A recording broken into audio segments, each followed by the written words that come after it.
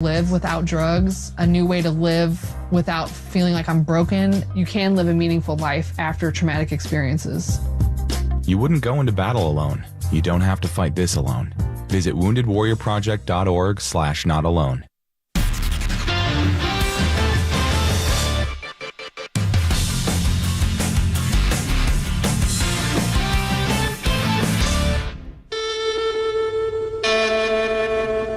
CBS presents this program in color. An educated person can't think he's going to get a recruit by strippers coming in. They can fire you, but they can't eat you. And they run through our ass like through a tin horn, man, and we could not stop them. The audio you need to hear. It's DA's Soundcheck. We've had a major catastrophe in the building. We'll get to that in just a second. But first, Soundcheck. It begins with Jason Tatum. This is him speaking at a Nike Elite Youth Basketball event, asked about by the kids in the audience about load management. Man, I don't decide if you're playing the Hornets tonight. I'm going to chill. I only get to go to Charlotte 2 times a year. Somebody paid their money to come watch me play. Like, not trying to be arrogant. Like it's a bunch of kids in there, my shoes and my jersey. And just because we playing Charlotte on NBA League Pass on a Monday, that ain't nobody watching, I'm chilling tonight. That's not what the great players, the best players do. So the way y'all compete in the middle, I loved it. Competing, talking, blocking shots, hard fouls, but still being safe. Yeah, that's basketball. But then you can't go on the side basket like, we ain't playing them. They still watching. They still evaluate. They didn't come to see me play. Paolo or Brad, they know what we can do. Y'all the future, y'all next. So just keep that in mind, like, ranked player, not big game, like, compete, play basketball, because don't take the for granted. So I definitely like the message in general. Yeah. I still think it's smart to take a week off in March just so you're relaxed and ready to go for the postseason. But the idea of, and I've had this conversation with my little guy as he plays more and more baseball, like, everything kind of matters. Like, you can't, if you're out there, you got to play. And there's a difference between having fun and practicing and goofing around and then playing. When it's time to play, you got to play. And I think that's an important message, that you never know who's watching. You never know who you're playing against. You never know who's there to see you or to not see you or to see somebody else. And you get that coach's attention, and all of a sudden now you're being recruited or whatever. You got to, when it's time to go to work, you got to go to work. But I also do think that load management has a place, or is not the worst possible thing in the world, as some like to present it. Let's stay in the NBA. Mikal Bridges discussing the KD trade saga, and then karma getting him in the end. This is in the summer. KD said he wanted to go to Phoenix, so it was kind of in the back of my head, because we're not done. Like, if you want to come here, I was going, and Cam Johnson knew we was. Like, I knew, like, so I'm like, well, it ain't Book leaving. I don't think it's DA, I don't think it's CB. So, like, I always made jokes with me and Cam. I'm like, damn, KD, about to come here, bro. Pack your bags, we out of here.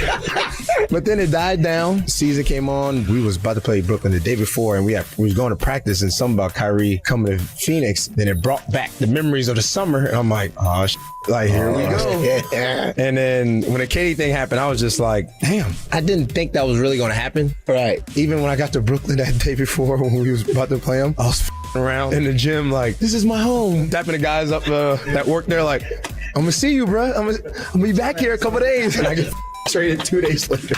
So it's like some karma on my for that one.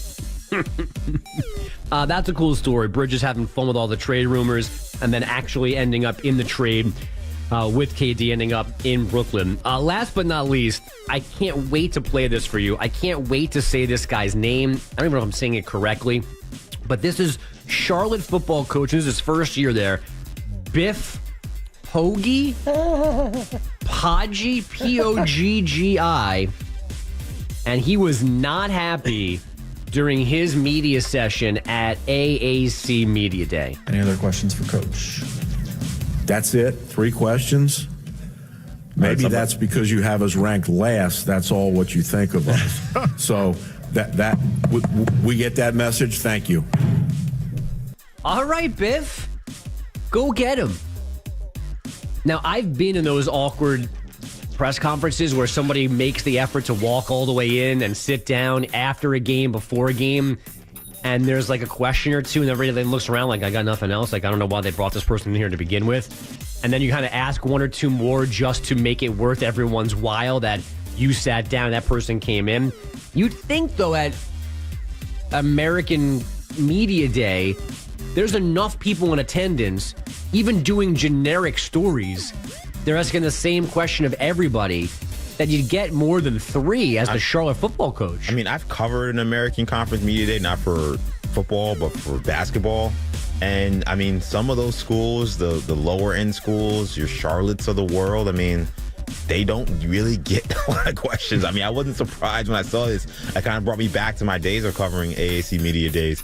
But, like, to be honest, to Coach Poggi, or Poggi, again, apologies if that's not his name, like, you took over a job where the team was 3-9, okay? Like, you didn't take over Alabama. You didn't take over LSU. You didn't take over a football power. I don't think you can be outwardly disrespected that people don't want to ask questions about your bottom feeder conference team. Yeah. My buddy, by the way, used to be the OC at Charlotte. He was on the previous staff. So it is Poggi, and his given name is Francis. And he came from Michigan. Did a good job there under Jim Harbaugh. I mean, you even think there'd be Michigan questions. Why do they call him Biff then? I don't know. Why do we call you the body? Who could forget about his grandfather?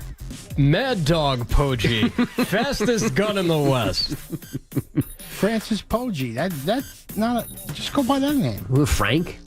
Frank. Yeah. I always found it odd that Biff Tannen stuck around the McFlys after he nearly violated Mrs. McFly at the Enchantment Under the Sea dance. Like, George was totally cool keeping him around his family. This guy's a sexual predator, and he's like washing your car in the front yard. Oh, hey, Biff. The hell out of here. What's the saying? Like, keep your friends close, but your enemies closer? Yeah. Now you know where he is at all times. Right. I'm watching Messi highlights right now. This guy looks like a Biff, by the way. That's like, he's got a neck, like a football player. I mean, he played himself. He's a big dude. He should be named Biff.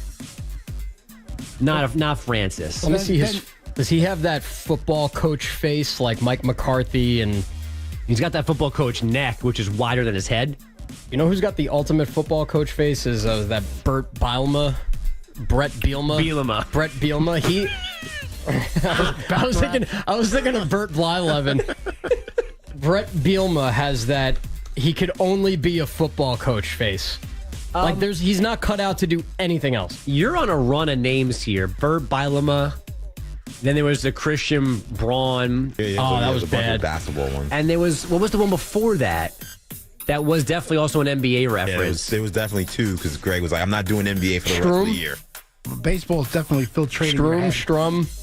Oh, yeah, Max Struss. Yeah, Struss. Yeah, that's who it was. Max Struss. Well, baseball is definitely filling your head because of your job at MLB Network. Okay. Speaking of which, Sunday night, you can watch Greg and a to-be-determined group of analysts break down high school all-star. It's the Hank Aaron Invitational. Okay. Which is 44 high school players from around the country. Some committed, some uncommitted. And it's going to be at Truist Park. Be at Truist Park in Atlanta. My own version of Sunday Night Baseball going head-to-head with the ESPN Sunday Night game. I'm going to guess one of the analysts will be Carlos Pena. You're wrong. No? It's going to be Michael Bourne. Okay, Michael Bourne. Stole a lot of fantasy bases for me. Oh, did he? Yeah, in leagues that I won. Michael Bourne's probably a good immaculate grid answer, right? Yes. Astros, Phillies. Braves? Was it Braves? Yes. I used Bob Wickman twice this week and was right on both. Bob Wickman. Take it to the bank. That's a Cleveland Guardian and a Brewer. And a Yankee. Yeah, he was a Brewer-Yankee answer earlier this week. Oh. P.S. We are now living in a world where the new immaculate grid doesn't come out until 9 a.m. Eastern. Oh, yeah, not a fan. I don't know why they're doing that, but we got to sit here and wait for it. It was the first thing I did when the alarm went off this morning. But they have now added basketball and football to the baseball I can't do those. I'm ready now. Yeah? As soon as you said basketball, I'm like, yeah, basketball you up. crush. Hawks and Heat. Give me somebody here, Emmanuel. Or EJ, sorry. Hawks and Heat. Fred. Steve Smith. Okay. Damn, he's good. There you go. All right. We'll allow it. They'll accept it. Hawks, Pistons, Hawks, Rockets. I think I tried a football one and I couldn't do it. I might be able to handle basketball. Football's tough. I tried. Is it Hawks, Pistons, Rockets? So that's the column for Hawks Heat, Hawks Pistons, Hawks Rockets. Never played this game, so I have to find 3 people. You got to find somebody that played for the Hawks and Pistons, and then somebody else that played for the Hawks and Rockets. Okay, Terry Porter. For which one? Hawks Rockets. I don't know if that's true. The Kimbe played for the Hawks and Rockets. We're gonna go with that one. Can we double check on Terry Porter? We can later on. So here's the catastrophe that happened in the building, and this connects back to a trash of mine from a long time ago. I still refuse to accept these hybrid snack machines that sell both food and drinks. Yep. Because therefore the machine has to be cold enough to keep the drinks cold, but I don't want cold Doritos. Bingo. Okay? I don't have to buy a bag of chips and then leave it on the desk to thaw for a little bit because somebody's Diet Coke. This is 2023. Either have 2 machines or have a machine with 2 temperature controls, and the top half somehow is room temperature for my chips, and then there's a little bottom freezer section for soda. In fact, we have one of them in another little nook where both things, and everybody's happy, right? Everybody loves that one. And there's an ice cream machine, too. Yeah. That's really just for Evan Yeah, Roberts. why is there an ice cream machine? It's actually, I think, for Boomer. Oh, yeah? I've only seen Boomer use it. Really? I haven't seen anyone I've never seen anybody use it. Yeah, and it's great because it's almost like a skill crane. The lid lifts up and Yeah. this like big suction cup thing goes down and brings up your strawberry shortcake bar and then drops it to you. I assume that strawberry shortcake or that chocolate eclair was put in there like 2019. From the original box. There's no way that's been updated at all. Like when they come around to check on the machines, they always neglect that one. There's no way they update that machine. But do they have more of those bars they got rid of and maybe in there? Oh, it's like a little time capsule. It's like a Choco Taco in there too, maybe? Yeah. King Cone. They still make those? So the biggest vending machine we have is the fanciest one too, because you can use like Apple Pay. You can tap or actually put dollars in.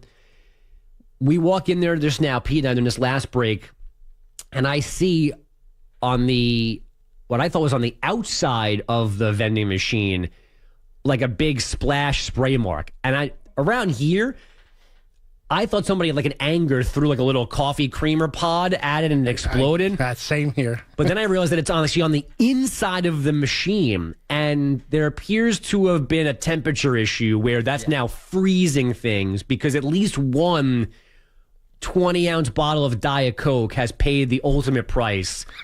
And there's basically Diet Coke slushy throughout this entire machine now. All the Diet Cokes are slushies. All right, I'm going to post this now to DA. I'm going to send this to DA on CBS Quotes because I took a picture of it before. It's only gotten colder, too, because after the explosion, it seems like some of the spray has now frozen in place. There's like stalactites of Diet Coke hanging off upper rungs of the vending machine. Now, I was immediately corrected in that room, but that vending machine to me is not regularly serviced. Like there are times where it's almost completely empty before the outside vendor comes. Right. So that thing might stay like that for I don't know how long, and it's going to stay cold. So we're going to have more things popping off in there. I hope it's like a terrible firework exhibit inside the vending machine soon. It's like the firework, the firework thing one time where all the fireworks exploded at once. It's similar to what's going to happen in there, but I think it'll get serviced now because somebody will want pop chips or something that's in just that machine. Yeah, and they'll tell our guy. Now that had not happened at 5:10 when I initially walked into that room this morning, so that is a new development. Well, very new. The question now is how many of those are going to explode today? Right. Because you figure that my picture here, there's one that's exploded, and there's 5, 6, 7, 8 more Diet Cokes that you see all the foam and the bubbles. How many of those will explode before the end of the show? And my answer is I hope all of them explode. You know what's odd too, looking at the picture I took, there's 8 or 9 different rows of Diet Cokes, as if Mike Francesa still works here. And all the Diet Cokes have frozen, but then there's 3 regular bottles of Coke that have not frozen next to frozen ones, as if they're somehow different, and Diet Coke freezes easier than regular Coke? I bet you it's the aspartame. I bet you I bet you it's that chemical additive that probably changes the molecular structure of the Coke. And I can't wait till they get to the cans. Oh, yeah. You'll hear those pop. Ray Martell is going to have a you-know-what fit when he finds out that 9 Diet Cokes have gone to waste. You know, if Cap has an extra camera line around, I would argue we should put a camera on the machine so we are filming if there are more explosions. Vending machine cam. Yeah. Can we send Billy Giacalone as our break room correspondent? If you can find him, send him wherever you want. No, I believe Billy's on break number 1 today. Well, you see, he would notice that because he's probably over there at the vending machine. I would have pegged Billy as the guy who threw something against the vending machine to create the initial spray that I thought I saw. While he was thinking about his list of people he's going to fight here right. at CBS Sports Radio. I think we have to put the camera on that vending machine. If Cap's around, let's get a camera on that vending machine. Just put it right there. In the meantime, let's get your headlines. Here's Caserta. That's right. We still have sports to talk about. And all of the hullabaloo about Justin Herbert right now being the highest paid man in the NFL. Hullabaloo. Okay. 5 years, $262.5 million until Joe Burrow breaks it. Those contracts can be tough.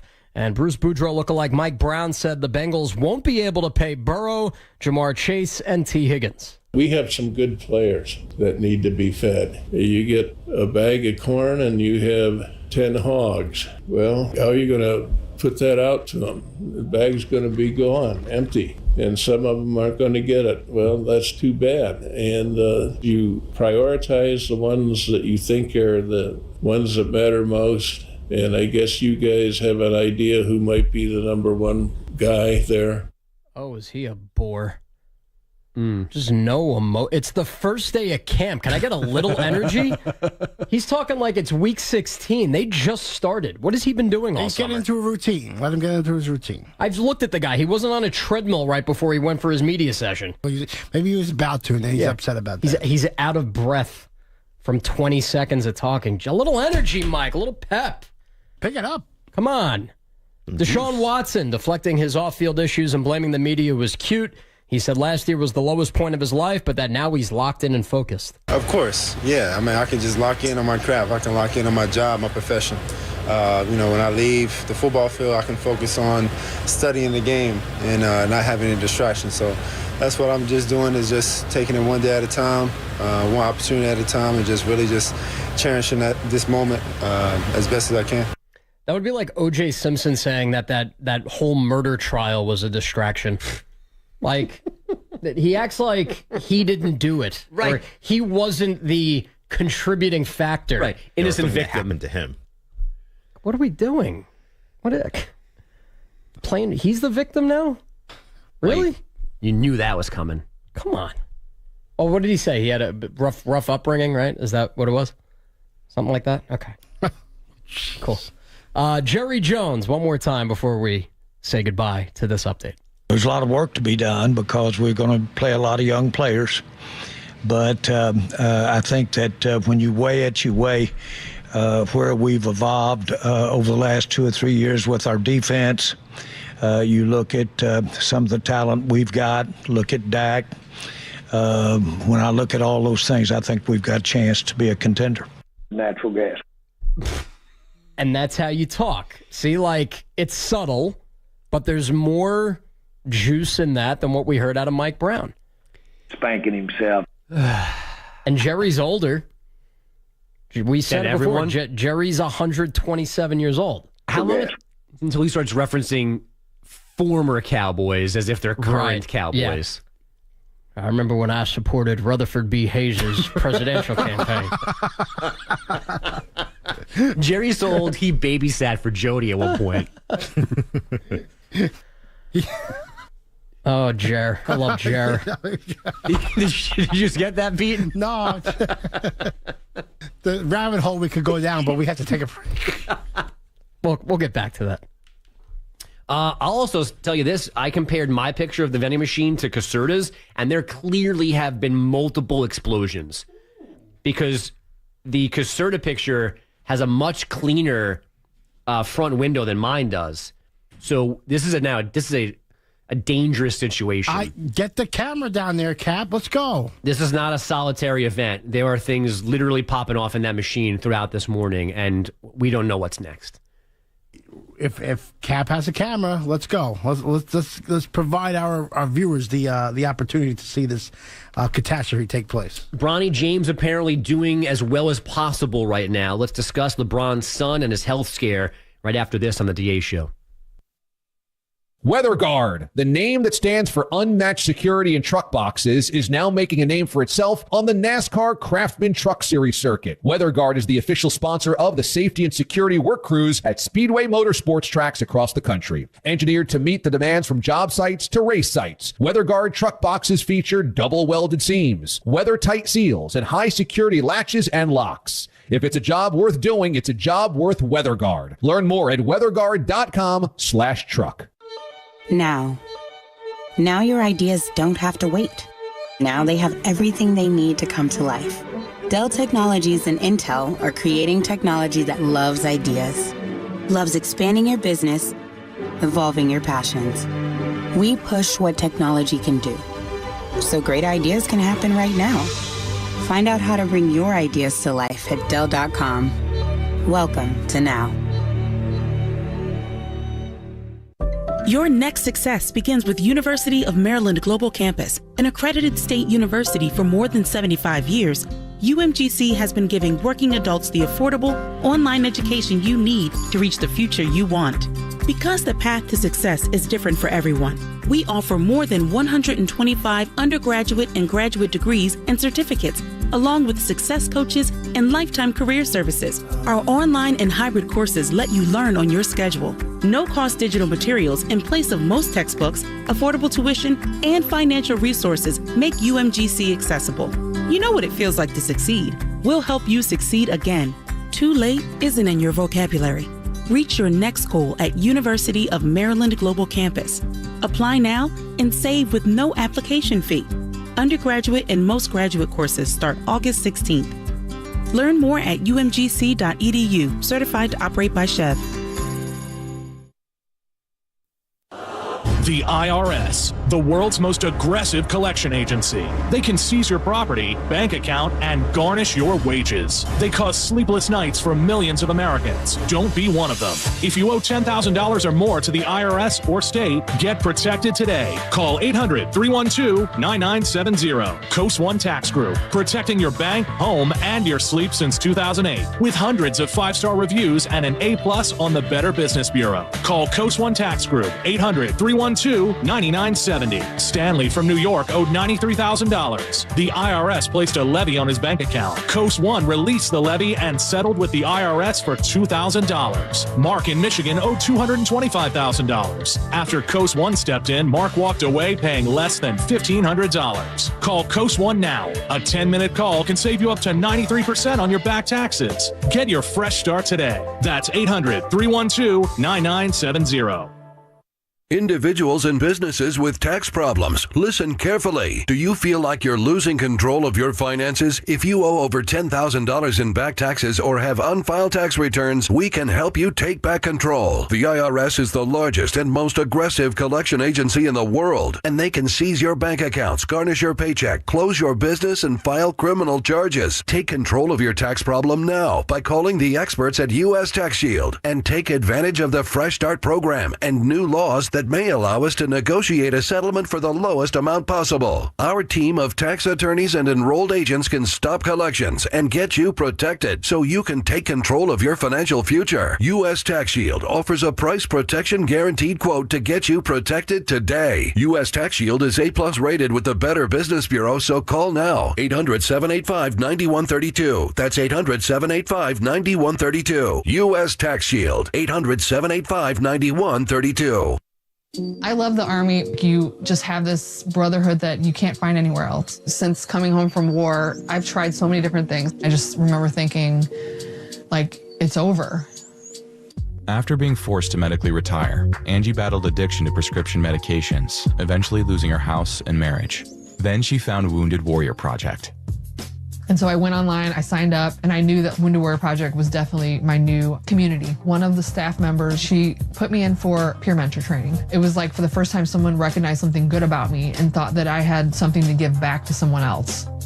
Are you doing okay otherwise? I've kind of picked up woodworking with my grandfather, I so... saw the 3D stuff.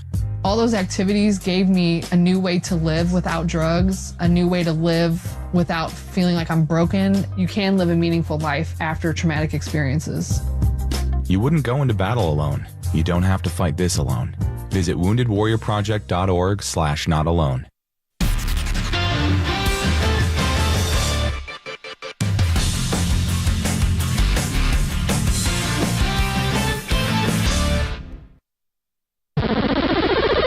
I like handling meat. DA on CBS Sports Radio.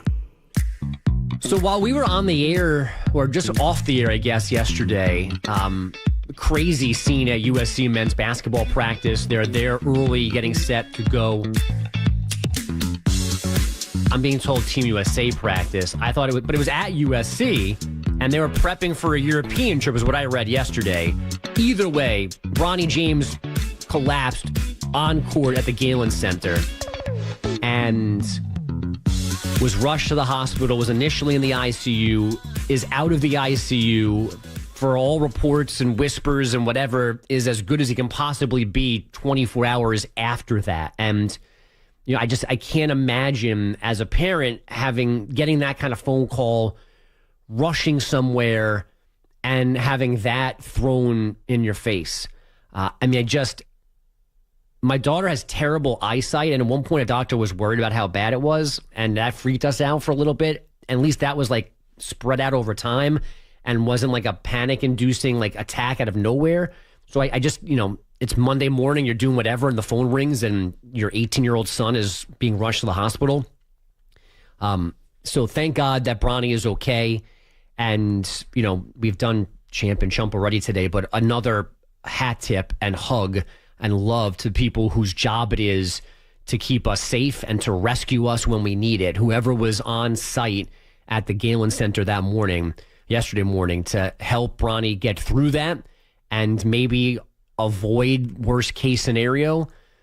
And, you know, Damar Hamlin actually was his tweet was the first one I saw. I was literally asleep on the train going home, got off the train, opened up my phone, and Damar was sending prayers at King James and his family, and I didn't know what had happened. And I scrolled back, and obviously with Damar, in a similar but not the same situation as far as we know, you know, his life was saved. And Bronny's life appears to have been saved yesterday. And hopefully this was just a very, very, very significant case of bad luck, and this was not the sign of some other significant health issue, and that Bronny is back to being himself and playing college basketball and maybe one day being in the NBA alongside his dad. When we come back, hour number 3 begins in college football. A 4-game suspension looming for Michigan head coach Jim Harbaugh. Is it a big deal at all? Let's figure it out next hour, the DA Show, CBS Sports Radio. Yeah. I think it's really... Now your ideas don't have to wait. Now they have everything they need to come to life. Dell Technologies and Intel are creating technology that loves ideas, loves expanding your business, evolving your passions. We push what technology can do, so great ideas can happen right now. Find out how to bring your ideas to life at Dell.com. Welcome to Now. Ray Magliozzi here for eBay Motors. So you ordered a new air filter for your car. You try to install it, but it doesn't fit. So you take a little bit off the sides. What, still doesn't fit? Well, you could try to sit on it. Or get it right the first time with eBay Guaranteed Fit. When you see the check, you know that part's gonna fit. Air filters, brakes, headlights, over 122 million parts. Get the right parts at the right prices. eBay Motors, let's ride. Eligible items only. Exclusions apply. Sponsored by Allied Injury Group, not available in all states. This important message from Allied Injury Group reminds you that if you or someone you love was injured in an accident that wasn't your fault, you deserve financial compensation for your medical expenses, lost wages, pain, and suffering. Don't rely on insurance companies to look out for you. If you haven't spoken to an attorney, call our legal experts now.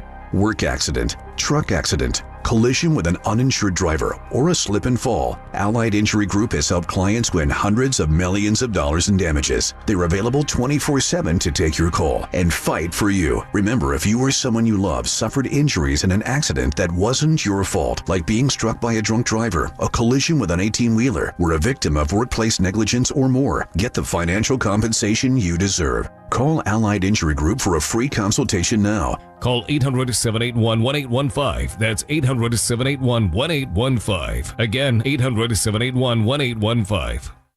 Message and data rates may apply. Do you need a car? Been shopping only to be turned down because of bad credit, low credit, no credit, bankruptcy, or divorce? Guess what? Today's your lucky day, because now you can buy a car, truck, or SUV, just about any vehicle. It's true. Bad credit doesn't matter. No credit? Doesn't matter. Bankruptcy or divorce? It just doesn't matter. As a matter of fact, your job is your ticket to your new vehicle. We're Auto Credit Express, and we've helped thousands of people just like you. Antonio H. told us, great company, got me connected, and the day I went in, I drove off in the car I wanted. 100% worth your time. Need a car? Get started now and drive off as early as today. Just text APPLY NOW to 88909 right now to get started. That's APPLY NOW to 88909. Auto financing the easy way. Text APPLY NOW to 88909.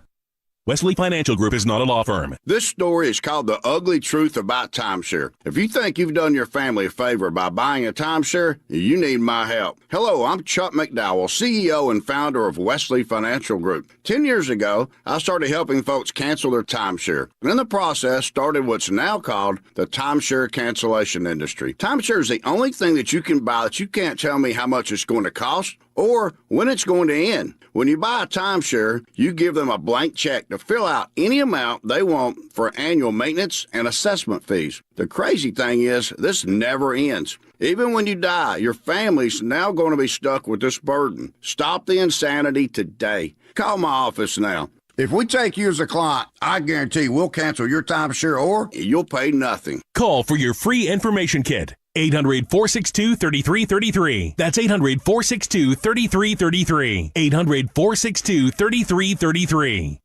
This is a special alert to all Americans who own a vehicle with less than 200,000 miles with an auto warranty about to expire or with no warranty coverage at all. Due to a decline in the economy, CarShield is announcing a low-cost month-to-month vehicle protection plan that is now available to the public to save any driver out-of-pocket expenses on future auto repairs. Call now to find out how you can pay almost nothing for covered auto repairs. Yes, you heard that correctly. Pay almost nothing for covered auto repairs. An open phone line has been established for all drivers to call for a free quick quote. Call 800-898-6155 now. Drivers who are covered will not have to pay for covered repairs again. This protection plan is at an all-time low. Additionally, drivers who activate this vehicle protection today will also receive free roadside assistance, free towing, and car rental options at no additional cost. Call us for your free quick quote today. 800-898-6155. That's 800-898-6155. What do you have to lose? Call 800-898-6155. Again, 800-898-6155.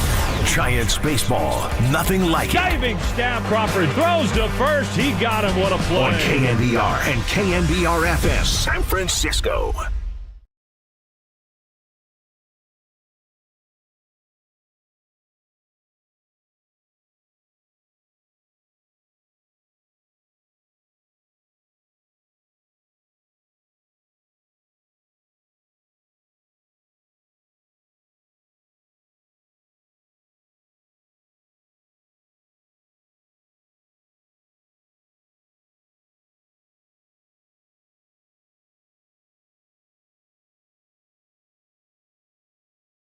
The pitch, and that's in there. Strike three called. Well, he went back to that knuckle curveball and froze Langoliers, and that's 6 strikeouts in the first 2 innings for Alex Cobb. Seth Brown line drive caught at third by J.D. Davis. Out number 3. Brown hits it hard for a second straight time. This time, though, the Giants had him played perfectly. Nice play by J.D. The pitch. Hard ground ball up the middle. That's a base hit, and that will get the tying run home.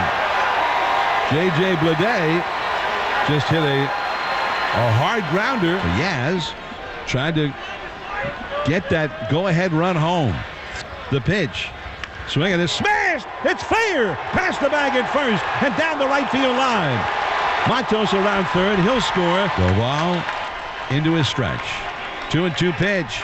Struck it out swinging with a slider. A beauty. Right on the outside corner, and he strikes out the side. The Giants beat the Athletics 2-1. And that should do it. That should do it for the end of the Giants' losing streak. They win Game 1 of the Battle of the Bay against the Oakland A's. What's up, everybody? Happy Wednesday morning. It is the Waterboy Marcus Boucher taking you up to 6 a.m. this morning, where it's the start of the Marcus and Mac show all the way up to 10 a.m. But right now, it's time for the leadoff spot with yours truly, an overnight Dave behind the glass. And Dave, it's been quite some time since we've heard those final calls and with a victory for the San Francisco Giants. After kicking off a 5-game winning streak to start the second half of the All-Star break, of course, the Giants followed that up with a 6-game losing streak after being swept by the Washington Nationals, technically being swept on back-to-back days against the Detroit Tigers, and then they turn it around, finally come back home last night to the corner of 3rd and King and get their first win in what feels like weeks on end. And for the first time since Camilo Duvall was out here getting 2 saves in one day against the Cincinnati Reds, he finally got some action. He gets back in that 9th inning. You heard the montage. Strikes out the side, gets his 31st save of the year, and the Giants put it in the books with a 2-1 win over the Oakland A's. And there are a ton of storylines to get into this morning with this San Francisco Giants team, whether it is the 2-1 win last night, Alex Cobb going out there and striking out 9 guys, 6 in a row to start the game. There was a double thrown in there, but you get what I'm saying. Back-to-back innings, striking out the side. Actually struck out 8 of the first 9 batters that he faced yesterday, really taking advantage of those shadows at Oracle Park with the sun in the background on the center field batter's eye. It's kind of interesting to look at the split numbers this year from an Alex Cobb and how well he pitches at home at Oracle Park, and more specifically during those night games that have those late afternoon starts. I overheard Kipe joking about it yesterday during the post-game wrap, that every time the Giants have a 6:45 start during the week, they should turn Alex Cobb into a 3-inning opener. Now, I don't know if that's a road I want to go down, and I'm sure Kipe is just riffing because Alex Cobb has been one of these starters that actually you can rely on in this Giants rotation. I mean, how many times have we been talking about this for the past couple months now? Who can the Giants turn to in Game 3 of a potential playoff series after Logan Webb, after Alex Cobb? Well, those questions are still out there. And I'm not saying they're answered by Ross Stripling having back-to-back quality starts. Hell, we don't even know who's pitching today for the San Francisco Giants, who's supposed to be the guy following up for Alex Cobb. I would assume it's Alex Wood, but nothing has been listed so far. I wouldn't be surprised if we got an opener, a Ryan Walker, or a Scott Alexander. Most likely a Ryan Walker with the righty opening up the game for a lefty, Alex Wood. But we'll look at tonight's matchup with the Oakland A's when we get there. Instead, we got to put a cap on it, put a bow on Alex Cobb's performance going 6. And the A's actually being pretty pesky yesterday, playing a little small ball. What was it, in the 7th or 8th inning, scoring a run off of one of the Rogers twins, ties up the ball game 1-1. And next thing you know, here comes Mike Yastrzemski, a guy that has been struggling mightily at the plate. A guy who we just talked about the other day was like 2 for his last 39. A guy that Gabe Kapler said, he's been hitting some balls hard. He's just been finding some bad luck.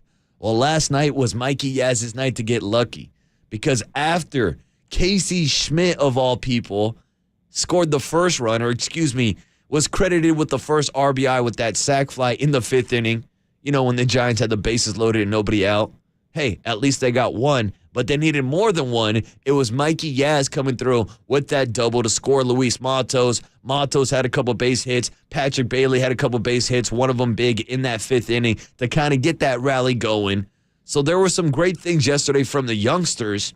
And I think, honestly, the big news this morning, if you're just waking up, rubbing the cobweb out of your eyes, there's another youngster on the way. The reports are that the San Francisco Giants are now going to be calling up Marco Luciano, the number 2 overall prospect in the Giants farm system, right behind Kyle Harrison. So that obviously means he's the number 1 position prospect in the Giants farm system. He's the number 15 overall prospect in baseball. And this is a guy that we've been talking about since he was 16 years old and signed with the San Francisco Giants. He's now 21. We're 5 years later. And I got to be honest with you, when I was sitting on the john this morning, wiping the cobwebs out of my eyes, I kind of had a double take. And I was like, whoa, are we really doing this? Are the Giants and Farhan calling up Marco Luciano after he only played 6 games at the AAA level? Like, you want to talk about the accelerated fast path? We've seen it this year with Patrick Bailey, who started the year in AA, had a small cup of coffee, but I think it was longer than a week in Sacramento. We've seen what he's been able to do behind the plate, and now the Giants are going to try to look for some of that spark, look for some of that energy that they got from a Casey Schmidt and a Luis Matos and a Patrick Bailey earlier this season. Because obviously, if you're watching the games just like I am, you can tell that this Giants offense is struggling. Even in that 2-1 win last night against the Oakland A's, they were out-hit by the A's. 5-4 in the night. Only had 4 total hits and 2 runs.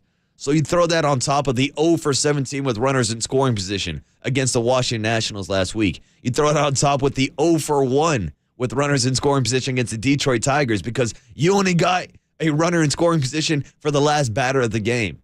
This is an offense that needs a spark, especially against left-handed pitchers.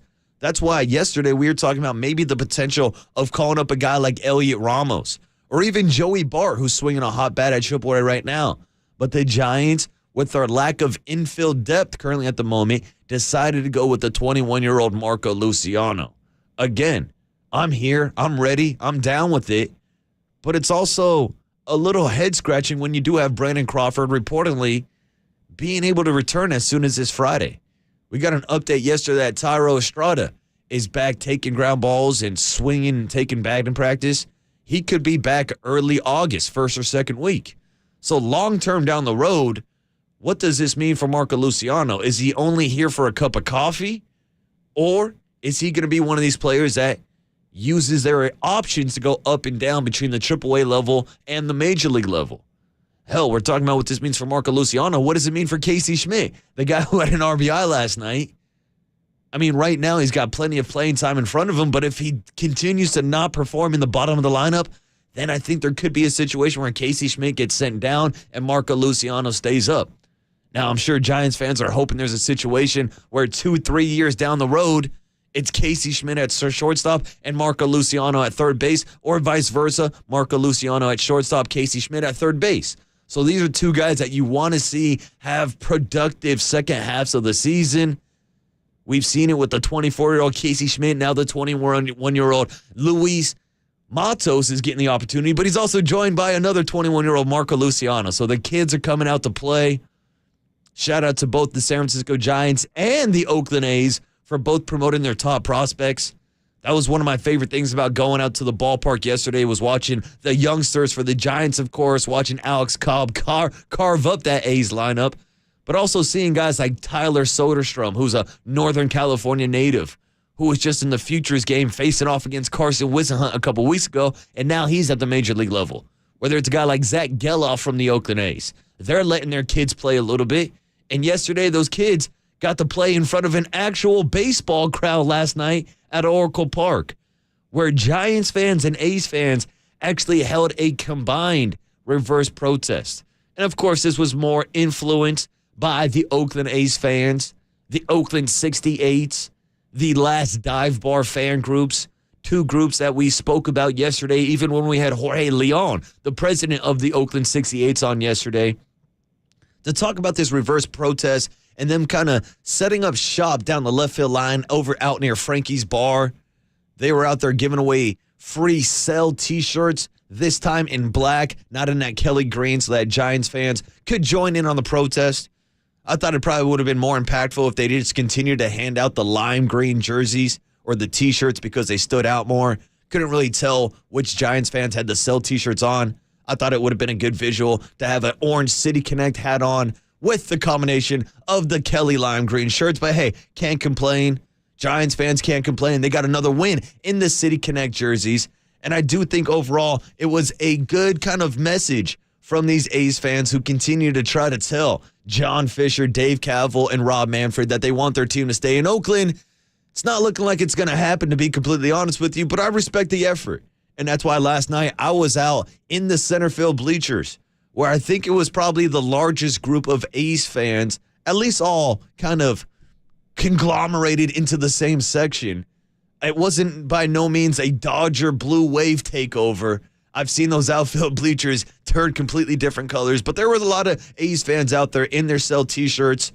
I made sure to be out there for the 5th inning where they had their silent protest to represent the 55 years of Oakland baseball in the 510. And that was followed up with, of course, the sell the team chants that could be heard throughout the entire stadium. And then my favorite part, it was followed up by a couple excuse me, Dave, jump that. It was followed up by a couple John Fisher chants. Got to make sure to censor myself on 50,000 watts this morning. But overall, I thought it was a good environment. I thought it was a good showing by A's fans. And it was an even better showing by the San Francisco Giants, who got the win with Alex Cobb and his 9 strikeouts. They're back in action today. Like I said, it could be Alex Wood. It could be an opener. Looks like the A's are going to roll out a lefty, Hogan Harris. And it might be time to see Marco Luciano in the lineup. If you're going to call him up, put the kid in the lineup and let him play. So we'll continue to talk plenty of Giants and A's baseball this morning. Take a look at the lineups, what you need to know about this Bay Bridge series. But we can also take a look at some San Francisco 49er football, because yesterday was the day that John Lynch, Kyle Shanahan, Brock Purdy all showed up to 49ers camp yesterday to kick off the 2023 season.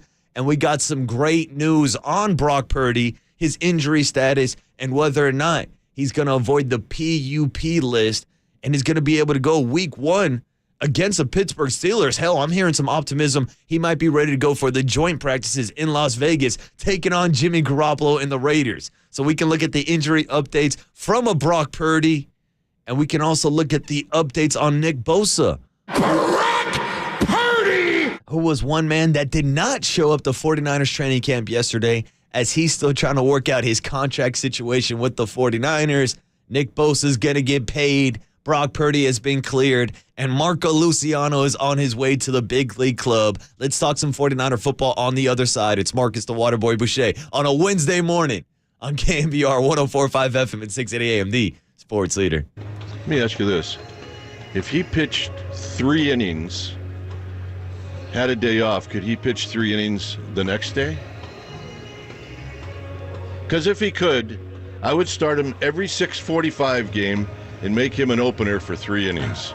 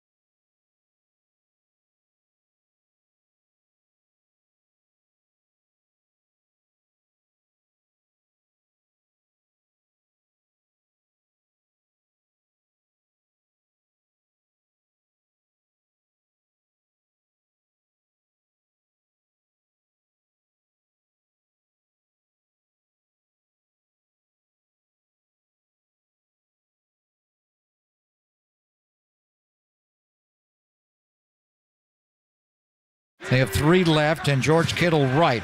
Purdy back. Time. Pumps. Now going to throw for the end zone. Wide open. Brandon Ayuk. Touchdown! San Francisco! Now back to the leadoff spot with Marcus Boucher on KNBR 104.5 and 680, the sports leader. Back on the leadoff spot on a Wednesday morning. It is the Waterboy Marcus Boucher. Back with Overnight Dave, who just gave us a highlight of Brock Purdy throwing a touchdown pass to Brandon Ayuk. And boy, oh boy, 49er fans, do we have some good news for you this morning, because that's a connection you could possibly see as soon as week 1 of the NFL season, when the 49ers will be traveling out to Pittsburgh to take on TJ Watt, Minkah Fitzpatrick, and the Pittsburgh Steelers. Because yesterday we got some big news out of 49ers training camp when John Lynch and Kyle Shanahan both showed up to Levi Stadium, did their pre-training camp press conference, and told us that Brock Purdy will not be placed on the PUP list to start the season. All in all, it means that he will be cleared to participate in training camp. And I guess, Dave, we can stop beating around the bush and just play you the sound from John Lynch himself, because it all starts here. This is the news that we've all been waiting for. We've all been tracking and following this injury for over 6-7 months now, since the 49ers lost in that NFC Championship game to the Philadelphia Eagles, and wondering whether or not Brock Purdy would need Tommy John surgery with that torn ulnar collateral ligament, or if he would go with this internal brace surgery and how he would recover from that, since there has not been a long past of quarterbacks and hell, even baseball players recovering from this internal brace surgery. Well, we've been tracking the rehab. We've been tracking the throwing program. We've been paying attention to Brock Purdy showing up to Oracle Park on a Friday night, and then him going out to Jacksonville to throw out with some NFL coaching specialists. Now it sounds like he's going to have a chance to be throwing with the first team as soon as this week. Here was John Lynch yesterday breaking the news that Brock Purdy is officially cleared for 49ers training camp. Brock's cleared and ready to go. He's going to be without restrictions. Now, having said that, we're sticking and we're adhering to a plan that's been put in place for some time. He got after it the last couple of days. We upped his pitch count, so it was kind of the peak of the buildup, and so he'll take off day 1. But we believe in that plan, so he's cleared without restriction. There will be some time off, due to pitch count and all that, sticking to the plan. But the great news is Brock has worked his tail off, and he's ready to go. Now, that is fantastic news. Brock Purdy is a guy that I think we're all rooting for. Hell, even if you're not a 49er fan, after watching what he did last year, after being the last pick of the NFL draft, taking over for Jimmy Garoppolo and Trey Lance after they went down in injury. He's a great story in the NFL. And it sucks that last year's kind of fairy tale ending ended in a nightmare for Brock Purdy. And so now he's got the opportunity to saddle back up potentially for week 1. And I don't want to set it in stone and put the expectations out there, even though that does sound like it is the expectation of both John Lynch and Kyle Shanahan. But you heard John say with no restrictions.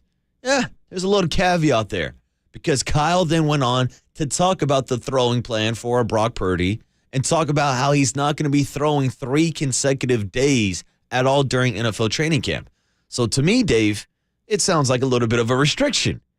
That means it's going to open the door for other guys to get reps. But before we get into that discussion, here was Kyle Shanahan breaking down his review of Brock Purdy and what he currently looks like before the start of training camp.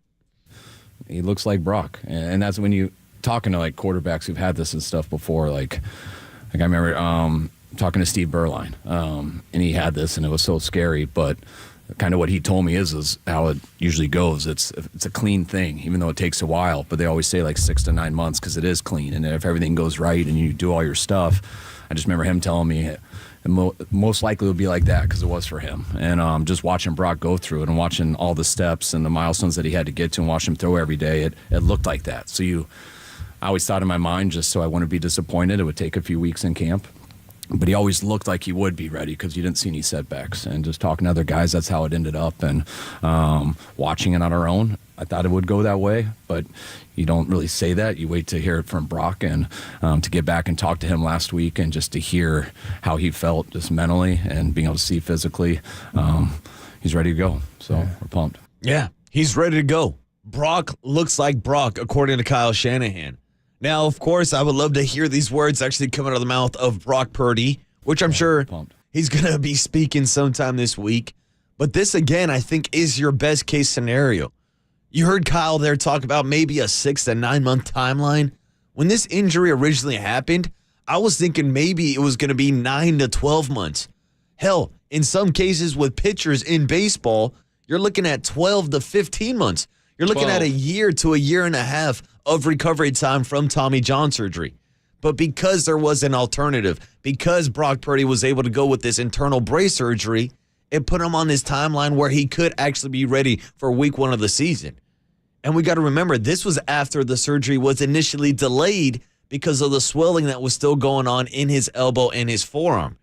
So we were all thinking there's a situation where maybe it's going to be a Trey Lance, maybe it's going to be a Sam Darnold, who we've been hearing nothing about all but his arm talent all offseason. Well, I'm excited to see what the new arm talent of a Brock Purdy looks like. I know a lot of people assume when you have Tommy John surgery or elbow reconstructive surgery, you're going to come back like a brand new pitcher, a brand new football player. Hell, most people think you're going to come back like Henry Rowan-Gardner from the movie Rookie of the Year, cranking the arm up and just throwing 100 miles per hour, which is actually hilarious because Kyle Shanahan yesterday made a reference to Henry Rowan-Gardner in the Rookie of the Year. Here was Kyle asked about the velocity of Brock Purdy and if he's lost any velo during this rehab process. I mean, we're watching him from afar. I mean, he's easing into it. So we're not asking, we haven't seen his max velocity. I'm not trying to see that yet. It'll be back to how it was. I was hoping for like a Rookie of the Year type thing. If you seen a movie when you were younger, like it was just going to come back all of a sudden, like the fastest on the planet. But I think it's going to be the same. We got to see him in person a little bit more out there with players and stuff. I love the fact that Kyle Shanahan is giving me a Rookie of the Year reference this morning. Henry Rowan-Gardner, pitcher for the Chicago Cubs. Of course, if you don't know, it's a movie about a 12-year-old kid playing Little League Baseball. He slips and falls on a ball. Then he comes back throwing like 100 miles per hour and starts pitching for the Chicago Cubs and takes them all the way to the World Series. It's a fantastic movie, one of my best baseball movies. But yeah, I don't think that's the situation we're looking at with Brock Purdy. And to be honest with you, I don't know why we're really asking about his velocity right now at this point of his throwing program. As Kyle Shanahan just said, he's throwing every 2 days, taking a third day off.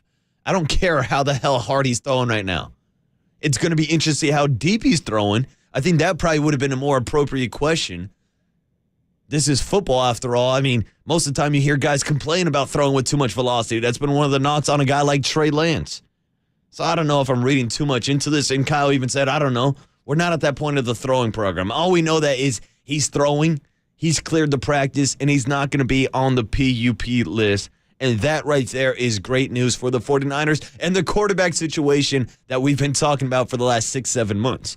But you know what else we've been talking about for the last 6, 7, 8, 9, 10, 11, 12 months since the beginning of last season is Nick Bosa's contract extension. And I'm one of those guys that got on these very airwaves and said, I think the 49ers should try to work out a contract extension before last year. And then I went out and projected that he would be the NFC Defensive Player of the Year. Well, he went and accomplished that feat. And now he's going to be looked at as one of the highest paid players in the NFL. So much so, there's been some discussion on whether or not he's going to hold out from training camp. Now, in this day and age, there's more of a hold-in situation where guys will show up so they can avoid the fines. But according to the reports from yesterday, Nick Bosa is not even showing up in Santa Clara until he figures out a new contract. Here was John Lynch yesterday talking about Nick Bosa and where they currently stand in those contract discussions. I would expect he's not here to start off. We're working diligently to try to come to an agreement. I think the challenge is you're talking about a real special player.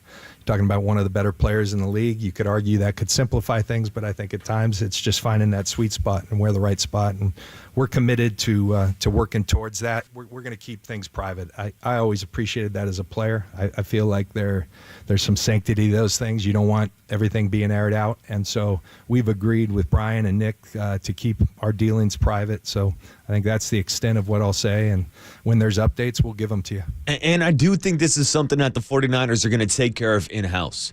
We've seen this multiple times, whether it was last season with Deebo Samuel, George Kittle, and the Valentine's Day Massacre. You want to go back and forth with Fred Warner going over his contract. The 49ers have seen themselves in this situation before.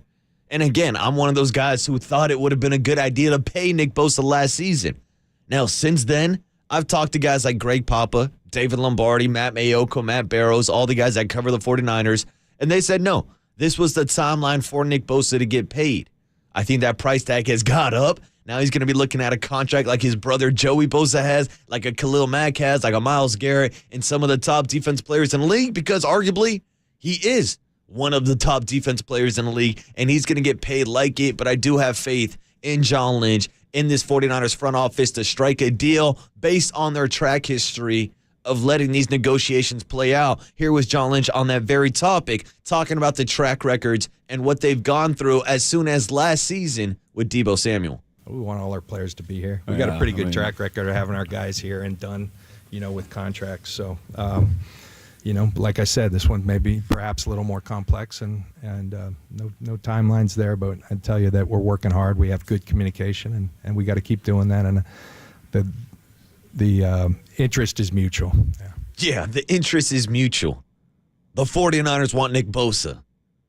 Breaking news, I think there's 31 other teams that want Nick Bosa also, so you're going to have to pay him that top dollar, but I do think that this is something that the 49ers are going to work out, especially while they can still take advantage of having guys like Brock Purdy, Trey Lance on those rookie contracts moving forward. That's why they're able to keep this collection of talent. Hell, that's one of the big reasons why they were able to sign Deebo Samuel last year.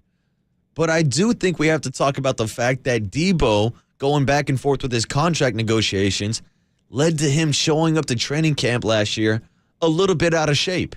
And this isn't just criticism from a radio host who sits on his ass for 5-6 hours a day. No, this is actual Deebo Samuel audio from earlier this season during minicamp, where he criticized himself, said that his performance last year was awful, that he showed up out of shape. Now, if we're talking about Nick Bosa, I think you can kind of put him in a different category of freak of nature athletes who are just built like a Greek god.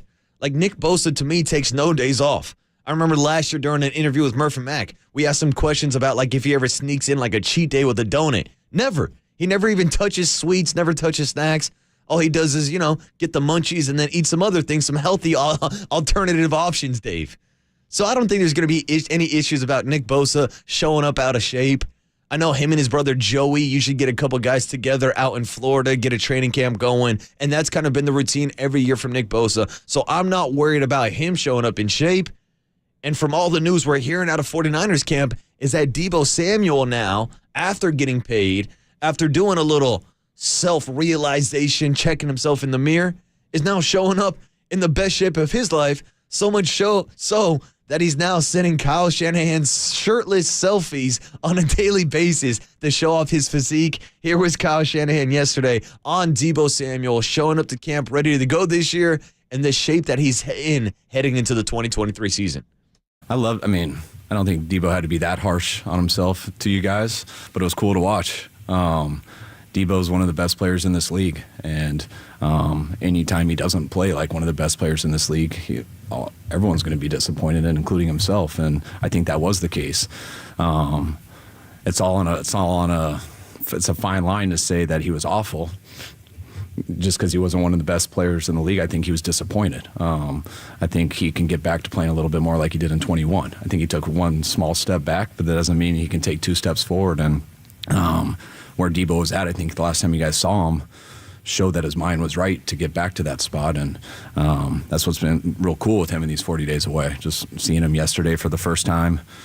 Never had a grown man send me so many pictures with his shirt off, but it looks good. And I can tell he's put the work in. So I know you guys heard him that day. That's the last time I really heard him.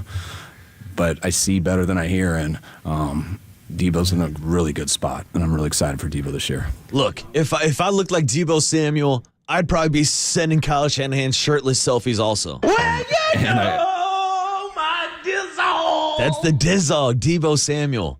And it sounds like he's extremely motivated this year, but as Kyle Shanahan just told us, I see better than I hear. I want to see it. I want to see it on the field, and I want to see that production from Debo pairing up with Brandon Ayuk this year, who took strides last year to arguably become the best wide receiver on the team. If you want to separate the skill sets and look at the route running ability of a Brandon Ayuk, I think it's 1A and 1B between these two wide receivers, which also means you're probably going to have to pay Brandon Ayuk soon after he plays on his fifth-year option that the 49ers picked up this offseason. Of course, that's a conversation we can get into down the line. First, the 49ers got to take care of that Nick Bosa contract, and then they'll look ahead to Brandon Ayuk's contract. And then sooner rather than later, we'll probably be looking down the line at a Brock Purdy contract and how that's going to flip the script on this roster of who they can afford to spend money and who they can't afford to spend money on. But again, those are all questions for further down the season, further down the timeline for the San Francisco 49ers. But I think the only timeline that matters right now is that Brock Purdy has officially been cleared for training camp, will avoid the PUP list, and could be ready to go as soon as the joint practices against the Las Vegas Raiders August 13th. Hell, all I really care is that he's ready week 1 against Mike Tomlin and the Pittsburgh Steelers. Brock Purdy! And over the next 3 weeks, we'll make sure to give you updates on Brock Purdy, his throwing program, and all the 49er headlines that you need to know going into the season.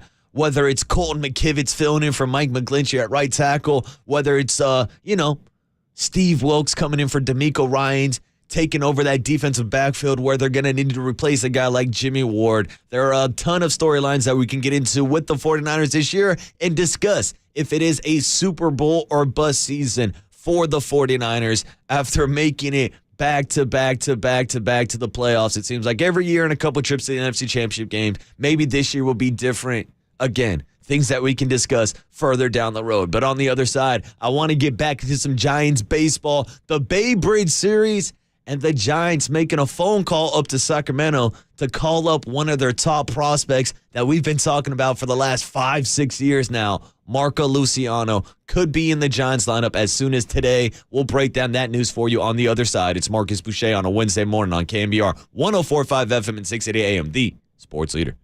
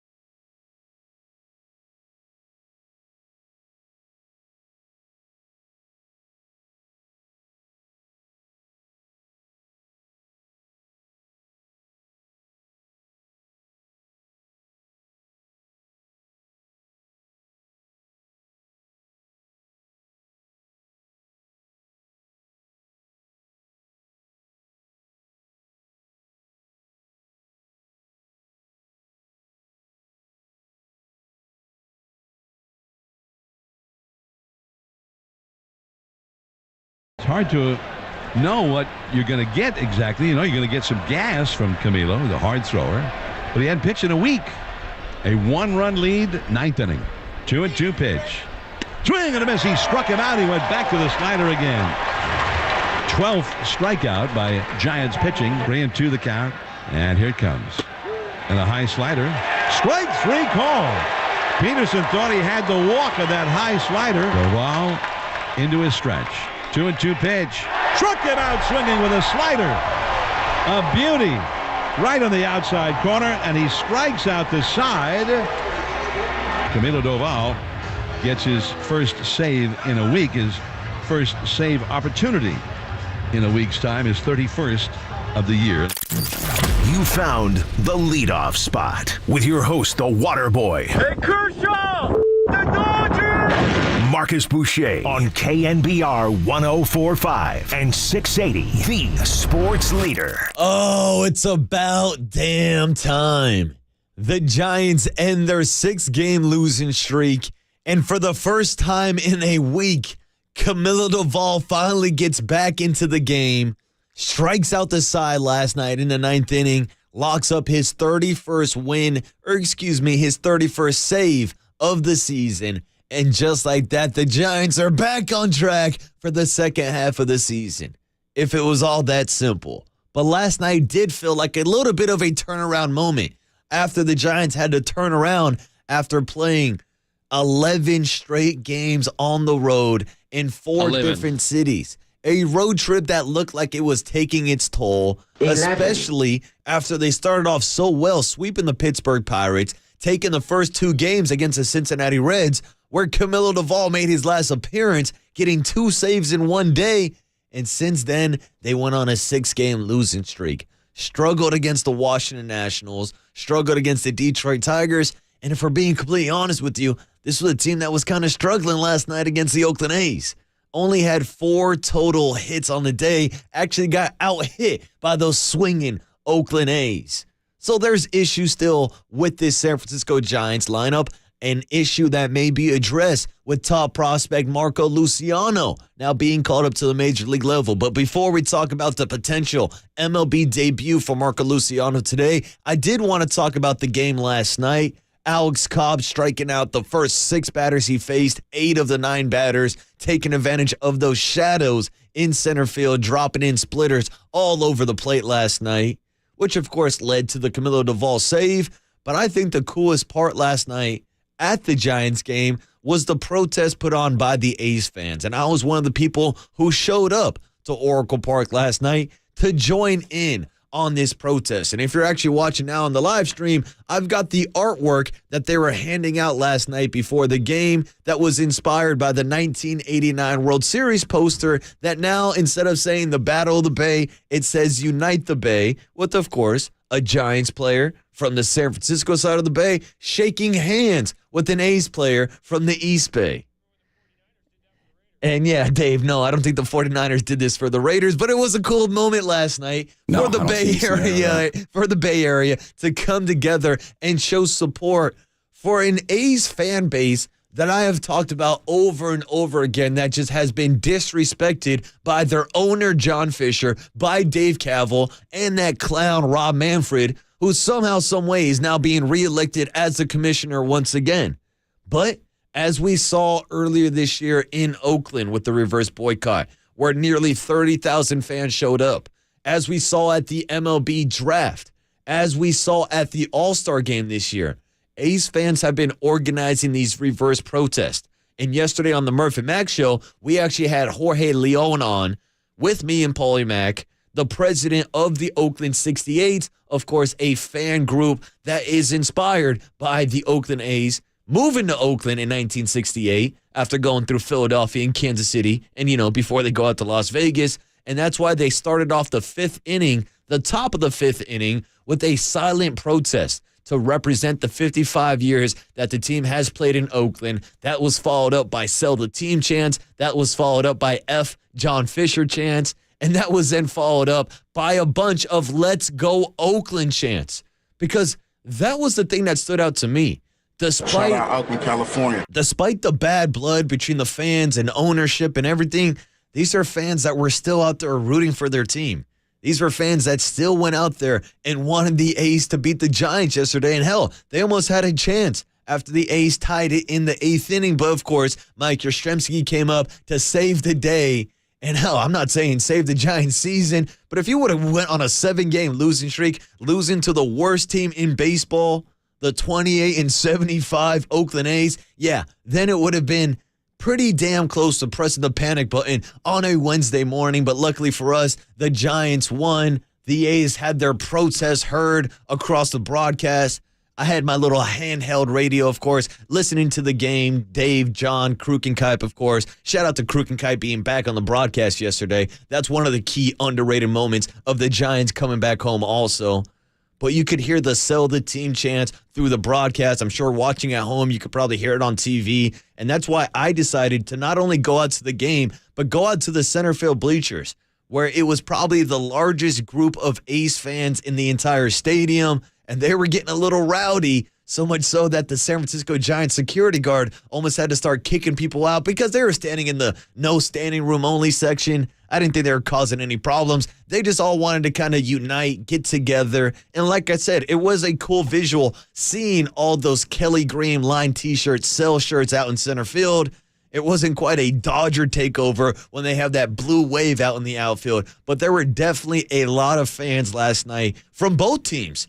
Hell, for a Tuesday night to get 40,000 fans out at the stadium, I'd say it was a good 25%, 30% Oakland A's fans, but I think probably 95% were all supporting the same message for the Oakland A's to sell the team, maybe stay in Oakland, which seems like kind of a pipe dream now since they are going through the relocation process, but who knows? Maybe when there's an expansion team, they get the name rights back to the A's. They bring them back. I don't know. Can we just trade the A's for the Raiders at this point, Dave? I don't even know if they'd want to take them back at this point. But it was cool, and I'm glad I went out there to see the reverse boycott. Shout out to Casey Pratt, ABC 7 News. I saw them interviewing a bunch of people before the game. A bunch of great media coverage. I posted some stuff on my Twitter of the videos of the sell the team chants and stuff like that. You can follow me on Twitter at Marcus Boucher. It's one of the few times I ever really plug my social medias at all on 50,000 watts. So I thought I'd give it a shout out if you do want to check out some of the behind the scenes stuff, some last night's protests. But to me, I'm more of the inside baseball stuff. That's why I'm looking forward to talking to Mike Kruko today about Alex Cobb's performance last night, taking advantage of those shadows, striking out 8 of the first 9 guys he saw, dropping off that splitter on both sides of the plate. And I also want to talk to Mike Kruko about a question that I had for him on Monday morning when I was filling in for Murph. And we were talking about the MLB trade deadline and the lack of depth up the middle, specifically at shortstop and second base right now for this current Giants roster, which led me to the question on whether or not there's any chance that we could see Marco Luciano up playing with the San Francisco Giants this season. And Mike was completely honest with me. He said, Marcus, to be honest with you, I just don't know if this kid's ready. He's hitting .235 in Double-A and has only been in Triple-A for less than a week. Well, folks, we've got breaking news this morning. This was a report that came out last night around midnight, 1 a.m. So I woke up this morning, rubbed the cobwebs out of my eyes, and I really couldn't believe what I was seeing. But the reports from Alex Pavlovich from NBC Sports Bay Area last night is that Marco Luciano is being called up to the San Francisco Giants after only spending 6 days in Sacramento with the River Cats. This, of course, is the number 2 prospect in the Giants organization, number 1 position player. Only guy ranked higher is, of course, Kyle Harrison, the lefty, who's currently dealing with that hamstring injury down in Sacramento right now. So when you look across the board, when you look across Major League Baseball, this is one of the top prospects in the game. Number 15 overall on MLB's top 100, and a guy that we've been talking about since the Giants signed him when he was 16 years old. Now, it is a little crazy to look at the path that he has taken to the big leagues. After I was watching him down in San Jose in 2021, he then goes up to Eugene, high A ball, but then starts dealing with a back injury. A back injury that actually opened the door for Casey Schmidt to make the move from third base to shortstop to getting more playing time up the middle, which has resulted in Casey Schmidt now being called up to the major leagues and being an ultimate utility player for this Giants team, playing shortstop, second, and third base. And so I was actually on the same page as Mike Krukow. Even though we saw the promotion from AA to AAA, I didn't think Marco Luciano was knocking on the door, to be honest. I thought maybe a September call-up. Next year, 2024, that's the timeline we're looking at. But just as the Giants did this season with Patrick Bailey, who I'll remind you started off in AA, he only spent a couple weeks out in Sacramento. And now Marco Luciano is spending even less time after showing up and doing nothing but raking. Has an over 300 batting average with Sacramento. If you want to go back to June 10th, if you want to combine his AA numbers and his AAA numbers, he's been one of the best hitters in the minor league system with a 307 average, 8 doubles, 7 home runs, got 13 bombs on the year. You look around this Giants lineup, Wilmer Flores has 13 home runs. Mike Conforto has 13 home runs. That's it. The Giants are the only team in Major League Baseball that doesn't have a player that has more than 13 home runs. Now, home runs are great, and I know chicks dig the long ball, and especially in this launch angle era, it does seem like we put more emphasis on the power than we do with the contact side of things. And that might be an issue for Marco Luciano, who overall this year is only batting .235, has had some issues with his strikeout rate. And again, I think that's why Mike Krukow and people from around the league did not expect this move. But after seeing the lack of infield depth right now currently with this team, even though Brandon Crawford could be back as soon as this Friday, even though Thairo Estrada could be back over the next couple weeks in the beginning of August, the Giants have decided to press the Marco Luciano button. And whatever this means for the rest of his season, whatever it means for Casey Schmidt, to me, it means I'm going back to the ballpark today. Because if Marco Luciano is making his MLB debut, I'm going to be in the building. I don't see why he wouldn't be in the lineup, facing off against another lefty today, Hogan Harris from the Oakland A's. You look ahead at the Giants' schedule, it seems like the Boston Red Sox might be throwing James Paxton and a couple other lefties this weekend when they come to town. Here we go, folks. Set it up. Wake up. Get your alarm clocks ready. It's Marco Luciano Day, Giants' top position prospect that we've been talking about for 5-6 years. He's finally going to make his debut at 21 years old, joins Luis Matos as another 21-year-old on this roster. And then, of course, you've got the old guys, 24-year-old Casey Schmidt and 24-year-old Patrick Bailey. We'll see if this gives them a spark like it did earlier this season, because it's still a Giants lineup that needs it after sneaking out a 2-1 win over the A's yesterday with only 4 hits. Hell, I'd like more than 4 hits today, especially if we are going with the opener strategy today. Or if we're going with Alex Wood. Again, we still don't know. I'm sure we'll give you some updates today during the Murph and Mac show if the Giants do release a starting pitcher and that starting lineup. But it's definitely something to keep an eye on today, whether or not Marco Luciano will be in the lineup for the foreseeable future and what that means for Casey Schmidt once Brandon Crawford and Thairo Estrada make their returns. But on the other side, it's the return of the Marcus and Mac show. Paulie Mac is walking into the studio. We got 4 more hours of Giants baseball and 49ers football, where Brock Purdy has been cleared to participate in training camp. We'll break down all the top storylines, all the best sound from Kyle Shanahan and John Lynch yesterday, talk all things 49ers, continue to talk about the Bay Bridge series, and talk about the Major League debut of Marco Luciano. It's Marcus Boucher on KNBR 104.5 FM at 680 AM, the sports leader.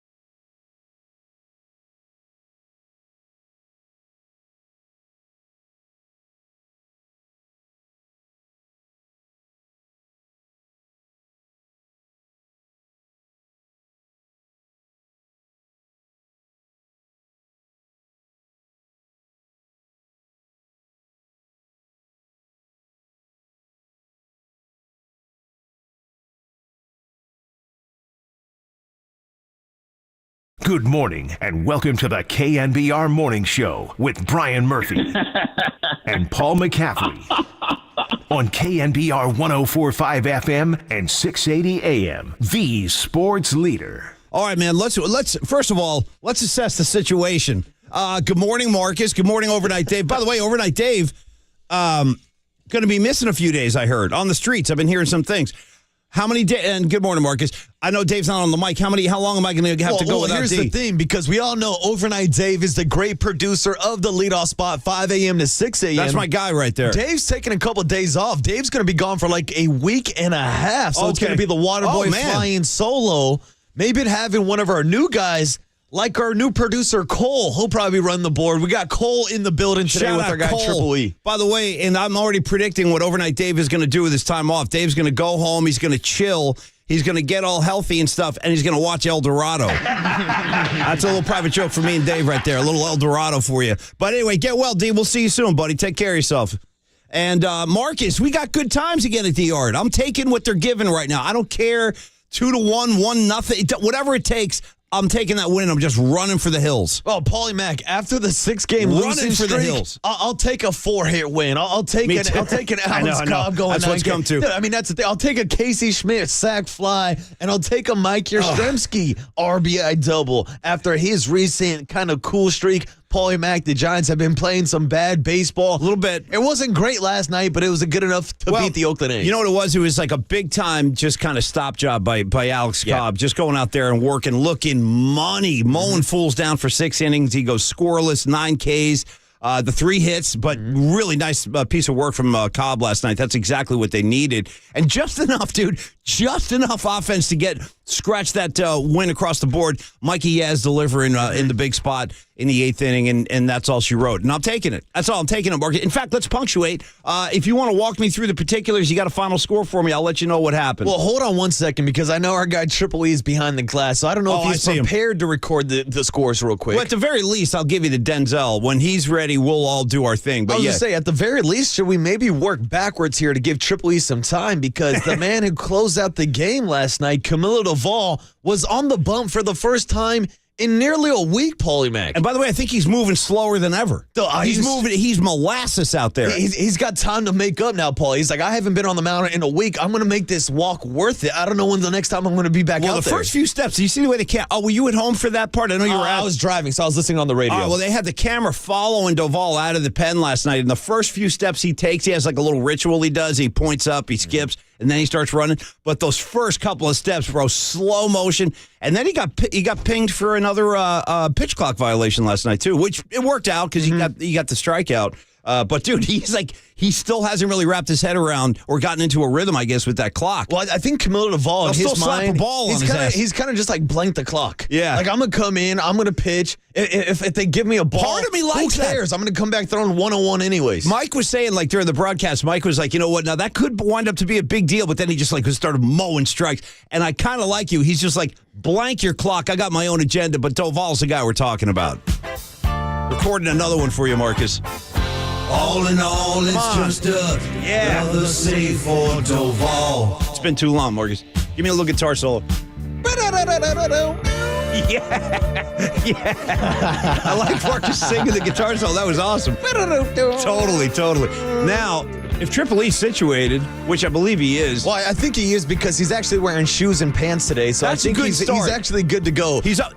Now he's waving his shoe, though. He's always waving his shoes. Put the shoe down. I don't understand that. This kid, I don't understand a lot this kid he's does. waving shoes at us now on a daily basis.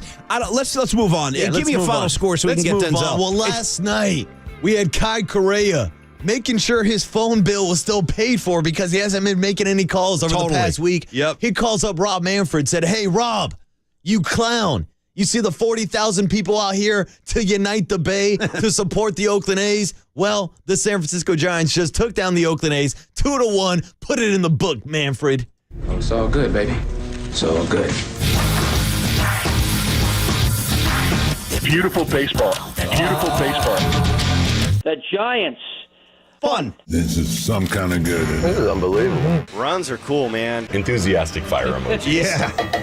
This thing's getting longer and longer, dude, as the years go on. I mean, I don't know how much more room we're going to have to tack stuff on. Oh, Paulie Mack, at some point, it's just going to be an entire segment. It's going to be a 15-minute win package montage of all the Giants that It might be. Yeah. It might be. So, Marcus, let's break it down. So, you were out there last night. Give me the whole play-by-play, like the approach to the yard.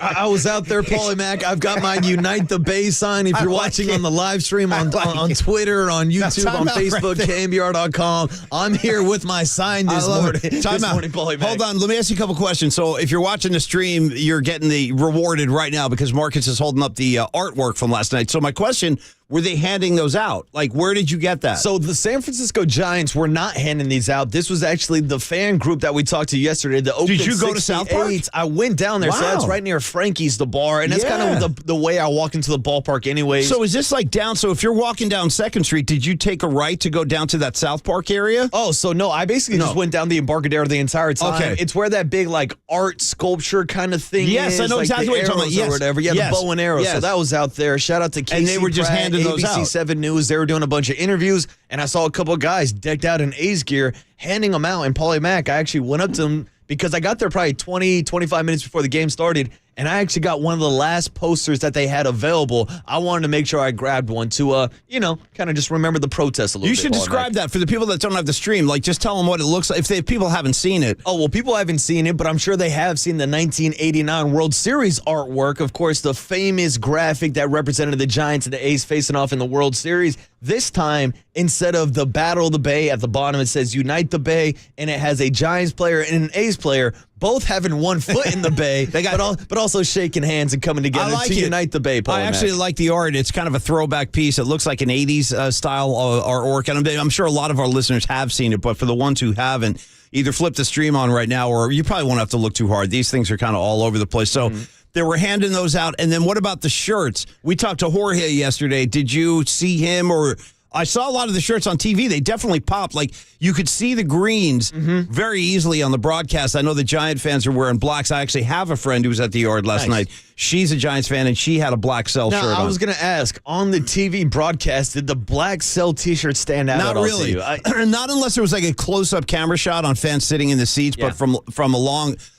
center field shot, no. You really couldn't tell. And that's how I felt yesterday, too. By the time I got there, they were all out of T-shirts, and I was walking around the stadium just kind of checking out the vibes, and I saw a few Giants fans in those black shirts. Good. But to be honest, I think they probably should have just stuck with the Kelly Green T-shirts, and then Giants fans could have put their cap on over that to maybe show that they are repping the Giants and the A's. There was a good kind of couple big groups of A's fans with all those Kelly Green T-shirts on. Is this the bleacher? Pretty noticeable. The contingent. Out in center field. Yeah, I heard you talking about those guys. So what happened that they had to get security over? I don't mean to laugh, but I didn't expect that. Well, it's funny because I went over there and I wanted to, record and document the protests and the group that was out in center field, because that was the largest group of A's fans. But if you go to the center field bleachers, it's a pretty skinny walkway behind center field. You can't clog that up. Right in front of the Coca-Cola bottle in the club. It does. It gets nuts out there, Well, that was basically ground zero for A's fans to meet up yesterday, which led to a lot of commotion. A lot of congestion, too. A big traffic jam. Yeah. And then security guards are yelling at people to stop standing there. And I'm like, yo, I'm media. I'm here to cover the event. Did you have your pass on? Record. I had my pass on. Good man. Where was I wanted to get some footage. Totally. What time was,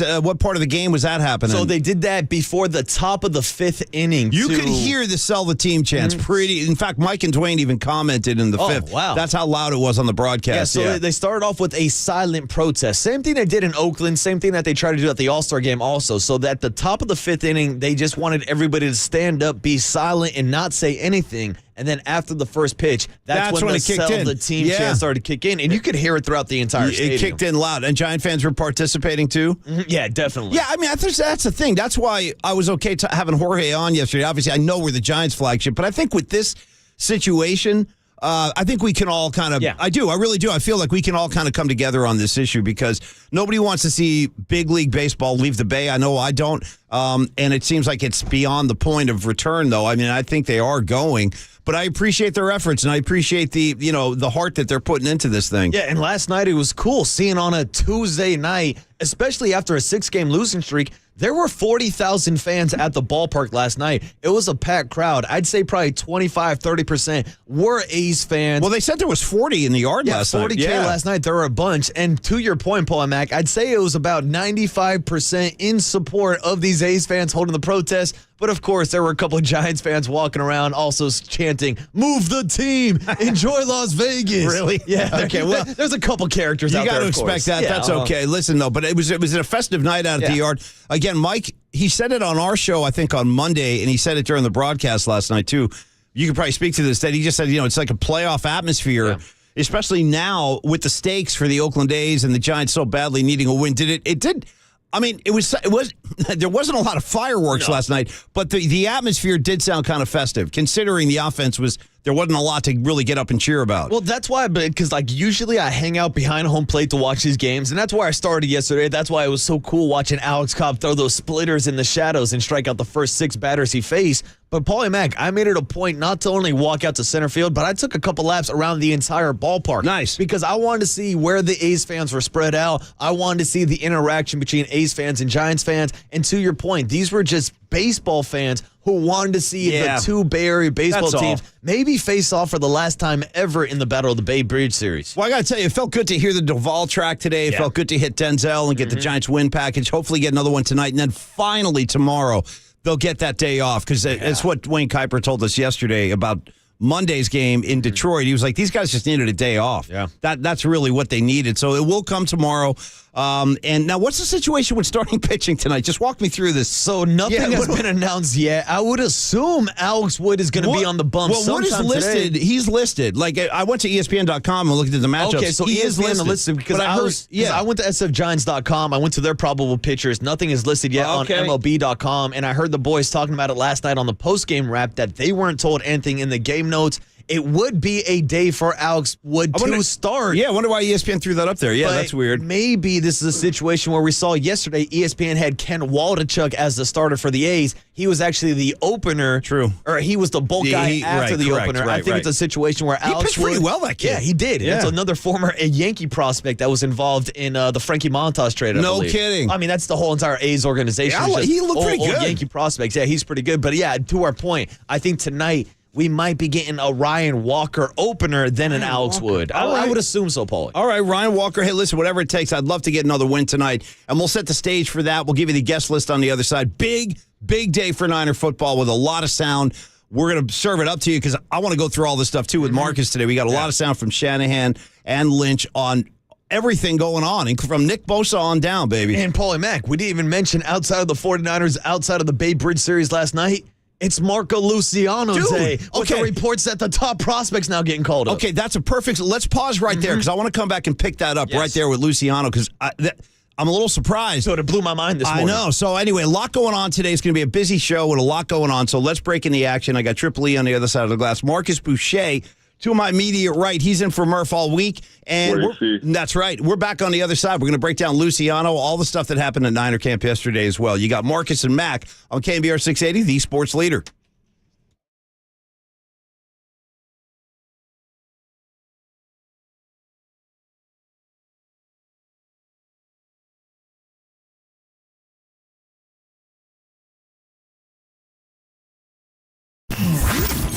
Here's what's trending now. Trending now. On KNBR.com. It's Marco Luciano Day after reports came out late last night that the Giants should be calling up number 2 overall prospect in the farm system, Marco Luciano. So to read about the potential MLB debut for Marco Luciano today, check out that story and more trending now on the all-new KNBR app.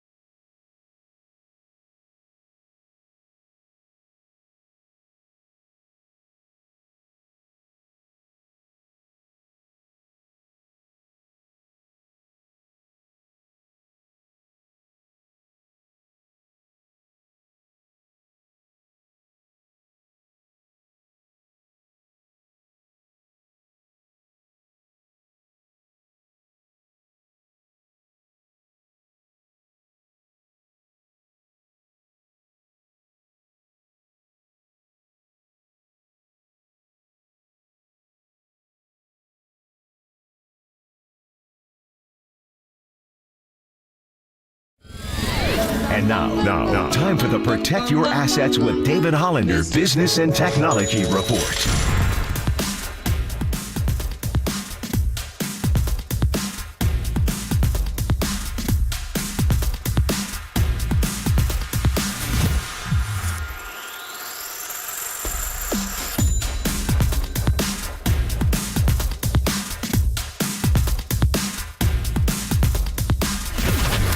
This has been the Protect Your Assets with David Hollander Business and Technology Report. Do you want to pay less taxes this year? Learn more. Listen to David's show every Saturday morning on KNBR or call 1-866-PROTECT.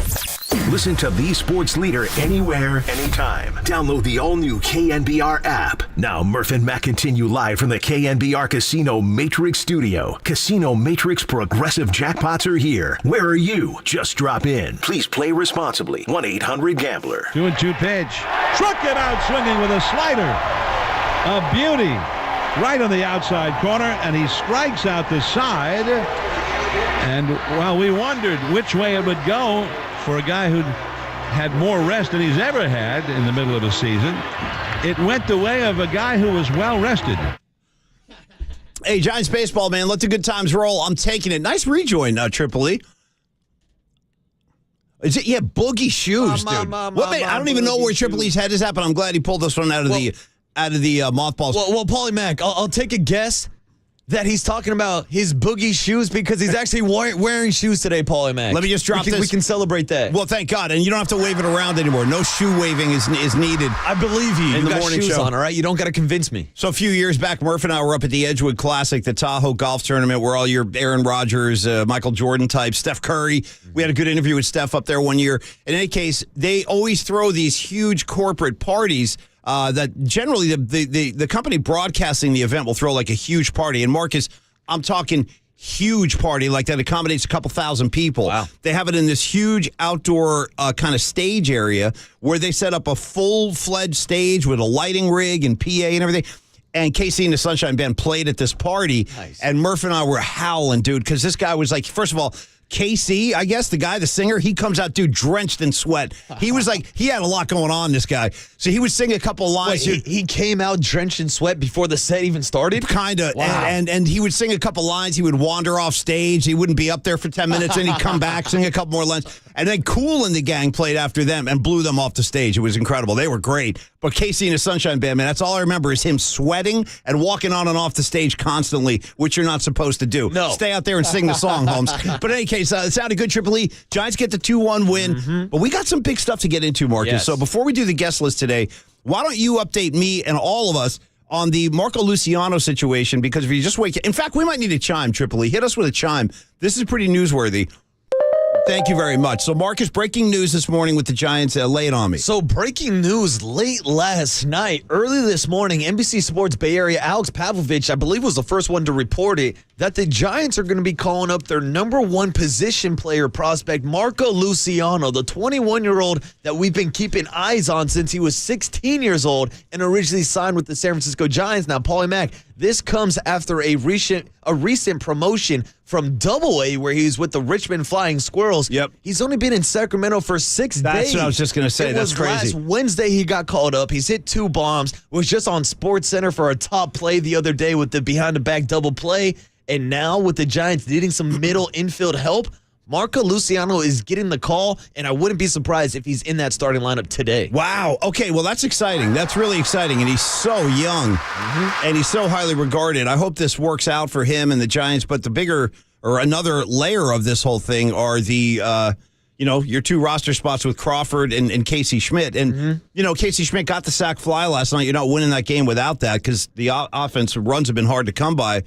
But there's a lot of Casey Schmidt at-bats lately that are just kind of throwaways. I mean, he's just not, for whatever reason, I don't know, the book is out on him, and they've adjusted, and he is not seeing it right now. So how does all this play? Like, that's my question is, how's this all going to shake out roster-wise? Yeah, because we talked about it yesterday and whether or not the Giants would be interested in sending Casey Schmidt back down to Sacramento to play with the AAA ball club. And my answer yesterday was, right now is not the moment because of all the playing opportunity that he currently has with Brandon Crawford being injured and, of course, Thairo Estrada being on the shelf also. But time out real quick, because Crawford's supposed to come back maybe even like this weekend or early next week. Exactly. So I've seen potentially as soon as this days Friday away. There you go. For Brandon Crawford. He's days away. And Thairo Estrada has now started taking ground balls and swinging a bat in the batting cage as well. So he's only a couple weeks away. So to me, this is writing on the wall. If you're going to call up Marco Luciano, by the time Brandon Crawford gets called back up, and maybe even before Thairo Estrada makes his return from the IL, Casey Schmidt could be taking a trip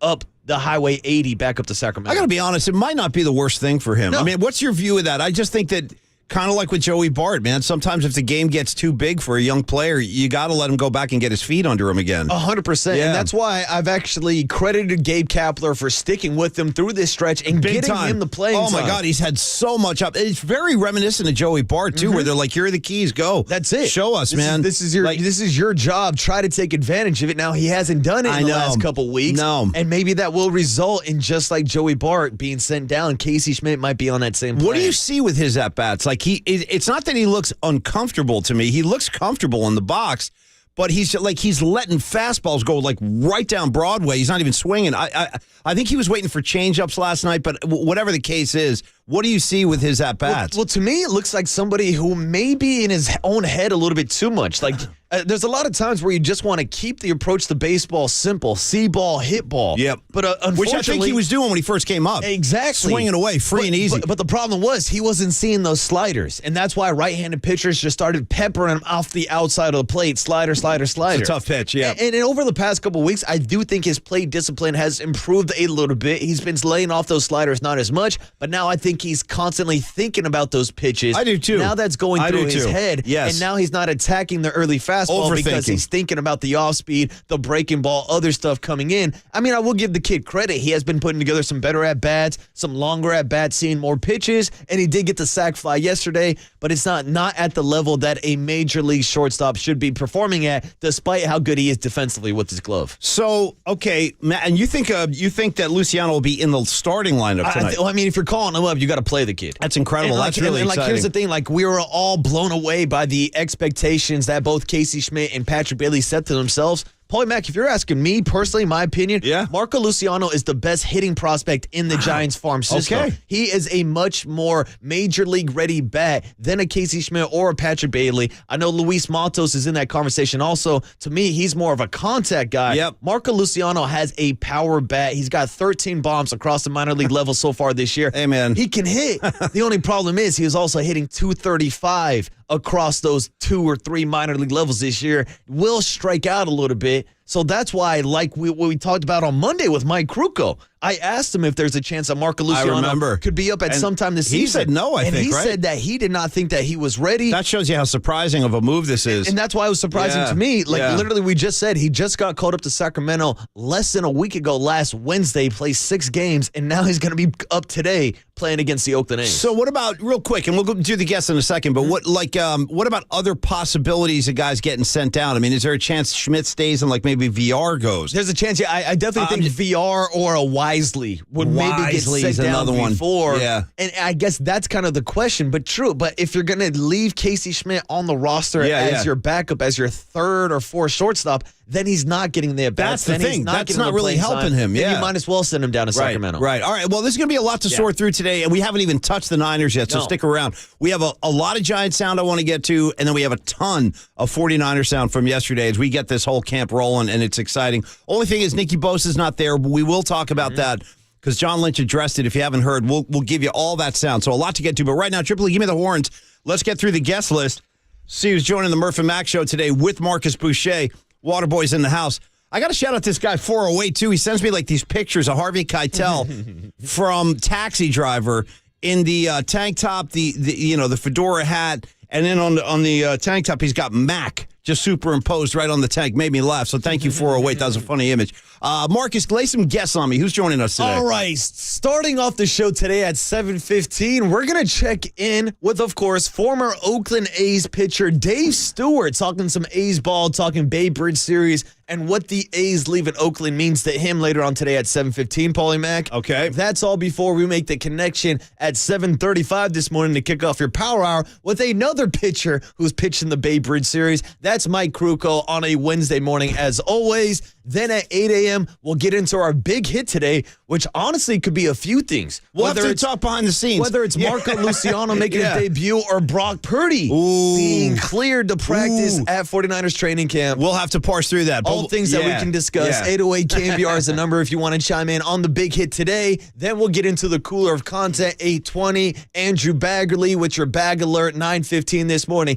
talking Marco Luciano and all Giants prospect. And then we're going to figure out a way to squeeze in some 49er guests throughout the show, I'm sure, because there's a lot of 49ers news to get into, Paul. All right, Marcus, all sounds very good. I also have more ZZ Top and Skinner tickets to give away. Stick around for your chance to win. We did it in the 6 yesterday? Did I do it in the 6? Yes. Okay, so maybe we'll do it in the 7 today. Give everybody a chance at these. So listen for ZZ Top tickets. Also, Marcus, grab a pen, jot down the fact that this segment is brought to you by O'Donnell Financial Group, because planning is a process for loans, insurance, and investments and retirement. Call Greg O'Donnell, 866-496-2300. All right, Marcus Boucher, Paulie Mac getting you set up on a Wednesday morning. Nice giant win. We'll give you some sound on the other side right here on KNBR 680 and 104.5. The sports leader. San Francisco. Shout out to you for supporting KNBR, San Francisco's sports leader.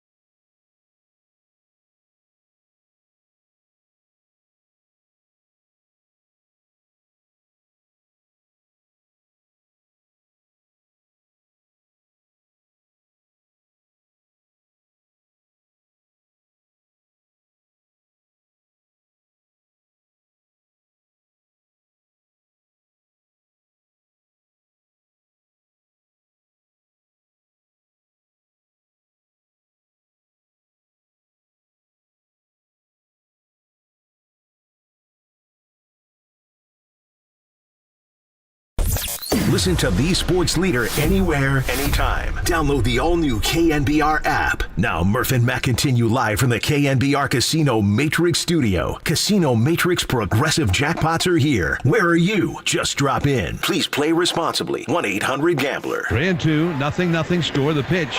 And that's in there. Strike 3 called. Well, he went back to that knuckle curveball and froze Langoliers. He buckled at the knees, and it snapped right over the heart of the plate. And that's 6 strikeouts in the first 2 innings for Alex Cobb. The pitch. Swing and a smash! It's fair! Past the bag at first and down the right field line.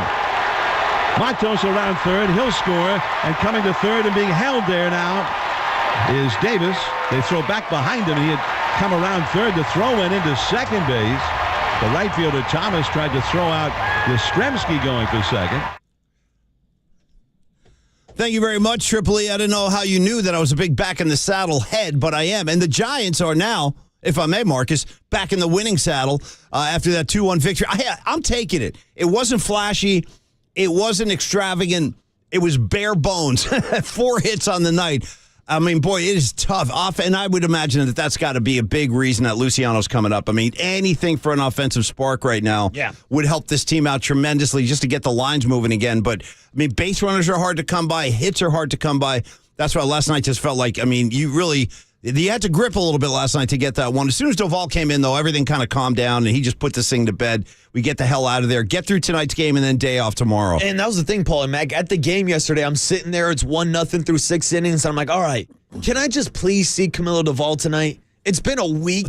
Totally. It's been since Cincinnati where he had 2 saves in one day. He's getting lonely out there. I was getting pangs for Camilo Doval. Like, I need some Doval in my life. I can't go a full week without the best closer in baseball. I want to see my all-star. Yeah, exactly. I want to see my guy. Yeah. All in all, it's Camilo Doval. All in all, I haven't heard the song in over a week, Paul. Oh, by the way, I hate to divert everything from the Giants, but just for 5 seconds, I forgot to tell you, Marcus, in the opening segments that but prior to the Giant game coming on, I did a lot of time with that Yankees-Mets game. Ooh, I caught the first couple innings and saw Verlander. Your guy, Verlander went to work yesterday. Yeah. He was doing his thing, and I kept thinking, I mean, I was like, boy, how would he look in that giant uni, man? Because he was working in Yankee Stadium. He's oblivious. I love Verlander. I love his whole thing. I've been a fan of his for years.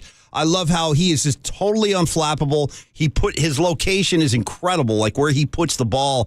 He's just spectacular. So I don't know, where that whole thing is going to go with the deadline looming. But watching him last night, man, I got to tell you, you talk about pangs. Oh. You were talking about pangs for Doval. I was getting pangs for Verlander last night. I'm not throwing shade at Cobb, by the way. Cobb was awesome. But it wouldn't hurt to have that third arm. I'm just saying. Well, here's the thing. Alex Cobb obviously was an all-star this year. Makes it at, what is he now, 36 years old? Man. Extremely impressive season so far it really from Alex Cobb. Yeah. But you look at a guy like Justin Verlander, who's 40 now and still throwing 96-mile-per-hour cheddar, dropping off he's like a generational Hall of Fame talent. First ballot. It should be unanimous almost, even though they usually don't give those away. I know. But anyway, I just wanted to throw that in. Wondering if you you went to the yard, though, so you probably didn't see it. So I didn't get to see the end of it. I did see our guy Nick Totoro check in on Twitter. Stay tuned for the cooler of content. I would imagine he's not very happy. No, never is. Never is. I got the Mets out here blowing up, like launching bombs. That's not going to cut it, bro. It's not going to cut it. Doesn't cut it. All right, well, speaking of pangs and sound, we're panging for Doval. We saw him go to work last night and get that save for the Giants win. But give me some sound, Marcus. I know you got the list over there. Walk me through let's start with last night's hero of the game, the guy that came up with the clutch RBI double late last night in the 8th inning. That's, of course, Mike Yastrzemski, who has been struggling over this Giants losing streak. We talked about after the series in Washington, he was 2 for his last 39. Well, last night, he made one of those hits count by getting that go-ahead RBI to put the Giants up 2-1 before Camilo Doval came into the game. So here was Mikey Yaz last night on ending this slump, not only for himself, but also the entire San Francisco Giants offense. Yeah, I mean, it feels nice to have one fall. Had a lot of hard hits coming out of the break that just kind of weren't falling my way. Started to feel it a little heavy there for a couple days, especially when we were all kind of struggling, so you feel it a little more personally. But, one finally squeaked through, and hopefully we'll just kind of keep riding it.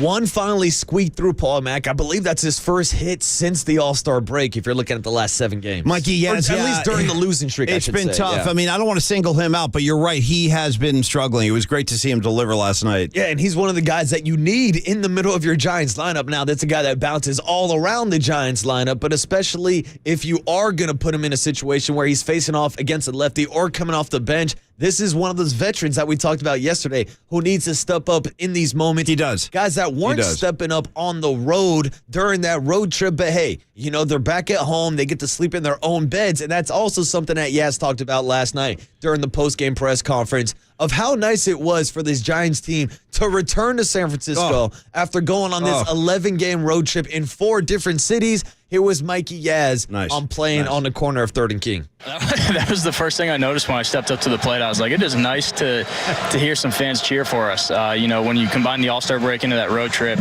it was a long time, and hitting 4 cities on a road trip is something that's not normal, and it was pretty tough on the bodies, tough on the minds, but it's great to be home. It's fantastic to be home, Paul and Mac. It's the first time they've been there in 2-3 weeks, it feels like. Might have been the difference, actually, honestly, in last night's game, just having a little home cooking and having your home crowd. Now, also keep in mind, last night, all the Western Division teams won. The Dodgers won, the Padres won, and so did the D-backs. So it's like they all lost 2 nights ago, but then everybody won last night. I mean, that's what's funny. It seems like every time the Giants lose, the rest of the NL West loses. NL West, whenever they win, the rest of the team loses. So they're still currently 4 games back. But to kick off this homestand against the Oakland A's and the Boston Red Sox coming into town this weekend, who are currently in last place in the AL East, this is where the Giants need to get back on track. And if you're asking a guy like Alex Cobb, I think he loves the fact that he's pitching back at Oracle Park. So do I. Something that's very interesting about the All-Star season of an Alex Cobb, his splits this year, not only at home versus on the road, but he's also got these crazy splits where he's much better pitching at nighttime than he is during the day. Let him go. You combine the two, you put him at home for a night game, you get those late afternoon shadows, that the sun glaring off the batter's eye in center field. That's what led to those 6 strikeouts consecutively to start off the game yesterday. That's what I like to say. You can't ignore the nocturnal tendencies of an Alex Cobb. Hey, whatever it takes, get him out there at nighttime. Triple E nodding along. He knows that, too. Well, it's funny. I even heard Kruk and Kipe riffing about it on the postgame show saying, hey, if we've got these 6:45 starts with Alex Cobb pitching at home, let's turn him into a 3-inning opener just to get him out there every single day because he was unhittable in those shadows last night, Paul. Well, there you go. Dude, I'll tell you what, that backdrop at center field, come 650, 655, the vision is really tough. Last night they were actually talking Mike and Dwayne. Yeah. By the way, that was another great thing, just hearing Mike and Dwayne back on the call. Man, music to my ears. But they were saying that not only is it a challenge for the hitters, it can be a challenge to Patrick Bailey, too. Picking up the ball, which is interesting. I actually never thought about that side of it. It might be a challenge to Kruk and Kipe up in the broadcast booth behind home plate also. It's hard to pick it up, man. I mean, it's hard enough to hit a baseball off a major league pitcher. Then you throw in the shadows and everything on top of that. Definitely worked to the advantage of Alex Cobb. Then you throw in the fact that he was playing in his home ballpark, where this season, pitching at home, Paulie Mac, he has a 1.09 ERA. Counteract that with his road ERA. That's actually 4.63 and 11 road starts. Alex Cobb is better when he's pitching at home, and here he was last night postgame breaking down why his splits are so different at home versus on the road. I think that I just have had 2 really bad outings on the road.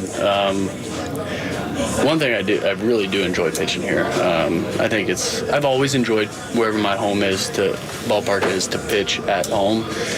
You just have a better routine going in the day. You know you're sleeping in your bed. You know where you're going to eat, what time you're going to get to the field. You know, just things are easier. And you just always have that ability to kind of have a mental outlook or visual of what you're going to get into on the mound because you're used to throwing there. So again, I don't know that. I don't even know what the numbers are, but I know I've had some good outings at home and hopefully continue that. And that's the thing, Paulie Mac. We all know how good of a pitcher's ballpark Oracle Park is, but there's something to the fact of a team returning home after an 11-game road trip. And last night, we haven't even mentioned it, there they were in their City Connect uniforms jersey. That's the particles we needed, the City Connects, they just seem to not lose in those uniforms. By the way, speaking of good particles in the City Connects, I'll also grab some good particles today with Papa and Lund because Tracy McGrady. T-Mac? Well, yeah, T-Mac. Oh, yeah. You're a T-Mac fan. Oh, I'm a T-Mac head. Look at this. I didn't expect both of you guys. Who knew? I had no idea. I have a couple T-Mac jerseys growing up. I got a Magic one and a Houston Rocket one. I had no idea it was ground zero for T-Mac heads. But again, very exciting news. Obviously, you're going to want to hear that interview. And what time is he coming on? 12:30. You can catch T-Mac at 12:30 with Pop and Lund. So make sure you check that out. Make sure you check out T-Mac. And we should tell you that the Murph and Mac Show is also sponsored by O'Donnell Financial Group because planning is a process for loans, insurance, investments, and retirement. Call Greg O'Donnell at 866-496-2300. Great job, brother. No question. Triple E. And we were actually calling into Rob Manfred this morning to clarify that the Giants actually got the win. We already made it official, so no need to do it again. But how about we call back out to Alex Cobb in his post-game press conference where he talked about the road trip that the Giants just went through and the fatigue that set in and the streakiness that has been the San Francisco Giants team this entire season. I'm glad I had a good line just so I could say this without it sounding like an excuse. But, the travel, the schedule, it's been a little bit of a grind. And, the guys are, obviously a little bit fatigued, and I'm not playing every day, and I'm tired just from doing the travel. But it's a real thing. The guys are giving everything they've got every single night, and obviously the offense isn't exactly where they want it to be. But when you get the opportunity to kind of like fly back early, get your feet under you a little bit, and then try to go out there and win a ball game, or at least get your team in the best position to win a ball game, you do have a lot of motivation. We know that we're a playoff caliber team. We've been very streaky. Kind of talked about it earlier about trying to end those losing streaks as quick as possible, and we weren't able to do that on the back end of that road trip. So want to definitely get home and just end it right there and start a new streak in the other direction. And that's what you got to do when you kick off a homestand, when you struggled that much on the road. You got to turn it around, and that's why it was so important to get a win last night. Despite the fact that the A's actually out-hit the Giants, Giants get the job done. Mikey Yaz comes through clutch. And Paulie Mack, I'm actually looking at the text line right now. What do you got? And they're asking why we haven't played the Mike Yastrzemski song yet in honor of Mikey Yaz hitting the go-ahead RBI double last night. Listen, you guys asked for it. You guys get it delivered to your blanking doorstep. I'm Yastrzemski with my glove. Yastrzemski with my gloves showing, believe me.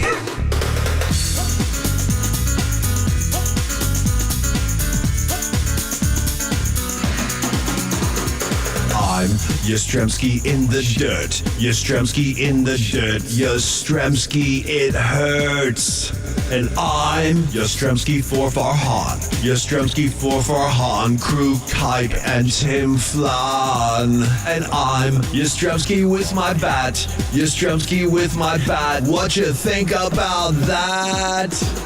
And I'm Yastrzemski for this song. Hey, you guys asked for it. You're getting it. Thank you, Paul and Matt. On a Wednesday morning. I needed that. I think we all did. I needed those particles. I think we all It feels like it's been forever since we played a song for anybody, Paul. Dude, you're not kidding. I was actually, thinking about that last night when I was watching the game. I'm like, damn, when was the last time I hit a Denzel? Yeah. I mean, it feels like it's been a long time. By the way, are there any other that you know of? Because I haven't heard. Are there any other joint kind of protest kind of things happening tonight, or is that a one and done? Oh, I think it was a one night and one night only thing last night, especially in San Francisco. I think the boys from the Oakland 68s are planning more protests throughout the summer at the Coliseum, but that was the big protest last night. Yeah. And Paul and Mac, I'm actually glad that you brought that up. We talked about my experience at the game last night, hearing the chants from the crowd, the Sell the Team chants, the Let's Go Oakland chants, the blank John Fisher chants that were also going on. One. Oh, those were good. Those were really good. Okay. But we actually have sound from Alex Cobb, who was on the mound during that fifth inning. And he said he could actually hear the Sell the Team chant so loud. Oh, it was loud. That he was having troubles with hearing his pitch comm and hearing pitches being called by Patrick Bailey. Yeah, I had no idea what was going on. It just got loud. I was trying to focus on what the pitch comm. I couldn't hear pitch comm going on. It actually threw a pitch I didn't want to throw because I didn't hear it. But, it was energy for sure. I think it's really cool to see the bond between the two fan bases pulling in the same direction and wanting the same thing. Everybody knows how good that this whole rivalry has been for baseball, and the passion. I've been in Oakland when they're at the top of the league, and the energy that crowd brings when they're in postseason contention, and it's a very unique atmosphere, and that fan base is very passionate. So it's cool to see them both come together tonight. I totally agree with Cobb there, because I was watching at home, and those chants did get really loud in the fifth. Mike and Dwayne even commented on it, because there was no way you could avoid it. You couldn't ignore it. The volume was so loud. So good night. Good job, you guys. I'm glad the A's fans came over. I'm glad the Giant fans kind of joined in. I thought it was a good thing to do. Tonight you get back to Giant-specific baseball. A's coming in for the second of two. Day off tomorrow. And then the Red Sox coming to town this weekend. I'll be out there Friday for that one. Looking forward to that. Let's clear the action, clear the decks for a second, Mark, because I want to come back and reset and get deep into some Niners now, because we gave you a good 45 minutes of Giants. It's all good. We got Mike Krukow coming up. Actually, Dave Stewart will join us at 7:15 before Mike, and then Bags later in the show. So a lot of Giant stuff we'll get into today, but with everything that happened yesterday with the 49ers opening camp and the veterans coming in, there's a lot of sound to get into, and we're doing exactly that on the other side. Niner Talk next on KNBR 680, the sports leader. Well, know.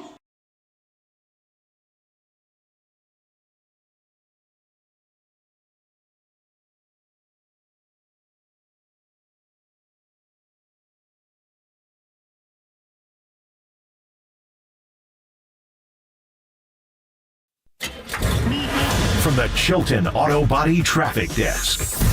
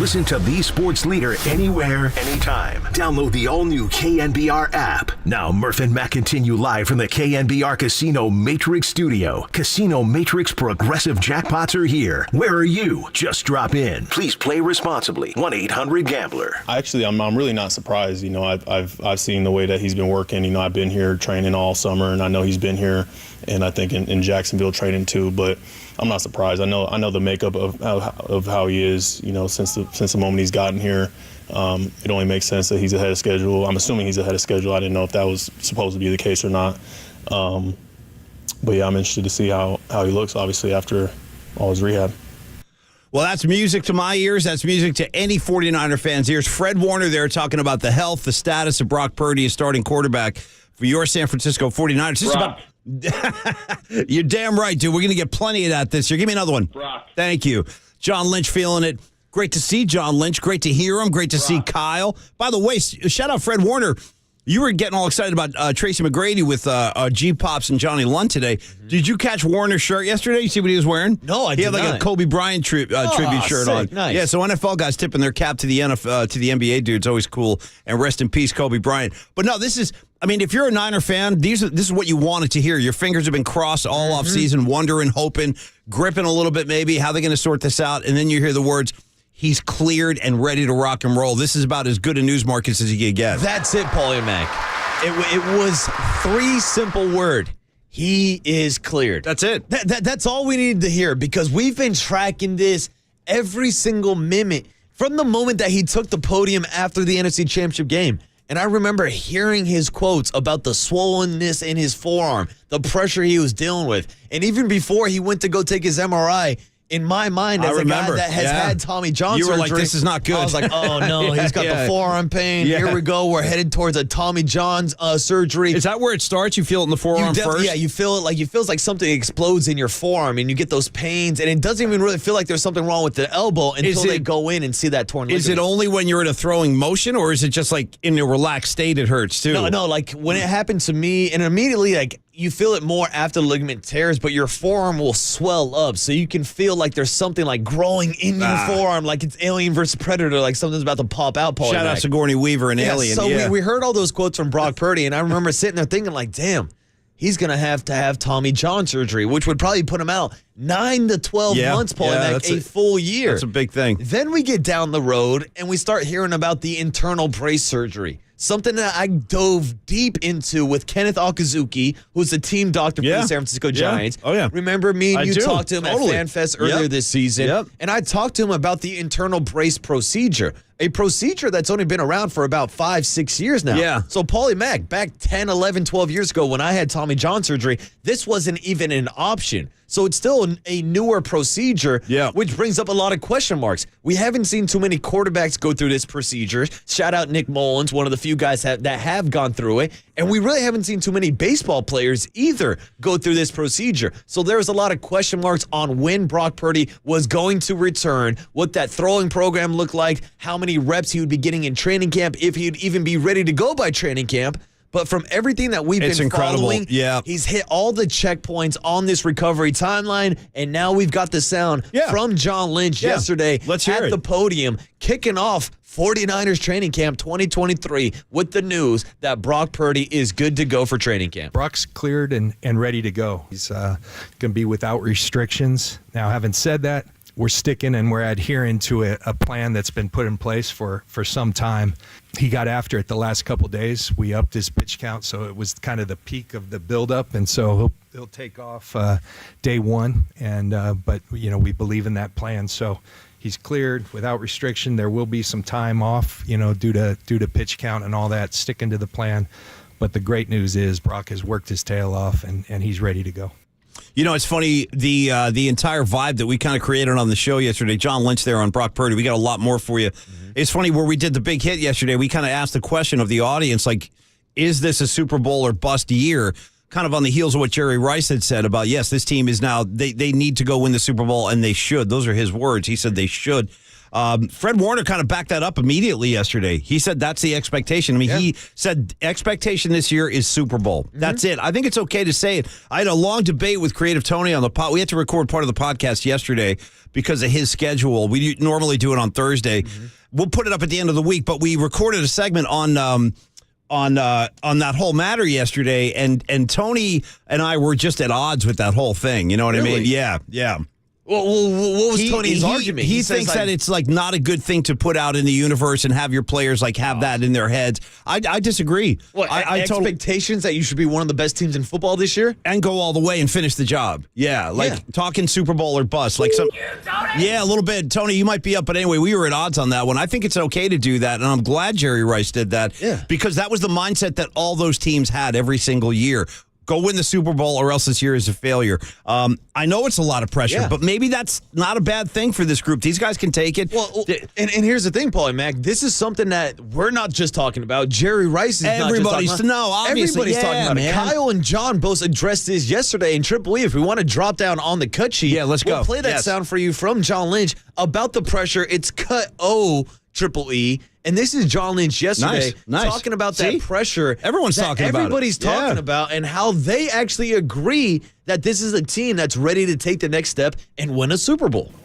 Every day. I mean, every day we feel it. That's our jobs, and we've got a lot of belief in this team.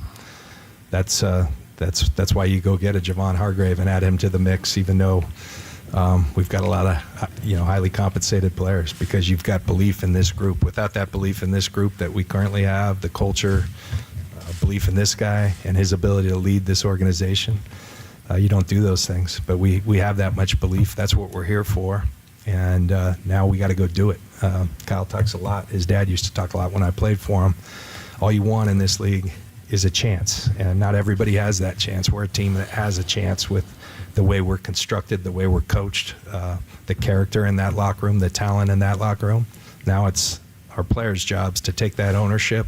It's all of our jobs to give it our best shot. We do have a chance, and I think we have a really good one. I like this group as it's constructed, and there's a lot to like. Now we got to go do it. It's funny, too, because if you think about where we were a year ago at this time, it's something else I talked with Tony about yesterday when we were talking about the Niners on the podcast. Not one person, nobody, not a single human being would have raised their hand and said, you know what, Brock Purdy's our ticket. He's the guy that's going to take us. I mean, that was just not even a thought. Now it's just amazing how everything has changed in 1 year now that everything seems to hinge on Brock Purdy, like they've just attached all their hopes.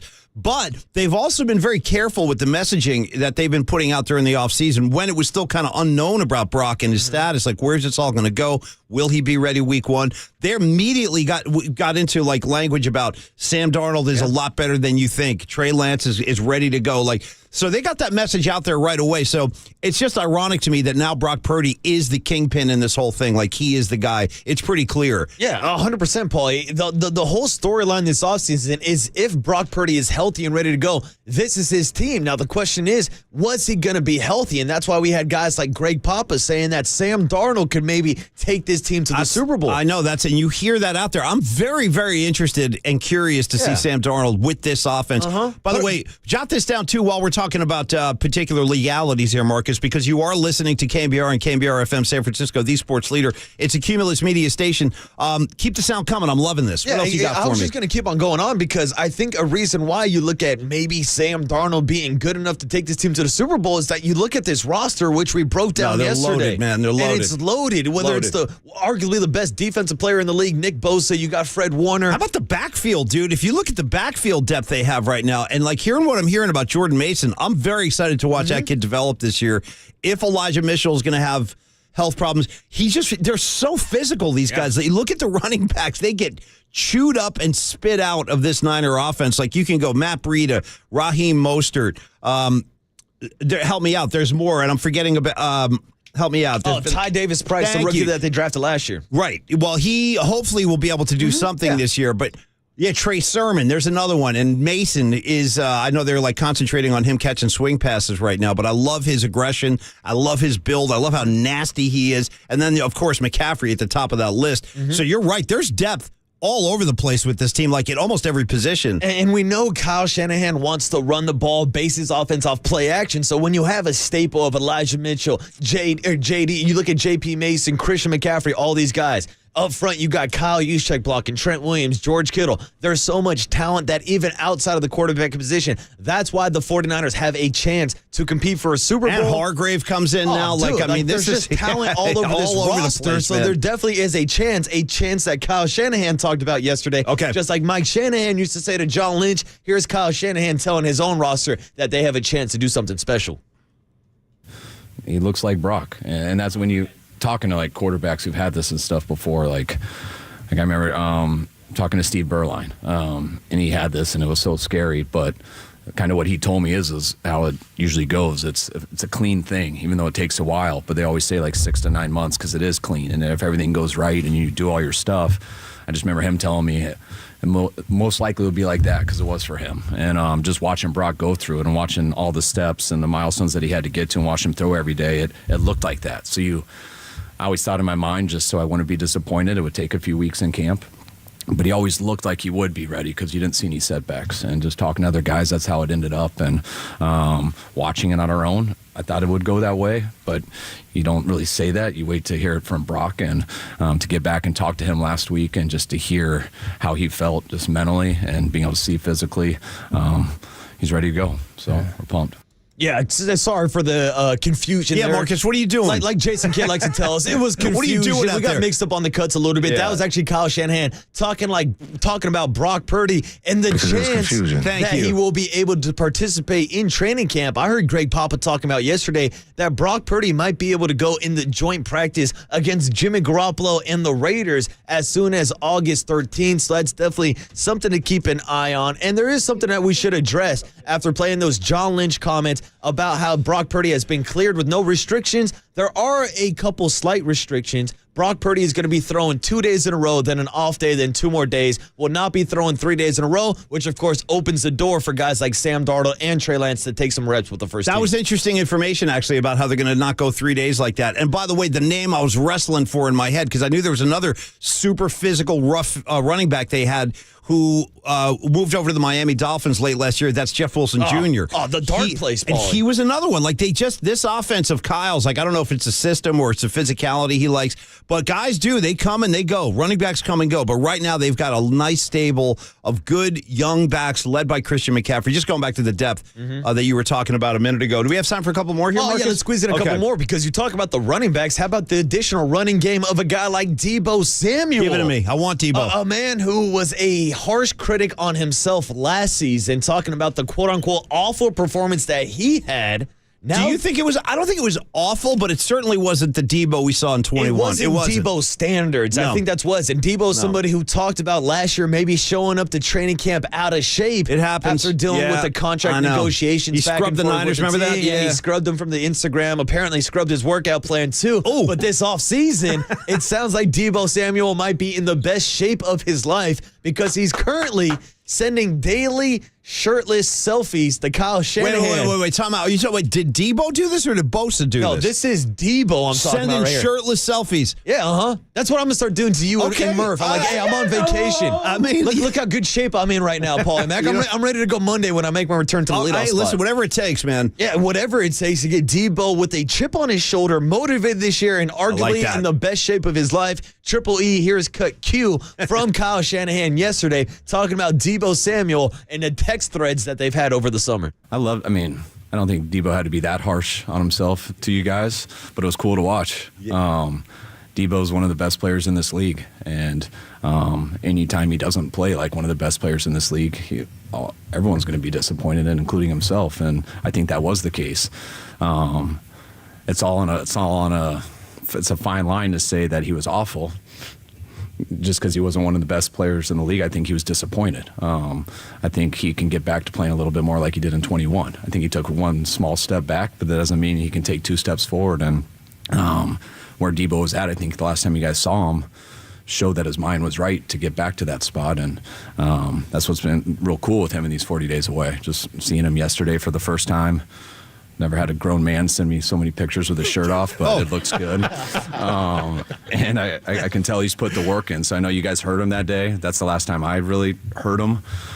But I see better than I hear, and Debo's in a really good spot, and I'm really excited for Debo this year. By the way, Triple E, that does not mean I want you sending me shirtless shots of yourself. No, I don't need to see Triple E with his hair. Who God only knows what's going on under that shirt. And let's keep it on. Let's keep it on, Triple E. Well, Paulie Mac, I can tell let's keep ourselves shirted up on the. No. Even looking at Triple E through the live stream and through the glass, I can tell you he ain't got a body like Debo Samuel. Well, no, he's a good-looking kid. He's a big guy too. Triple E. He's not the guy like one. Arguable. He goes, one of these days, Triple E. What is good looking? Triple E's going to snap and just start throwing people out through windows. Oh, yeah. But I walked in there yesterday when he was rocking his shorts, and I saw his like heavily tattooed legs. I had no idea he had tats on his legs. I didn't know he had those thick calves, too. I thought it was Nick Bosa walking through the hallway with those thighs. You see what I'm saying? With the thick thighs, the ink on the calf, the toes. There was sandals going on yesterday. There was a lot going on with Triple E, but hey, Paulie Mac, I do think we have time for one more cut. Give me the Bosa. Since I mentioned the name Nick Bosa, we need to know what's going on with his current contract status. And after talking about what Debo Samuel went through last offseason, what's the current update on Nick Bosa, and will he be reporting to 49ers training camp today? Okay. I would expect he's not here to start off. We're working diligently to try to come to an agreement. I think the challenge is you're talking about a real special player. You're talking about one of the better players in the league. You could argue that could simplify things, but I think at times it's just finding that sweet spot and where the right spot. And we're committed to working towards that. We're going to keep things private. I always appreciated that as a player. I feel like there's some sanctity to those things. You don't want everything being aired out. And so we've agreed with Brian and Nick to keep our dealings private. So I think that's the extent of what I'll say. And when there's updates, we'll give them to you.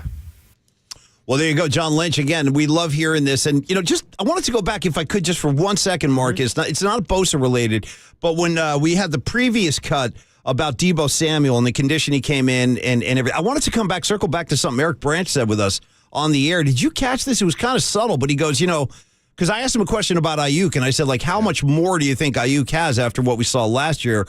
Because I saw massive growth and steps forward with Ayuk in terms of his everything, his impact on the game. He was a 1,000-yard receiver, his physicality, the shape he was in, his blocking downfield, just became a tough player. Mm-hmm. Did you catch Branch saying, he goes, the Niners might have an interesting decision to make? Mm-hmm. And it kind of just got lost in the conversation. But if things continue like this with Ayuk, which I expect they will, I don't think he's going to regress. If anything, I think he might even get a little bit better. He's still a young guy. And I think Debo is going to be back at the top of his game because you just said it accurately with a chip on his shoulder. He's really motivated. That's something to keep an eye on. It's just going to be interesting. And that's a decision I don't even want to have to think about. But there will be competition now. These guys like Ayuk has really elevated. So it's going to be an interesting year to watch both of those guys. 100%, Paulie, because right now the focus is on Nick Bosa's contract. Now, the 49ers announced this offseason that they picked up the 5th-year option on Brandon Ayuk, so he's locked in for this season. Yeah. But next season, like you said, there's going to be some question marks because Brandon Ayuk is evolving into the 1A, 1B wide receiver with this team, with Debo Samuel, and it's going to be hard to pay 2 wide receivers $20 million plus. 49ers are going to have to make a decision on Debo and Brandon Ayuk in the future. And I really do expect you're going to see Debo just playing like he's been shot out of a cannon. I think he's going to be highly motivated this year. Let's take a quick break in the action. We'll come on back. We have Dave Stewart, great Oakland A pitcher, going to join us on the other side. Talk about what occurred last night and just both sides of the Bay kind of coming together for the right cause and just protesting Fisher and the way the A's fans have been treated. So Dave Stewart, one of the all-time greats, on the other side with Marcus Boucher, Paulie Mack, right here on KNBR 680, the sports leader. I love it. I want a Brock.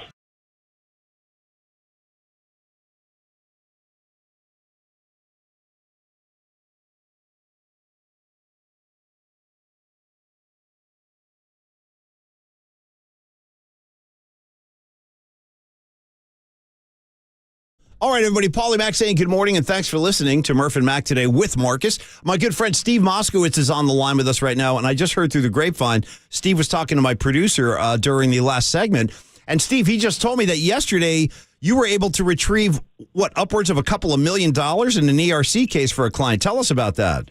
That's right, Paul. We talk about ERC, and in the radio, it's just so removed. It sounds so academic. I'm talking about get your free money from the government.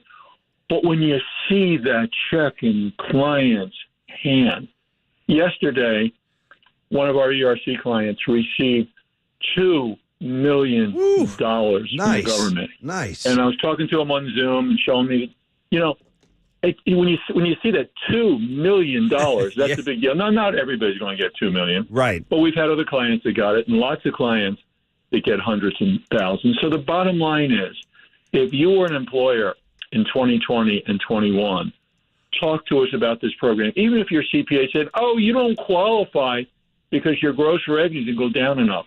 That's only one of two methods, and a lot of CPAs are ignoring the other method because it's legal analysis. They don't like that. They like numbers. Right. Remember, I was a CPA before I was a tax attorney.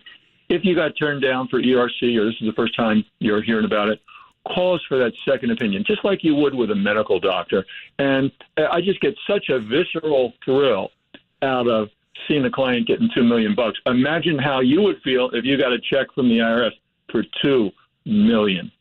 Steve, great job in that case. I mean, that's phenomenal work you've done there, and I'm not the least bit surprised. So if you're an employer and you're listening, again, Steve is ready to go to work for you. His services are right there to help you out. And if you're an employer, don't leave any money on the table. Even if you've been told you don't qualify, have a conversation with Steve. It could pay off in a big way. 1-888-TAX-DEAL. Call Steve toll free and visit him online as well at MoskowitzLLP.com.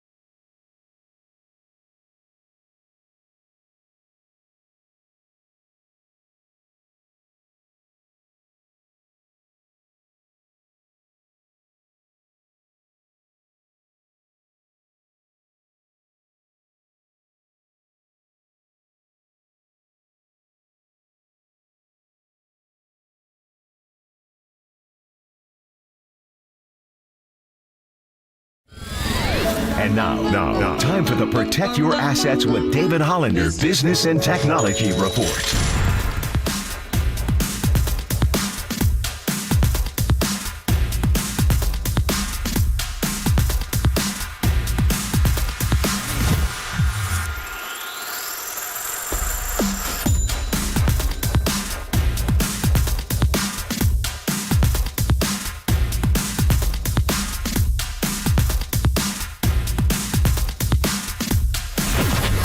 This has been the Protect Your Assets with David Hollander Business and Technology Report. Concerned inflation will ruin your dream retirement? Learn more. Listen to David's show every Saturday morning on KNBR or call 1-866-PROTECT. Follow the leader on Twitter at KNBR. For once again, we are the sports leader. KNBR 1045 and 680.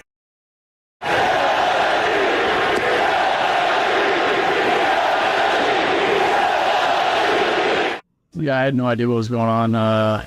It just got loud. I was trying to focus on what the pitch comm. I couldn't hear pitch comm going on. It actually threw a pitch I didn't want to throw because I didn't hear it. But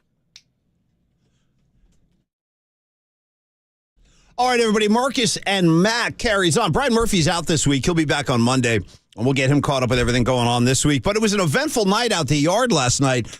So the Murph and Mac Show is always really happy to welcome Dave Stewart to the program. We've talked to Dave in the past, one of the all-time great arms for the Oakland A's, still beloved by, I would say, by both fan bases. Anybody who's a fan of baseball is a fan of Dave Stewart. So, Dave, you're on with Paulie Mack and Marcus Boucher today on KNBR. How's it going, Dave? Morning, Dave. Doing well. Good morning. How are you guys doing? We're good, man. You know, we're just kind of talking about everything that transpired last night. I thought, Dave, it was pretty cool to see both fan bases come together like that. And, you know, there was a protest and they chanted and everything. But just to see, you know, the black and the green all on the same page for a night, pulling on the same rope for the same cause, kind of warmed my heart a little. What was your impression of what happened last night, Dave? In post games last night, and you were talking about the last time that both sides of the Bay had pulled together, united like they did last night, was the '89 World Series. And I think that great things came from that. And last night, in my opinion, was a great display by the fans to try to keep this team in the Bay Area, which, you know, I believe with all my heart that the A's belong in Oakland. But I think that the process has just gotten a little bit too far down the road to be able to reverse the ground that's already been made towards Las Vegas. But I thought it was absolutely outstanding to see both fan bases united together to at least voice their opinion and show their thoughts in what's happening with the A's. And Dave, it was cool. I was out at the protest last night. I actually got a sign that was influenced by the artwork of the 1989 World Series. You know, the old classic photo where it's a Giant versus an A representing both sides of the Bay. But this time they were shaking hands and had the message of Unite the Bay. So I think a lot of people, obviously, who grew up watching you play in the World Series, or even someone like me who was born in the 90s, after this rivalry had already kind of creative, they know how important Oakland A's baseball is to the Bay Area. What did it mean for Giants fans to come together with A's fans last night to show that support that both of these teams want these teams playing here in the Bay Area, Dave? Well, this both sides have had, and you know, I might be probably of the guys that I'm talking to might be the expert on this.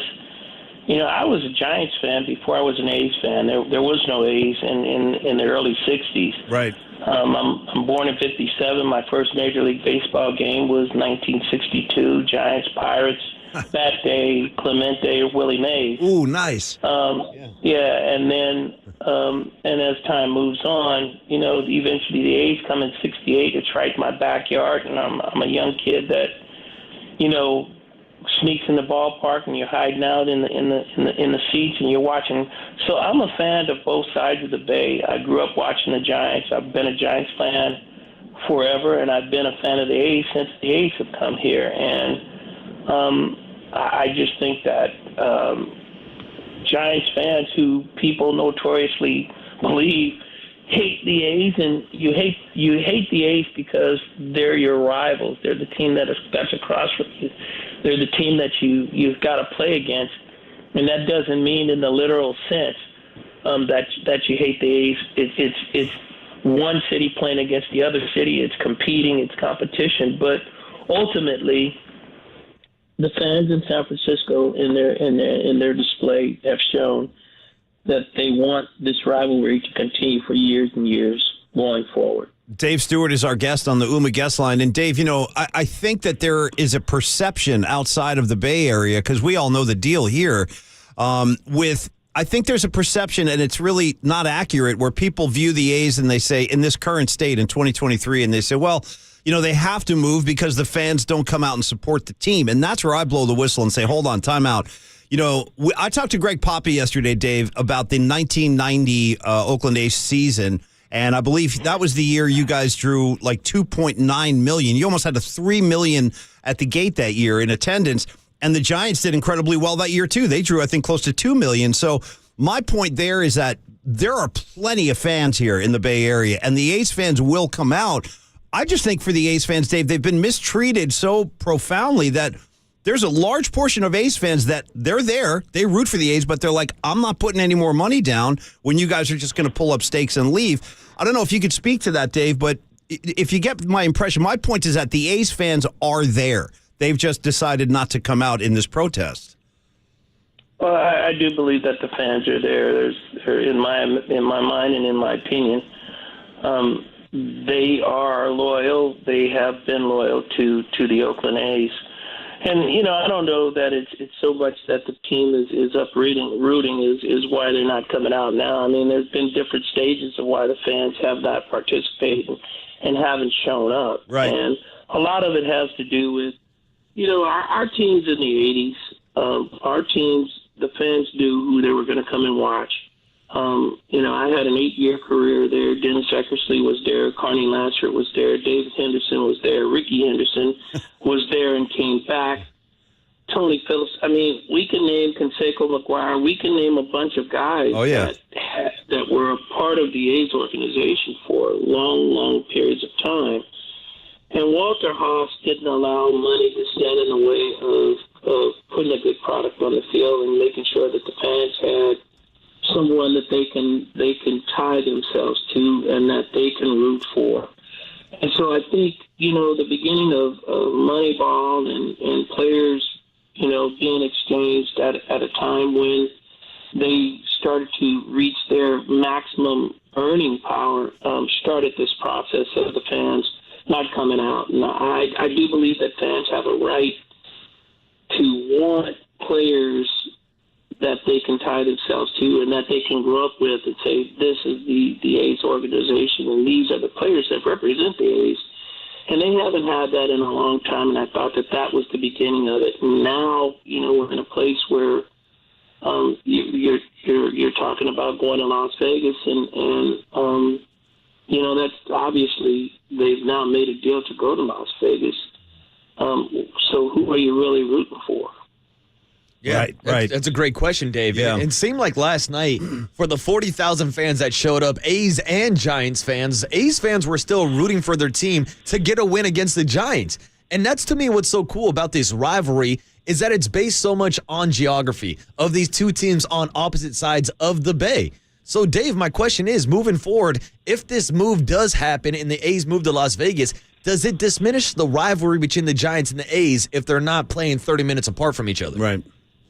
Well, the A's, if we're being realistic about this, a stadium's not going to be built in 2 years, 3 years, maybe not even in 4 years. That's a good point. The A's are going to remain here, would be my guess, and I can't say this definitely, but my guess would be that the A's are going to extend their lease at the Coliseum if possible and play here for another 3, maybe 4 years.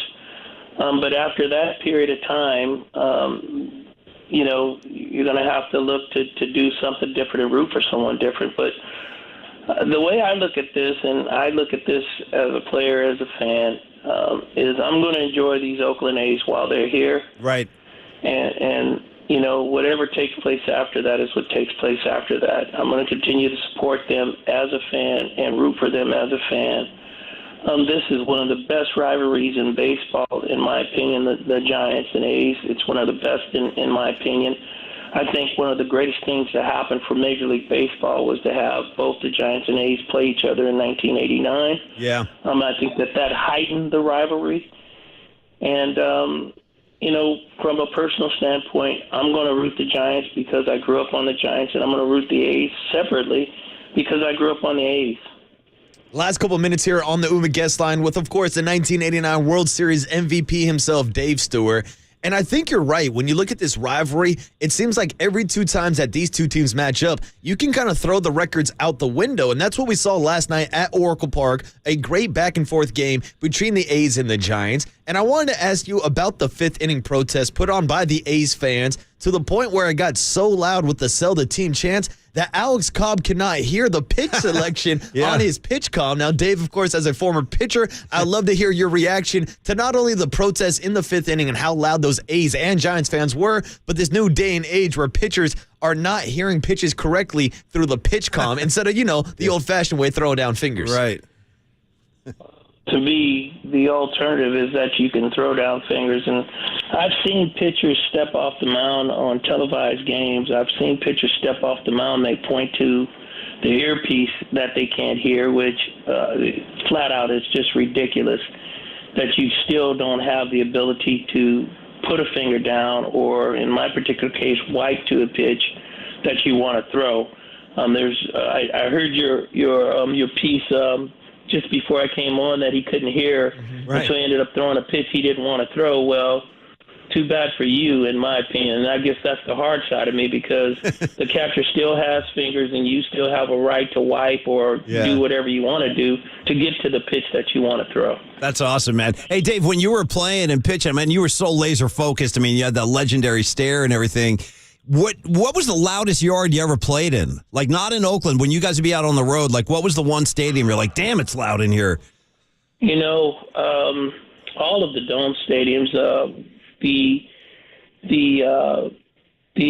Toronto ballpark was very loud, but the loudest ballpark that I've ever played in is Minnesota.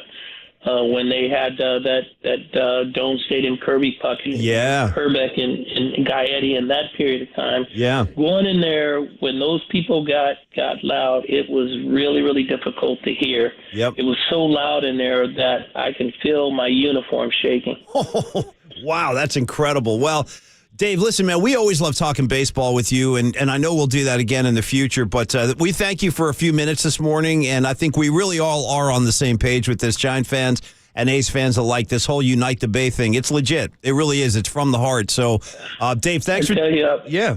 I was walking. I did pre and post in the studio, which, our studio is on 3rd here in San Francisco, and walking to the studio... even families, you had some families with Cell shirts on, you had some families with A's jerseys on, you had some families with Giants, with the caps, the memorabilia, all of it. Yeah. It was just really exciting to see yesterday. Watching the fans walking together to the stadium, united. It was just an unbelievable sight to see. I agree, Dave. It was really cool, man. And we'll see it again tonight. I'm sure Game 2 of the series will be tonight at Oracle Park. So we'll be tuned in. And Dave, thanks for the time, man. We love talking ball with you, and we'll do it again soon. You be well. Hey, thanks for having me on. You got it, man. That's Dave Stewart, one of the best that we've ever seen in this part. I don't want to embarrass him, but just to give you a few of his numbers, just to remind you.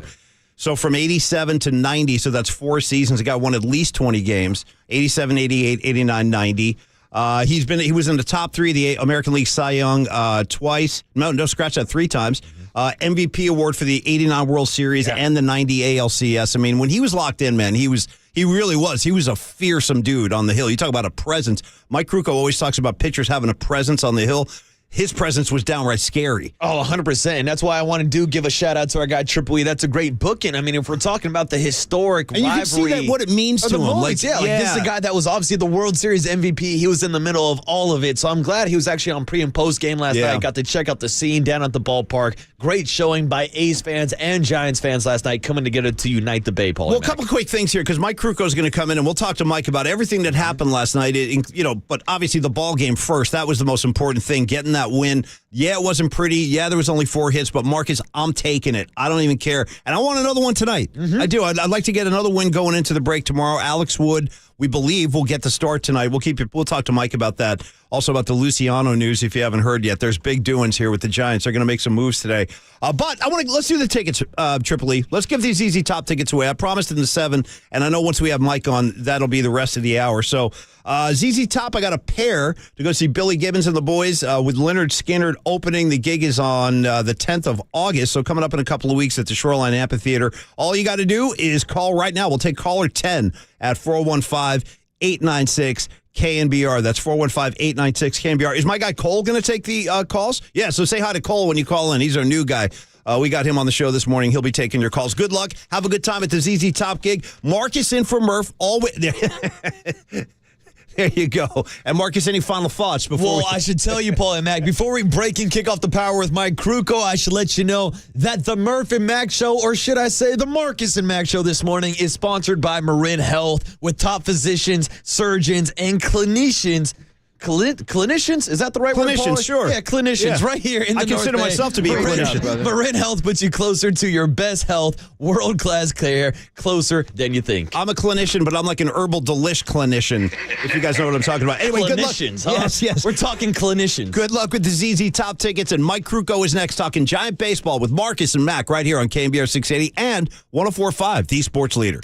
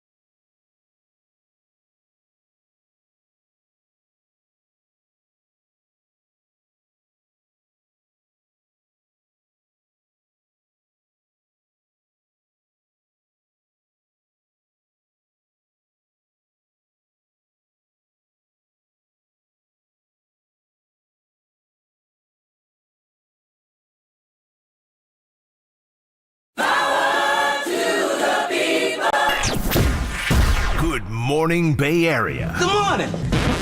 Good morning. Brace yourselves for KNBR's Power Surge. The sports leader welcomes you to Murph and Max Power Hour. Giants fans, there's no question we've got the best in the booth. That's why Murph and Mac catch up with Kruk right now. He hits it high. He hits it deep. It's out of here. Adios, pelota. Good. Sponsored by NorCal Honda. Visit your local Honda dealer today. On KNBR 104.5 FM and 680 AM. Oh, yes, indeed, kids. It's the Murph and Mac Show. I got Marcus Boucher filling in for Brian Murphy for the rest of the week. Murph returns on Monday, rested and ready, maybe even tanned. We'll see.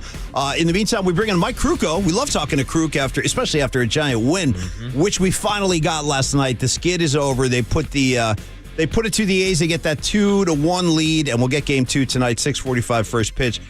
Mike, good morning. It was a good time at the Yard last night. How you doing today, Mike? Hey, morning, Mike.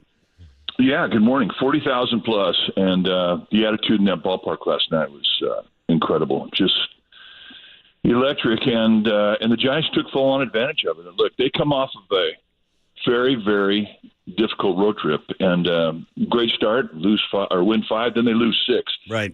And they're tired. You walk into that ballpark in that environment, and your fatigue is gone. It is one of the great home field advantages in baseball. And they played like it. I mean, I think when you really get tired, you're susceptible to a couple of things. Concentration on defense, number one, and they played a very good defensive game, and they had to. They weren't hitting. And Alex Cobb, coming off a start where he had given up 5 runs in his previous outing and 4 1/3, right, was brilliant. Oh. And he just slapped a big league stop job on him. Yep. And they scratched out enough runs, and they had a 1-run lead. They gave it up, and then late in the game, they get Mike Yastrzemski comes in, and he gets the hit that they didn't get the last 6 days. Yeah, exactly. The money hit. Yep. And it puts them back on top, and then then Duvall slams the door, strikes out the side. Just a really, really strong, classy win. And now all of a sudden the monkey is completely off the back. Totally. It felt great, Mike. And, it's funny, when we talked to Dwayne yesterday, Dwayne was saying that, to your point, just about being tired and the road trip was a real bear. He said, listen, that game against Detroit on Monday, pardon me, he said that should have been an off day. And that's really what these guys needed, was that off day. So finally they'll get that tomorrow, Mike, after they finish up this 2-game set with the A's. But let's go back to Cobb for a second, because you're right, it was a stop job and then some. 9 Ks, he goes 6 scoreless, only gives up 3 hits. I just felt, Mike, like he had an attitude last night. My impression was just looking at him like, I'm not losing this game. Like, I was getting that vibe from him, like, I am not losing this game tonight. Giants just need a little bit of offensive help, and they did get that. But Cobb, what were you seeing? Was it the location? He just seemed extremely dialed in last night, Mike. Well, let's go back to the bad start when he went 4 1/3 and gave up 5 earned runs. In that game, he had a real difficult time trying to locate his split finger fastball, which is one of his primary weapons. Had a lot of split finger fastballs that he missed with up, and that really is what did him in. When he came into the game last night, he didn't open up the game with the split finger being his number one primary or his secondary pitch. He was using his curveball, which was really good. I mean, he had 3 strikeouts in the first inning, and that curveball was a big part of those strikeouts, which we hadn't seen before. Then he comes in the second inning, and he goes right to the split. Now, having established the release with the curveball, you have to throw it correctly in order for it to be an effective pitch. You have to be out front with it. You have to crack the whip, and it has to be maximized in order for you to get a good snap and a good break and a good feel and a good ability to locate down in the strike zone. He did that with the curveball, and once he did that, he used that same release point to go to his split finger fastball, and it was there. And it was there all night. Yeah. He kept throwing it in 2-0 counts, 3-1 counts, and he was throwing it in great locations. It was really his primary weapon against left-handed hitters. They couldn't identify it. Look, it was a great time to pitch. Yeah. The shine on the batter's eye made it tough for both teams to see. And the first time through the lineup, Cobb struck out 8 guys, 8 of the first 9 hitters. So it gives you an idea of how good his stuff was. But having said all of that, it was still the mindset. It was the mindset, and it was the attitude that my team needs me. I need to shove here. I need to throw some zeros up here. I need to cover this offense that's been struggling.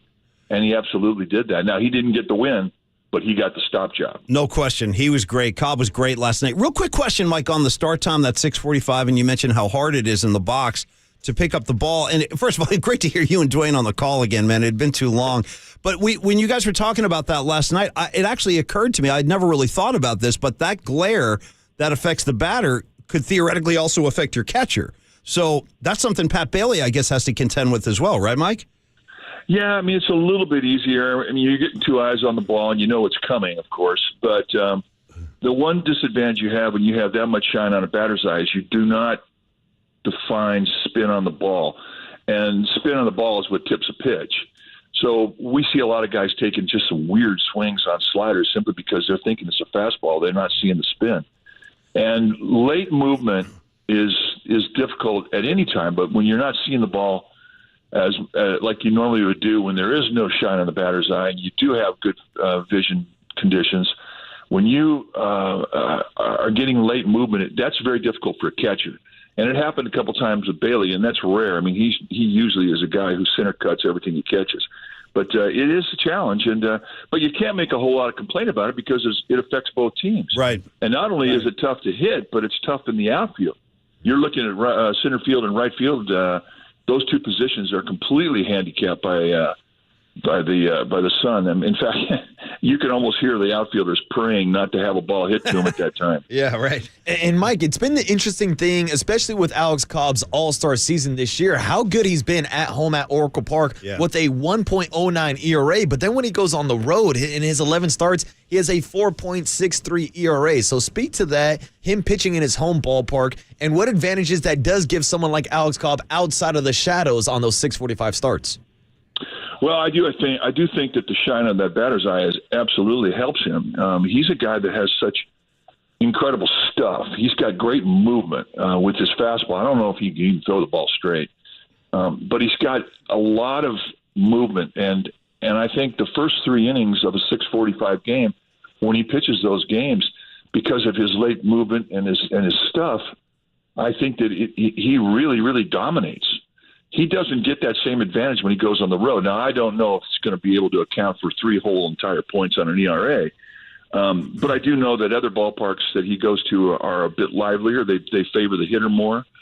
So I think once you are a pitcher and your home base is in San Francisco, which is a good place to pitch, it's not always that pitcher-friendly when you go on the road. So you are normally going to have a little bit of an inflated ERA when you go out on the road as opposed to what you have at home. But having said that, he is the leader in the major leagues in that regard. Yeah.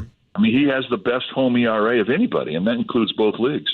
Yeah, Alex Cobb getting the job done, getting back on track, back at home last night at Oracle Park, where there were 40,000 fans, both representing the San Francisco Giants and the Oakland A's. Mike, what an atmosphere, I actually want to ask Yeah. you about that fifth inning. After the silent protest to start off the top of the fifth, it was followed up with the chants of "sell the team," so loud that Alex Cobb, after the game, actually said he had trouble hearing the pitch selection on PitchCom. Just wanted to get your reaction to the protest and Alex Cobb having to pitch in that environment.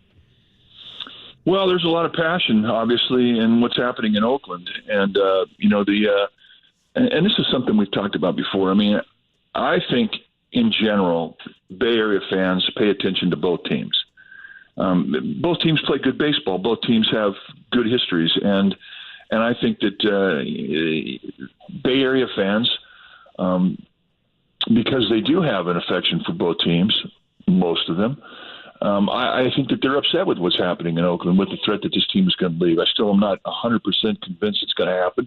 I hope it doesn't happen, but I think that fans are frustrated with it. So I do think that what they did there was just an expression of some of the frustration they're feeling.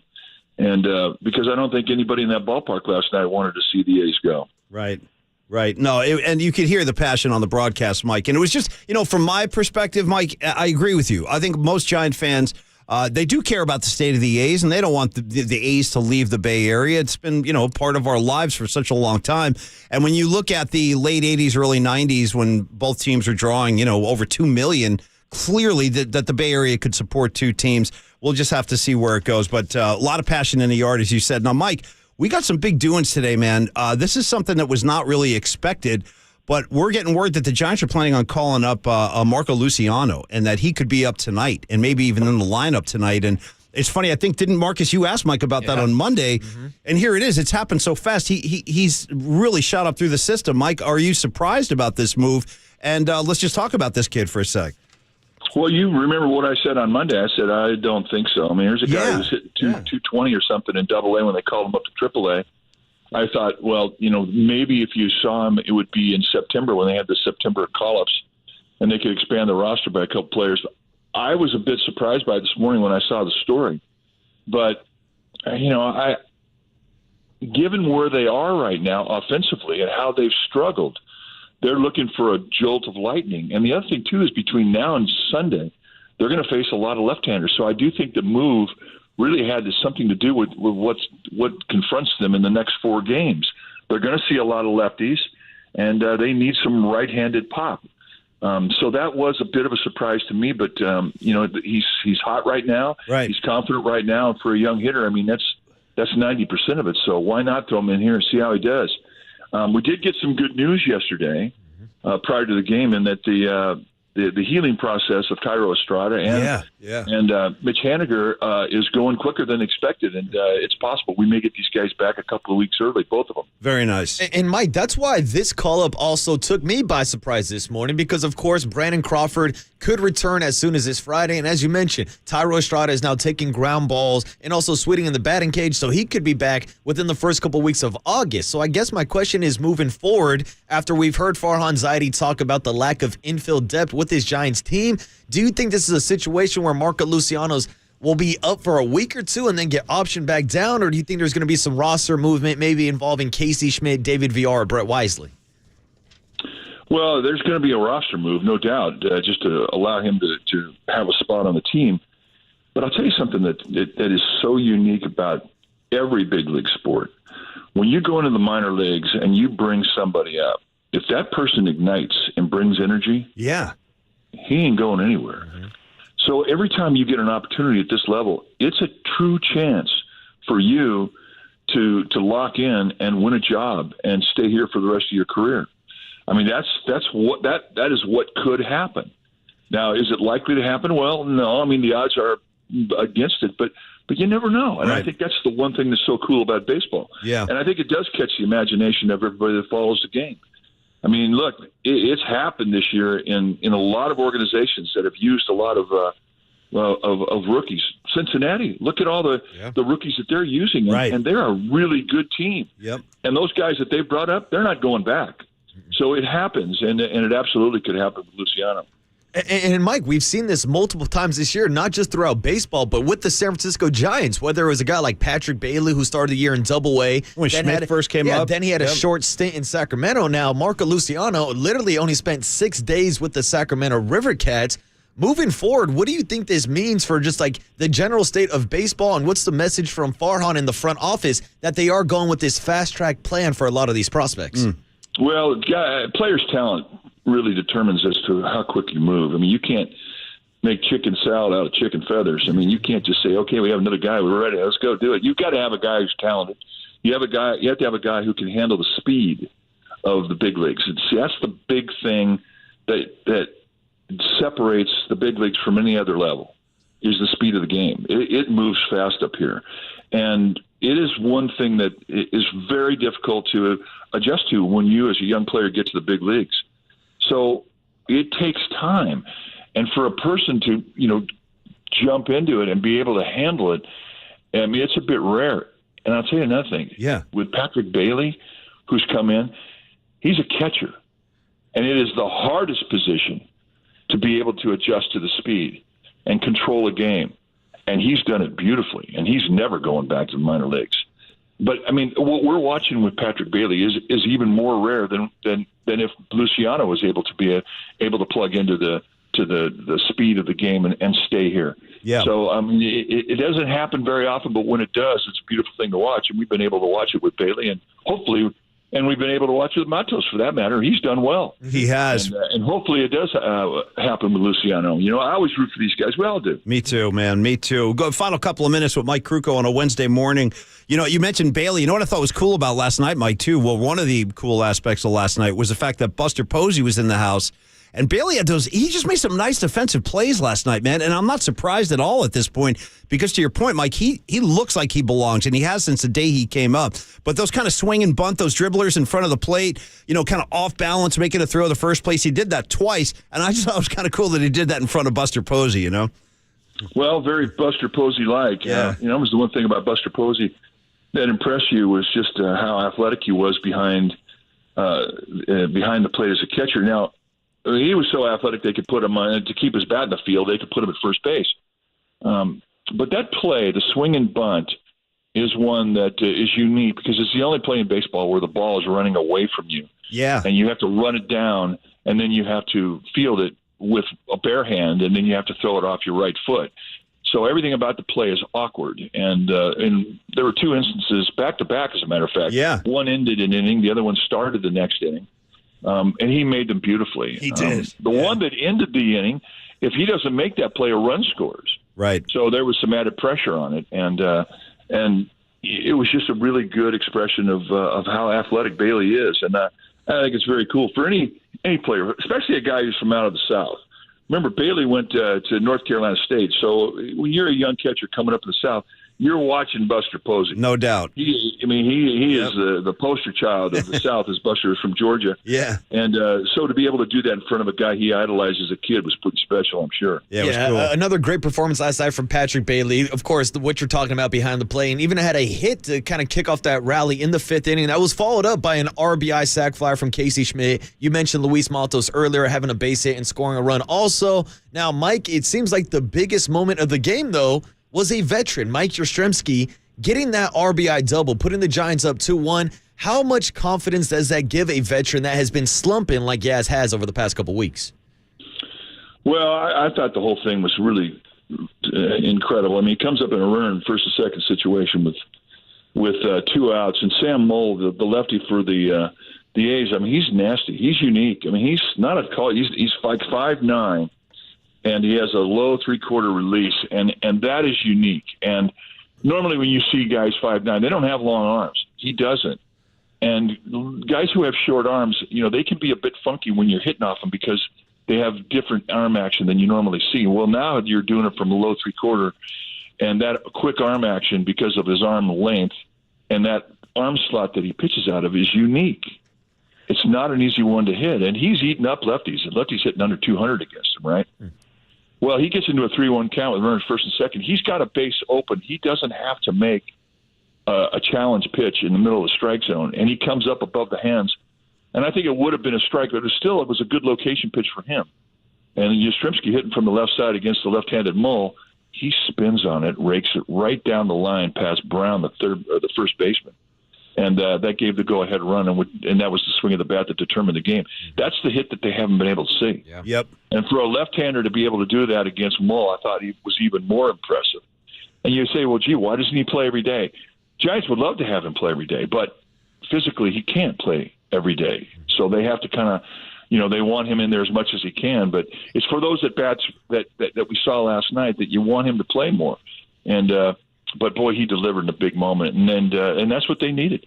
And he said it after the game in the post-game interview. We're back on track, and you felt that when that swing of the bat went down. Yeah, that's awesome, man. And that's, I think, how the Giant fans feel, too, Mike. This thing is finally back on track after the skid. Game 2 tonight, as we said, Alex will be on the hill, the first pitch at 6:45, and then mercifully that day off tomorrow, and the guys can throw their heels up and recharge their batteries. So, Mike, great stuff. Look forward to your call tonight, and we'll catch up again on Friday. In a bit. Mike Krukow, everybody. Listen to him Monday, Wednesday, Friday, right here on the Murph and Mac Show. We got Marcus Boucher hanging out this week in Murph's chair. By the way, how do you feel about sitting in the big chair? That's like Captain Kirk's chair now on the Enterprise. You got all the controls over there.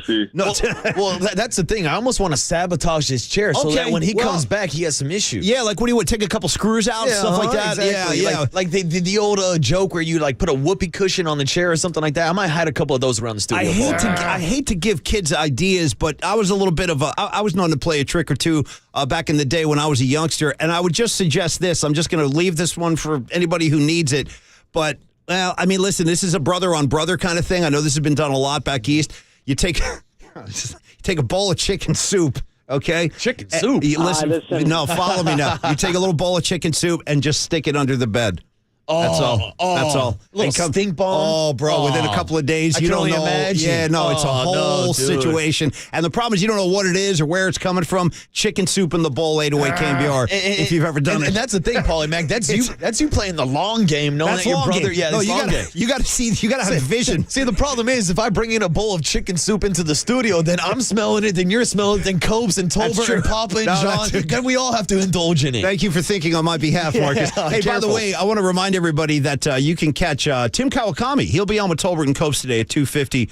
Make sure you. Oh, Ratto and Copes today. Okay, Ratto and Copes. There you go. Thank you. Tim Kawakami will be with those guys at 2:50 today. And obviously, you're listening to KNBR and KNBR FM San Francisco, the sports leader, a Cumulum media station. By the way, kids, if you do the chicken soup trick, you didn't hear it from old Uncle Paulie Mack. I'll tell you that much right now. I'll deny till I die. Marcus, big hit time. Big hit. You got a lot going on, buddy. Oh. Big day with the Niners. We got a lot more. In fact, are we going to reveal the big hit right now? That's the big hit, because we've been talking a lot this morning about the Bay Bridge series, of course, about the call-up of Marco Luciano, but I think the hottest ticket in town right now is the San Francisco 49ers returning to training camp with their quarterback, Brock Purdy, cleared and ready to go, Paulie. A lot of energy in the air today, a lot of energy in the yard last night. To me, there's only one type of energy to set the stage.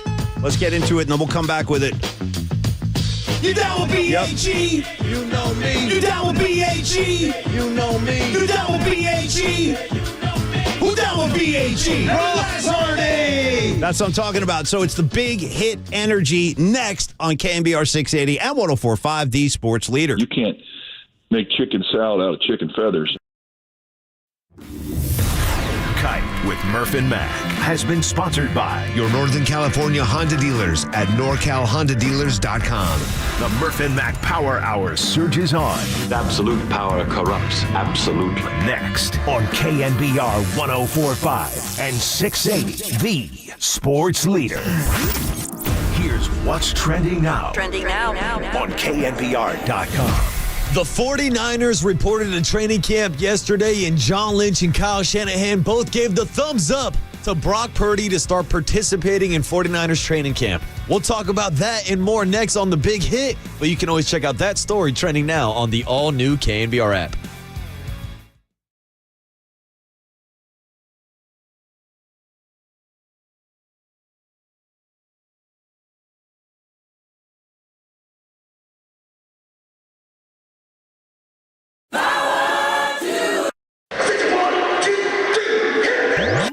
Now this is Murph and Mac's Big Hit. I'll take a hit. Hit me. Hit me. A hit is a hit, you pathetic schlepper. Fly ball into left field. Nice hit. Sponsored by Benjamin Moore Paints. Experience the Benjamin Moore retail difference at their independently owned, authorized retailers today or at BenjaminMoore.com. On KNBR 104.5 FM and 680 AM, the sports leader. Brock Purdy under center. Ray goes in jet sweep motion. Purdy takes play action. Purdy will throw. It is caught by Brandon Ayuk. Touchdown! San Francisco. Ayuk is on fire! There's Purdy looking end zone. He's got time. He's going to spin out to his left. Purdy going to throw, and it's a jump ball caught by George Kittle in the back of the end zone. And Purdy going to throw, and it is caught by George Kittle again. Give him 11 on the year, 2 today. Touchdown! George Kittle! It's a play action. Purdy going to roll left, and he gets away from Bruce Irvin, throws on the run, wide open. Elijah Mitchell! Touchdown! They fake the toss. They roll Purdy to the left. Purdy going to throw back middle, wide open. Deebo Samuel down the sideline, 50, 40, Deebo 30, Deebo 20, Deebo 10, Deebo touchdown! San Francisco! Oh, it's all music to my ears, man. All of it. G-Pop's, Tim Ryan on the call. It sounds great. By the way, great to see G-Pop yesterday in studio. He's been out for a while. He takes that big vacation before the football season starts. I totally understand. Did you catch him in the A's? He was wearing his A's green How about jersey. that? The Kelly green jersey of a Greg Papa. I got to say, Greg Papa was looking extra good yesterday. He's all tan. I don't know where he was, but he was all out tan. on the beach for like 3 weeks straight. Like the tan pops on the green shirt or the green A's jersey that he's wearing. Anyway, great to see G-Pop. Great to hear him on the call. Ayuk is on fire, Paulie. See, something tells me we're going to hear that call quite a bit this year. A lot this year. Yeah, he's going to build on what he already showed you last year. I'm convinced of it, and he just seems extra determined, as do all the guys on the 49ers, hence your big hit. Now, Marcus, the biggest news of the big would be the status of Brock Purdy. He came in, well, he didn't come in, but the John and Kyle, speaking to the media yesterday, kind of declaring that he is clear, he is ready to go, he is going to get his normal work in. That is just fantastic news. So why don't we do that? We'll just start up here, if we could, with some sound. John Lynch addressing the media, cut G here, excuse me, Tripoli, I'm sorry, cut G, where John Lynch just reveals the status of Brock Purdy. Brock's cleared and ready to go. He's going to be without restrictions. Now, having said that, we're sticking and we're adhering to a plan that's been put in place for some time. He got after it the last couple days. We upped his pitch count, so it was kind of the peak of the buildup, and so he'll take off day one. But we believe in that plan, so he's cleared without restriction. There will be some time off, due to pitch count and all that. Sticking to the plan. But the great news is Brock has worked his tail off, and he's ready to go. I got to say, I'm only kind of half kidding where I would ask Marcus, first of all, hearing that terminology in football, pitch count is kind of interesting. But, do you – and I'm not kidding, but I kind of am. It's kind of funny. Do you know how many balls he can throw?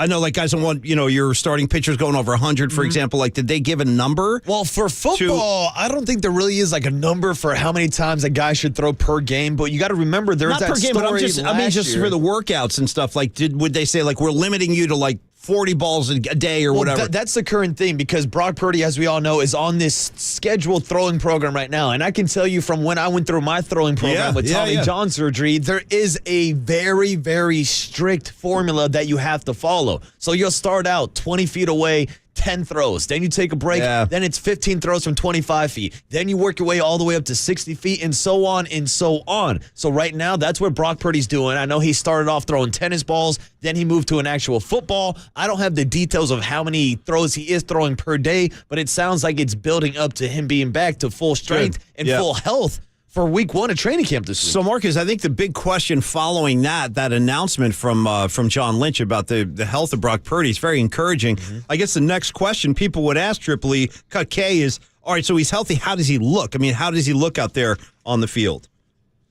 Brock. And that's when you talking to quarterbacks who've had this and stuff before. I remember talking to Steve Berline, and he had this, and it was so scary, but kind of what he told me is how it usually goes. It's a clean thing, even though it takes a while. But they always say 6 to 9 months because it is clean. And if everything goes right and you do all your stuff, I just remember him telling me it most likely would be like that because it was for him. And just watching Brock go through it and watching all the steps and the milestones that he had to get to and watch him throw every day, it looked like that. So I always thought in my mind, just so I wouldn't be disappointed, it would take a few weeks in camp.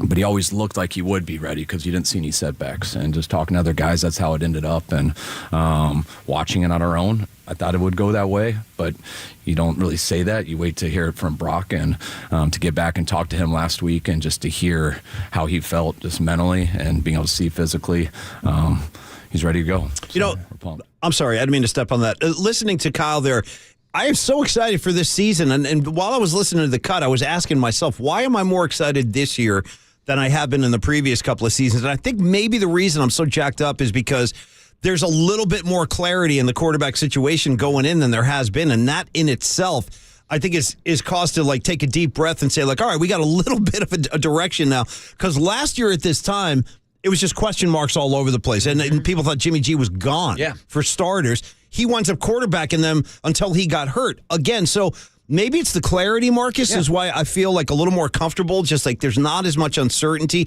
The only uncertainty would be his health. That's the question, probably the only question around the quarterback position. Yes, we want to know where Trey is, and yes, we want to see Darnold out there and what he can do in this offense. I'm very curious about that aspect of Sam Darnold in this offense. But I think I feel a little more settled just knowing that, all right, there is a structure now. And it's funny, Paulie Mac, because for the longest time, it seemed like we did not have clarity about the health status of a Brock Purdy. But after this news comes out yesterday, you start feeling good about yourself. I heard Greg Papa talking about maybe Brock Purdy will be taking snaps against the Las Vegas Raiders in their joint practices. I was wondering about that. As soon as August 13th. So if he's able to do that, that should put away all the question marks on whether or not he's ready for week one. And yesterday, listening to the entire press conference from Kyle Shanahan and John Lynch, they made it crystal clear, just like they've been doing the entire offseason. If Brock Purdy is healthy, he's QB1. he's the guy that's going to lead your team. He's the guy that didn't lose a game last year every time he started and finished the game without getting hurt. So this is now Brock Purdy's team, a little bit of a different message than it was last training camp. That's what I'm saying, right. When everybody was talking about how now this is Trey Lance's team. And how about when they had Jimmy off on the side working out by himself? Like, it was just odd. And then he steps back in and signs a deal. Now he's quarterbacking again. Dude. So it just feels so much more settled this year. And Paulie Mack, the odd thing was last year, it was Trey Lance taking all the snaps with the first team. Yeah. And it was Nate Sudfeld taking all the snaps with the second team. It's crazy, Like, isn't that's it? the crazy thing to think about. Like, Brock Purdy wasn't even a guy. I don't even think his name came up on the show. Dude, he was barely getting third-team reps. If it wasn't for our guy, Kerry Crowley, making him a hum baby after he got drafted and annoying the hell out of Murph, we would have never even mentioned the name Brock Purdy. But, yeah, it came down to picking between Purdy and Sudfeld after Jimmy James Garoppolo decided to come back to the 49ers last year. And then look what happened after that, Paulie. And by the way, just quick shout-out to Kerry Crowley for using Marcus's words, annoying the hell out of Murph. Yeah. Great call. He has a knack for that. Casey's got a knack, I think, for annoying Murph. If anybody can annoy Murph, I'm down with it. I'm a KC guy. Yeah. I'm a KC fan. All right, Marcus, what else you got for us All here? right, so yeah, of course we're looking at the quarterback situation, and the clarity we were looking for was the health status of Brock Purdy. Now, we've talked back and forth with guys like Kenneth Okazuki, team doctor for the San Francisco Giants, breaking down the difference between the Tommy John surgery and the internal brace surgery. The internal brace surgery, that is this new procedure that doctors have only been performing for the last 4 to 5 years now, and a procedure that we really haven't seen too much in the NFL. I know Nick Mullins is another quarterback that went through the process. I believe he came on an interview with Papa and Lund. You can check out that interview on KNBR.com. Nice. But here was John Lynch yesterday when we broadcasted the press conference live on KNBR, talking about the credit that Dr. Keith Meister deserves going through with this internal brace surgery. Dr. Meister, that's my guy, man. Dr. Meister. I mean, Paulie, do you remember the reports where they're like, all right, we're going to put Brock Purdy on the cutting board. We're going to slice open that elbow, and then we might have to decide mid-surgery if he's going to get Tommy John or the internal brace surgery. It's a mid-surgery decision. Dude, how about that? Yeah. Keith Meister sounding like he made the right decision. Here's John Lynch talking about the 49ers doctor and Dr. Meister helping out throughout this process to get Brock Purdy back on the field. And I think he deserves a ton of credit for the work he's put in. There's a lot of people involved. Dr. Meister, I really sent him a message today how much I appreciated him sticking to his guns. Remember the delay in the surgery. Would have been really easy to succumb to pressure. A lot of people whose livelihoods depended on that. He made the decision it was best for him, and ultimately I think that proved right. Everybody from Ben Peterson, Dustin Little, who worked tirelessly, Ryan Donahue with Brock. I think they've done him one heck of a job. He works with some throwing guys down in Jacksonville, been spending some time there the last few weeks. Done a really, really good job, and from all accounts is doing really well. And it's been a cool process. By the way, shout out Dr. Meister. I love the name. I'm slightly jealous. Kind of wish my name was Paulie Mac or Paulie Meister Mac, something like that. Shout out. And every time I hear Dr. Meister, you know what comes to my mind, Marcus? Do you remember? I hate to even bring this up because it brings back a lot of rough nights and bad memories. But do you remember Meisterbrow beer? You ever heard of Meisterbrow? Meisterbrow beer. Yes. I'm telling you, Paul, if it tastes anything like it sounds like, I'm sure it tasted terrible. I'll show you. Here's a picture. I got the Meisterbrow. Here it is right here. This is not a fancy beer. Meisterbrow. Dr. Meister. Yeah, Dr. Meister. You know what that looks like? That looks like a can of chicken soup, Paulie Mac. It looks like the guy. Nice, Marty. Way to go, bro. Don't forget, stick that under your bed if your brother's giving you a hard time. Put a can of that underneath your brother's bed. Hey, hit me up on the text line if you remember Meisterbrow beer. Maybe it's an East Coast thing. I don't know. Triple E, you ever hear of Meisterbrow? He says no. Never. Okay. Never. They don't still make this beer, do they? First of all, I hope not. Second of all, you're better off that you avoided the Meisterbrow era because no, it was around. Like when I was in college, it was around, and there were some regrettable nights, regrettable decisions, all fueled by Meisterbrow. Anyway, shout out Meisterbrow and Dr. Meister. Okay, thank you. Yeah, Dr. Meister getting the job done with Brock Purdy, getting him healthy back on the field so that he can face off against the 49ers defense maybe as soon as this week in training camp. That means he's going to be going one-on-one with a guy like Fred Warner, the captain of the defense, arguably the best middle linebacker in football. Here he was at the podium yesterday talking about his quarterback, Brock Purdy, and what it means for this team to have him healthy for week 1 of the season. I'm really not surprised. I've seen the way that he's been working. I've been here training all summer, and I know he's been here, and I think in Jacksonville training too. But I'm not surprised. I know the makeup of how he is. Since the moment he's gotten here. it only makes sense that he's ahead of schedule. I'm assuming he's ahead of schedule. I didn't know if that was supposed to be the case or not. But yeah, I'm interested to see how he looks, obviously, after all his rehab. Hey, you know what's funny is Triple E was asking me at the start of the big hit in my headphones. By the way, here come the Meisterbrow community. They're coming in. The Meister I told Army. you, bro. They're coming. Here we go. Boy, wow. More so than I was expecting. 510, Meisterbrow. Drank it excessively in high school, terrible hangovers. That's my guy, 510. He knows what I'm talking about. Regrettable nights with Meisterbrow. That's all I can say. Yeah. But Triple E was saying, he goes, why don't you play the Brock Purdy song at the beginning of the big hit? For some reason, I was like, I don't think it's time for that yet. I just want to kind of wait a little bit. But hearing Fred Warner talk, seeing the Kobe Bryant shirt yesterday, how do you guys feel about a little Fred Warner tribute just to get the stage hit me, set? Paul Mac, hit me. Little Prince tribute if you missed it. Yeah.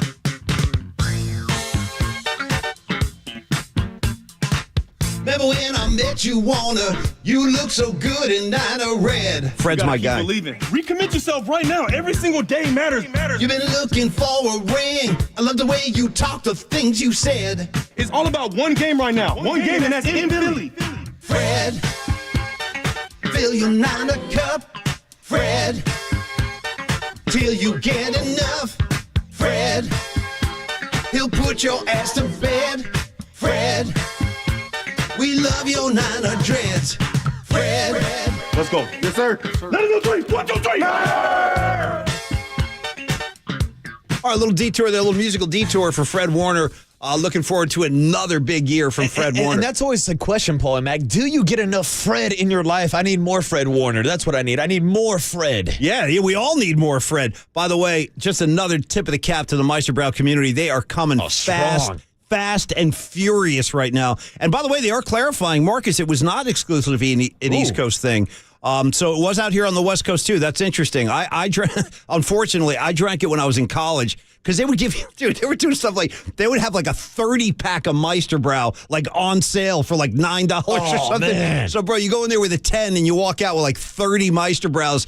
For you and all your buddies. Okay, so that's like me when I was in college. Like we would go and like buy like a 30-pack of like Natty Light or like some cheap-ass beer that you would just go play beer pong with. Yeah, you know, your Meisterbrows, your Strohs, your Old Milwaukees. Whoa. Old Milwaukees. And then there was maybe the one I like to stay away from as well. It was like the stepsister or stepbrother of Budweiser called Busch. You guys remember Busch beer? They were another one. They'd give you a 30-pack just to get it out of the store. A Busch Light Pack? Ugh. Well, you know what's funny, too, is Triple E said Schlitz in my headphones, and Schlitz now has become like, I don't know what the proper terminology is, but hipsters have embraced Schlitz. Yes, it's become trendy and chic, actually, like kind of in an ironic way. Trendy, huh? Because it's like a really swilly kind of beer. It's a no-frills beer. But I've heard over in the Mission, like there are a lot of bars that actually have Schlitz on tap now. I'm not even kidding. Like it's become a hipster thing. Yeah, I'm Paulie Mac. I'm showing up to drink beer, not to be a hipster. I just want my beer. I'm gonna go ahead. Simple guy. I'm gonna go ahead and avoid the Schlitz. I'm gonna avoid the Meisterbrow. I've already done it. I put my time in, Marcus. I don't need to go down that road. I don't need to go Paulie back. Mac. No, I don't. But anyway, thank you guys. Thank you for the text. Nikki T. These texts are incredible. I didn't know I was going to touch a nerve with Meisterbrow, but I did. The Meisterbrow Army. Give me a couple more here, Marcus. Let's finish up the sound here. All right. Well, we just heard from Fred Warner. We've heard from both Kyle Shanahan and John Lynch. And despite Creative Tony not wanting us to talk about the Super Bowl expectations, he didn't like it. This 49er team. He didn't like it. I'm talking about it. Paulie Mac's talking about it. I am. Jerry Rice is talking about it. And even the general manager of your 49ers, John Lynch, is talking about it. Here he was yesterday, asked about the pressure that this current Niners team is under to win a Super Bowl in this current window. Every day. I mean, every day we feel it. That's our jobs, and we've got a lot of belief in this team. That's why you go get a Javon Hargrave and add him to the mix, even though we've got a lot of highly compensated players, because you've got belief in this group. Without that belief in this group that we currently have, the culture, belief in this guy and his ability to lead this organization, you don't do those things. But we have that much belief. That's what we're here for. Now we got to go do it. Kyle talks a lot. His dad used to talk a lot when I played for him. All you want in this league is a chance, and not everybody has that chance. We're a team that has a chance with the way we're constructed, the way we're coached, the character in that locker room, the talent in that locker room. Now it's our players' jobs to take that ownership. It's all of our jobs to give it our best shot. We do have a chance, and I think we have a really good one. I like this group as it's constructed, and there's a lot to like. Now we got to go do it.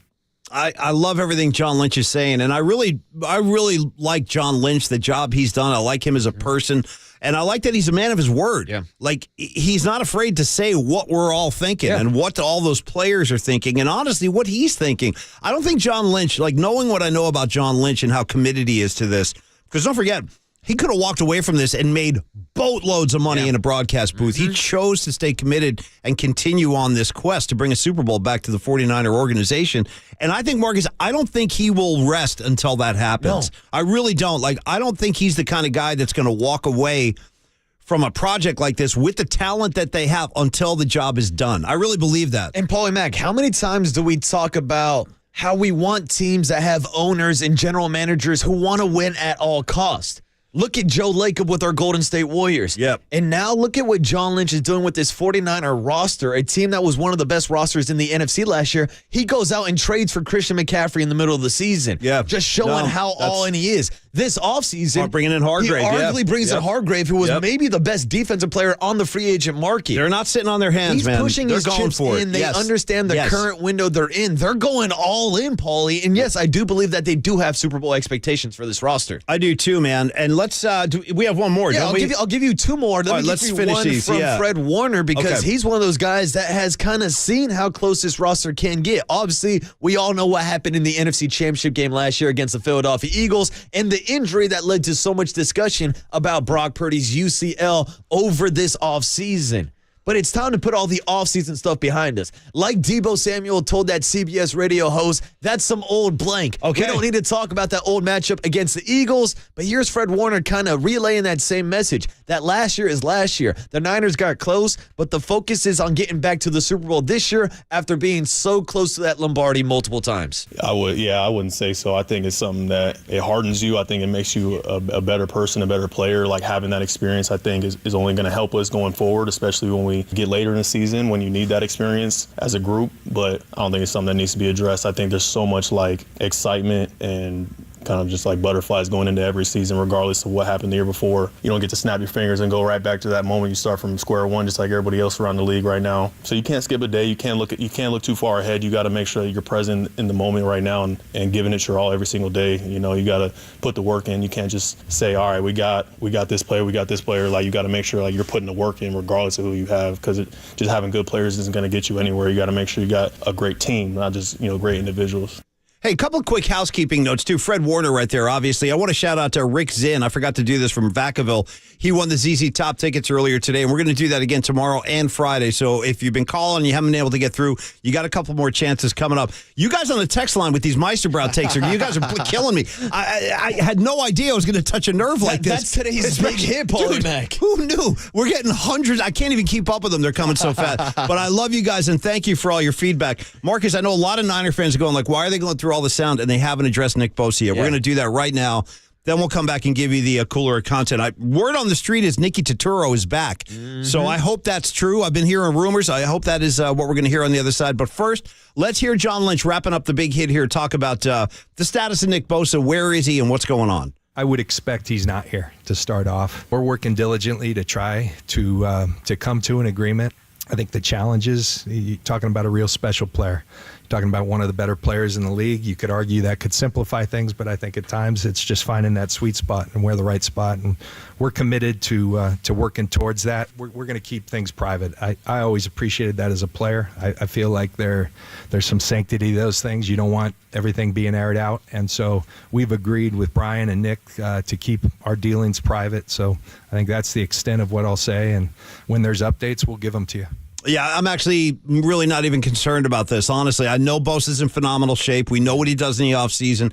John Lynch doesn't sound the least bit panicked about this. They're just working it out. And when, Bosa shows up, he's going to be ripped and ready to go, man. Are you concerned at all about this? The fact that I've got less than zero concern about Nick Bosa showing up. I know some people throw out the example last year with Deebo Samuel and him going back and forth with the team. And I don't him get showing that up vibe out of here. shape. No, I don't think that's going to happen with the Nick Bosa. Hey, Nick Bosa. Hey, no, and listen, this is a guy you have to pay. This is a guy who he's a game changer. He's a game wrecker. He's the defensive player of the year in the NFL. That's no joke. This is a guy you got to take care of, and I'm confident they will. Yeah, now the only question is how much. You look around the league, you look at guys like Myles Garrett making $25 million per year. Max Crosby got that extension with the Raiders. He makes $23.5. I think you're going north of that, and man. Maybe you even look going inside north. to a guy like Aaron Donald who makes $31 million per year. I'm saying Nick Bosa might be in that ballpark. Give me 32. Yeah. Honestly, I mean, I would make, if possible, I don't know how they're going to work it all out, but I know that they will. I know that they're going to make it right. They're going to make sure Nick Bosa is happy and ready to go.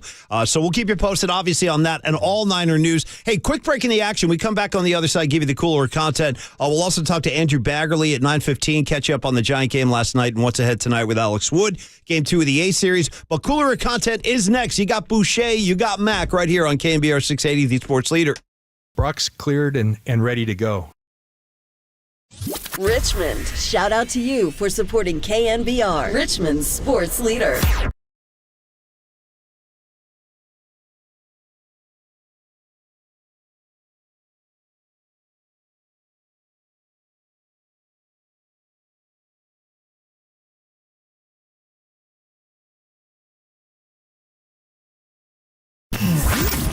Here's what's trending now. Trending now. On KNBR.com. The A's came to town last night for the reverse protest to unite the Bay. To see all the highlights from yesterday's Giants and A's game and the Giants ending their 6-game losing streak, check out that story and more trending now on the all-new KNBR app.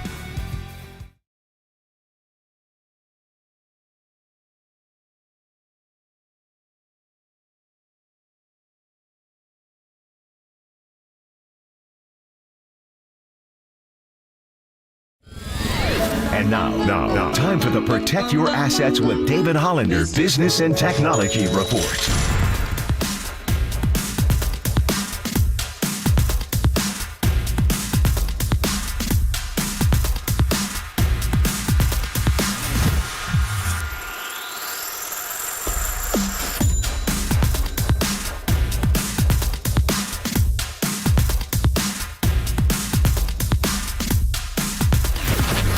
This has been the Protect Your Assets with David Hollander Business and Technology Report. Do you want to pay less taxes this year? Learn more. Listen to David's show every Saturday morning on KNBR or call 1-866-PROTECT. Crank up Murph and Max Power Hour. All right, everyone, chill. This is the cooler. You are not sending me to the cooler of content. Murph and Max Cooler of Content is sponsored by Mancini Sleep World. Sleep better, live better. Visit sleepworld.com. And by Marin Health. Marin Health Medical Center and Marin Health Medical Network World-Class Care. Closer than you think. On KNBR, the sports leader. I'm sorry, man. Hey, couple quick things here, Marcus. I really am sorry. You guys are destroying me on the text line today. You're just ripping me to shreds. I got to share one of the sharpest riffs I've seen all day in a moment. After I promote something, I'm very excited to announce that Brian Murphy and myself will be broadcasting live from 49er camp this upcoming Tuesday morning.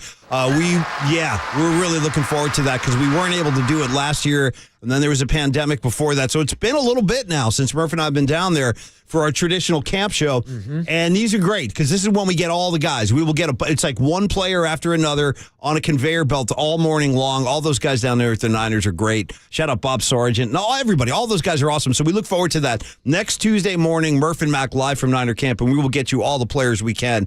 That's a promise. Last thing, Marcus, before you take us through the cooler, final beer note, if I can help myself, because this is getting crazy. Guy comes in 559. Great question. He goes, Paulie Mac, I got a question for you. What's the better use of umlauts on a beer label? Meisterbrow or Lowenbrow? Consider this. Lowenbrow's got the double umlauts. That is, I got to tell you, man, one of the greatest texts of all time. If we had a text Hall of Fame, I might raise that one up into the rafters. And I don't know if I can answer the question. I'll say Lowenbrow because they're going double umlauts. They put the two little dots over the U and the O. Can't explain why, but the umlauts are there. Shout out Lowenbrow. That's another beer I don't even think is made anymore, Lowenbrow. No. I think that one bit the dust as well. Marcus, it's cooler time. We can dig around the cooler for some Lowenbrows and some Meisterbrows. That's right. If you don't find any, what kind of sound we have? I'll take a look around. I don't think we have any umlauts in the cooler of content either, but one thing I can tell you that we do have is some new Nick Turturro sound. Everybody's favorite Yankee fan, Nicky T, whose favorite thing to do is bitch and complain about the Yankees, and he's got more to complain about after they lost Game 1 of the Subway Series yesterday to the New York Mets 9-3. Nicky T's not too happy about it. Just throw the pitch on the... If you got to pitch to waste. What are you throwing a batting practice pitch 0-2? Somebody set up outside and waste one. Nobody's got a brain. Boy, I got to tell you though, I watched a good chunk of that game yesterday. And Verlander was, just doing his Verlander thing out there, giving me some pangs, Marcus. I was like, ooh, I would like to see him in a Giants hat. But anyway, you're Yanks, dude. I don't know about your Yanks right now. They're not bad, but they're not good either. But they're not good. They've been one of the worst teams in baseball since Aaron Judge dislocated his toe because the LA Dodgers don't have a capable outfield wall that can stand the force of an Aaron Judge. That might be true. The Dodgers. Yeah, that might be true, but I would say that a team shouldn't collapse when one guy's hurt. Absolutely not. And this team has fallen apart. We've heard Nicky T complain about it. Last night I saw a couple of clips of Spike Lee in the crowd looking dejected, looking disappointed too. And it seems like that's kind of be the thing until Aaron Judge makes his return to this Yankees lineup. I don't know. Maybe they need to bring in Nicky T as a pitching coach. Could you imagine that, having Nick Turturro in your bullpen? Oh, someone's got to set up outside. Batting practice. Come on, pitch, waste a pitch. Yeah. Do something. How about Nicky T in the radio industry just yelling at us about segments and stuff? That's it. Yeah. Paulie Mack. Got a brain. Come on, somebody watch the clock. Somebody break. I tell you what, though, he'd motivate me. I promise you that Somebody much. do this, O'Donnell Reed. Somebody do it. Come on, anybody. Totally. Yeah, always great stuff from Nicky T. And it always seems like we get some better content when the Yankees lose. So, hey, we'll see if that continues this year for the Yankees, getting more Nicky T in the cooler. But now it's time to go from one friend of the program from the Murph and Max Show to another one. Who's that? Kevin Durant is in the cooler today. Oh, good. That's my boy, and KD. Kevin Durant, that I believe, checks in on your soundboard with the Murph and Max Show, correct? Well, yeah, he does. And, it's funny. We just talked to Mark Spears about Kevin Durant. This is the clip you're talking about. Murph and Mac, what's up, man? It's KD. I would say the first, but you're second behind me and Steph as the best duos in the Bay Area. I mean, at this point, it's pretty unanimous, I think, with most sports fans. Nobody hates KD. We all love KD. We all love the game he plays. You got to admire his game. We just asked that he put the damn phone down. That's it. Get off the burner accounts. Even Spears said that. Yeah. He was like, dude, it'd be better if he would just not engage with teenagers and stuff. But I don't know. He's a product of this era, and that's not unusual. I mean, guys get into it on social media. 100%. And now he's kind of embraced this role on Twitter where he'll jump into random Twitter spaces, or should I say X spaces now, and he'll talk to random fans. I have a buddy who's gone back and forth in his DMs with Kevin Durant. He engages into this all the time. What topic? What were they going back and forth on? He was just calling him a bum for leaving OKC and coming to the way. He was a big But then Thunder KD fan. responds. He'll respond and he'll tell you suck, blah, blah, blah. And he'll go back and forth to these fans. That's why when the new app came out, Threads, Kevin Durant was out here saying, yeah, I'm on Threads. I got a burner account. Come find me. Time out for a second on Threads. Does Threads even... Where are we with Threads? That's a great question, Threads Paul came out, Murph joined Threads, we're all doing Threads, and now 2 weeks later, it's I heard the stock crashed and everything. What the hell is a thread? I'm still trying to figure out. Are you on Threads? No, I don't know what it is, Paul. Tripoli, are you on Threads? Oh, Tripoli is on Threads. No, he is on Threads. That's a reason for me to stay off of Threads. That's a good call. You got to avoid Threads over there. I'm getting off here. I mean, Paul and Mac, I'm so confused now with social media. Twitter has turned into X now. I got to be DMX throwing up the X. Or who am I, Des Bryant throwing up the X? Lot to consider. Yes. So I don't know. It's confusion, like our friend Jason Kidd will tell us on the soundboard. Because it was confusion. Thank you very much. And like Kevin Durant likes to tell us on the Murph and Max Show, he talks a lot about smoking marijuana. He likes his ganja. We had the clip, I believe it's on the hotkeys of when he was on the Letterman show, and he said, I'm actually high right now. Yeah. And so here's Kevin Durant, maybe high during this interview, being asked if Adam Silver and the NBA should stop punishing NBA players for smoking the ganja. Triple. I'm actually high right now. Listen to that chuckle. You can invest and you can smoke and everything else, I think. Yeah, you can. Yeah, definitely. Marijuana is. But you were a pioneer, if you will. I wouldn't call myself a pioneer. Not at all. But a public pioneer. How about that? I wouldn't say that either. I just enjoy the plant. I mean, as simple as that. And. So what did you tell Adam? How did you persuade him? Well, he smelled it when I walked in, so I didn't really have to say much. You know what I'm saying? He kind of understood where this was going, and then It's the NBA, man. Everybody is like, everybody does it, to be honest. It's like wine at this point. Well, I hate to say, I agree with everything he said. I agree with all of it. I mean, it probably is a safer alternative in a lot of ways. I'm not going to have that debate right now. No. But it probably is a safer alternative than alcohol in the long run. Or painkillers and all this stuff. No question, Marcus. No question. And one of my favorite cuts really in that whole piece there was when Kevin Durant said, hey, listen, I enjoy the plant. Yeah. It's a plant. Like, that's it. It's growing from the earth, whether we like it or not. I just enjoy the plant. Thank you, KD. I enjoy the plant, too. I've made no secret of that over the years. And I'll say this. He is not wrong about the amount of guys in the NBA that partake in marijuana. And again, like, to Marcus's point, it's a much, much safer, non-addictive alternative to a lot of the pharmaceutical medications that these doctors prescribe. And hell, I had a bad back for a bunch of years.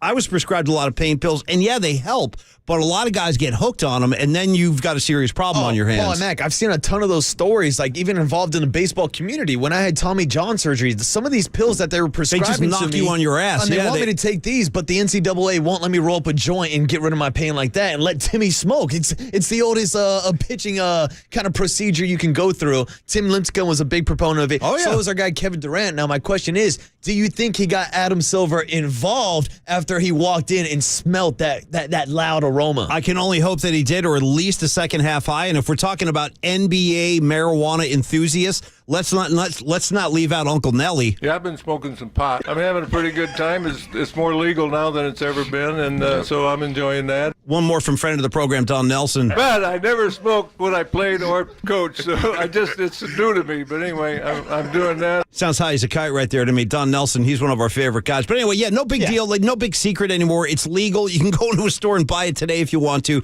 And yes, you got to wake up and smell the aroma that most of the guys in the NBA are partaking. That's it. Now I'm just looking at Adam Silver maybe walking into that room and hitting me with like a Snoop Dogg line from Half Baked. I smell it. Let me inhale it. Pass it over, KD. Well, he smelled it when I walked in. I got to tell you the truth. I wouldn't mind twisting one up at Adam Silver. That'd be kind of fun. For life. And then when he get him the munchies, we could beef up his frame a little bit. Yeah. He'd drive him right through a local Jack in the Box or something like that. He needs the munchies, that's for sure. Yeah. But great sound there from Kevin Durant when he's doing interviews, not responding to Twitter trolls on the new X website. AD, man. But how about this, Paulie Mac? I'll give you a man that confronted a Twitter troll in real life. Okay. How about Cam Newton, who was out at, I guess, like a youth football camp or something like that. And, of course, today's kids, Paulie Mac, will just start chirping from anywhere.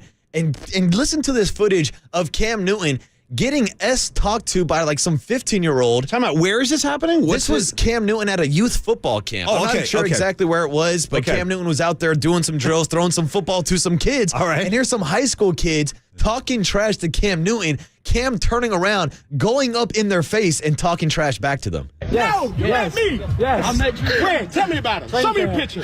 Show me a picture. I got an autograph. Show me a picture. How many rings you got? Show me a picture. 9. I got a question. 9. Oh, shit. We got the same amounts. And no. So there's a lot going on there. Abandoned ship. In that cut. Yeah. It's basically a kid going up to the face of Cam Newton and going, how many rings have you won? How many rings have you won? Damn. Like this 15-year-old kid who's never accomplished anything in his life, and Cam Newton turns around and he goes, I've got as many rings as you, but the difference is my bank account's a little bit bigger, Paulie. Well, not only that, he's also got an MVP trophy that kid is never going to get either, because Cam Newton was an MVP award winner. He took the Panthers to the Super Bowl, one of the worst Super Bowls in NFL history down at Levi Stadium. But yeah, I mean, Cam Newton had an accomplished career in college, at Auburn, of course, and of course in the NFL also. Dude, I had an eye on him even that year when he did the one. It was about a year and a half of quarterbacking for Bill Belichick too, before Mac Jones was drafted. You know, he was capable. He's not obviously not the same guy he used to be. But I don't hate Cam Newton or anything. I know a lot of guys break his balls and everything, but I think he might honestly kind of like Kevin Durant. I think there's an element of misunderstanding about Cam Newton. I think he's kind of misunderstood by some people, just with his personality and stuff. But I dig the guy. Yeah. I like him. I always liked Cam Newton.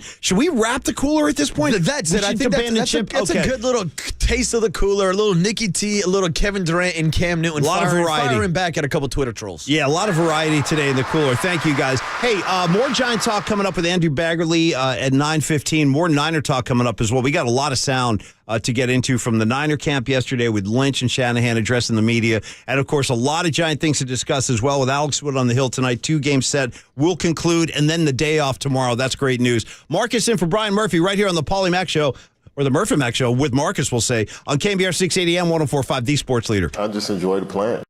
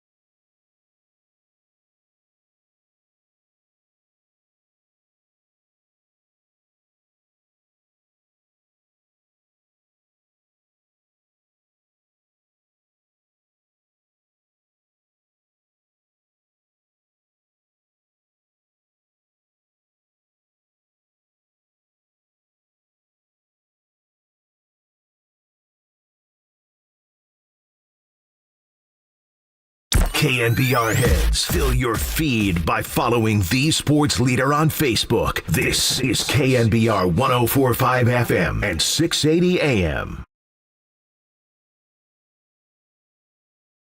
Swing a ground ball off of Luciano's chest, recovers behind the back, flip to second for one, throw to first for two, and a ridiculous double play started by Marco Luciano.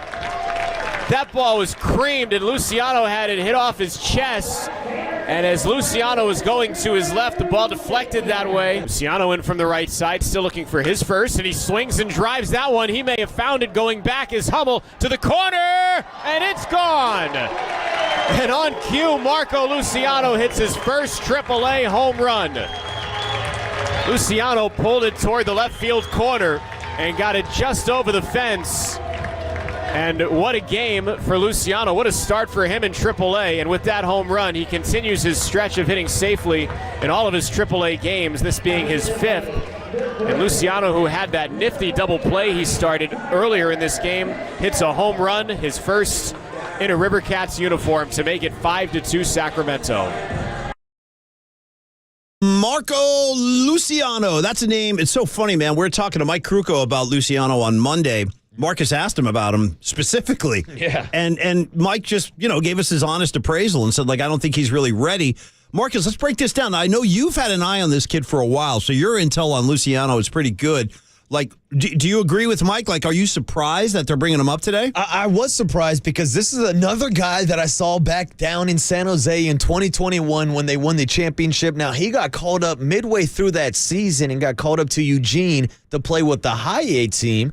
But then there's actually something interesting that happened in that 2-year gap. Marco Luciano started to deal with a back injury, and I believe he actually started this year dealing with that same back injury. Now, interesting enough, playing with the Eugene Emeralds, after he got that back injury, it actually opened up the door for Casey Schmidt to shift over from third base to shortstop and to get more reps at shortstop. So when we're talking about the lack of middle infield depth right now with the San Francisco Giants, you look at the injury to Brandon Crawford, who is scheduled to return maybe as soon as this Friday. So that's where my questions kind of surface about just the roster at this point, because Luciano comes up, Crawford's coming back, Schmidt, I like Mike and Dwayne always say he needs to play every day. So if he's not going to do that here, I guess he goes down. But then there are guys like VR and Wisely. And so Paulie Mack, we should clarify because the move just became official about 10 minutes ago. San Francisco Giants set out a press release that David VR is going to be optioned back down to Sacramento. Oh, it's VR. It's VR going down. It's Marco Luciano staying up. So currently right now, Casey Schmidt and Marco Luciano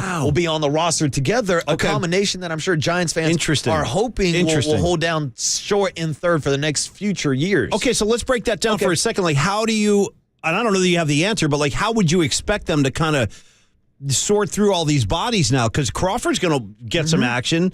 So who has to go on the back burner? I get and that's the interesting part because Paulie Mack, we look at Marco Luciano, we look at the rapid acceleration of him making to the major leagues. He was just playing out in Richmond in Double-A 7 days ago. That's crazy. It was last Wednesday when he made his debut with the Sacramento River Cats. Since then, he's hit over 300 as a pair of bombs, was on SportsCenter top 10 plays.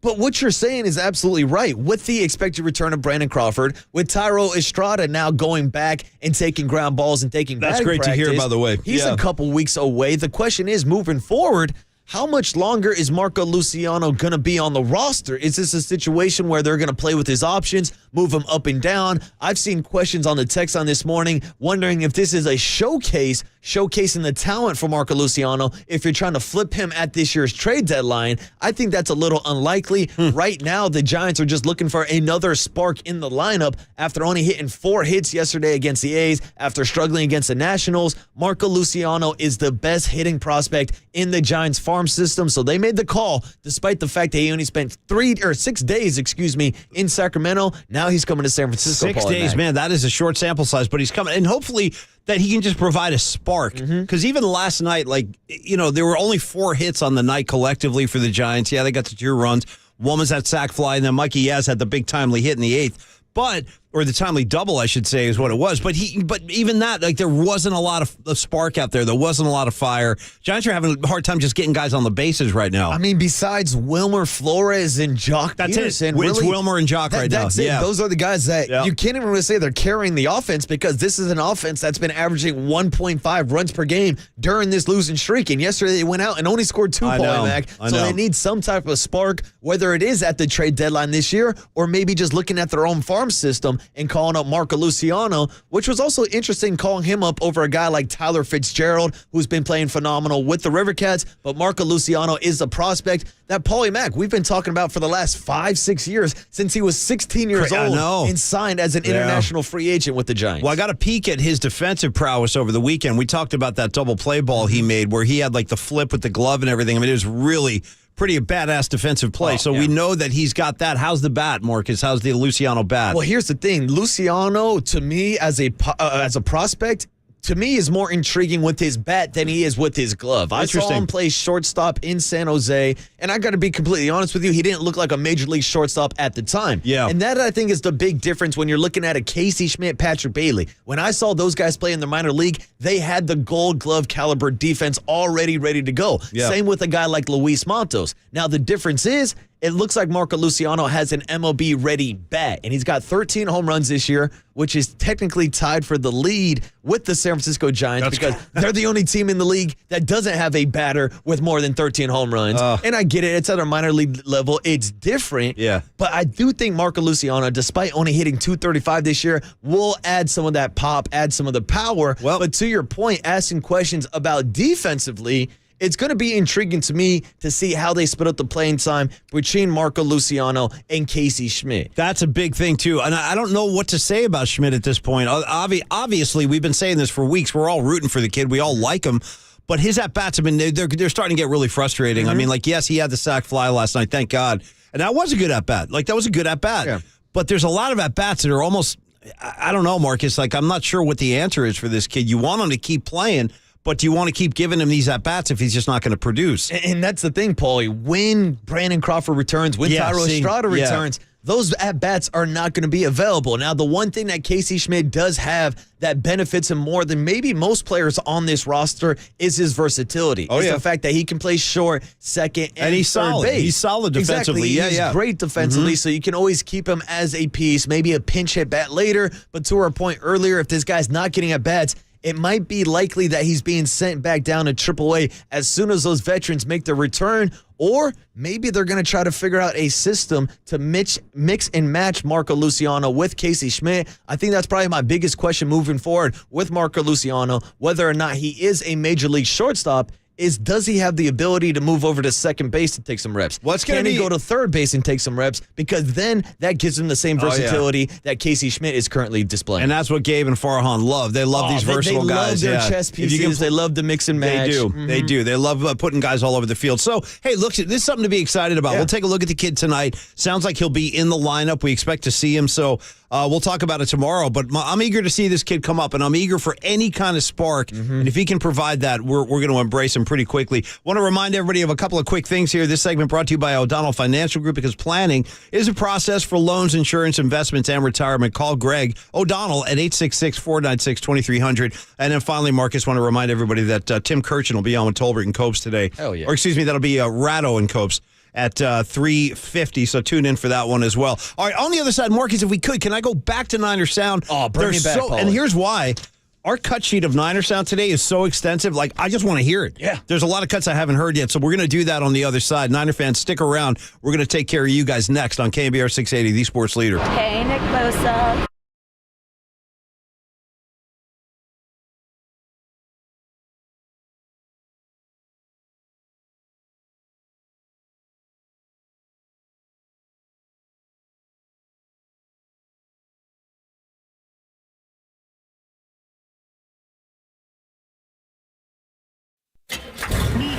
From the Chilton Auto Body Traffic Desk.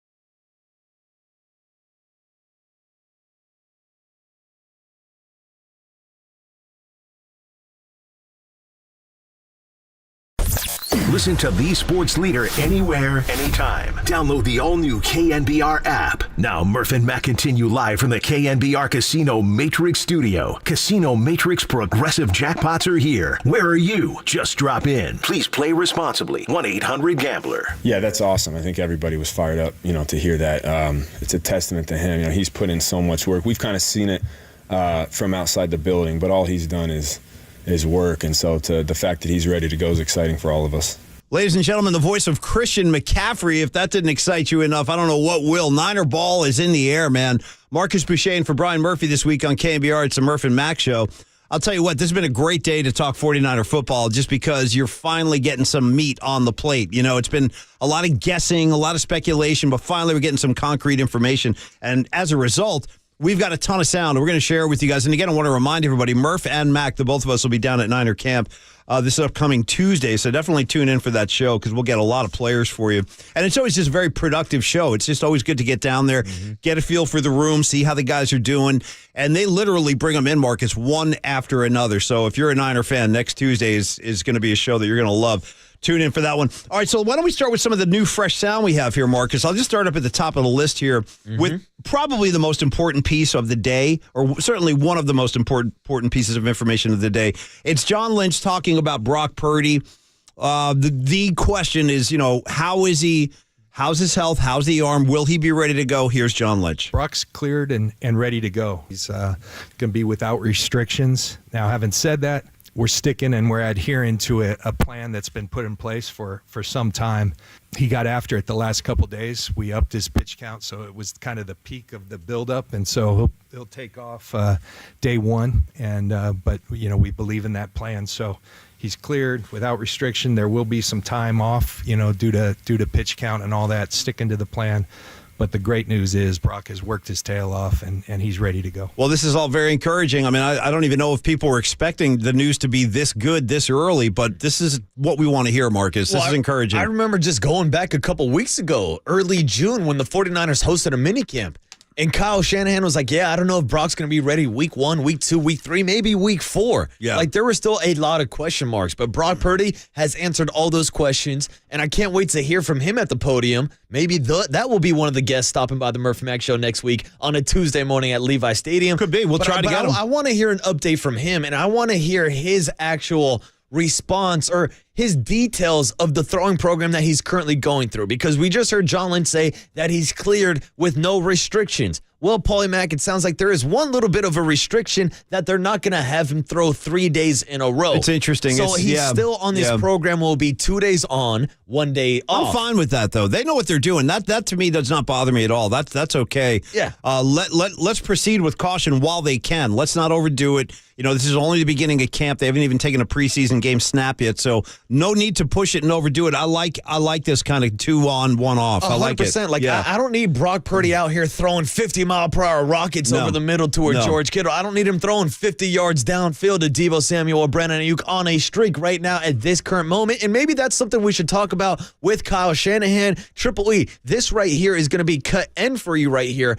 Talking about the arm talent of a Brock Purdy, since we've talked so much arm talent with Trey Lance and Sam Darnold this offseason, here he was being asked about the velocity that Brock Purdy may have lost or maybe have increased through this throwing process, and if it even matters right now at this point of training camp. We're watching him from afar. He's easing into it. So we're not asking. We haven't seen his max velocity. I'm not trying to see that yet. It'll be back to how it was. I was hoping for a rookie of the year type thing. If you've seen a movie when you were younger, it was just going to come back all of a sudden the fastest on the planet. But I think it's going to be the same. We got to see him in person a little bit more out there with players and stuff. I totally agree. I think this is the right approach, man. And especially considering they got work to do with Trey Lance and Sam Darnold simultaneously. They got their hands full with the quarterbacks right now. So let Brock do his thing. Let him go 2 on, 1 off. I think this is going to progress pretty nicely. And you're right, Marcus, when we're down there, we'll try to get Brock. Hopefully we can. Mm-hmm. And Paul and Mac, one quick thing. It warms my heart to hear Kyle Shanahan making a reference to the movie Rookie of the Year. You know what I'm saying? Didn't you bring that up on the air? And then I think Murph poo-pooed that one. Me and Copes have both talked to Murph about this, about like some of the best baseball movies growing up. Now, Paulie, are you familiar with the Rookie of the Year? Okay, so the Rookie of the Year is a movie that I saw one time, and I saw it years ago with my kids, and they were really little, and I think I was trying to cop naps like during the film, so I didn't really retain too much of it. Give me your breakdown of that one. I know when you brought it up, Murph would like violently push back though against it. Well, Murph is the same guy who doesn't like the movie Sandlot, so I'm not really taking any of his credibility on baseball movies, especially baseball movies from my youth. This is a movie that came out in 1993, and it was all about Henry Rowan-Gardner, a Little League pitcher who slips on a baseball, then has this brace on his arm for a couple weeks, takes it off, and he's throwing like 100 miles per hour, and now he's pitching for the Chicago Cubs. You know what? Now that you give me the premise of the film, I got to applaud that for Shanahan making that comp. That's not a bad little riff for Shanahan right there. That's a great comp. And how about this? Henry Rowan-Gardner, the main star of the movie, ended up being in the American Pie series. He's the guy, his name is Thomas Ian Nichols.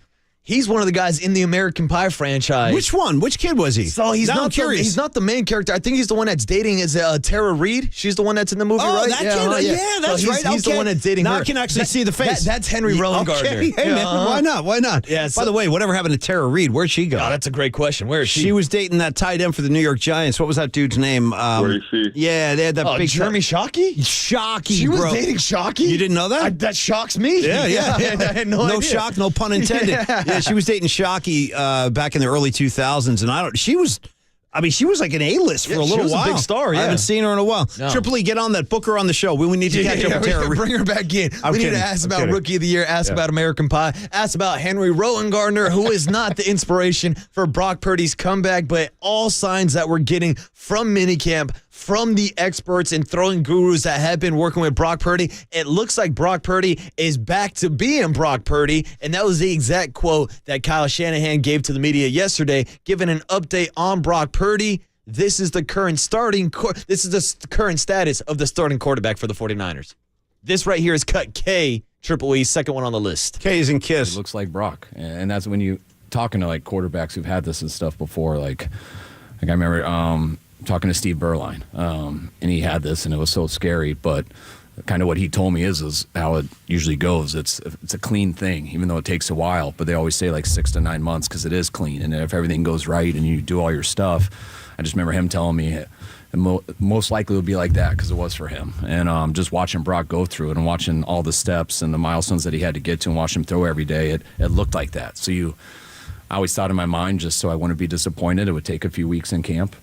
But he always looked like he would be ready because you didn't see any setbacks. And just talking to other guys, that's how it ended up. And watching it on our own, I thought it would go that way. But you don't really say that. You wait to hear it from Brock. And to get back and talk to him last week and just to hear how he felt just mentally and being able to see physically, he's ready to go. So we're pumped. It's going to be awesome, man. By the way, you are listening to KNBR and KNBR FM San Francisco, the sports leader. It's a Cumulus media station. You know, another element of this whole Brock Purdy story is the fact that when he comes back and he's ready to go, like, he's never dealt with the media really, like, coming into camp as the guy. Mm-hmm. You know, he kind of got thrown into the fire midway through the season last year, and he handled it beautifully. He won in all his games. The thing I always really felt good about with Brock Purdy, and it happened pretty quickly, was the fact that he was not mistake prone. He didn't take a lot of reckless chances on the field. A lot of rookie quarterbacks do that. Mm-hmm. They'll try to force the ball in the situations where they shouldn't. Takes time to learn, takes time to read defenses, defensive back tendencies. Yeah. Brock just kind of took to it right away, but just dealing with the media as QB1, it's just going to be interesting. He's got that in front of him now. Like, that's another element he'll have to tackle as part of his responsibilities now coming back into camp. And I think this year we might see a different Brock Purdy because the confidence that was instilled in this kid to come in as the last pick of the draft last year and go on an undefeated run 8-0 until, of course, he tore his UCL it really in the is. NFC Championship game. Like, again, this was a guy that a year ago was competing for third-team quarterback reps with Nate Sudfeld. And was ranked lower than Sudfeld. He was. Sudfeld was taking reps with the 2. And it's funny, John Lynch brought that up yesterday. Both him and Kyle Shanahan talked about Brock Purdy stressing about maybe not being able to take snaps with the first-team offense during training camp. And they had to remind him, Brock, last year you weren't getting any reps. You were just with chilling. the third team. We didn't even know if you were going to be on the roster. It's a guy that nobody talked about on this show or any other. Brock Purdy was not a name that came up, not even once. Outside of Kerry Crowley and the Hum Babies, of course. Outside of my main man, KC. Now, a name that comes up constantly today, yesterday, last year, and in the future will be Nick Bosa. This is the guy, we have a lot of hopes hinged on Nick Bosa returning to the Niners, your Defensive Player of the Year in the NFL. So that is, I mean, I would say with Brock, it's Brock and Bosa being probably the two biggest issues of yesterday that reporters wanted to talk to these guys about. So here's John Lynch on Nick Bosa for concerned Niner fans, which I honestly, Marcus, don't think there are many right now. I don't think Niner fans are really worried about this.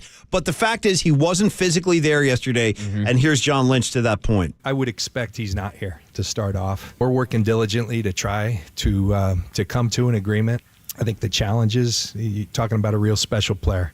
You're talking about one of the better players in the league. You could argue that could simplify things, but I think at times it's just finding that sweet spot and where the right spot. And we're committed to working towards that. We're going to keep things private. I always appreciated that as a player. I feel like there's some sanctity to those things. You don't want everything being aired out. And so we've agreed with Brian and Nick to keep our dealings private. So I think that's the extent of what I'll say. And when there's updates, we'll give them to you.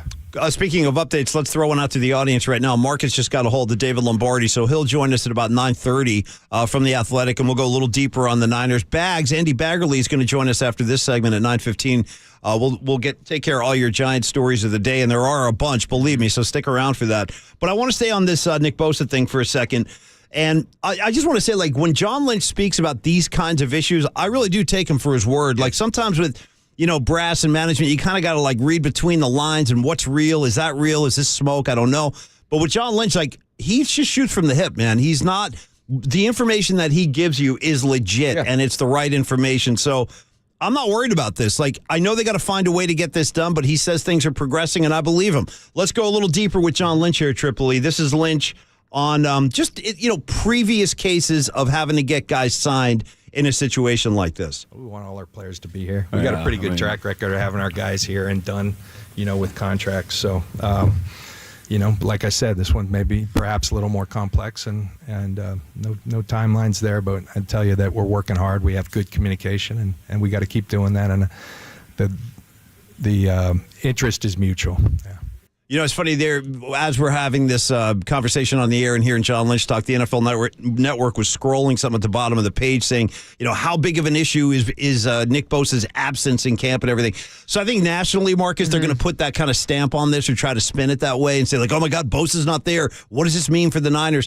Being as close to it as we are, again, as I keep reinforcing, I am not that worried about this. I'm confident they're not going to let Nick Bosa, they're going to take care of him. They're not going to let this thing get askew or go awry. They'll take care of him. Oh, 100%, Paul and Mac. And like John Lynch was just saying, we've seen it before last year with Deebo Samuel. We've seen it with Fred Warner. We've seen it with George Kittle. There's one thing that John Lynch and this 49ers organization will do. They'll let this process play out. They're not going to get pressured by idiots like me on the leadoff spot who said Nick Bosa should have got a contract extension last year before he won Defense Player of the Year. Probably would have came at a little bit more of a discount because now he's going to be paid as one of the top players in the NFL. But I'm like you. I have full confidence in this 49ers front office to get the job done. And something that actually gave me confidence was them going out this offseason and signing Javon Hargrave. Yeah, because that's there's huge. a lot of talk about the cap and it moving forward. What's going to happen when the 49ers move away from this Brock Purdy rookie contract, Trey Lance rookie contract? But if they have money to go out and get Hargrave, that obviously means they have some financial flexibility in the next few years where they are able to go out and pay Nick Bosa and maybe even bring back a Brandon Ayuk. The other thing with Bosa, too, is one of the reasons why I have, like, zero concerns about this is because the way he takes care of himself, I mean, it's legendary. His workouts are legendary. That's another guy I hope we can talk to next Tuesday when we're down at camp. I get a kick out of Bosa just chilling with the guy because he's so soft-spoken and a killer on the field. But John Lynch and Shanahan know that when he shows up, he's going to be ripped and ready to go. He'll be in the best shape of his life. Like, that's not even a conversation. But that leads me to this next cut, which is Shanahan on Deebo Samuel. Because, looking back at last season, it wasn't quite that Deebo Samuel that we saw, in previous years, in 21 and 20 and 19. I mean, when he leans into it, as they say, he's one of the most talented players in the NFL offensively with the ball in his hands because he's so strong. He's so fast. He makes guys miss. He can break tackles.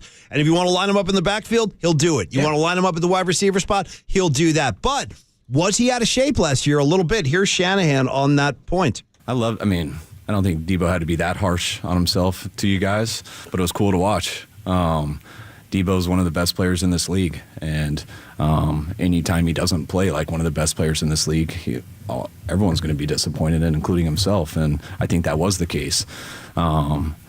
It's a fine line to say that he was awful. Just because he wasn't one of the best players in the league, I think he was disappointed. I think he can get back to playing a little bit more like he did in 21. I think he took one small step back, but that doesn't mean he can take 2 steps forward. And where Debo was at, I think the last time you guys saw him showed that his mind was right to get back to that spot. And that's what's been real cool with him in these 40 days away. Just seeing him yesterday for the first time. Never had a grown man send me so many pictures with his shirt off, but it looks good. Hey. And I can tell he's put the work in. So I know you guys heard him that day. That's the last time I really heard him. But I see better than I hear, and Debo's in a really good spot, and I'm really excited for Debo this year. I don't doubt that for a second. I can't wait to see Debo. I have a feeling Debo Samuel's going to have a monster year. And the same goes for Ayuk. This is why this is such an exciting time if you're a 49er fan. This thing is set up about as well as it could be, Marcus, in terms of the talent, in terms of the coaching staff, in terms of in my estimation, in terms of the timing, too, considering what this team has gone through in the past 3 years. A Super Bowl, 2 NFC title games they came up short on. So, the motivation is there tenfold. These guys are going to be extremely fired up to take that final step. And again, as I said earlier, that's why I really have so much confidence in John Lynch and faith in John Lynch. I know this is meaningful to him. Yeah. If he wanted to cash out and go work in a TV job, he could have done that easily and probably made more money than he's making now. But he is committed. He's a man of his word, and he wants to see this thing through. And I think in his mind, the only proper ending is a Lombardi trophy. And he's a guy that wants to win at all costs, regardless if it's trading away draft picks for Christian McCaffrey or going out and getting arguably the best defense player on the free agent market this year. Great example. Hargrave. He's all in. Yep. He understands the current window. With this 49ers roster, hell, Paulie Mack, it's a roster you look around on, and if you're doing a fantasy football draft, you're like, all right, I'm taking McCaffrey first round. I'm taking Debo first round. I'm taking George Kittle as the second tight end. I'll take Ayuk right here. I'll take an Ayuk. There's so much talent. If I could draft offensive linemen, I'd take Trent Williams off the board with the first pick for left tackle. Yeah, man. There's just talent scattered everywhere, offensively and defensively. It's one of the most complete rosters in the entire NFL, and that's why the expectations are Super Bowl or bust. So, Marcus, let's do this. We'll do the final cut of this segment, another John Lynch cut, and it's about exactly what you just spoke of, which is the expectations, where they are at this point in time, and what this group is trying to achieve. Here's John Lynch. Every day. Every day we feel it. That's our jobs, and we've got a lot of belief in this team. That's why you go get a Javon Hargrave and add him to the mix, even though we've got a lot of highly compensated players, because you've got belief in this group. Without that belief in this group that we currently have, the culture, belief in this guy and his ability to lead this organization, you don't do those things. But we have that much belief. That's what we're here for. And now we got to go do it. Kyle talks a lot. His dad used to talk a lot when I played for him. All you want in this league is a chance. And not everybody has that chance. We're a team that has a chance with the way we're constructed, the way we're coached, the character in that locker room, the talent in that locker room. Now it's our players' jobs to take that ownership. It's all of our jobs to give it our best shot. We do have a chance, and I think we have a really good one. I like this group as it's constructed, and there's a lot to like. Now we got to go do it. Now, part of me always feels, Marcus, like it's foolish to try to, predict or, prognosticate, hey, this team's going to be great, that team's going to suck. You really never truly know, but I expect the Niners are going to be very, very good. I expect them to be right there, kind of what we talked about yesterday when you brought up the Eagles and the 49ers as the two premier teams in the NFC. There will be some surprises. Yeah. There'll be a couple of teams that rise up. They always do. The Saints could be one of those teams, like possibly. I think the Lions could be one of those teams, but neither of those teams, I think, are going to be good enough to contend with the big boys. No. But I think that teams are going to rise up and have winning seasons and good years that we don't anticipate at this point. But again, it's rare that we do this. It's rare that you hear a GM, a coach, radio guys, the players, like the fans, everybody is like, this is a Super Bowl team. Like, and we don't usually open up the mics and talk that way. Like, this is a pretty rare exception, but I'm just being honest when I look at the talent and their coaching and this team and what they've gone through. Like, I think it's okay to talk about it. I do. Like, Creative Tony and I argued about it yesterday on the podcast because he doesn't like putting that out there, like, at this point before a game's been played. And I sort of understand that. But on the other hand, I don't think in this case there's anything wrong with doing that, especially when it's coming from the top. John Lynch. Especially when you've been sniffing that Lombardi for the last 3-4 years. Like, they're on the doorstep. They've been knocking. All they need is someone to open that door and let them in. Maybe it's Brock Purdy. Maybe it's Christian McCaffrey. Maybe it's George Kittle. Maybe it's the whole crew of characters for this 2023 49ers team. It's a really exciting time. And again, Murph and Mac live from Niner Camp next Tuesday. Don't miss that show. Make sure you're tuned in that morning. And speaking of staying tuned, stay with us for Andrew Baggerly. He's next. We'll be talking Giant baseball. It's Marcus Boucher and Paulie Mack on KNBR 680 and 104.5, the sports leader. Never had a grown man send me so many pictures with his shirt off, but it looks good. Fairfax, shout out to you for supporting KNBR, Fairfax's sports leader.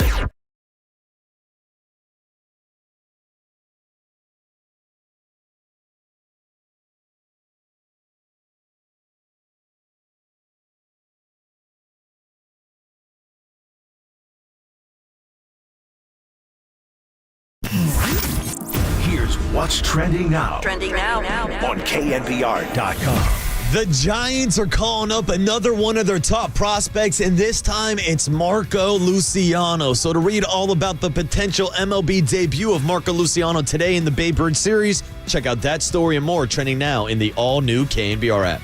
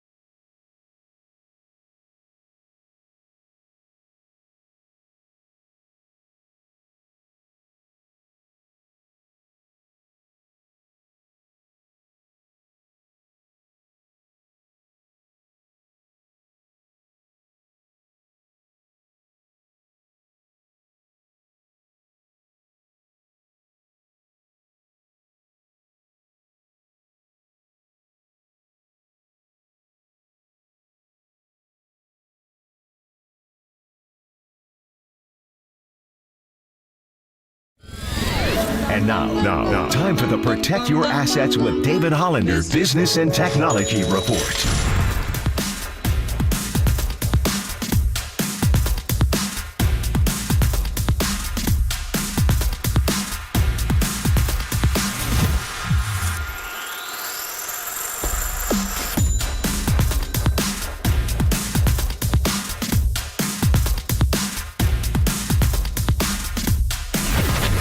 This has been the Protect Your Assets with David Hollander Business and Technology Report.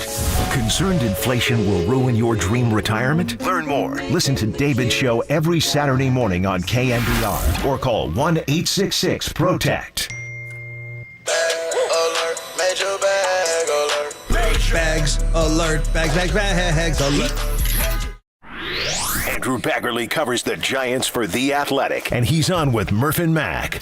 Now, sponsored by Marin Health Medical Center and Marin Health Medical Network. World-class care, closer than you think. On KNBR 104.5 FM and 680 AM. The sports leader. 2-2 pitch. Struck it out swinging with a slider. A beauty. Right on the outside corner, and he strikes out the side. And while we wondered which way it would go for a guy who'd had more rest than he's ever had in the middle of a season, it went the way of a guy who was well rested. Oh, man, watching Doval work is fun. It really is. It's the Murphy Mac Show with Marcus Boucher this week. Brian Murphy returns on Monday.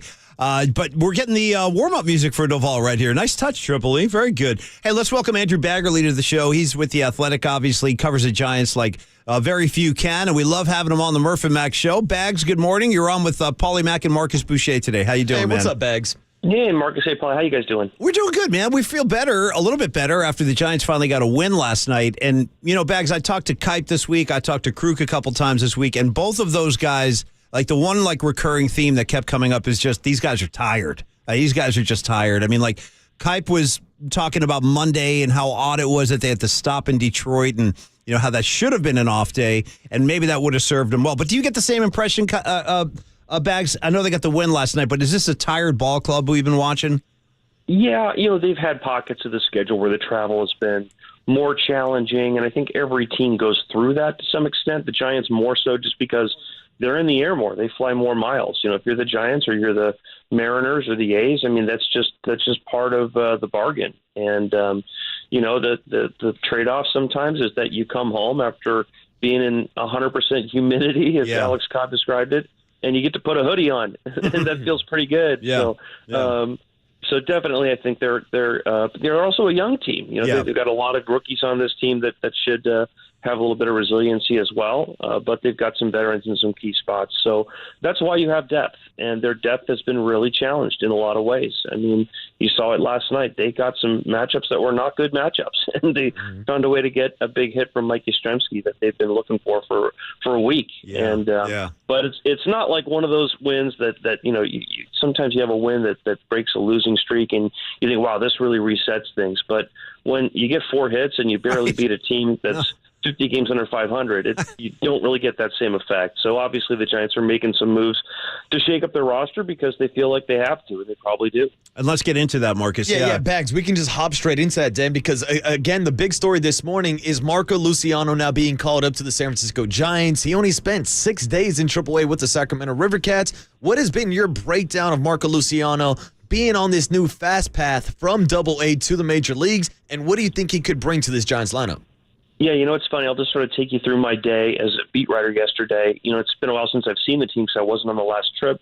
And my thought going into yesterday was, okay, I'm going to write a piece that basically lays out, here's 3 things the Giants can do internally to sort of, you know, goose their lineup or their roster a little bit before any trades happen. And one of them I was thinking was call up Marco Luciano. And I thought, you know, that's a little out there, but you look at how much Casey Schmidt has really struggled offensively for a long stretch of time. I mean, not just since the break. He batted 140 in June as well. And you know, they got Luciano on the 40-man roster. He's on there because they had to put him on there in November to shield him from the Rule 5 draft, so they can bring him up without having to sort of break glass or you know, take a 40-man spot.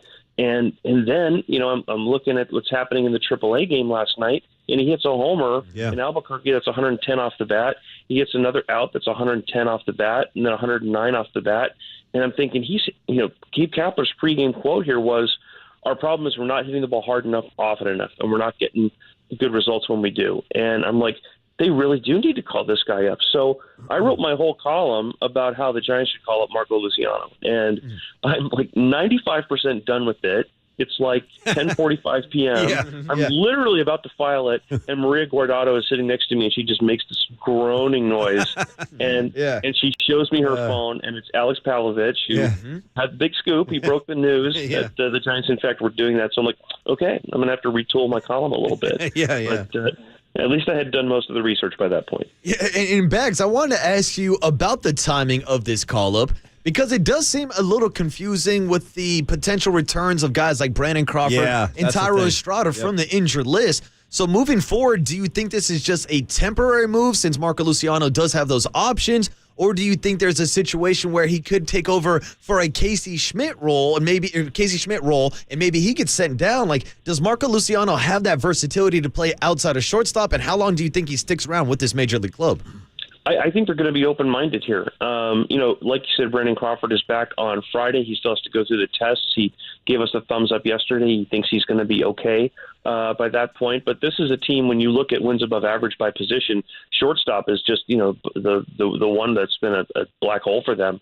And, they're going to look to try to get someone at the trade deadline as well. I mean, they could bring in a Tim Anderson or a Paul DeJong or somebody like that who's going to play a lot.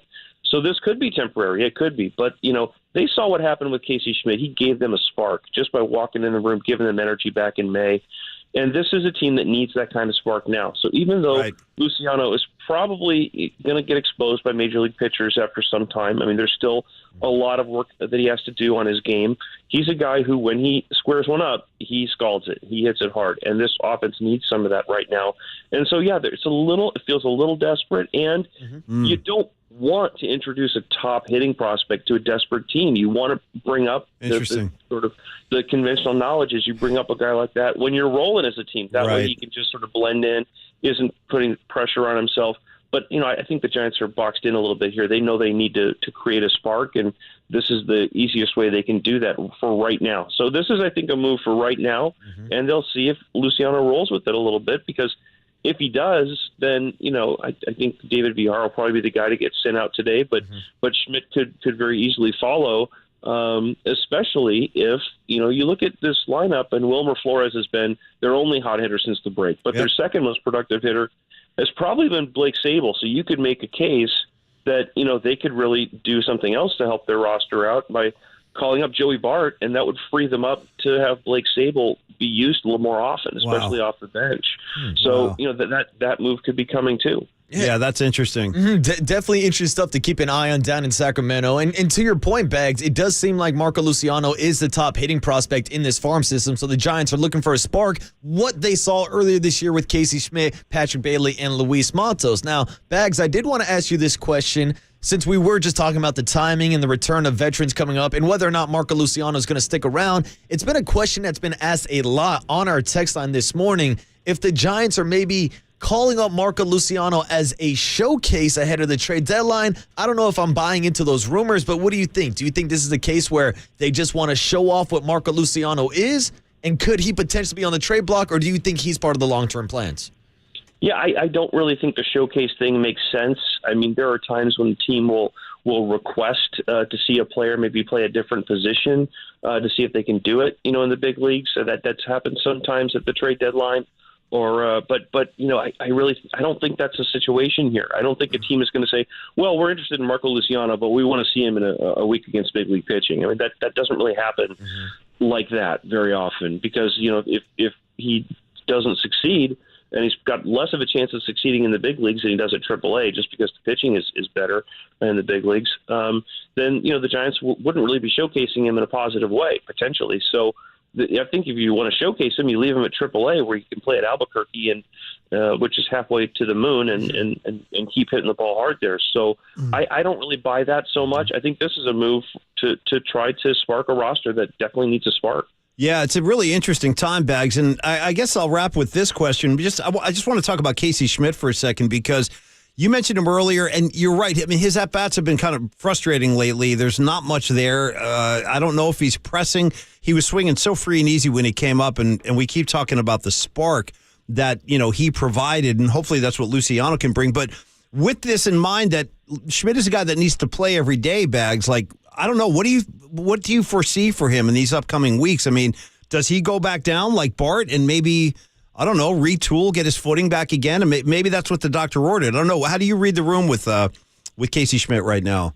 Well, I think he's a good guy to use to read the entire room and where they are as an organization, because you hear Gabe Kapler talk about it a lot, that they're committed to developing players in the big leagues. Mm-hmm. And that can sometimes not be a strategy that goes hand in hand with trying to do things like win pennants in the World Series, Right.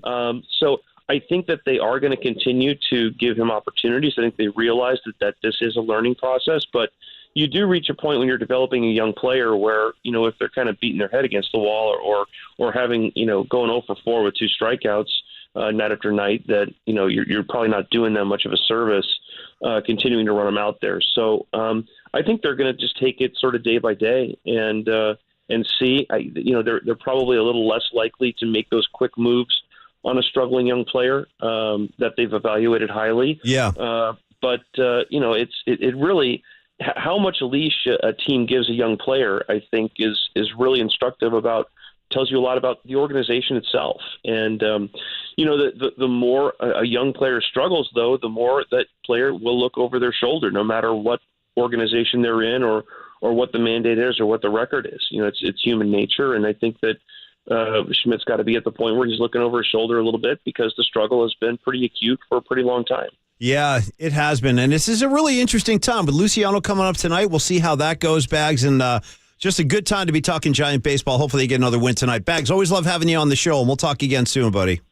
Okay, take care. Thanks, guys. You got it, man. Andrew Baggerly, everybody, read him in The Athletic, covering Giant baseball day in, day out. And, Luciano up tonight. We want Schmidt to get well, Marcus, but day to day, as he says, probably the most realistic thing. But the one thing that caught my ear there is he goes, having this long view of like developing young players doesn't necessarily go hand in hand when you're in a race for the division title. You know what I'm saying? Like, It's hard to do both at the same time. And that's the tough thing to balance, because half the reason why the Giants are in this quote-unquote pennant race is because of the spark that Casey Schmidt, Patrick Bailey, and Luis Matos all provided. Like, this wasn't a team that we were too confident after the first quarter mark. The second quarter, you get those young prospects. It provided a spark. They started playing their best baseball. Hopefully, that's the same kind of reaction we get to Marco Luciano making his MLB debut. Well, it's going to be another interesting night at the Yard. Game 2 of this 2-game set with the Oakland A's. We'll have first pitch right here on KNBR, obviously at 6:45. Alex Wood on the hill. But next, we come back and talk to David Lombardi of The Athletic. We want to talk some more 49er football, get his view of what he saw at camp and what's coming down the pike today. That's coming up next. Niner Talk on KNBR 680, the sports leader.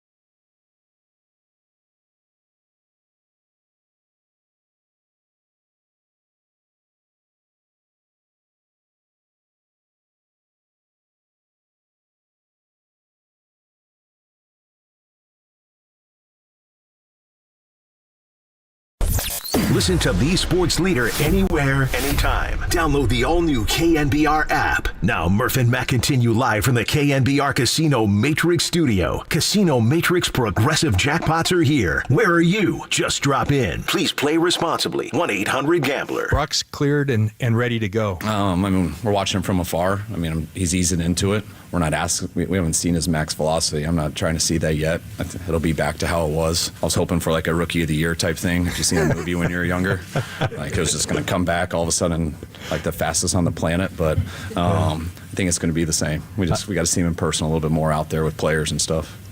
Man, we are getting excited here at KNBR because it's 49er time, man. Listen, it was a big day yesterday. We got some great news, really, specific to Brock Purdy, but it just felt good to see everybody. You know, Marcus, like there's Fred Warner. I got Christian McCaffrey over here. Shanahan was on the mic. And now we're going to bring in David Lombardi, one of our favorite Niner writers. You read him on The Athletic, obviously, and of course he's down there at camp checking everything out. So, David, welcome back to the Murph and Mac Show. We got Marcus Boucher in for Murph this week, so you're talking to Paulie, Mac, and Marcus today. How's it going, David? Hey, morning, David. Good. Hey, guys. Good morning. How are you? We're doing good, man. We got a little spring in our step today, hearing all this great Niner sound. And, a little curveball here. We'll start not with Brock Purdy, but let's start with Nick Bosa instead. Those would be the two biggest storylines, probably, Brock and Bosa. And I've spent all morning, David, saying I'm really not that concerned about this. I mean, yeah, I guess I wish he was there, but at the same time, Niner fans should not be worried about this situation, correct? I wouldn't be hand-wringing over this situation. I think should be slight concern just because you don't want this to drag on forever. That could hurt the dynamic of the team. You want Nick Bosa out of practice. I think Nick wants to be out of practice, but it's business, and this is his.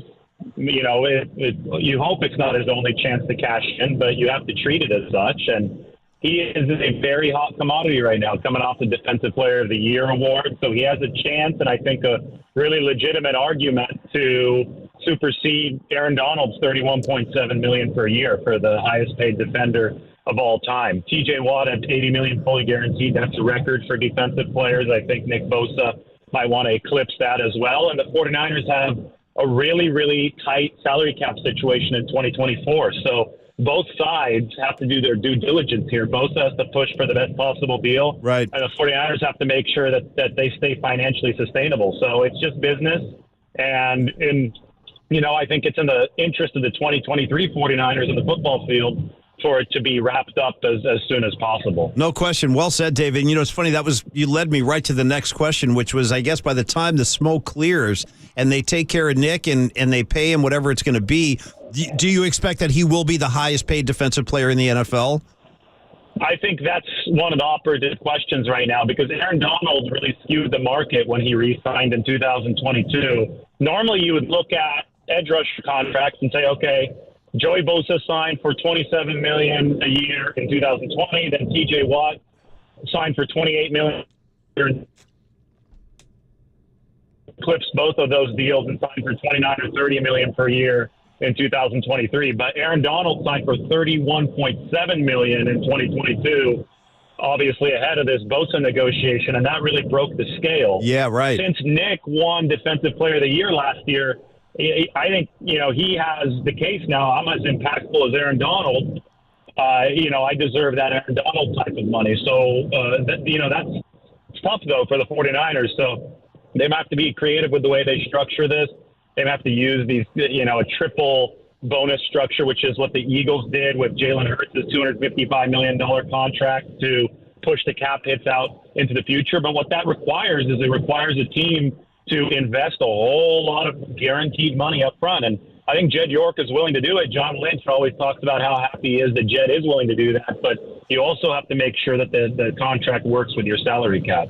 And David, I think 49er fans should be encouraged from the recent track history with John Lynch and the entire 49ers front office, whether it's going through contract negotiations with a guy like George Kittle or even last season where we saw it with Deebo Samuel. Now, Deebo is in the news for different reasons going into this training camp. He was highly critical of himself during that 49er minicamp, calling last season awful. What are your expectations for Deebo Samuel this year coming into training camp with a chip on his shoulder? And have you seen him, and have you seen any of these shirtless selfies that he's sending over to Kyle Shanahan? Well, yeah, that so far that's been the quote of training camp. Kyle Shanahan says he's never received as many shirtless pictures from another man in his life than Deebo Samuel's has been doing this off season. Obviously not anymore. Deebo's in the building now, but it's Deebo Samuel's weight and conditioning has always been the sticking point with him. In 2019, Richard Sherman has a podcast now, and Brandon Ayuk was on the podcast, and Sherm the other day was saying that when Deebo was a rookie in 2019, he's never seen an NFL player get run more. Like the 49ers would just tell Deebo to run after practice, miles and miles and miles, because they needed to get him down to weight. I think it's around 220 pounds where they like him to be. And obviously all that work in 2019 paid off. Then in 2020, Deebo broke his foot when the 49ers were doing some off-season training away from the facility in Nashville. And that broken foot prevented conditioning from properly happening. So he had a poor 2020 injury-ridden season. Then he came back really motivated in 2021. Everybody was calling him Skinny Deebo at training camp.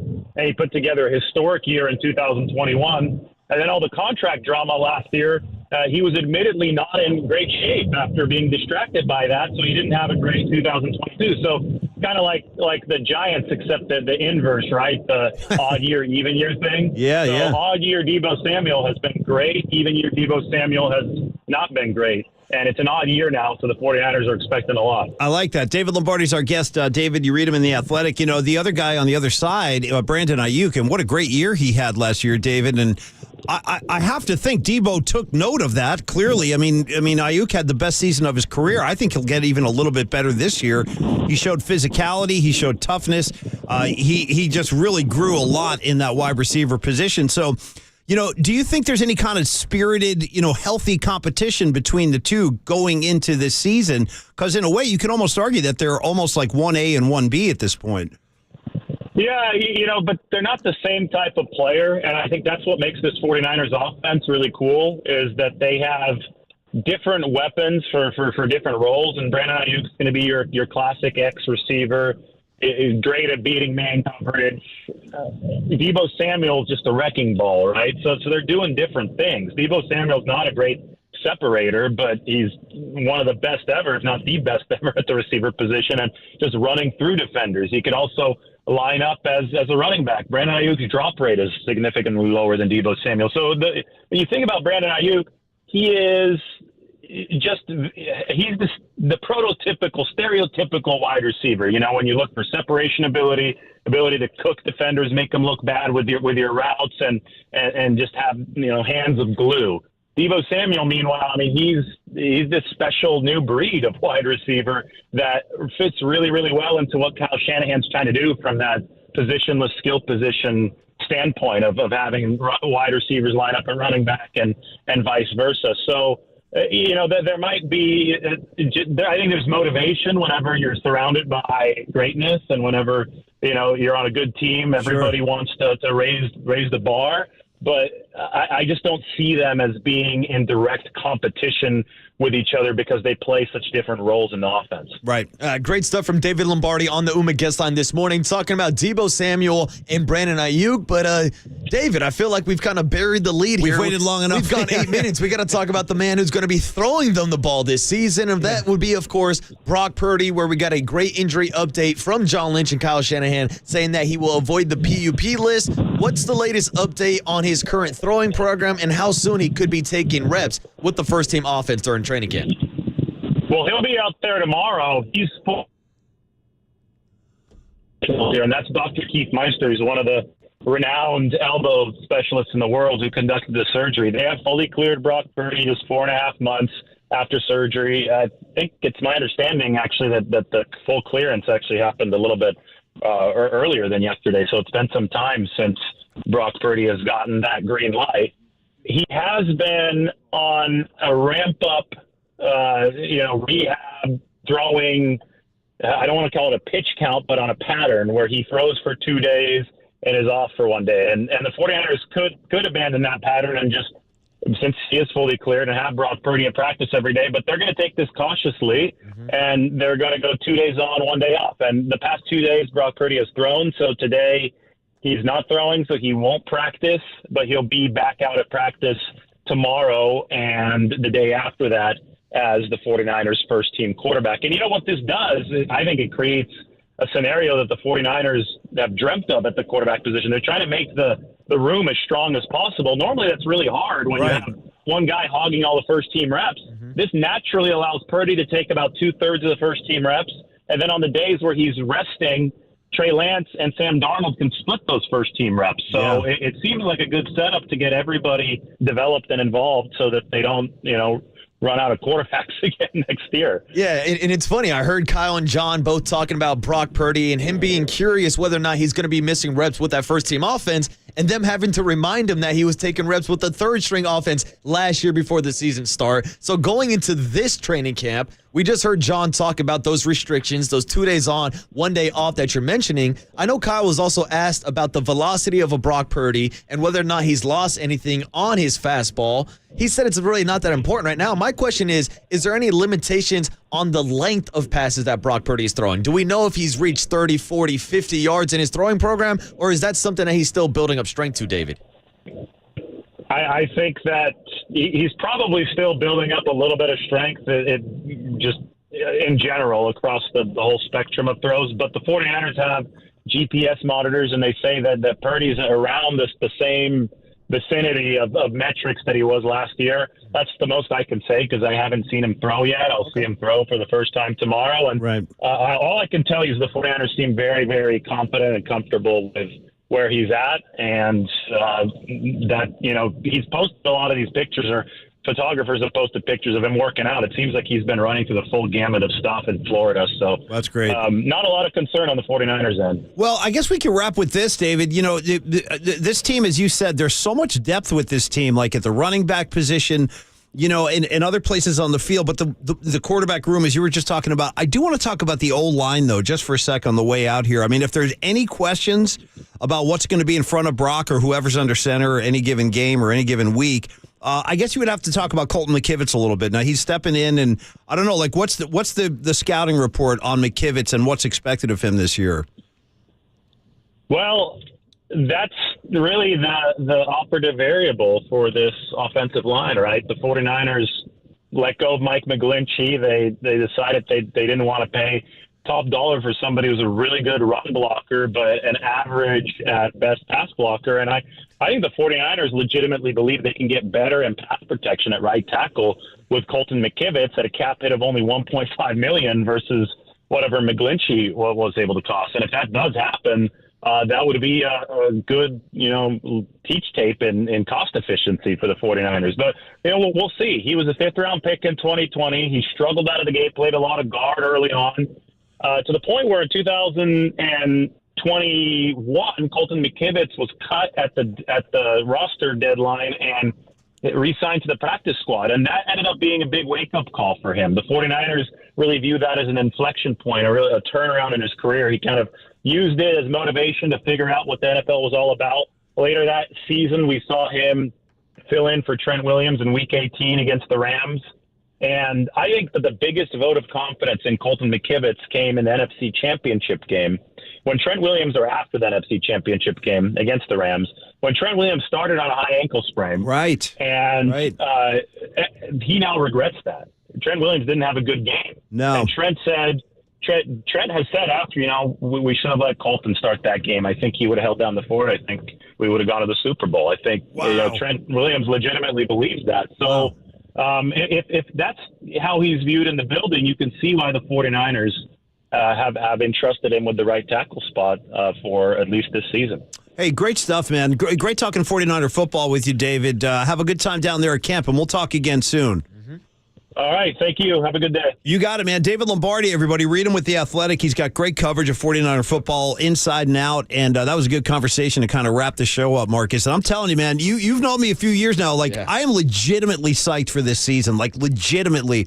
there are so many reasons to just kind of want to rally around this team and what an important season this is going to be. I mean, Paulie Mack. I wish I could share that with just some of your guys. I know you got your own problems over here with your here's Raiders. the thing. You've known me for a couple of years now, and we joke about it all the time with Murph. Of course, I am a Raiders fan, born and raised. But I don't ever come out talking Super Bowl like this. Like, I've never done this, and just here's so you the thing. know. As a Raider fan, I'm hyped up for this current 49er roster. Like, who you can pick away from us at the end of the year? Not even that, but like watching Nick Bosa, what he does on a deep run of the ball. Christian McCaffrey's been my favorite running back since his days at Stanford. I mean, this is a team that regardless of who you root for, you can realize how much talent they have on this roster and how close they are to winning that Lombardi Trophy. By the way, takes like that from Marcus Boucher, they're all brought to you by Redwood Credit Union, where you can start earning cash back on your everyday spending. At a Redwood Credit Union free checking account, there are no monthly fees, no minimum balance, and your debit card earns cash back, travel, and more. Get started at redwoodcu.org/free checking, federally insured by NCUA. Hey, Great job, brother. Thank you. Hey, we're going to wrap it up here on the other side. I don't know if we're doing a crossover today, but anybody's welcome to come on in. Jumpin' Johnny Lund, Greg Papa, what have you. We'll hand the baton over to those guys next on the other side. It's KNBR 680, the sports leader.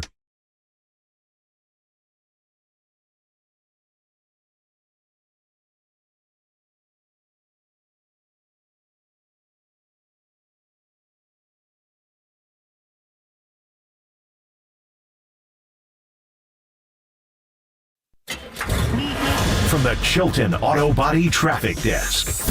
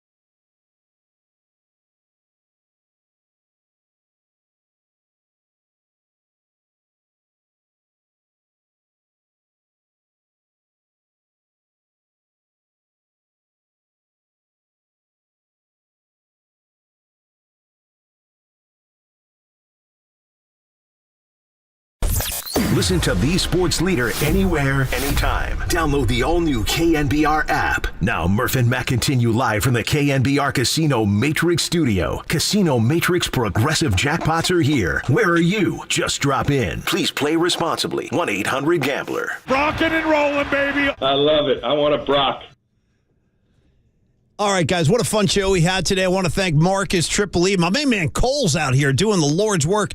By the way, can I yell at somebody real quick as we wrap the show up? Please do, Or Paulie. is that frowned upon in this very sensitive era we're living in? Shout out Mikey Holler, because I got to tell you, if I had known, if I had known. If Paulie Mack only knew. Thank you, Marcus, that G-Pops and my main man Jumpin' Johnny Lund were going to be down at Niner Camp, I would have promoted that the whole show. I literally just found out during the final break of the show. So with apologies to those guys, stay tuned for more Niner coverage inside and out. And I just feel like blaming Mike Holler. I don't know. I just feel like lashing out. Anytime there's a problem here, I usually blame Mike Holler. I'm going to blame Mike. But we can give Mike Holler some credit because at least he gave us some heads up that the Murph and Mack show will be down live at Levi Stadium next Tuesday, Paulie Which Mack. I appreciate. No, it's good that I know that. So I can especially since you're part of the show, point my car towards Levi Stadium next Tuesday. That would be helpful. No, we look forward to that in a big way. Definitely. And John Lund and the voice of 49er football right here on KNBR, Greg Papa, will be at camp today bringing you all kind of Niner voices and guests. I look forward to that. Hell, I'll be listening to myself, Marcus. Hell yeah, I need more updates. I need to know what Brock Purdy's doing, how many times he's throwing the ball. Sounds like what David Lombardi was just telling us. He will not be thrown today with that 2 days on, 1 day off schedule, but I'm sure sooner rather than later, we're going to get the Twitter people posting videos and the completion percentages of a Brock Purdy, of a Trey Lance, of a Sam Darnold, and hell, I'll even throw in a Brendan Allen. A lot of quarterback talk over the next couple weeks, but yesterday we got the big answer from John Lynch that he will be cleared, avoid the PUP list, and it sounds like he's on track for a week 1 start against the Steelers. I mean, it really couldn't have gone any better. I mean, the news is about as good as it possibly could be, so we're excited about that. And this is really, I'll tell you what, man, like I just told Marcus in the last segment, I never talk like this, like, hey, Super Bowl. But that's honestly how I feel about this team. As long as they can keep everybody on the field, avoid those major injuries that, unfortunately hit a lot of teams, I think they're in really good shape. I really do. I think we're going to be talking about home field advantage and things like that this year. That might be the biggest story between Philly and San Francisco. Of course, they'll see each other again in December. Looking forward to that. Marcus, thanks again. You're doing a great job this week. And I want to remind everybody the Murph and Mack Show is brought to you by Speedy and sponsored by Speedy Oil Change and Auto Service. When it's time for a change, think Speedy Oil Change and Auto Service, your trusted oil change, tune-up, and brake experts. And again, you are listening to KNBR and KNBR FM San Francisco, the sports leader, a Cumulus media station. Stay tuned. More Marcus and Mac tomorrow. Handing it over to Johnny Lund and Greg Papa next on KNBR 680, the sports leader. Happy Marco Luciano Day. Woo! I just enjoyed the plant. I mean, as simple as that. Well, he smelled it when I walked in. Never had a grown man send me so many pictures with his shirt off, but it looks good. You can't make chicken salad out of chicken feathers. That's the end of the game.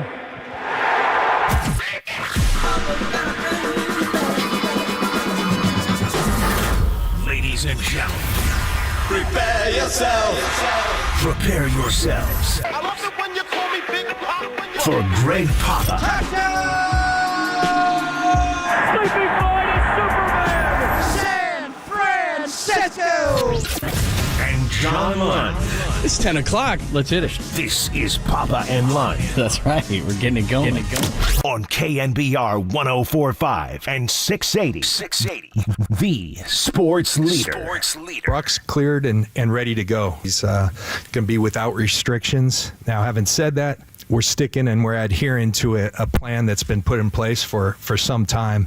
He got after it the last couple days. We upped his pitch count, so it was kind of the peak of the buildup, and so he'll take off day 1. And but we believe in that plan, so he's cleared without restriction. There will be some time off, due to pitch count and all that. Sticking to the plan, but the great news is Brock has worked his tail off and he's ready to go. That was yesterday. That was the big news. Best case scenario. John Lynch spoke. Kyle Shanahan spoke. We will get more into that. We are live at Levi Stadium, where we'll be quite often through this training camp as well, giving you best coverage you possibly could get. We got more 49ers stories, including the latest on Nick Bosa. Marco Luciano called up. It seems like forever for Marco Luciano. So I guess it's just where are the prospects? Where are the prospects? And then all at once, they've been vomited upon us. I guess in a positive way. I shouldn't say vomited upon us. Regurgitate, Something like that. Upshot. back. Yeah, they are all here chunks at once. So we got a ton to get to in that regard. So, man, what a busy day we have. We'll give you a guest list as well. You have your hats, which I got a you lot of took different with hats. you, which We're I going to hit all like. topics. So that's cool that you've actually brought them with you. Did. So I only brought one shirt. Good thing I wore pants because our camera here in the bunker, they actually see my lowers. Not wear pants? They don't see your lowers. I'm the Javon Hargrave. Oh, yeah, they do. Jeez, can we lift that up a little bit? It starts today. Today is day one of training camp. And as walking in and driving in, and, the 49ers open up the facility, it's so weird to me going back to my ties with the Raiders in Napa. There wasn't anybody at practice. Al would not allow a soul into practice. He even wanted to ban some members of the media, That's Tim right. Kawakami and his pot-smoking buddy, Mike Silver, who may join us later. But, after he died, Amy opened it up, and the Niners have been doing this for years. And driving in today, John, just seeing the faithful come in to watch the first day of training camp. And it's starting right now. The schedule is they had breakfast at 6 a.m., treatment at 7, special teams meeting at 8 to 8:25, an overall team meeting where Kyle addressed them at 8:30 to 8:50, position meeting at 8:55 to 9:25. They are doing the activation as we speak right now, John, in 3 minutes at 10:05. They'll do a walkthrough at 10:15, stretch at 10:25, and then they go. And then we'll hear Kyle post-press talk to the media at around 12:15. So as I'm driving in, there's a stream of fans coming in. They're all chanting. It's unbelievable. Where's Lund? Where's Lund? I see one guy come in, and it looks like a skinny, really skinny Charles Haley. Really? And I look at him and I go, wait a minute. That's not Charles Haley. In honor of A's Giants last night, that is Stu. Oh, nice. Dave Stewart is here to watch the 49ers. He looks skinny. He looks lean and mean. And I said, what are you doing here? He said, I've never been here before. And it was awesome to see him. So we'll talk, obviously, A's and Giants, and they were able to eke it out last night. Yaz with a big left on left. Hit Alex Cobb was good. The boy, that's struggling, but and I went to see Marco Luciano Saturday night in Sacramento. I'll give you a full scouting report. Where do you play? Obviously, at shortstop. Does Casey Schmidt take J.D. Davis's spot? He's been sick, and his bat sale over at third. Do you play him at second? David Villar went down. So it's a cross-pollination. 49ers training camp underway right now. Dave Stewart here and the call-up of Marco Luciano. That is Marco Luciano, of all the prospects, I don't know if you'd agree with this, but he's been around since he was 16. So He's 21 now. Yeah, and in sports, 5 years is a long time. So it's just, of all these prospects that we've cycled through and talked about, we've talked about Marco Luciano the longest. It seems like the top prospect. Oh, he's top 10. Oh, he's top 5. Oh, he's top 20. Oh, he fell back. Oh, he's, his back is hurt. All these different things. But he goes back to Sabes and Bobby, right? Right. I mean, this is the as far as just the recent group of guys, this is the guy. The thing that also gets to me, and then I want to get your scouting report on this guy, is that, and this is baseball wide, they're moving guys through. Like, it used to be like, whoa, slow down. Are you ready? Let's go levels. Low A, high A, double A, triple A. Did you get enough games in? Okay. It seems like all across baseball, but certainly with the Giants, it's hyperized, where it's just like you're pushing guys through, and if you're ready, let's go. I mean, the A's did it. We saw their young guys last night. All across baseball, if a guy looks like he's ready to play, let's go. And I think there's so much great young talent in this game. That's what it looks like. They're just pushing guys through. And we've seen Marco play a little bit on TV, but I wanted to go watch him Saturday to look at his body after seeing Ellie De La Cruz. Did you just dribble on your shirt, by the way? Yeah, it was awful. Wow, what was that? You missed your mouth. Completely. Were you looking at the monitor when you took a step to see how you look? No, I look terrible. A little wide outside. Even the ABS system had you missing your mouth. I'm a face for radio, but I mean, that didn't even hit my mouth. I've never seen that before. Like, do you want a all. bib, John? I'll get you a bib. It's like a toddler. Yeah, Marco's here, so they got so many young guys. I need a sippy cup. Yeah, so when I thought, Ellie De La Cruz, he looks like Charles Haley. That guy, what is he? Is he a shortstop or a third base? He's so long. Well, they signed him. He weighs like 240. Yeah. Well, they signed him at like 6'1", and then he grew 4 inches. He's unbelievable. So, yeah. He's like Giannis. What happened to this guy? Or David Robinson. So when I wanted to see Luciano's body, first of all, just in it, I sat right behind home plate next to Paul Gutierrez and his kids and Amy G. And Amy just did a long interview with him. We'll get Amy on later a little bit to take you inside. And just his body, he's gained she told me about 15, 20 pounds. I think he's up over 200 now. But he's not huge. He's not like De La Cruz. I mean, De La Cruz is just, Is he really an infielder? Is that guy, should he play first base or the outfield? I mean, his body is just so big. Marco doesn't have that kind of body, but he's tapered. He's just lean. And we'll get into it more when we talk more baseball, but just the way he tracked the ball, he had a couple of really impressive plate appearances. His first one, a 4-pitch walk, and then later in the game, in the 8th inning, in a tie game, he drew a walk, and he spit on some borderline pitches. So he's got more Matos in him than Casey Schmidt. And one thing he is slow. He's not a fast runner at all. I want to get a little more of a scouting report from the voice of the River Cats at 10:50, John, on his defense. He's not Casey Schmidt throwing the ball. He does not have a Sam Darnold arm. It's more of a Brock Purdy type of arm, if we're going to use that football analogy. But he's athletic. I saw him make a really good charging backhand play on Saturday in Sacramento. But just watching him take infield, he doesn't have when you watch De La Cruz, hell, that one ball he threw Wilmer out at the plate was 99 miles per hour. We were gushing over Casey. He's got the top 5 throws across the diamond. But before that, it was all Casey Schmidt. Yeah, right. It was all this guy took it to the level. He's got a firm throwing. He's a good defender, but I don't think he's Casey Schmidt. So one thing we'll get into it. Partly when I went there Saturday was what I think what Farhan's doing now is taking inventory. I agree with you. And I just wanted to see him. And I thought, Bart was catching that night. Marco was at short. Elliot Ramos was in left. I thought, if you want to get Shohei, and they won again last night after giving up 4 in the 9th, they came back and won totally extras. tank. By the way, did you see the Dodger ending last night? Wow. Glad you can't make that play on the infield. Thanks, Blue Jays. So anyway, 7-3. It was 7-7. They had the walk-off out and then off the lip of the top of the wall, and they won the game. But in any event, I thought, if you wanted to go get Shohei, but they're playing well enough now. There's a week to go. But I'm just thinking, well, who would you give up? Would you trade Bart? Would you trade Luciano? Would you trade Ramos? Just trade them all. So I was more looking to assess who he is, what's his body. One thing, we'll get into it later on a little bit. After Patrick Bailey, right, if you're looking at young guys that other teams would want, and you'd say, you can't touch him. Or would you say, if they offer a straight-up Bailey for Ohtani. Nobody's untouchable in the Giants. So, okay. But then beyond that, how would you rank the prospects? Initially it was Schmidt, but it's obviously Patrick Bailey.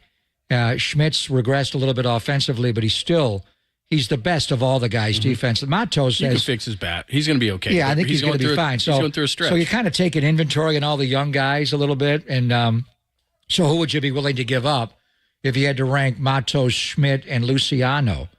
I guess Marco, because we haven't seen him. And partly what I thought when I got the alert last night from Pavs that they're bringing him up, did somebody say bring him up to the major leagues, Farhan, and let me watch him take major league at-bats for a week or so? And are you doing this a little bit to showcase him? Or is your middle infield situation just so dire? You're taking inventory also to take a look at what you have. Right. And if he comes up and his bat speed, the one hit I saw him have on Saturday night, John, he does the bat waggle a little bit, and then he explodes. He hit one to shortstop, a one-hopper in the hole. He ate up Tacoma's shortstop. He had an infield hit. But you see this with the home run he hit last night in Albuquerque, and then the 3 balls that were off the bat at like 110. Yeah. He has big-time bat speed. Yeah, and I think both things are true. I think, first of all, they're desperate. I don't think that's too strong of a word. Offensively last night, the A's give up over 6 runs a game, and they couldn't do anything against them, and they got a pinch hit from Mike Yastrzemski to win the game, but you're still struggling offensively even though you win 2-1. But I think your point is very well taken. I think it's inventory for other teams. I think it's inventory for the Giants. Because the key to this whole thing, and the Dodgers have done this numerous times, is that they got all these rentals over the last number of years, and Farhan was there for guys like Manny Machado and Scherzer, and they kept Turner long term, but they went out and they got these guys, Darvish. And the key to all this is don't trade the guys you don't want to trade. So I think as simple as that is, they really, of all those trades, they really don't have a regretful guy. I mean, there's some useful players that have gone to other teams, but they haven't had that one where it's like, oh, I really regret trading that guy. And I think for the Giants, it's let's look at all these guys. And like you said, who do we not want to trade? I don't think there's an untradeable. As much as I like Patrick Bailey, I wouldn't trade Patrick Bailey. I wouldn't either, but if you want to give me Nolan Arenado, who's got not do it 3 years left on his deal, I know, he's an older then I'd do it. He's got 28 home runs. Who's going to have a brighter future from this point forward? Arenado, or Patrick Bailey? Bailey. I mean, I love his defense, but he's hitting like 087. He's going to be fine. His defense matters. We were just talking about, and Bags wrote the piece, and we're going to, obviously, we'll get the report, and Mike Silver's out watching practice. We'll get a report from him, and Kyle will talk right after they get off the field at about 12:15 today and get the update. Brock's not going to throw today. He's going to take today off, come back, and they're going to go Thursday, Friday, off Tomorrow's gonna be a Saturday. madhouse And then 'cause I'll be he's throwing back tomorrow, right? And then back on Sunday will be a big day, and Sunday will be NFL Network, and everybody's on the field. But the 49ers, they're not going to work 4 straight days. They're going to take 3 days of straight work, and then the off day. In any event, Patrick Bailey, what he does defensively, and Buster Posey was there to see him last night, and the A's, stole a couple of bags last night, but still, the way, the one thing you would say possibly, if they do go to the ABS system, the automated balls and strikes that they're using in AAA. And by the way, when they do the challenge, I think you start that in baseball, major leagues next year. It's like Wimbledon. It's the Cyclops. It's immediately up. Yeah. The umpire, he taps his hat or something, the hitter or the pitcher, and immediately the umpire says, let's challenge it. And within 2 seconds, By the time the ball's back they to the got it pitcher. back up. Yeah. There's no delay. It's like the hitter backed out for 5 seconds. You have an immediate ruling. I agree with you. It's unbelievable. There were some bad calls last night on both sides. But the one thing you would say, if they go to Yeah, not I the know where challenge, you're but the going. full-time automated balls and strikes, is Patrick Bailey's pitch it's framing? Is it not as important? It's for lessened sitting forward? for sure, because then if there's you're not going to challenge all the time, but you do have that But opportunity. if they full-time go to an Right. ABS system Yeah. and you don't even do it that way, And they've got every to. pitch you don't have a home plate umpire, Yeah. then he can't dupe a machine. Right. And ultimately, that's where we're going. I mean, I don't know when it's going to be. I bet it's in the next couple of 2-3 years, just because we sit here and we see all those pitches. But look, I like Patrick Bailey, and I'm not minimizing the fact that it's the most important defensive position there is. But if you're going to give me, something one-on-one for this guy, then I gotta take it. I mean, I think this also shows desperation on the part of the Giants, that we got to find somebody. We got to keep throwing stuff against the wall, because Casey Schmidt's not hitting, Patrick Bailey's not hitting. We can't rely on Crawford to hit when he comes back, because he hasn't. Brent Wisely, we're getting excited when he works up count and walks. I mean, it's bad. And so they're just like, They got 4 hits last night. They won the game. exactly. Sorry. But Luciano's like, hey, did you see what Luciano did? He had 3 balls at 110. Get his ass up here. I mean, that's where they are. He was in AAA like a week. Exactly. Good thing I went on Saturday. He got him right back up here. Anyway, that's the latest on the Giants. Text line is open. You can hit us up on YouTube and Twitch as well. You can see us live. We got the cameras down here at Levi Stadium. They're mounted. Yeah, they rushed him You're not in going here. to spill your drink anymore. By the way, what are you having, a Monster Energy drink? Yeah, but it's sugar-free, so I'm still within I the can't diet. find my Yeti, so I had to bring the whole Starbucks I'm gonna mug get, with you the know handle. what? I got one for you. 'cause I got a bunch of them. I just couldn't My wife's find got it. a box full of her Do you have a company. red one? No, I just have the white one like you lost. I did. But I got but they're logoed, so I didn't I think steal the one it from the you. one in the studio that I saw yesterday, that was my Yeti. Who stole my Yeti? It was from the James Corden show, though. Just put it back on. What did and I someone won't do? say- Rub that off of it? Yes, my daughter gave me that for the Corden show. Cord's I'm gonna left, get you but I another still one. got I'm bringing the it Yeti. tomorrow. Was that the one from the Corden show? I don't think so. No, I was Oh, I dying. got other ones. But I got other ones that are not yours, but they're different logo. But I'm going to bring some. I'm going to bring a couple for you, because I One know you sip lose out of that stuff. Corden Yeti, and you just kill carpool karaoke. I was just going to say, I am so good. what's in that thing?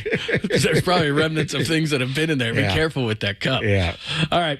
We got a ton to get to. 49ers as well. We got great news yesterday on Brock Purdy. A ton to get to in that regard. And again, more Marco Luciano talk at 10:50 with the voice of the River Cats, Zach Beirudi, who saw him for all, 6 games?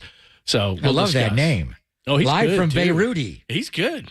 I think he's a Boston guy or Massachusetts guy for sure, but we've had him on. He's good.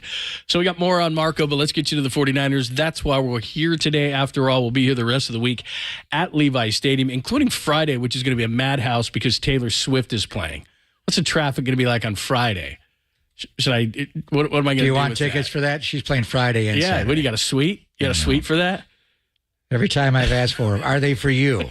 Well, I'm not really a Swiftie, but maybe I'll slip in. Oh, you're going. Yeah. I've heard lots of. I've heard a lot of Red big Hot Chili names. Peppers were here a year ago. Now that's And we got Beyonce's here in late yeah, August. Big time. I'm going to that one. Big time. Yeah. All right, we'll get to all of it next, live from Levi Stadium. Pop and Lund on the Sports Leader.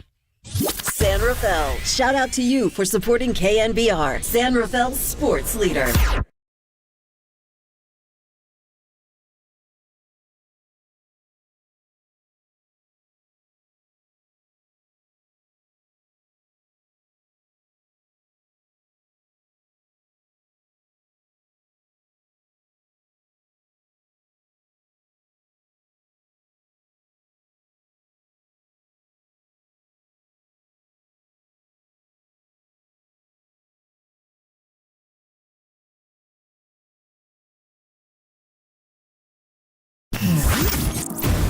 what's trending now. Trending now.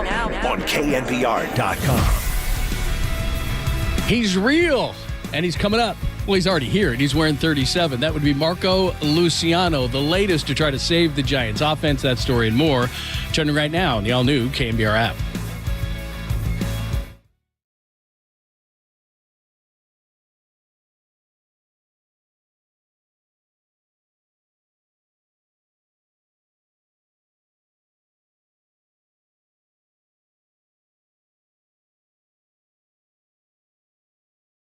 Hey, it's Greg Papa here from Levi's on the first day of training camp, and the faithful is out big time, and they've got Tony G's, John. Can you smell it? They've opened up the Slice House here at Levi's to have the best pizza in all of the world by the one and only Tony Gemignani. Tony's Pizza Napolitana in the North Beach, but he has locations in all the Bay Area sports venues, and it's the best, whether a New York pizza fan, Jersey, Detroit, New Haven, California, or St. Louis. Doesn't matter. Tony has every style of mouth-watering, award-winning pizza.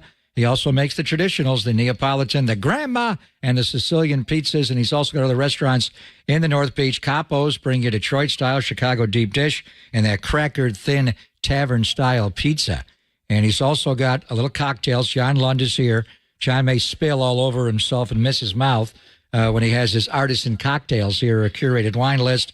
And they also make other things besides pizza. The yummy Italian beef sandwiches, a little spicy with the peppers, the fresh house-made pasta, and the Italian sausages, and save room for dessert. It's hot here in Santa Clara. It's cooling around the bay, but it's here for warm for 49er practice. So save room for the gelato, the cannoli, and the tiramisu.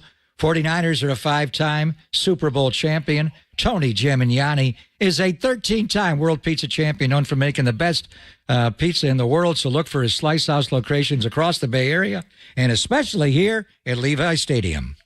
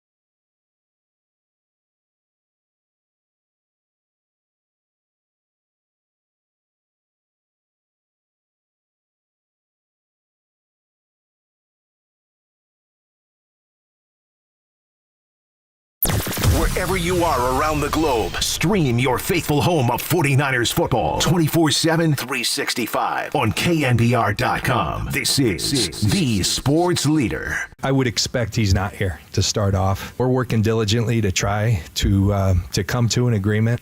I think the challenge is you're talking about a real special player. You're talking about one of the better players in the league. You could argue that could simplify things, but I think at times it's just finding that sweet spot and where the right spot. And we're committed to working towards that. We're going to keep things private. I always appreciated that as a player. I feel like there's some sanctity to those things. You don't want everything being aired out. And so we've agreed with Brian and Nick to keep our dealings private. So I think that's the extent of what I'll say. And when there's updates, we'll give them to you. That is John Lynch, keeping things in-house, the general manager of the 49ers. We played that press conference for you exclusively right here on the home of the 49ers, KNBR, the sports leader. About 11 o'clock yesterday, we will give you what you need to know, including Brock Purdy and Nick Bosa and more. Pop and Lunch, sponsored by good friends at Redwood Credit Union, starting to cash back in your everyday spending with a Redwood Credit Union free checking account. Your debit card earns cash back, travel, and more. Get started today at redwoodcu.org/free checking, federally insured by NCUA. Since we just heard John Lynch talk about Nick Bosa, I'm not worried about it. I think he'll get in here and think he'll be in good shape. Debo last year, I was reminded, I can't remember who sent this out, but he signed and got in on the 6th day of Day camp. 6, but he had a hold in. He did. He did not have a holdout. Yeah, exactly. And I'm not exactly sure because we had David Lombardi on, and the 49ers, what Kyle said, is different because of the 5th-year option as a rookie, and you were saying. I read that. So they can waive the fine, and is it $40,000 a day or $50,000 a day? It's 50, and then I know that Lombardi clarified some of the stuff, and then Mike Florio came out and said that they could waive all this stuff. So because of the 5th year, they can waive this stuff. I didn't know and that. Clearly they will. And they're just working through this whole thing. And, David Lombardi did a great breakdown in The Athletic. I looked at it. I mean, I understand what John is saying about it being complicated. And the complicated part probably is that Nick is saying, look, I'm the reigning defensive player of the year. Aaron Donald makes 31.7. I want to make more than that.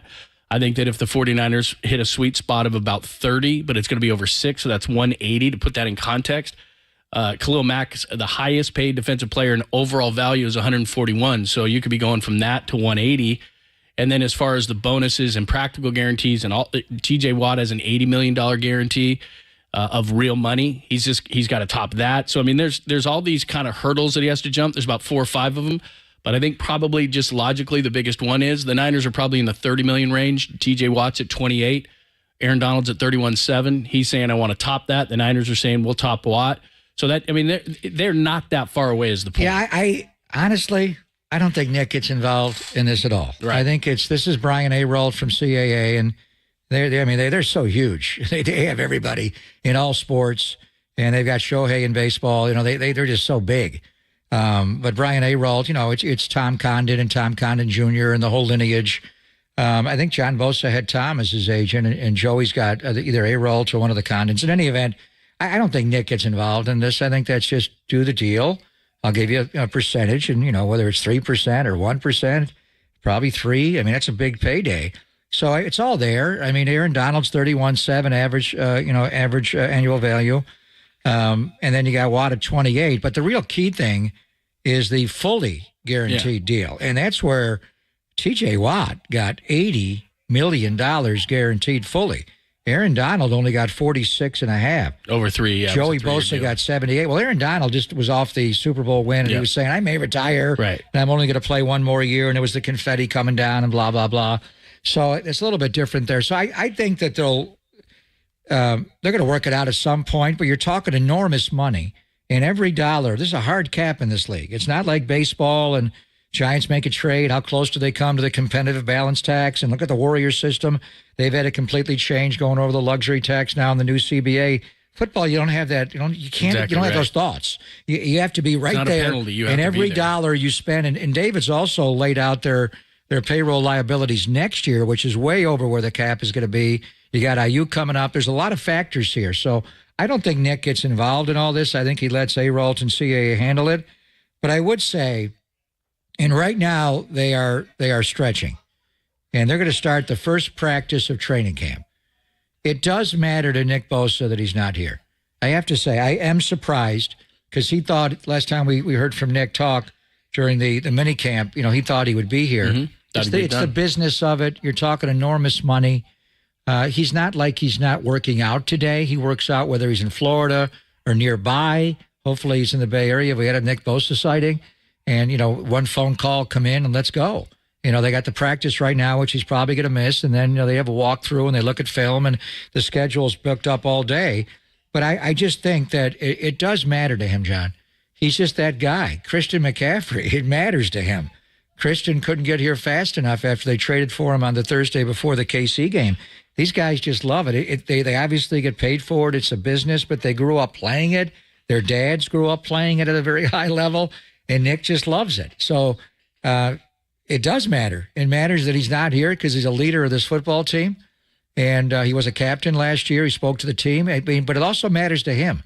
I think it does take a little bit away from him. I'm sure as he's looking at and texting his buddies and checks the A-roll, I don't want to miss. They just stretched 2 minutes ago. I would have been out there at 10:05 to go through it all for activation, and Nick would have been out there at 9:05. He gets out there like like the tight ends do on the blocking sled. They get out before practice. So it's business, and you have to take care of it. I'm sure they have to calm him down, but I can just tell you from knowing him so well and just observing his incredible work ethic, it does bother him. It does matter to him. Football is the most important thing in Nick Bosa's life. And I'm sure that while he wants to be here, he's 25. So this is the prime years contract. And if you're his agents, and it's not that the quarterback situation has anything to do with it, but Herbert gets all this big money, and Andrew Thomas, left tackle for New York, gets a $117 million deal. And Nick Bosa's looking at that going, look, I play a premium position, and I think the overall value is going to be $180 million. I think he's going to get close to $100 million guaranteed, where TJ got $80.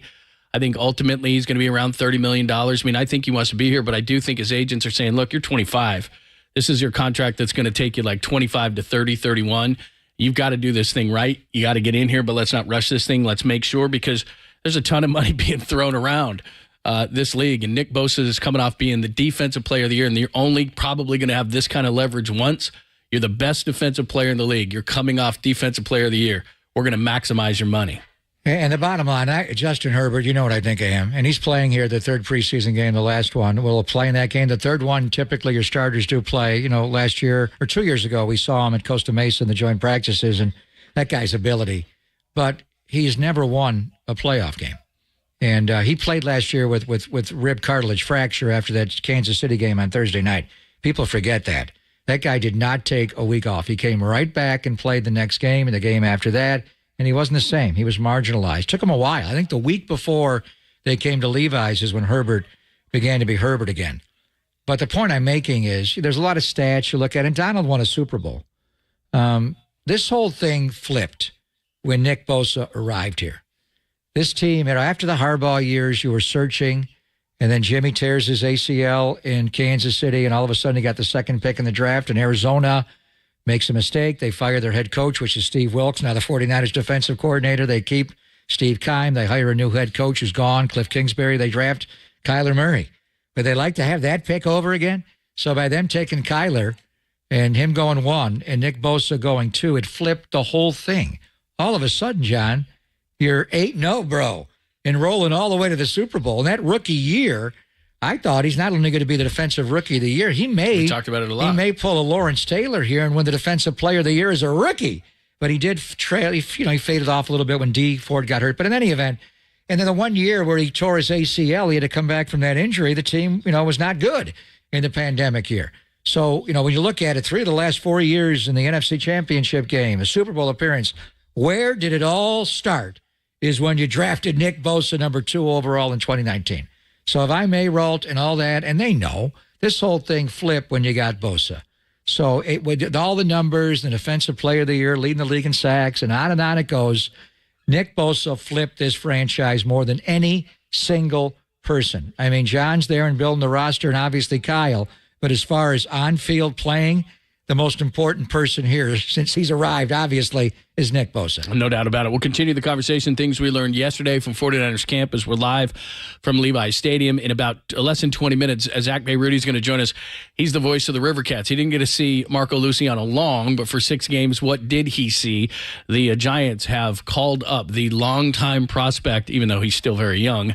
He's wearing 37, and I'm sure he'll be in the lineup tonight against the A's, so we'll get a first-hand account. And you were there, too. He wore so number 2 there. Account. Yeah. Blake Sable's wearing 2. Okay. Is he big enough? How long will he be here, Luciano, for one? Yeah. Cross coming back on Friday. Plus, 37 is not his long-term number. I'm just going to go out on a limb and say it. 37, that just doesn't sound like, you know? Was that Casey Stengel? Yeah, I mean, it's just he was the greatest 37 of all time. Just, Sean Alexander. I mean, I don't know. 37 just... Is he 37, Yeah, Sean? it just doesn't sound like a number that is going to be long-term, so we'll see. But anyway, we'll get a first-hand account at 10:50. Pop and Lund live from Levi Stadium, only here on the Sports Leader.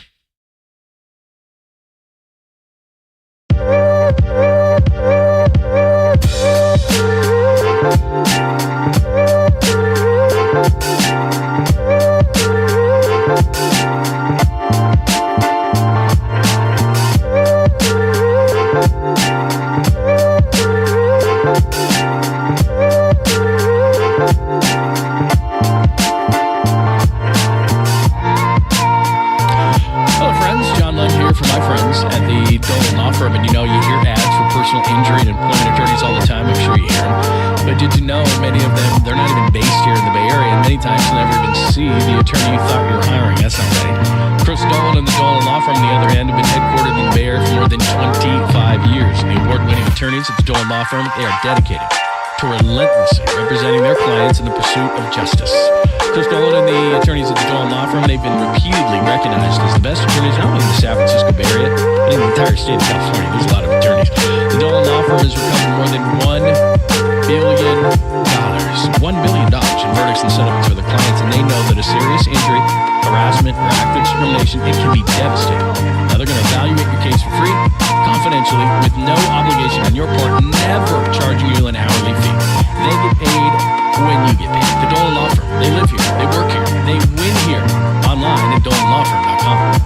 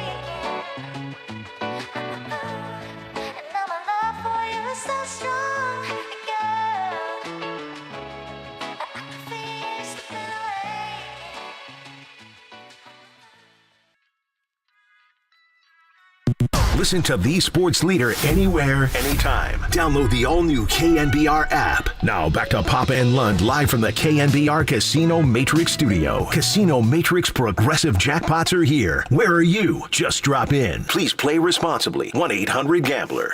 Luciano in from the right side, still looking for his first, and he swings and drives that one. He may have found it. Going back is Hummel to the corner, and it's gone. And on cue, Marco Luciano hits his first AAA home run. Luciano pulled it toward the left field corner and got it just over the fence. And what a game for Luciano. What a start for him in AAA. And with that home run, he continues his stretch of hitting safely in all of his AAA games, this being his 5th. That dude's really good. He's going to join us. Zach Bayrudi's going to join us in 15 minutes. He took over for Johnny Doskow. And I was kind of flipping between the two broadcasts last night because we also had the A's and the Giants kumbaya moment in the 5th inning. Sell the team. Yeah, and I thought they all handled it well. Ken Korak, I listened to the A's radio side. I listened. Did he mention it?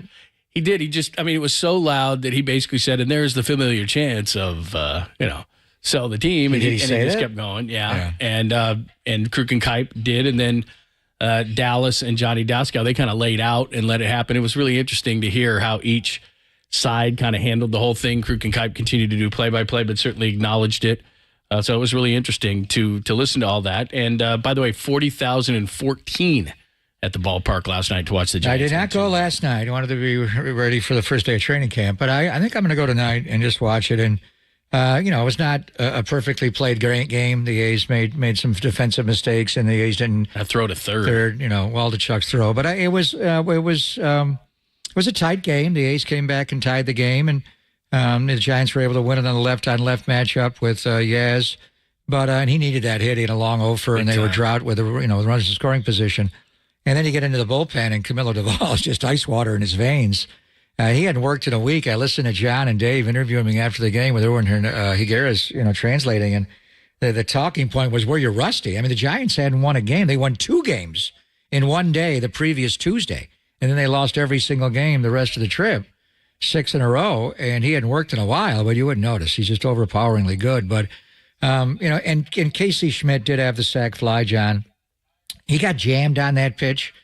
And I didn't think it was going to be deep enough to get the runner in from third, but he took it down the line. I thought it may go foul and there'd be a decision made there, but he got enough bat on it to barrel it, even though he got jammed to drive in the run. But he's struggling. Obviously, defensively, I think all the talk with Casey. All the cards.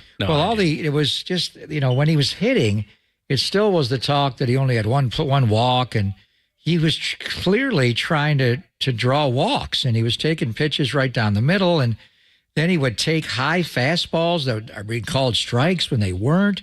It reminded me a little of Brandon Belt when he had that spot, and Yastrzemski's had that spot as well, where he gets overpowered high in the strike zone, and we could see he was thinking. He still is. He's in a funk where reminds me of Joey Bart a little bit. I saw Joey at AAA, and we'll talk to Zach Bayruti coming up. Joey's a different dude right now, and they got to make a decision on what to do with him. Probably time by Tuesday at 3:00. Probably what? I think he's going to get traded. Well, somebody's got to want him. I mean, you're not going to just give him away. I do think that, being the second overall pick, it doesn't mean anything once you get in the league. I understand that, but he has the tools. That's why you pick a guy in that spot. So I do think that I'm not saying they're going to get something great back. But I'm saying if they are committed to Patrick Bailey, and you can find, I think you need a veteran backup at some point, not this year, maybe next, and you can finish the year with what you got with Sable. He can fill in on the Sundays or whatever you need.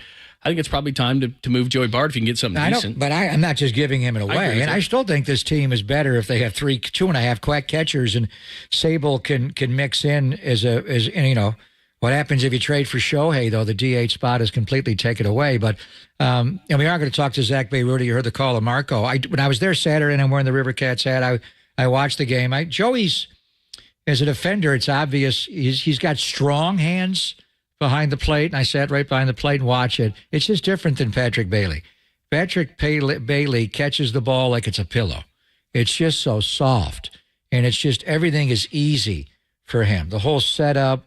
He stole that strike at Jace Peterson. He does it all the time. That thing he does it. Jonah Heim in Arlington 6 inches high. He does it all the time. Yeah, it was a nice. He does it. There's nice just job every time from the first time you saw him, and I said right away we had Wody on. I think it was the first week he was up or less.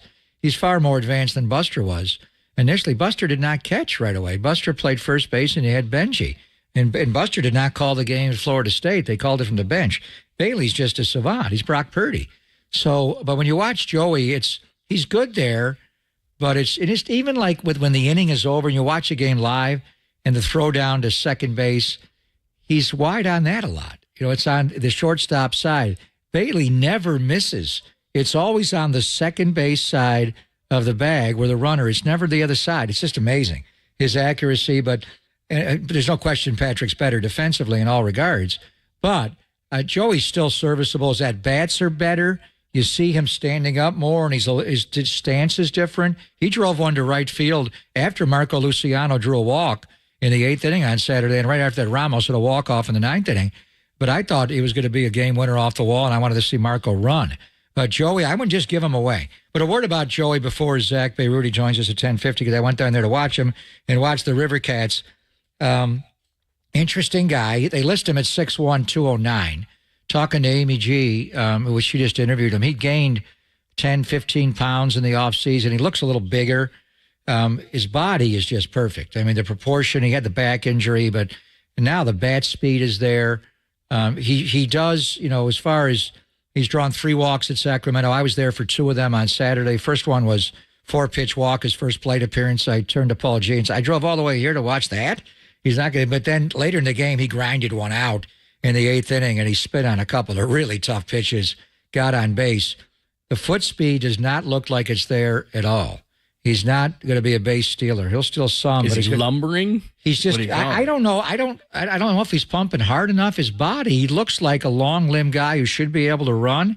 It's just watching him run. Even when he got to first and 3-2 pitch and he's running and it was fouled off, he's just slow. He doesn't move. He's not.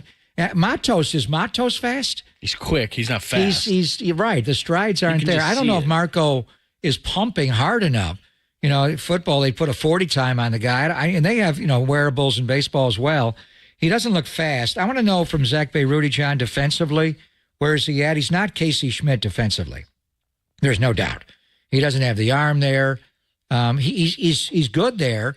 But then as he puts, one thing he's got is broad shoulders and a tapered body. He's 21, so he's got to get bigger and stronger, and he fills out. I mean, he could get up to 2 1/4, and then really, what is he? As you look around and say you don't trade any of these guys, and you make more of a marginal, around the fringes type of trade, you'll get Mark Canna, say. You don't make a big trade, you keep them all. Is Luciano your shortstop and Casey Schmidt your third baseman? Is Casey Schmidt your shortstop and Luciano, does he go in the outfield? Is he a corner? Is he in center? I don't know. But it's pretty amazing. When I was watching him Saturday in Sacramento, John, I was just there to take inventory. I just wanted to see what they had and if you put him in a trade.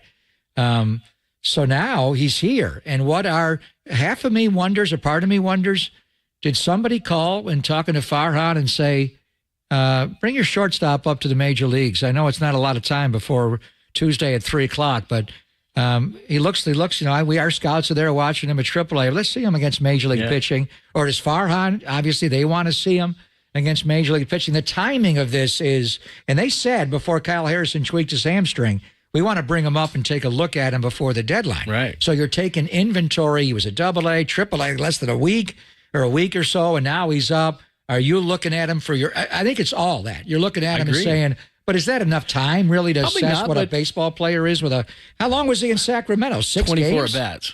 24 at-bats. I mean, it's insane. But I think you're right in that, look, David Villar was the PCL Player of the Year, and he has no clue at the major league level. So I think what you want to do is you do want to see Casey Schmidt gets off to this hot start. We know he's at least a defender. Bailey, I think you want to see all these guys and see. And then, I think as a bonus, other teams are going to see. By the way, just based on what you're saying there, so grades go 20 to 80 in Major League Baseball. His power is 65. That's pretty good. His arm is 60. That's really good. But like you said, his run is 45. His speed. So he's not a 5-tool guy. Yeah. Yeah. I mean, that's below average. But why speed. is that? Is he just not pumping him? When I'm watching him, I'm like, is he running as hard as he can run? He looks like he has the type of body that should be able to run. Yeah. He's not short and squatty. He's 6'1". He's not De La Cruz, but he's kind of out there, John. He's filled out a little bit. So Yeah. I just remember him a couple of years ago, and there was a spring training game, and he was wearing 94, and he was standing on second base, and I thought, that guy's pretty wide. So for a shortstop, I mean, so for him to then even gain more weight, and again, I didn't see him like you saw him, and we'll talk to Zach Bay-Rudy about him in a minute, and we're getting into Marco Luciano, who was called up by the Giants today officially. He's pretty big, and everyone has always questioned whether he was going to stay a shortstop, so I don't know that he's going to stay a shortstop. Well, if you keep Casey Schmidt, what is it? Is that your left side of the infield? And so in any event, remember when Casey Schmidt had Nick Bosa's number in spring training? Wasn't he 97? He was. You're exactly. I think he was. Look at that. That's good. That's and good the thing about there. the thing about David VR. Now this is what I'm talking about. Okay, but remember last year, his first major league game, was it the 4th of July against Bumgarner? I think you're he right. hits one off the wall, and then he cooled down. They sent him back up. How good was David Villar's September? Oh, he's great. It was, but Whitey Herzog always said that. Don't judge a young player by spring training or September. So what are you really looking at here a week before the deadline? Is Farhan looking at it for his own eyes to keep him? And then what happened when Craw comes back? Where does Marco play? And what do you do? Craw's coming back on Friday, right? And Tyro's, hitting in the cage, hitting fungos and swinging fungos. He's going to come back in a couple of weeks. Yeah, good news on Tyro. Tyro's huge. Crawford has to play, even though he hasn't been overly effective. So is Marco here to play him or to take inventory or possibly trade him? Yeah, I think obviously they brought him up, so he's going to play tonight. But then, like you said, Crawford's close, Tyro's close. We got good news on Tyro yesterday. They got it. Look, with this offense, you throw them all in a barrel, and whoever starts hitting's playing. I mean, that's and the A's are starting a lefty and Hogan's heroes tonight, Hogan Harris. So I think JD will be at third. It'll be Marco at shortstop, and you play Casey Schmidt at second base tonight? All right, Zach Bay-Rudy's going to join us coming up next. Not only will we talk about Marco, but like I said, Joey Bart, there's a number of guys down there. We'll get into that conversation coming up next, and then we'll hit back to the 49ers as we're live at Levi Stadium for 49ers training camp. It's Pop and Lund only here on the Sports Leader.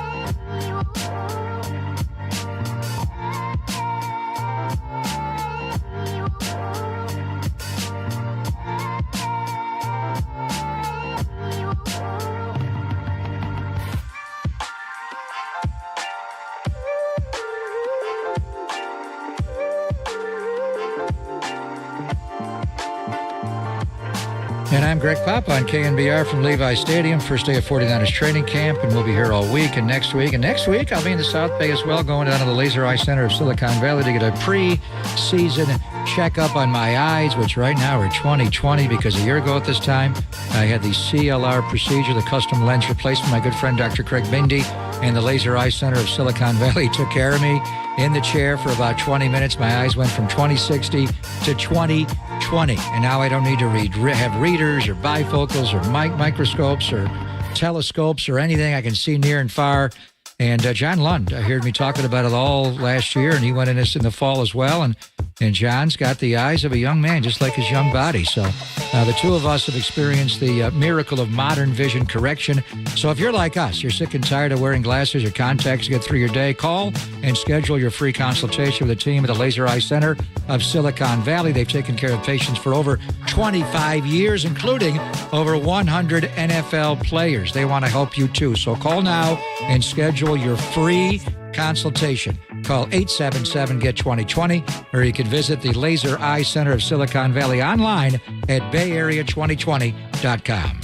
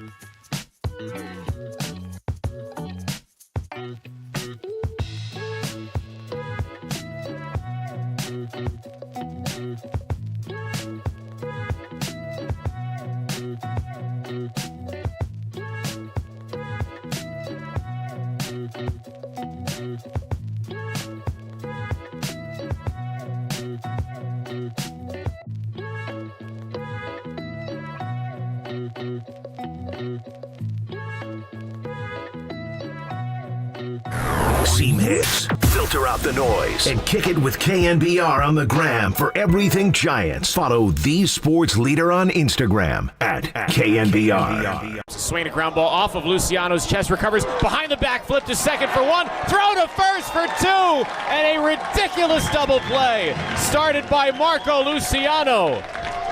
That ball was creamed, and Luciano had it hit off his chest. And as Luciano was going to his left, the ball deflected that way. Zach Bayruti, he is the fine voice of the Sacramento River Cats. We have a lot to talk about with Zach. By the way, an underused term that he just used that I love and I would like to hear more, creamed. That ball was creamed. It's beautiful. Zach you know where that dropped out when Barry Bonds and Victor Connie and Balco came in with the cream and the clear. After that, no one used creamed anymore, John. Zach joins us courtesy of the UMA guest line. Hi, Zach. Good to talk to you again. How are you? How you doing, guys? Maybe I'll say the ball was cleared next time. Level things out. Cleared the wall. It was creamed that one, and it just cleared the wall. And Marco's been doing both. Tell me about the exit velocity of the last night in Albuquerque, Zach. Yeah, it was something. The home run, as I read Andrew Baggerly's piece this morning, it was 110 miles an hour. It looked every bit of it off the bat, and even the outs that he recorded. It was the last out of the game. Actually, he lined out to shortstop, and it was like, holy smokes! Like the ball was really crushed. So, I mean, the exit velo has been there on pretty much everything that he's hit, and if exit velo gets you called up, then I guess the Giants are on it right now. I know they're looking for someone who's going to hit the ball hard, and when he makes contact, that is the case. Zach Bayruti joining us. Of course, the River Cats are in Albuquerque, but the big news, Marco Luciano called up by the Giants. Feels like he's been around forever. 2018, they signed him July. It's almost 5 years, 5-year anniversary, just over that, and he's going to the big leagues. He'll wear 37 tonight, and I would imagine he'll play against the A's. So he only had 24 at-bats, came up from Double-A, but just give us your quick scouting report on him. I mean, gosh, in 6 games, I'll give you what I know in 6 games and what I've heard, coming up. I talked to my good friend Joe Rizzo before he joined the team, just because Joe saw him in San Jose a couple of years ago. I was like, hey, give me the scouting breakdown. He said, the hands are special, quick hands, hard contact, all that. I can tell you that the contact has been hard. He's homered in back-to-back games. He hit safely in all 6 games that he was with Sacramento.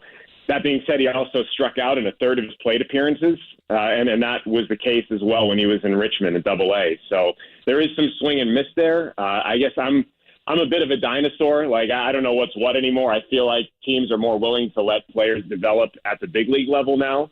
I thought probably a month or so they could have used, to develop him in AAA, but I guess the onus is to win now, and that's why they're bringing him up, and they hope that he can spark the offense. Yeah, and they're obviously in the middle infield with the injuries to Craw and Estrada and Schmidt and wisely struggling. And also, you got a trade deadline coming up on Tuesday at 3 o'clock our time. You got to take inventory. So I was there actually on Saturday night, Zach. I know you were doing TV with Steve Sachs, the great Steve Sachs, and Amy I heard G. you were there, Greg. I was there, and Amy G came and sat. And so I watched Marco. I saw him in one game. You've seen him in 6.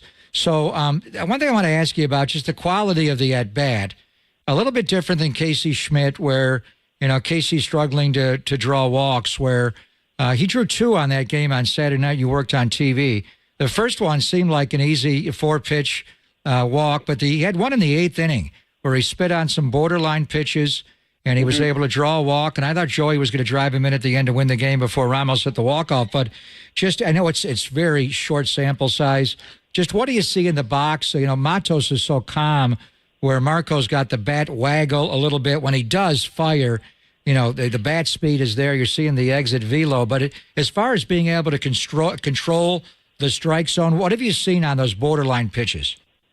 Greg, I remember the at-bat you're talking about on Saturday. I remember being equally impressed. And I guess when you're comparing players, Matos was a guy that, he didn't have to have the best strike zone judgment per se. I mean, Matos, I think, has the best bat-to-ball skills of the prospects that we've seen come through. I think Luciano, the quality of the at-bats, definitely there, and I think probably better than Casey. I mean, I remember talking to a scout that I respect probably more than any other scout. This is when Schmidt was with Sacramento, and he was concerned. And by the way, this is when Casey was hitting like 300 with us and doing all the things. And he's like, I have concerns about his approach. And sure enough, a couple of months later, that all comes to pass. And I don't think the same concern was there about the approach for Luciano, just in the 6 games that we saw. So, I did see those at bats, and especially specifically the one that you just mentioned on Saturday. And I remember being impressed, especially as compared to what we did see from Schmidt going back a couple months ago.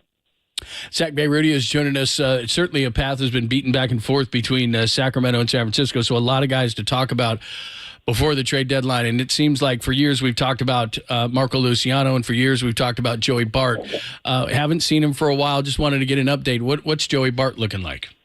The All-Star break happened for us. To say we have the same All-Star break as the big leagues now, and it couldn't have come at a worse time for Joey because he was riding a 10-game hit streak right before the All-Star break, and he came back. He ended up losing the hit streak after the game after the All-Star break, but he went on to hit safely in the next couple of games.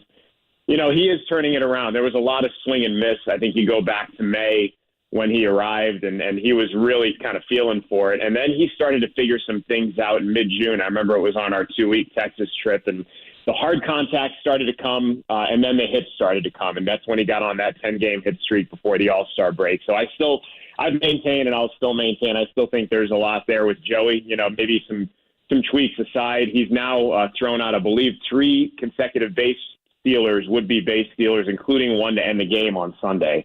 So that's kind of coming around. And also, I mean, I know that the caught stealing numbers don't look great. Pitchers here haven't done a great job holding runners at times. And there have been times where he's made throws to second where he's had no shot. So I still think that there's a lot in the tank for Joey, and I'm intrigued to see what happens with him the next few months. The game that I was at on Saturday, it was Joey behind the plate, it was Marco at short, and there was Elliot Ramos in left. And right before your very impressive fireworks show, Ramos ended it in the 9th inning with a walk-off. And the Giants are seeing a lot of left-handed starters. They're going to see one again tonight. They're going to see, I think, James Paxton of the Red Sox over the weekend. So, calling up Marco with the right-handed stick, I think, made sense. But I was thinking more Ramos, the way he's locked in and what he did on Saturday. Where's Elliot Ramos at right now offensively? And then I think it was the top of the first inning on Saturday night. A ball, left-handed hitter punched one down the line. He wasn't moving well at all. He looked a little heavy to me, and then I lost him in the corner, and it wound up being a triple. I don't know if he bobbled the ball, but what are you seeing from Ramos right now as far as offense and defense? Yeah, I lost him in the corner as well. I remember the play you're talking about, and I lost him in the corner as well. So he was out of our line of sight. So I can't speak to that. But, offensively, you were at the game on Saturday. You saw the walk-off, and part of my call was don't forget about Elliot Ramos. And I think I said that because a lot of Giants fans, I think, may have forgotten that he's still here. He's had the oblique injury, and he's been on the shelf, but he's been hitting the ball really hard. And I go back to the series we were at Salt Lake City a couple of weeks ago, just before the All-Star break, and technically that was a rehab assignment for him. And he had 15 hits, 9 for extra bases, and 4 home runs.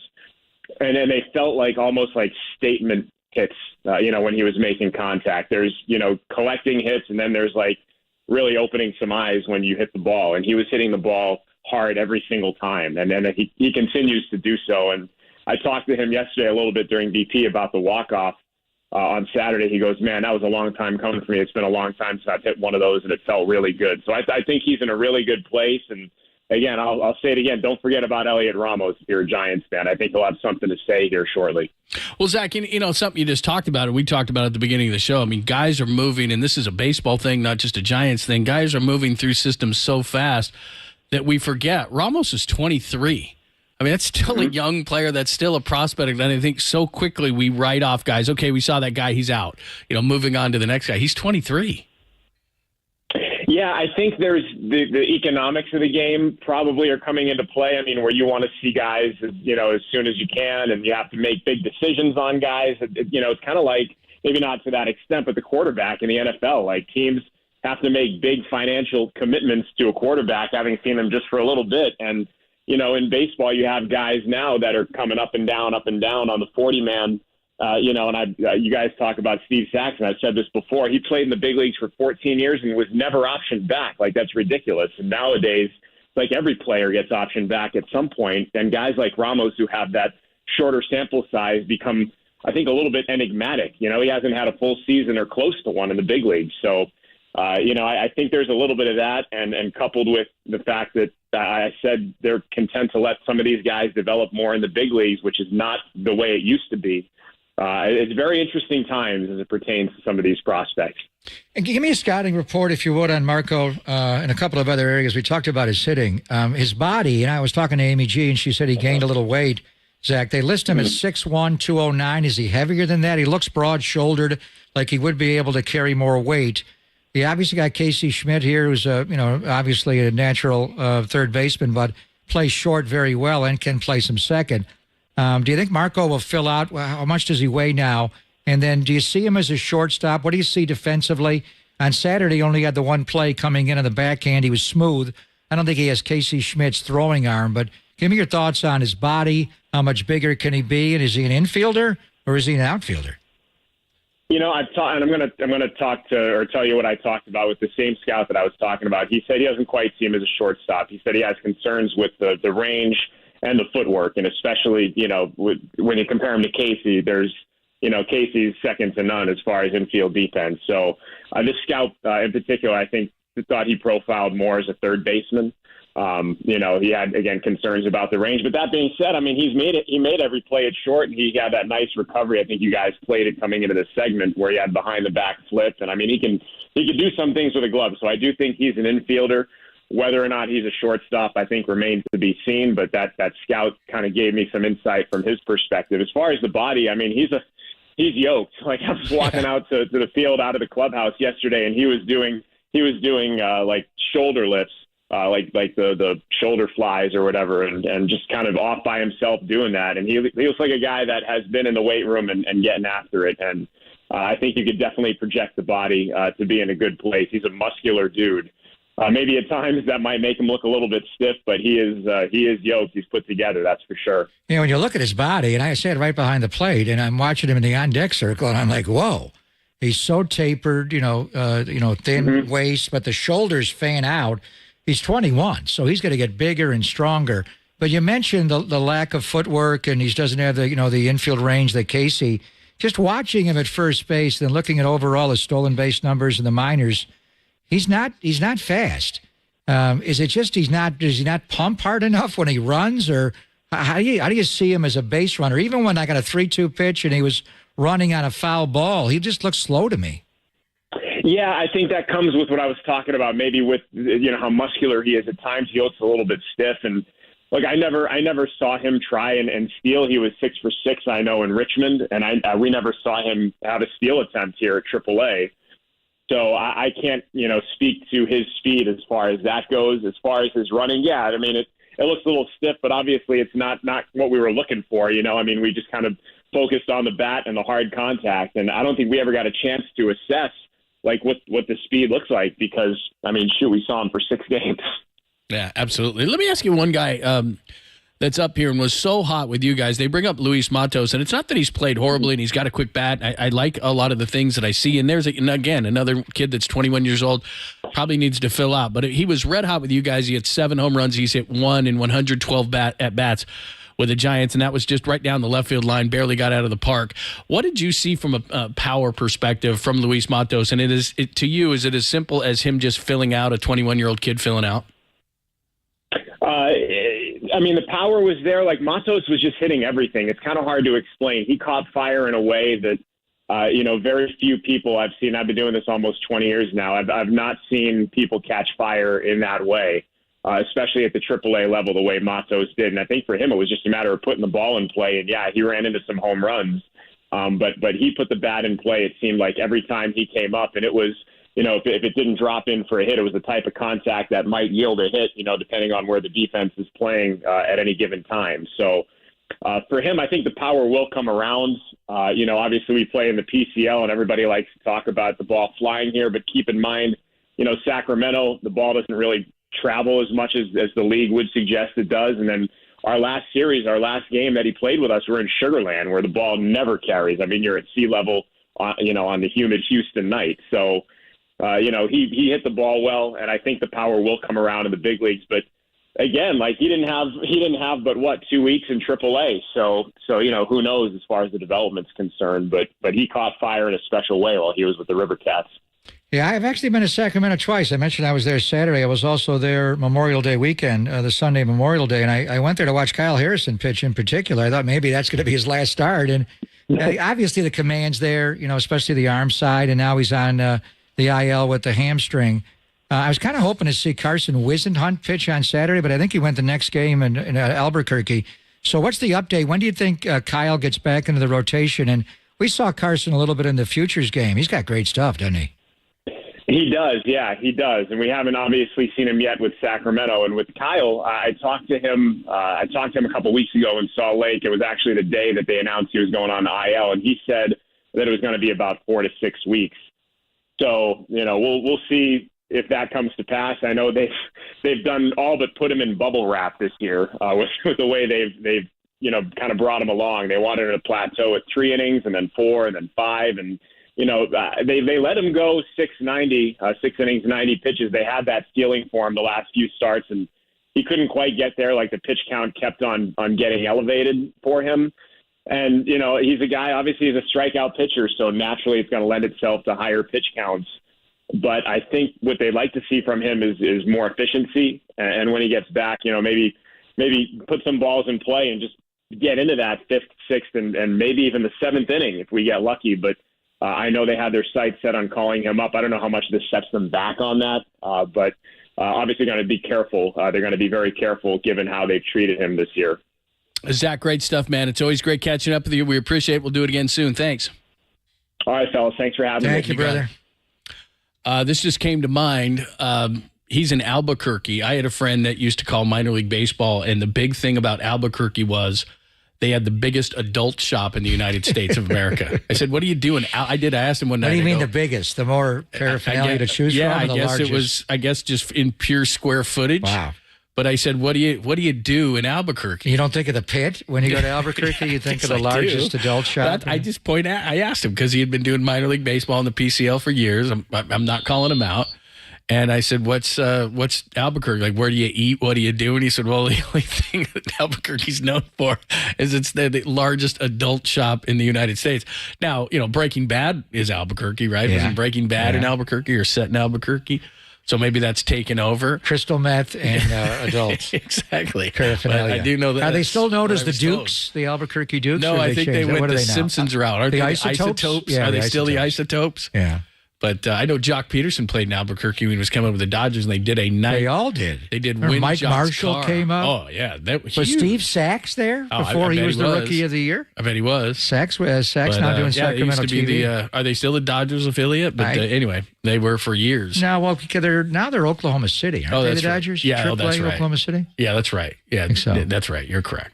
All right, we are down here at Levi's Stadium for a reason. We got into Nick Bosa a little bit. We'll give you the latest and why it's so important that one Brock Purdy is good to go. And when's he going to throw anyway? Not today, but we'll tell you when. We'll do it next, only here on the Sports Leader. Daly City, shout out to you for supporting KNBR, Daly City's sports leader.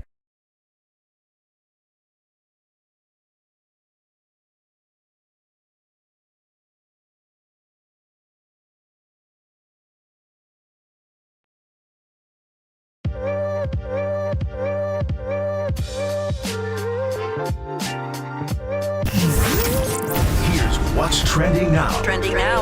On KNBR.com. Did you hear? Brock Purdy's good to go. Everything you need to know. Trending right now on the all-new KNBR app.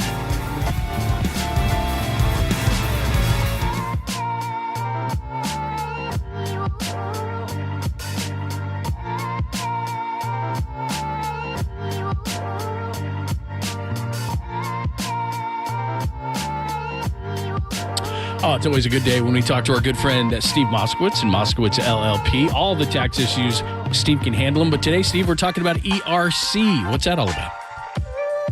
That's where the federal government is giving employers up to $26,000 for every employee you had in 2020 and 21 that qualifies.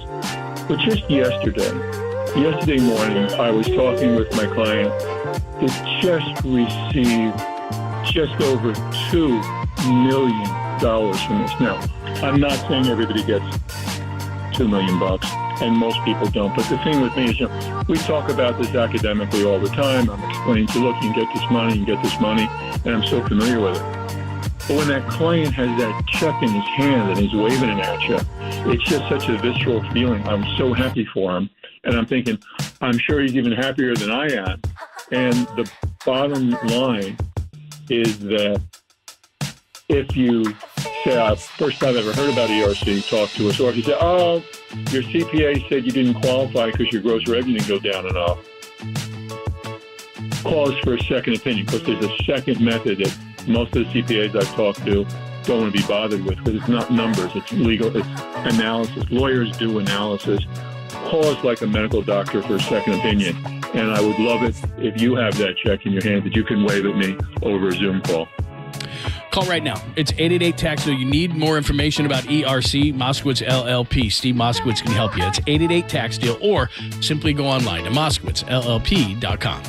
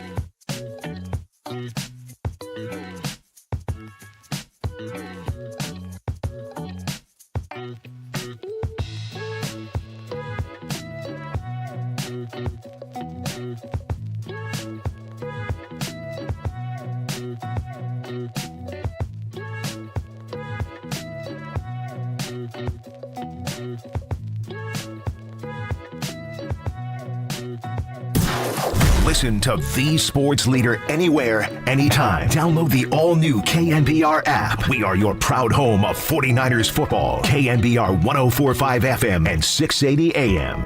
He looks healthier. I think his feet look better. I think sometimes I'm not taking away anything from Jeff, but Trey has put all the work in, and it's awesome that he had a guy that he can do that stuff with, but that's exactly what Brock did. That's what Sam Darnold does. I've never had a quarterback who doesn't do that. They all do that. Golf pros, they go to work on things with their swing and stuff like that, and I think the most important time is after the season in that March, April before OTAs, and it's always extremely important in the 40 days away.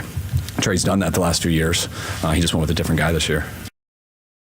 That was Kyle Shanahan. We played the press conference for you exactly 24 hours ago. We were about 11 o'clock. They were a few minutes late, but by this point yesterday, we were deep into it. And the big story was that Brock Purdy, full go. We'll get into that in just a second. But the remnants off of that is, look, there's someone staring at you. It's making me very, unnerving to me. Do you know that person, or is that just someone? I don't know. He's just waving. Okay. He had dark glasses on. Remember the guy that came here when you weren't here one day, Yes. and he kept banging on the door and tried to open the door? Yes. That was an We're older live man, at Levi not that Stadium, guy. by the way. Not It was, that yeah. guy. We're here at Levi's. Yeah, We we're got at open Levi's. glass. We're in the aquarium. People are It's coming cool. through. Yeah, that guy just had dark Faithful's glasses. here, He just I looked, suppose. he looked a little iffy to me, but now that he's gone, I feel He much looks like better. a younger version of me, actually. Actually, he did, actually. So the offshoot, we'll get into Brock in just a second, but the offshoot of that is all offseason, all we've talked about is, what if Brock can't go and what is going to happen with a second and third? And now we got Brandon Allen, we got a fourth, and that's interesting. And now this whole new dynamic has begun. And look, we've got a 1. Now who's going to be 2 and 3? And they're certainly going to keep a 3 because of what happened last year. But is the 4 going to be Brandon Allen? Could Brandon Allen make this team? Could Trey Lance get traded? I mean, now we've got a whole new dynamic now that we know that unless something weird happens, Brock Purdy's going to be the starter on September 10th. And, it was 24 hours ago. John and Kyle sit down, and John drops the bomb. He's full go, no restrictions, without restrictions. But there are restrictions. He's not going to throw 3 consecutive days. So he worked on Monday and Tuesday. Today, the first day of training camp, Brock Purdy's not going to throw. So today really is Trey Day, and it's Sam Darnold Day. And I listened to the whole Kyle podcast, 40 minutes and all of it. And we'll play a little bit coming up. Did you mute Kawakami and just listen to Kyle? Or did you actually listen to Kawakami? I don't think that's possible to do. Kawakami's a good interviewer. No, it's I good. like him. I'm just kidding. Anyway, we love Timmy. Yeah. He's not listening to us because he's watching practice. So I can talk trash. He'll find out. But anyway, we'll play a little bit about the game in Seattle and when Brock was there. But one thing Kyle said, and going to the offseason, the question was, did you ever think Brock wouldn't be able to make it on time? Well, the schedule, originally the surgery was supposed to be February 21st. And then it got pushed back to March the 10th, which was the Friday before the Monday and the start of the new league year. Remember? Oh, yeah. Okay. So it was right there. So what you had to do, they didn't know at that point because he just had the surgery. Dr. Meister, gave John some updates, but they really didn't know. So what it allowed you to do was go get Sam Darnold. It's a little bit to me like the Jimmy Ward hamstring injury, the last rep of practice on that Sunday before we did the Player for a Purpose banquet here. After the first preseason game, Jimmy tweaks his hamstring. So what did you wind up getting? Your interception leader, to Sean Gibson. You wouldn't have brought him in if Jimmy Ward was healthy. You wind up getting a guy that's a guy, and now Jimmy Ward's gone, which may have been part of the reason he's gone. But in any event, so you went and got Sam Darnold. So now your quarterback room is hardy and whole. And today is about, it's always about Brock, but he won't throw today. He'll be involved some. We'll be anxious to see. But this is where the first day of training camp, and what we're seeing is Brock Purdy not throwing today because they're going to go on with the Buster Posey schedule for him, John. 2 days on, 1 day off, Buster's final year in 2021. So today's Trey Day and Sam Darnold Day. And this is a great opportunity for Trey Lance. And you heard Kyle talking about, he changed quarterback coaches in the offseason. He went with Jeff Christensen, which is Patrick Mahomes' guy in Texas, both in the spring before they got back for the OTAs. And then And it was actually more than 40 days and 40 nights because they shut down the minicamp a week earlier. It was more like 49 days. It was 7 weeks. But anyway, he went back down there. And you see Christensen working during the QB doc on Netflix with Mahomes. And Trey's gone through, Quincy Avery was his guy. I remember coming out of college, getting ready for the draft. Last year it was John Beck. It was Rod Dato's grandson, the 3D QB people. We had him on last year. Even Chasen Christensen and his other coaches. But in any event, I think, Trey's just a pleaser. He likes to please everybody. Pick one guy. The 49ers, they said, we don't care. You want Jeff Christensen, go throw at Jeff Christensen. We wish we're going to, it's what we want him to do. But just whatever it is. And right away, you heard Kyle talking. He's healthier. There's no question. He's healthy. I mean, right away, that first training camp, he was ripping the ball. But that last preseason game against the Raiders, he hit his right index finger on a helmet. He couldn't grip the ball. We've talked about it. It set him back really his entire time in the NFL. He had other injuries, obviously, a knee injury. He's finally healthy. So watching him now, and I stood right behind him during the OTAs, talked to him about the grip. He does not put the index finger on the point of the ball. Terry Bradshaw didn't do it either. He says my hand's not big enough, but he threw the ball better from what I saw. Now, I just watched a KNBR.com video, and I showed it to you, and they were talking about, Lance Ayuk on the outcut. It looks like a completion. It's a simple out going to the left side, the back side, but he throws it more like a back shoulder throw. It was not a back shoulder route. It was simply an outcut, like a 5-yard. What is it? A 5-yard outcut? I'm looking at the video on my tiny. Just be high and away iPhone. towards the sideline. It should be to the sideline. It's a 5-yard, exactly a 5-yard out. You call that play on 3rd and 3. That's got to be to the sideline. If he throws it back like a back shoulder, where the corner, even in trail position, can get in there. Well, maybe not pick it, but break it up. And maybe it is a pick if he drives on it, but it's back to the field of play. It can't be there. Right. So that's what you're looking at with Trey. It's the subtle nuances of how to, throw that ball there. Just, texting with Mike Silver and, some of the guys, early and out there watching. Trey looks fine. Actually looks a little iffy, too. It check downs and downfield misses from both quarterbacks. It's the same. Now, it's the same as it's been. Yeah, well, we'll see where he's at. And Sam is he's got a whole new group of guys first day of training camp, and now you're up against the number one. The thing about training camp, and we saw it in Trey last year when he struggled, it's ones versus ones. Once you break camp and get in the year, it's scout and team. Fred's talking trash. You got to deal with Charvarius Ward and Diamador and Fred, and you don't have Bosa there, and they're not going to take the quarterback down. But now Sam's getting, wow, this defense is great. Why did you come here, Sam Darnold? Because everybody's wide open. And Kyle, against these guys. In the regular season, yes, not against this defense. So a little bit, but today, Brock won't throw today. He'll throw tomorrow and Friday. They're all going to take Saturday off and come back on Sunday, and I'm sure all three will be up on Sunday. But it's that little outcut, a 5-yard out to Ayuk, the subtlety of the accuracy, even if that's a completed ball. But maybe it's. But Kyle grades differently, right? Well, it's also, if that's more in the field of play and you're looking for yak after that, Bill Walsh would not. That's the wrong side. The ball's got to be on the outside hand. It's half a body. It's not full body, and it's not behind you. So that little throw there where they're praising it, Lance to Ayuk, that ball's got to be to the sideline where only Ayuk can get it, and the cornerback cannot drive back on it and break that ball up. Look, and I'm not down on Trey. It's just that of all this stuff, and this is where I'm skeptical, and it goes back to a show that you and I did with Dennis Guile, who was then the quarterback coach of Colin Kaepernick. He said, you're going to be super surprised about how different he's going to look. And then he got into camp, and against air, he was fine. And then everything started going, which is what's starting to happen today. And he wasn't accurate, and he wasn't better, and his eyes did go down. So I'm skeptical of, and Kyle, I wouldn't say he downplayed Jeff Christensen, but he basically said whatever. He said his feet are better. Because he's healthier. Right. But he's had to work on these accuracy issues. And as you said, in Kyle's offense, yak is everything. So it's got to be not only accurate and catchable, but it's got to be run after the catch. That's what Debo does. That's what Ayuk does. That's what McCaffrey does. That's what Kittle does. You've got to put the ball exactly where it's supposed to be so you can maximize every play. And that's how Kyle grades a play, is the intricacies of it, and did you maximize each play? And I know it's only one throw from Trey, but that's where I get skeptical, as I say, that's great against air, But when we start doing this, it's got to be where it's supposed to be, and it's got to be quick. So with Trey, it's the accuracy. With Sam Darnold, does he see it? And that's where Brock Purdy is so great. He sees it fast, and he puts it on the money. So the one thing I would say is, and we watched, obviously, all of his college tape up in Fargo, North Dakota State with Trey. And there was, what we're seeing, there was glaring inaccuracy. They would run that go route down the left sideline to Christian Watson, and you overthrow him by 5 yards. They come back and run the same play, touchdown. Or a little like Alex Smith, early in his career before Harbaugh got here. And it was good play. What was that? A lot of the Trey, even in college, it was, good throw. What the F was that? He just sailed it.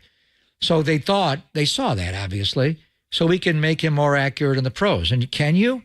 Yes. I mean, not everybody. I go back years ago, Rich Gannon, when the Patriots drafted Rich Gannon, they wanted to convert him to DB. They didn't want him to play quarterback. And he sat a while. He was in Kansas City and finally got a chance to play one year when they got hurt. They went back to Gerbach. Anyway, the Raiders, he got to be accurate later in his career. And there's two obvious examples here in the NFL. Two of the best players in football. Josh Allen at Wyoming and early in Buffalo could not hit a simple check down to a flat back. It's just over and over again. It's like, what are you doing? Even when it was caught, it's off the shoe tops. It's here. You got to put it right there. It's a check down. He did it all the time. He'd hose one down the field. But then when he got better and better and better and better, now look at him. He's an amazing thrower of the football in our regards. Jalen Hurts looked like Trey. That's the guy. Yeah, more recently. Yeah, and where did he go? I'm shocked. He went. Even Lamar improved as a thrower, but still is not there. Allen is there. Jalen Hurts is there where he's killing you from the pocket. Jalen Hurts went to 3D QB and dealt with Tom House and all those guys down there, John Beck and Dado's grandson, and he got better. So there'll be a point where Trey will get better. Is it now? How much better is he? But the key thing today is this is the day, we're getting some tweets and videos being sent. Today is Trey Day, and it's Sam Darnold Day, and it's Brandon Allen Day. But tomorrow when he jumps back in, it'll be Brock Purdy Day. And I know you didn't hear all of the Kawakami podcast, but I want to play a couple of clips from it. And just because remember a year ago at this time, and I remember pulling in here right away, and it was Tim Ryan right away when I got out of my car first day of camp. We got a quarterback here. Bro. I'm like, what? He was on Brock. And then you're watching Brock and like, okay, but he's third string. He's going 3s versus 3s. I'm seeing him throw a couple. It was the joint practices against the Vikings where I saw it, and then you could see it in the games, the way he managed the game. And Kyle saw it right away, gave him a little more. Obviously, Trey gets hurt, Jimmy gets hurt, Brock gets in against Miami, gets ear-holed right away the next week against Tampa. But it was that game against Seattle on that Thursday night, and Kawakami asked Kyle about it, where he knew we got ourselves a Brock star. All right, we're going to play that for you. Coming up next, we'll get your thoughts. By the way, you can always hit us up. We're on YouTube and Twitch as well, so if you want to see us live from Levi Stadium, leave some comments in there. We can do it. Text line is open as well. Questions, comments, as we got to a little bit of information from camp, and we're starting to get a little bit more. We'll get some guests from off the field as well. It's Pop and Lund on your Wednesday as we're live from Niners training camp on the Sports Leader.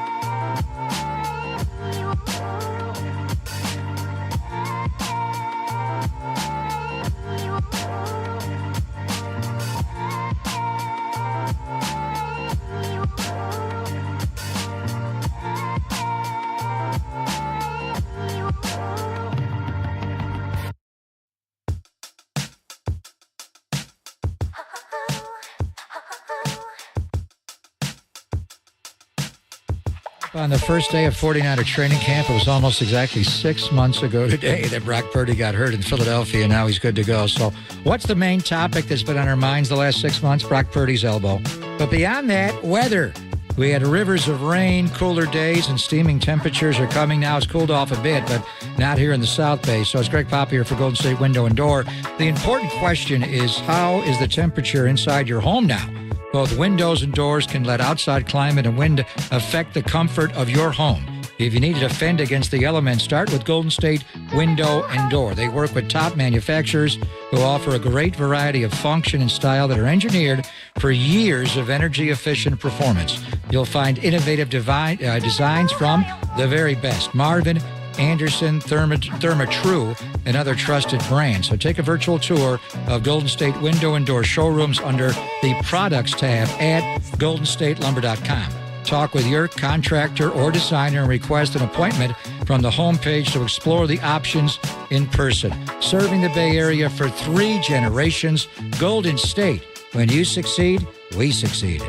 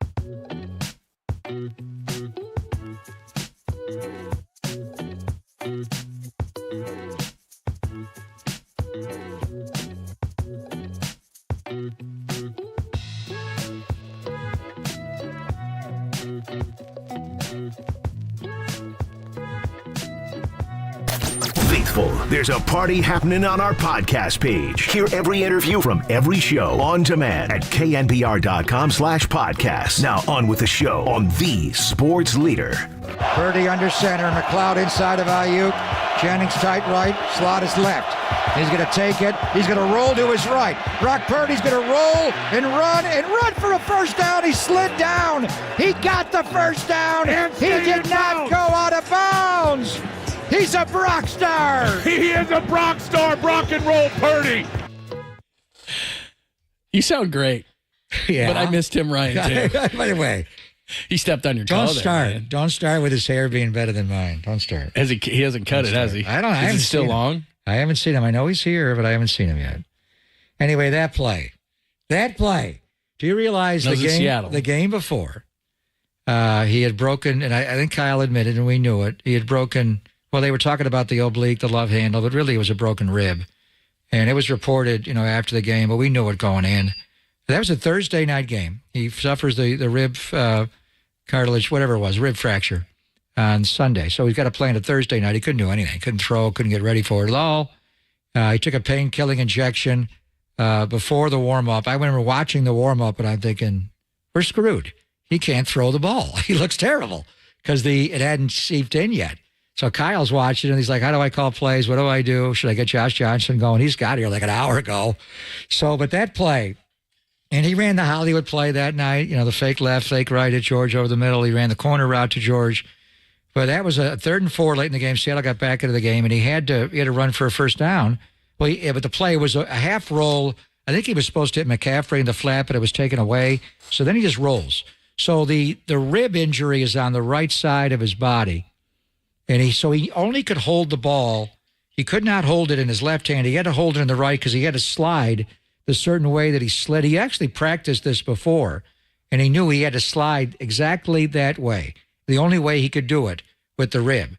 And the way he executed it, but you have to, once you go into a slide as a quarterback, you give yourself up. Right. If he comes up short here, it's 4th down in inches. What are you going to do in Seattle? You're going to punt the ball back to him. This is the play that won the NFC West. J.P. Mason broke the long run to make it official, but this play and all the elements that he had to go through, John, on that play, there's so many great plays that he had, in playoff games and other games. But, the play where he rolled to his right and Ayuk dropped it, it was amazing. Ugh. But this particular play, he didn't throw the ball.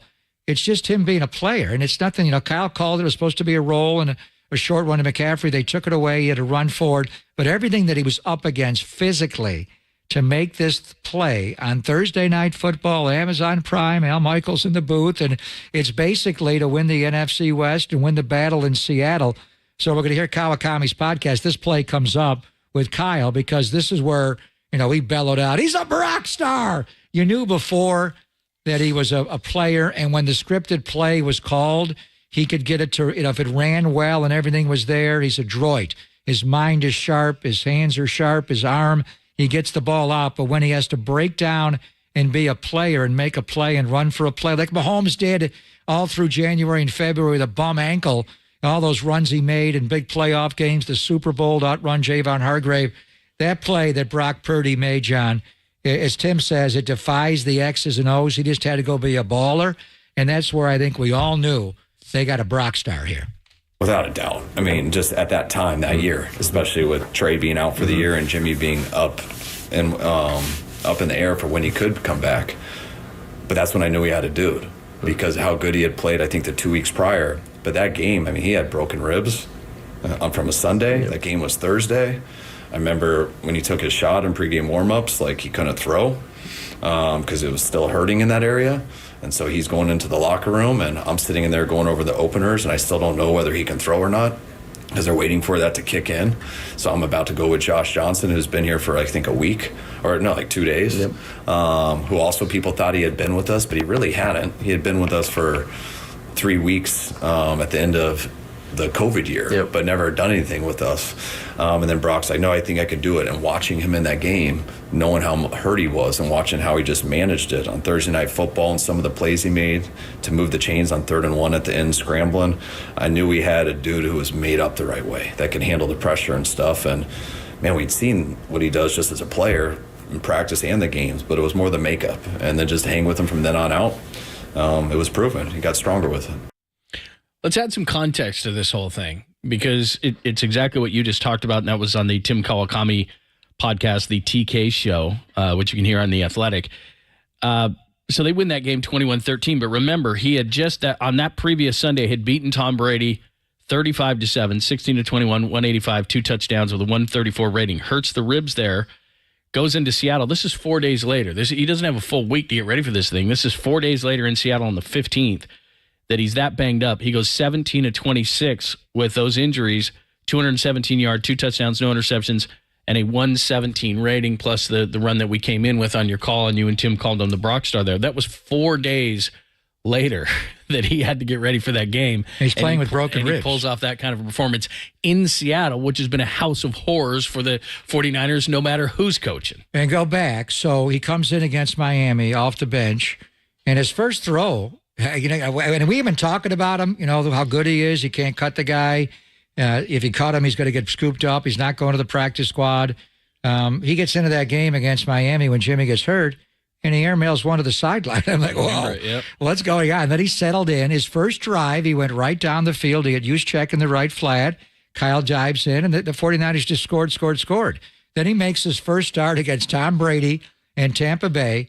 First play of the game, Todd Bowles sends a safety blitz. He gets earholed. He gets rocked. And quarterback's involved in protection as well. He made a mistake.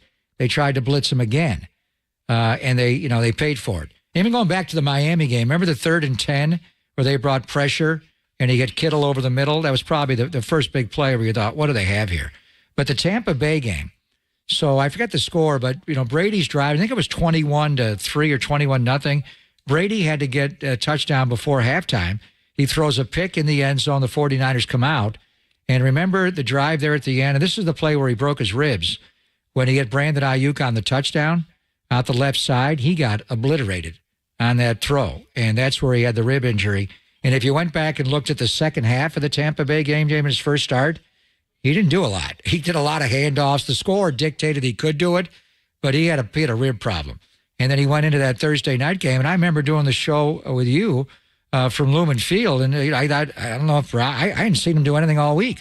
He didn't do anything, and I wasn't sure. Kyle wasn't sure, and he took the painkiller. Would he have to take one at halftime as well? I know he took one pregame. I think he took one later. But when do you take the painkiller? You want it to start to seep in at kickoff, right? You don't want it to be too early or too late. But during warm-ups, it didn't take effect yet, and it was like, he can't play. And that's what Kyle saw and what he said. But then he goes out and he hits the Hollywood play to Kittle.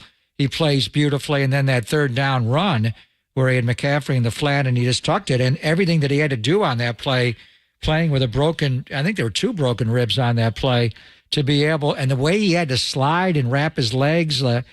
Trey Lance didn't ever slide. He didn't play baseball. He didn't know how to slide. Remember in the preseason, he didn't know. Brock gave up baseball as a young guy. His dad was a minor league pitcher. But in any event, all those factors and just the way he was able to win that game, that's the resourcefulness. And we talk about, his lack of hand size and how tall he is and the arm and all that stuff. The guy sees it. He rips it. He's decisive. He's accurate. But then you just got to go play. And he is sneaky athletic. Maybe he's not Justin Fields or Lamar Jackson, John, or Steve Young, but he's damn good enough, and he makes a play. And after he made that play, you thought they're going to figure out. They had to get one more J.P. Mason run. He almost went and scored a touchdown. I'm like, don't score. Go down on the 1-yard line. He got pushed out, and they knelt it down. But really, Tim's question was it that Seattle game that you knew you had more than just a guy that has, had all these college starts at Iowa State, was basically like Patrick Bailey, raised to be a quarterback the way Bailey was raised to be a catcher. But I think you all knew with everybody around him, how strong you are with the run game, McCaffrey, the receivers, Kittle, Debo, O-line, Trent, everything, and then the best defense in football.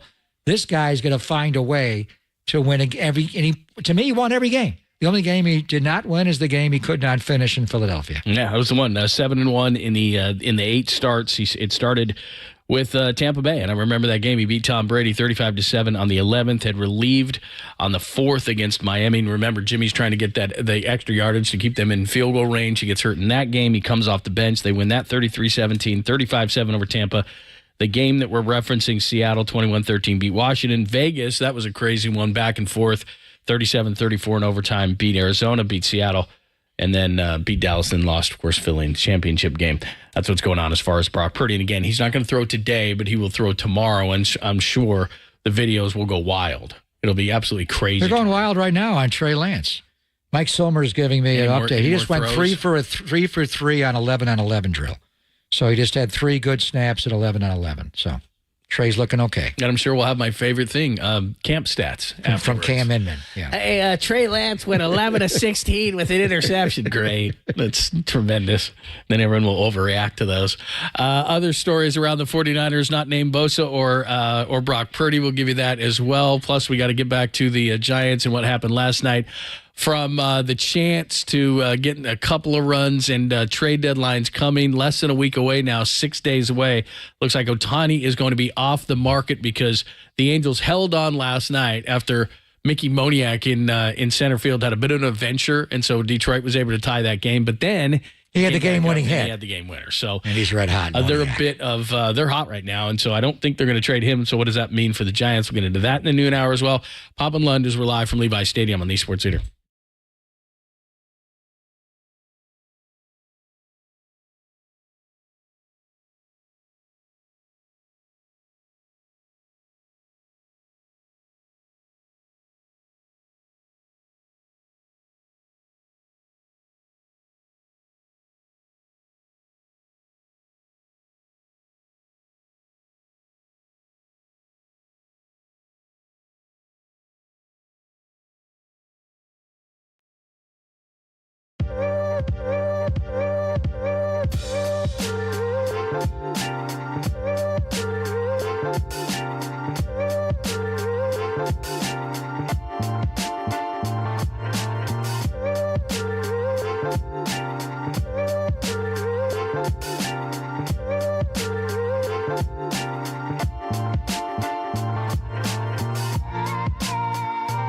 That was lease a car, and you need to get a car. So grab the keys. Let's go to Modesto Toyota for great savings on that new Toyota you want. Let's get this, no dealer markup. That's right. You heard me. Modesto Toyota has no dealer markup, and you know this. There are new cars, SUVs, and trucks arriving every day. So here's what you do. You check out the incoming vehicles at ModestoToyota.com. You pick out the one you want, and you reserve it, and that's all with no dealer markup. It's that simple. Now you got confidence in Modesto Toyota because they've been family-owned and operated since 1965. They've grown every year because they take care of you, the customer. Now that means getting you a great deal, the very best price, and of course, great customer service. So it's time to grab those keys. Let's go to Modesto Toyota for great savings on that new car, SUV, or truck you want from the vehicles arriving daily. I've seen these big trucks. They are loaded with new Toyotas. So it's time to get yours. It's summer. It's time. No dealer markup. That's right. No dealer markup. So it's time to get a great deal on your next Toyota at Modesto Toyota. And of course, it's where I get my Toyotas. It's where I get my son's Toyota. I told him that's where he's going to get his son's Toyota. He's going to get married in that Toyota. I'll probably get buried in a Modesto Toyota, but I digress. Check them out right now online at ModestoToyota.com.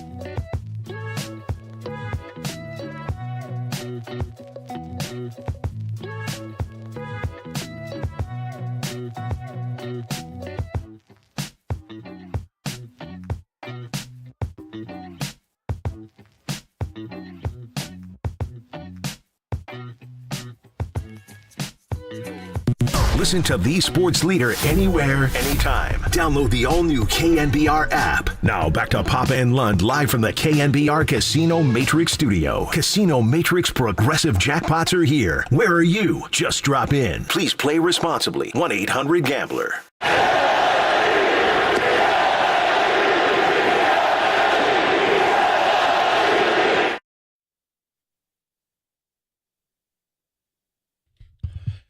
That was Oracle Park last night. Unite the Bay. I thought all the broadcasts were all interesting in regards to that. The A's TV, they kind of laid Dallas and Johnny Dasco kind of laid out. Kugan Kipe acknowledged it. Ken Korak on A's Radio acknowledged it. It was really interesting how everybody handled that whole thing. So let's get into it. Plus, the Giants beat the A's 2-1. Mike Yastrzemski off the bench, left on left, gets that double down the right field line. But you ran into Dave Stewart today down here. Well, I was, so I'm driving in and the faithful's there and they're hooting at me. I pull in the players lot and I park my car and I think, wow, Charles Haley is here. But Charles has lost a lot of weight since the last time I saw him. He looks lean and mean. I go, wait a minute. That's not Charles Haley. That is Stu.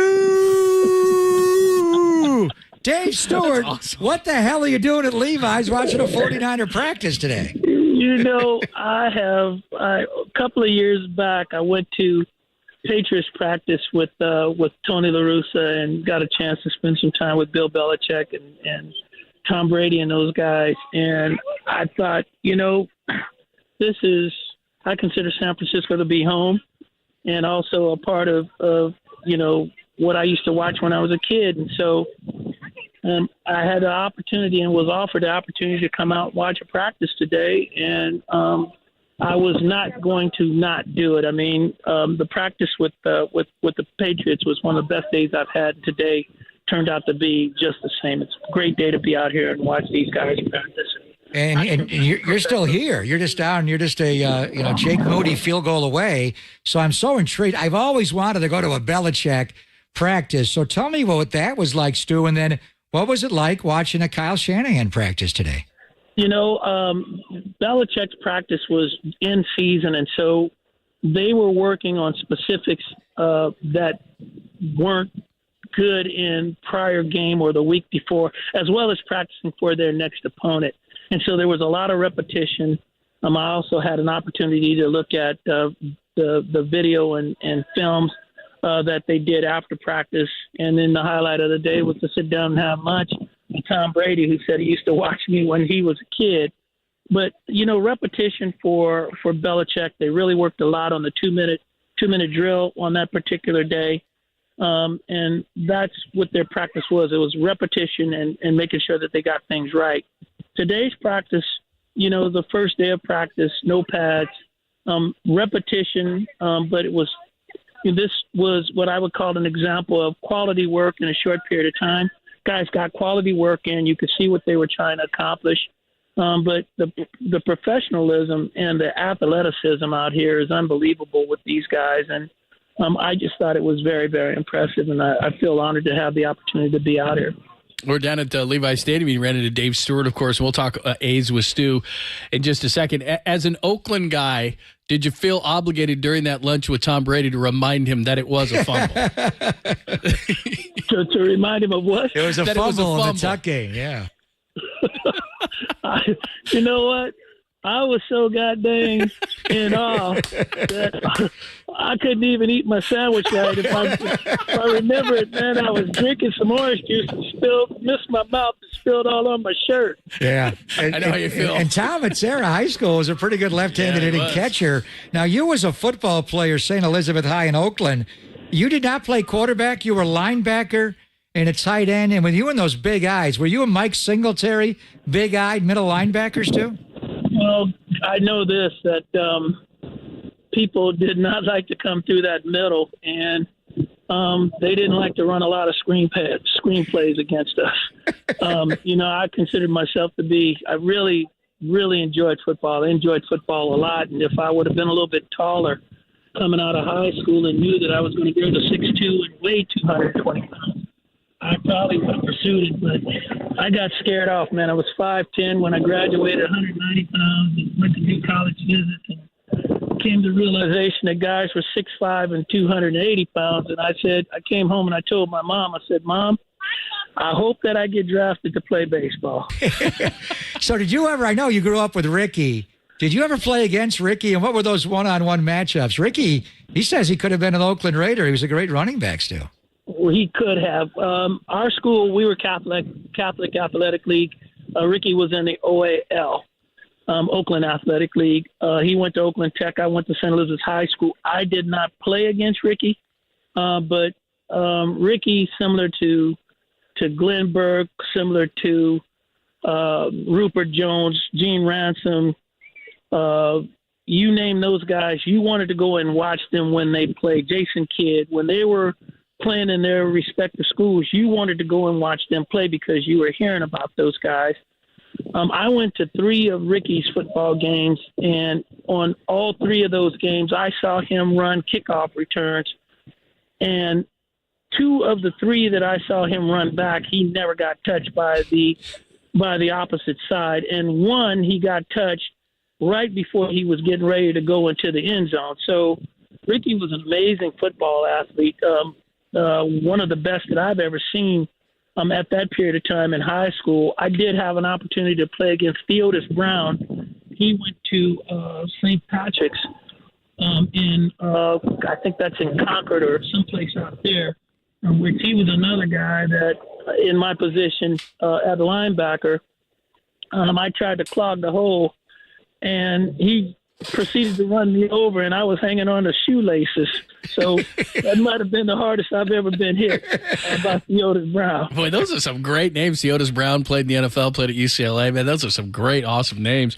Dave Stewart is joining us. Stu was down here at training camp. We're live at Levi Stadium, so we invited Stu on. The A's go down to the Giants last night 2-1, but maybe the big story was the A's fans continue to chant sell the team. It was pretty loud last night. The Giants fans jumped in. What did you think of that whole scene?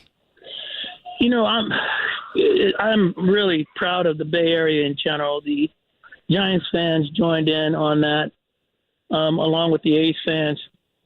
And I'll say this always: the Oakland fans are, in my opinion, the greatest fans in the Bay Area. The San Francisco fans are great fans. I grew up watching the Giants as a kid and became an A's fan somewhere along the way, but I think anybody would tell you I am a fan of the baseball fans here in the Bay Area, both San Francisco and Oakland.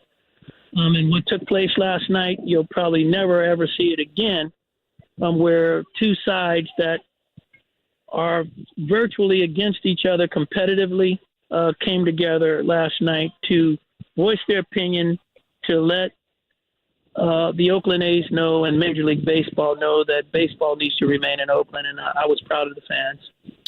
So just give me your update, and you and I have had many talks over the years off the air and some on the air, but we haven't spoken since. It looks like it's a done deal. I mean, they got the land where they're going to actually use that parcel and 9 acres, and now they got the financing from the state of Nevada. They just need the other owners to approve it, and the commissioner wouldn't have taken it this far. Is there any way, we can get a bottom of the 9th home run here and walk it off the other way? Is it, in your mind, is it done?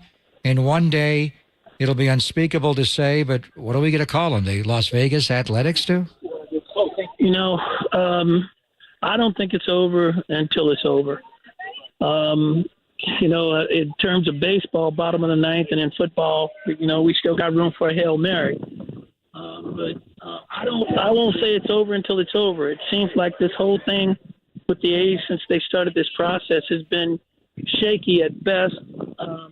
It's just not been a smooth process for them. And so until it's actually said, until Major League Baseball says it and confirms it, I think that there's going to be an opportunity and chance to keep them here in Oakland. Stu, I was watching you and Brody last night, and obviously we know your background, and Brody's from here as well. And it's got to be tough. I mean, not only the wins and the losses, but to just put this on top of it. Is it difficult night after night because you're talking about not only a baseball team that is not up to a normal A's standard, but just you have to throw in all this relocation talk as well? I think I do think it's very, very difficult. And, the players won't say it, but I think that even it's affecting even in the clubhouse. Now, I'm not going to say that this team is a great baseball team. That's not a fact. They do have some good young talent and guys that are probably here before they should be in the big leagues, which is, why their record only reflects 28 wins this year. But with all of the stuff that's going on around and all of the distractions, it's really difficult to play the game of baseball. And then on top of that, you're looking right in the mouth of a relocation. It's just unfair to the players to have to go through this. It's just not a good situation. Yeah, and I hope you're right. I hope that they just can't get it done. And we've been down this road before, and we'll see. But, I mean, the reality is we're looking at a Bay Bridge series tonight and then in, early August over in Oakland and then next year, and then we don't know, where the A's, if they do go to Vegas in 27, where they're going to play in the future years, or, 25 and 26, they'll be here in 24. It breaks my heart, doing the A's games for so long. And I loved them when you played them in the spring and interleague play. You were already retired then, but we started playing them in interleague play in 97. But the ultimate battle of the Bay is the Bay Bridge Series, and you were the World Series MVP that year. And I think for a lot of people, we remember it for the earthquake, but I remember your humanity and civility, Bob Welch in the marina in San Francisco, and, the loss that he had there, and you being, right on the ground. So when we think of A's and Giants, Stu, we think first and foremost of you and your great teams that won the World Series against Will Clark and Kevin Mitchell and the Pacific Stock Exchange. What do you remember about the ultimate Bay Bridge Series of '89, the World Series? Well, I mean, about the World Series, I remember everything about it, all the way up until the earthquake and coming back to play. I remember the bantering back and forth between the players, and then also the mayors having chatter and bragging rights before everything took place, and then all of a sudden we're in a delay, and I think, Pop, you'll remember this, we weren't really sure if we were going to even continue to play the World Series. We took off. We went to Arizona for about a 10-day period of time, played simulated games to try to keep our minds on baseball and to make sure that we stayed sharp. And then it was announced that we were going to play. But I never thought in my period of time at the major league level that I would ever have the opportunity to play against the Giants other than in spring training. And like you said, at that time, we didn't have interleague play. So our play was in spring training, and at the end of spring training, we'd play a series here in the Bay before we started our season. But it was a great World Series, and I know people will say, well, you had 10 days off, it was an earthquake, and go through everything that we did through. But, we did win 4 games against the Giants, but that Giants team was a very, very good baseball team. They had a bunch of great players on that team. And, we were just fortunate enough that things played well for us. Myself, Bobby Welch, Mike Moore, our team, Ricky Henderson had a great World Series and could have been the MVP. So there was just a lot of good things that took place and went on, and we'll never forget that moment. Stu, you're the best, man. Thanks for the insight and the fun. We appreciate it, and hopefully, because you're watching football today, hopefully we get a Hail Mary on this whole A's situation. I'm keeping my fingers crossed, and like I said, I'm praying, and, until they say it, I'm not going to believe it. And once they say it, then I'll believe it, and then we'll know it's done. So when you're walking around Santa Clara, are you just getting, Stu, how are the Niner fans treating you, Mr. Oakland? Oh, I lost him. Oh, you lost him right there. He dropped the mic. There we go. All right. I thought it was Charles Haley, John. I thought, wait, Haley's cool. Lost a lot of weight. And then I went, wait a minute. That's Smoke Stewart. I mean, he's a badass. I mean, he was playing middle linebacker at 5'10", 190, and then, like you said, he grew to 6'2", 220, which, especially back in the day, well, even now, I mean, you play linebacker at that position now, and with that menacing stare, like you said, you hit it right in the head. What did Jack Lambert weigh? What did Lambert play? He was like 205 or something? Was he that he was light. Yeah, he was. And he really played middle of that. Well, now they are. Now the whole thing with the 49ers, the conversion, they want Demetrius Flanagan fouls. What does he weigh? Yeah. Is he jumped up from being a safety to a linebacker? Well, Seattle's moving Jamal Adams basically to be a weak side, and they got Julian Love from the Giants, so they're going to play kind of a 3-safety look, and that's what they want, right? I mean, they're trying to get those guys a little bit lighter, a little bit faster, that kind of stuff. But yeah, Bobby Wagner back there too. Yeah, man. Anyway, always cool to talk to Stu. That's very cool that he was talking about the Patriots and Brady, and he said he was so nervous. I always wanted to go to a Patriot practice. Oh, that'd be amazing, especially in season. I've seen a Greg Popovich basketball practice, many of them, but the ultimate one to me was to see a Belichick practice and he saw it in season when they were getting that the would be really details cool. Red zone and trying to. So I pulled in today for the first day of training camp, and he's the first guy I see. Is that I see Dave Stewart. I'm like, what? That's so cool, but he's man. such a good guy. He is a good guy. And what I was meaning by the whole situation, I'll be honest, I haven't watched a ton of A's. They're painful to watch. But, Brody's from here his whole life. Dave Stewart's an Oakland native. And just watching them, not only, as Stu is talking about, it's distracted everybody, but those guys have a tough job to do. And again, I'm not saying they're digging ditches, but the team's really bad. And then you got to talk about relocation all the time and all these. I mean, it's hard to watch. I was watching them last night. I just feel bad for them because, it's one thing if your team's losing. Everybody goes through those kind of seasons, struggling. You went through that a lot with the Raiders and Niners had it. I mean, every team goes through it. The Warriors for years. You broadcast those games. They were bad, but this is a whole different situation. They're non-competitive. A bunch of guys, like Stu said, that shouldn't be up here. And oh, by the way, people are chanting "sell the team," and they could be relocating to Vegas. I mean, that's tough, man. Really tough. It just breaks my heart. And we wondered about how it would all play out. Having the two different A's fans groups there, the Last Dive Bar and the Oakland 68s, and how they did it. And I thought the Giant fans, I wasn't there in person, but I know people reported on it. Alex Cobb was saying it was so damn loud he couldn't hear, the pitch count for that moment of the game, and it kind of came up out of nowhere after a bit of silence. They just started, sell the team. So I think I'm going to go tonight, though. I think I'm going to go out there because, next week when they play or during Oakland, August 5th and 6th, we're getting ready to move to Vegas for training camp for this joint practices with the Las Vegas Raiders. Is just beyond me. And we were there for Jan 1, and I was there for the Pro Bowl the year before the last ever Pro Bowl, and you're pulling out of Allegiant Stadium, and there's Mandalay Bay across the highway. It shouldn't be. It should be 66th and Hagenberger and 880, and it's just weird. Is there going to be a point, John, where they have not only the Raiders, but they have the Athletics as well in Vegas right there on the Strip? It didn't feel the same to me, that game itself, and it's an open-air press box, as you well know, and so it was mostly 49ers fans, and then my son, who was with me, is a Raiders fan, and we walked around the whole stadium, and there wasn't the animosity, there wasn't even the jabbing, there wasn't.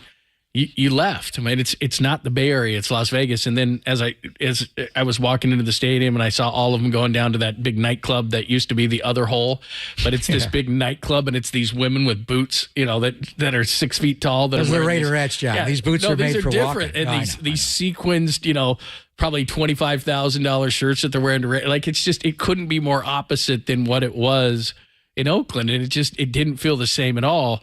And the other thing, too, is, and you and I have talked about this, we've talked to people in Oakland, it's not like the Raiders where you're in market 57 and you got to fill that thing 10 times a year. No problem. You're going to have people fly in. It's going to be the other team. They're going to spend Vegas weekend. So you're telling me that you're going to be able to pack a place 81 times. And here's the other part. And this is where Vegas is very skeptical. So you think that John Fisher is going to get this stadium and he's actually going to start spending money? He's selling you a bill of goods. He's not keeping guys. He's never kept guys. So you're going to have a bad team in Las Vegas and it's 115. You think things are going to change? I don't know. And they're going to fill says that thing? It's not over till it's over. I the hope fat he's right. lady's not yet singing, so we'll see. But I think practice is wrapping up now. We'll hear from Kyle Shanahan coming off the practice field. Looking forward Day one to of training camp. All right. He did not throw today, Brock Purdy, but he's going to tomorrow, and that's going to be a totally different thing. But obviously quarterbacks are going to be talked about just in general, first day type stuff. So you heard from Kyle. It's Pop and London. We're live at Levi Stadium on the Sports Leader. Campbell, shout out to you for supporting KNBR, Campbell's Sports Leader.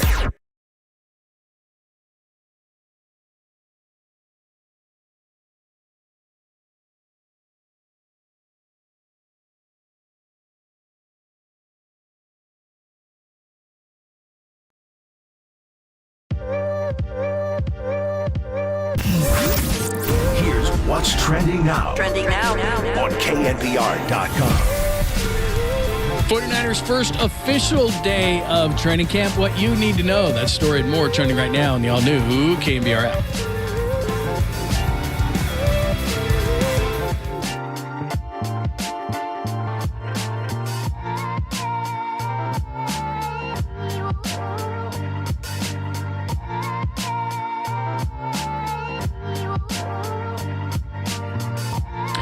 Hey, John Lund here from my good friends at the Dolan Law Firm. You know, we are firmly into summer, but remember, it was a rough winter for many of us. The heavy rains, dangerous driving conditions, and unfortunately, our friends at the Dolan Law Firm, they saw a sharp increase in accident and injury cases as a result.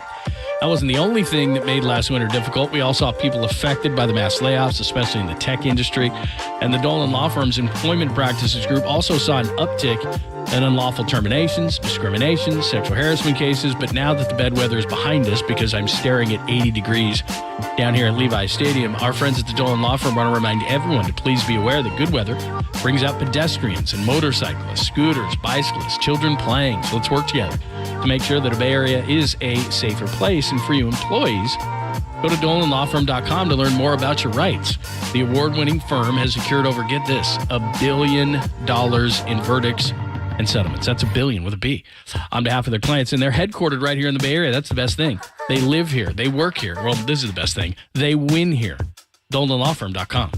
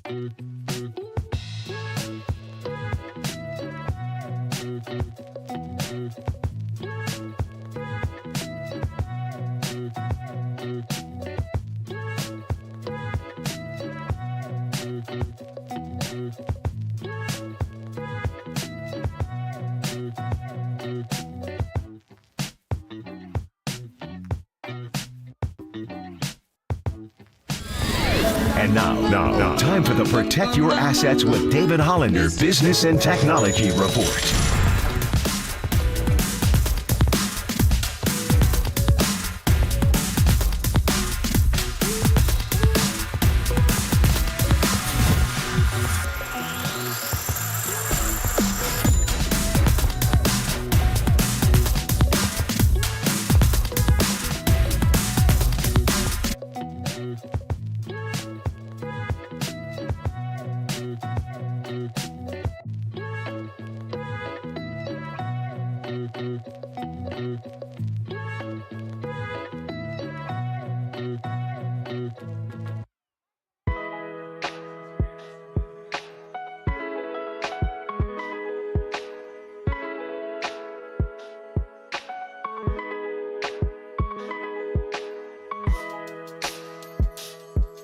KNBR heads, fill your feed by following the sports leader on Facebook. This is KNBR 104.5 FM and 680 AM.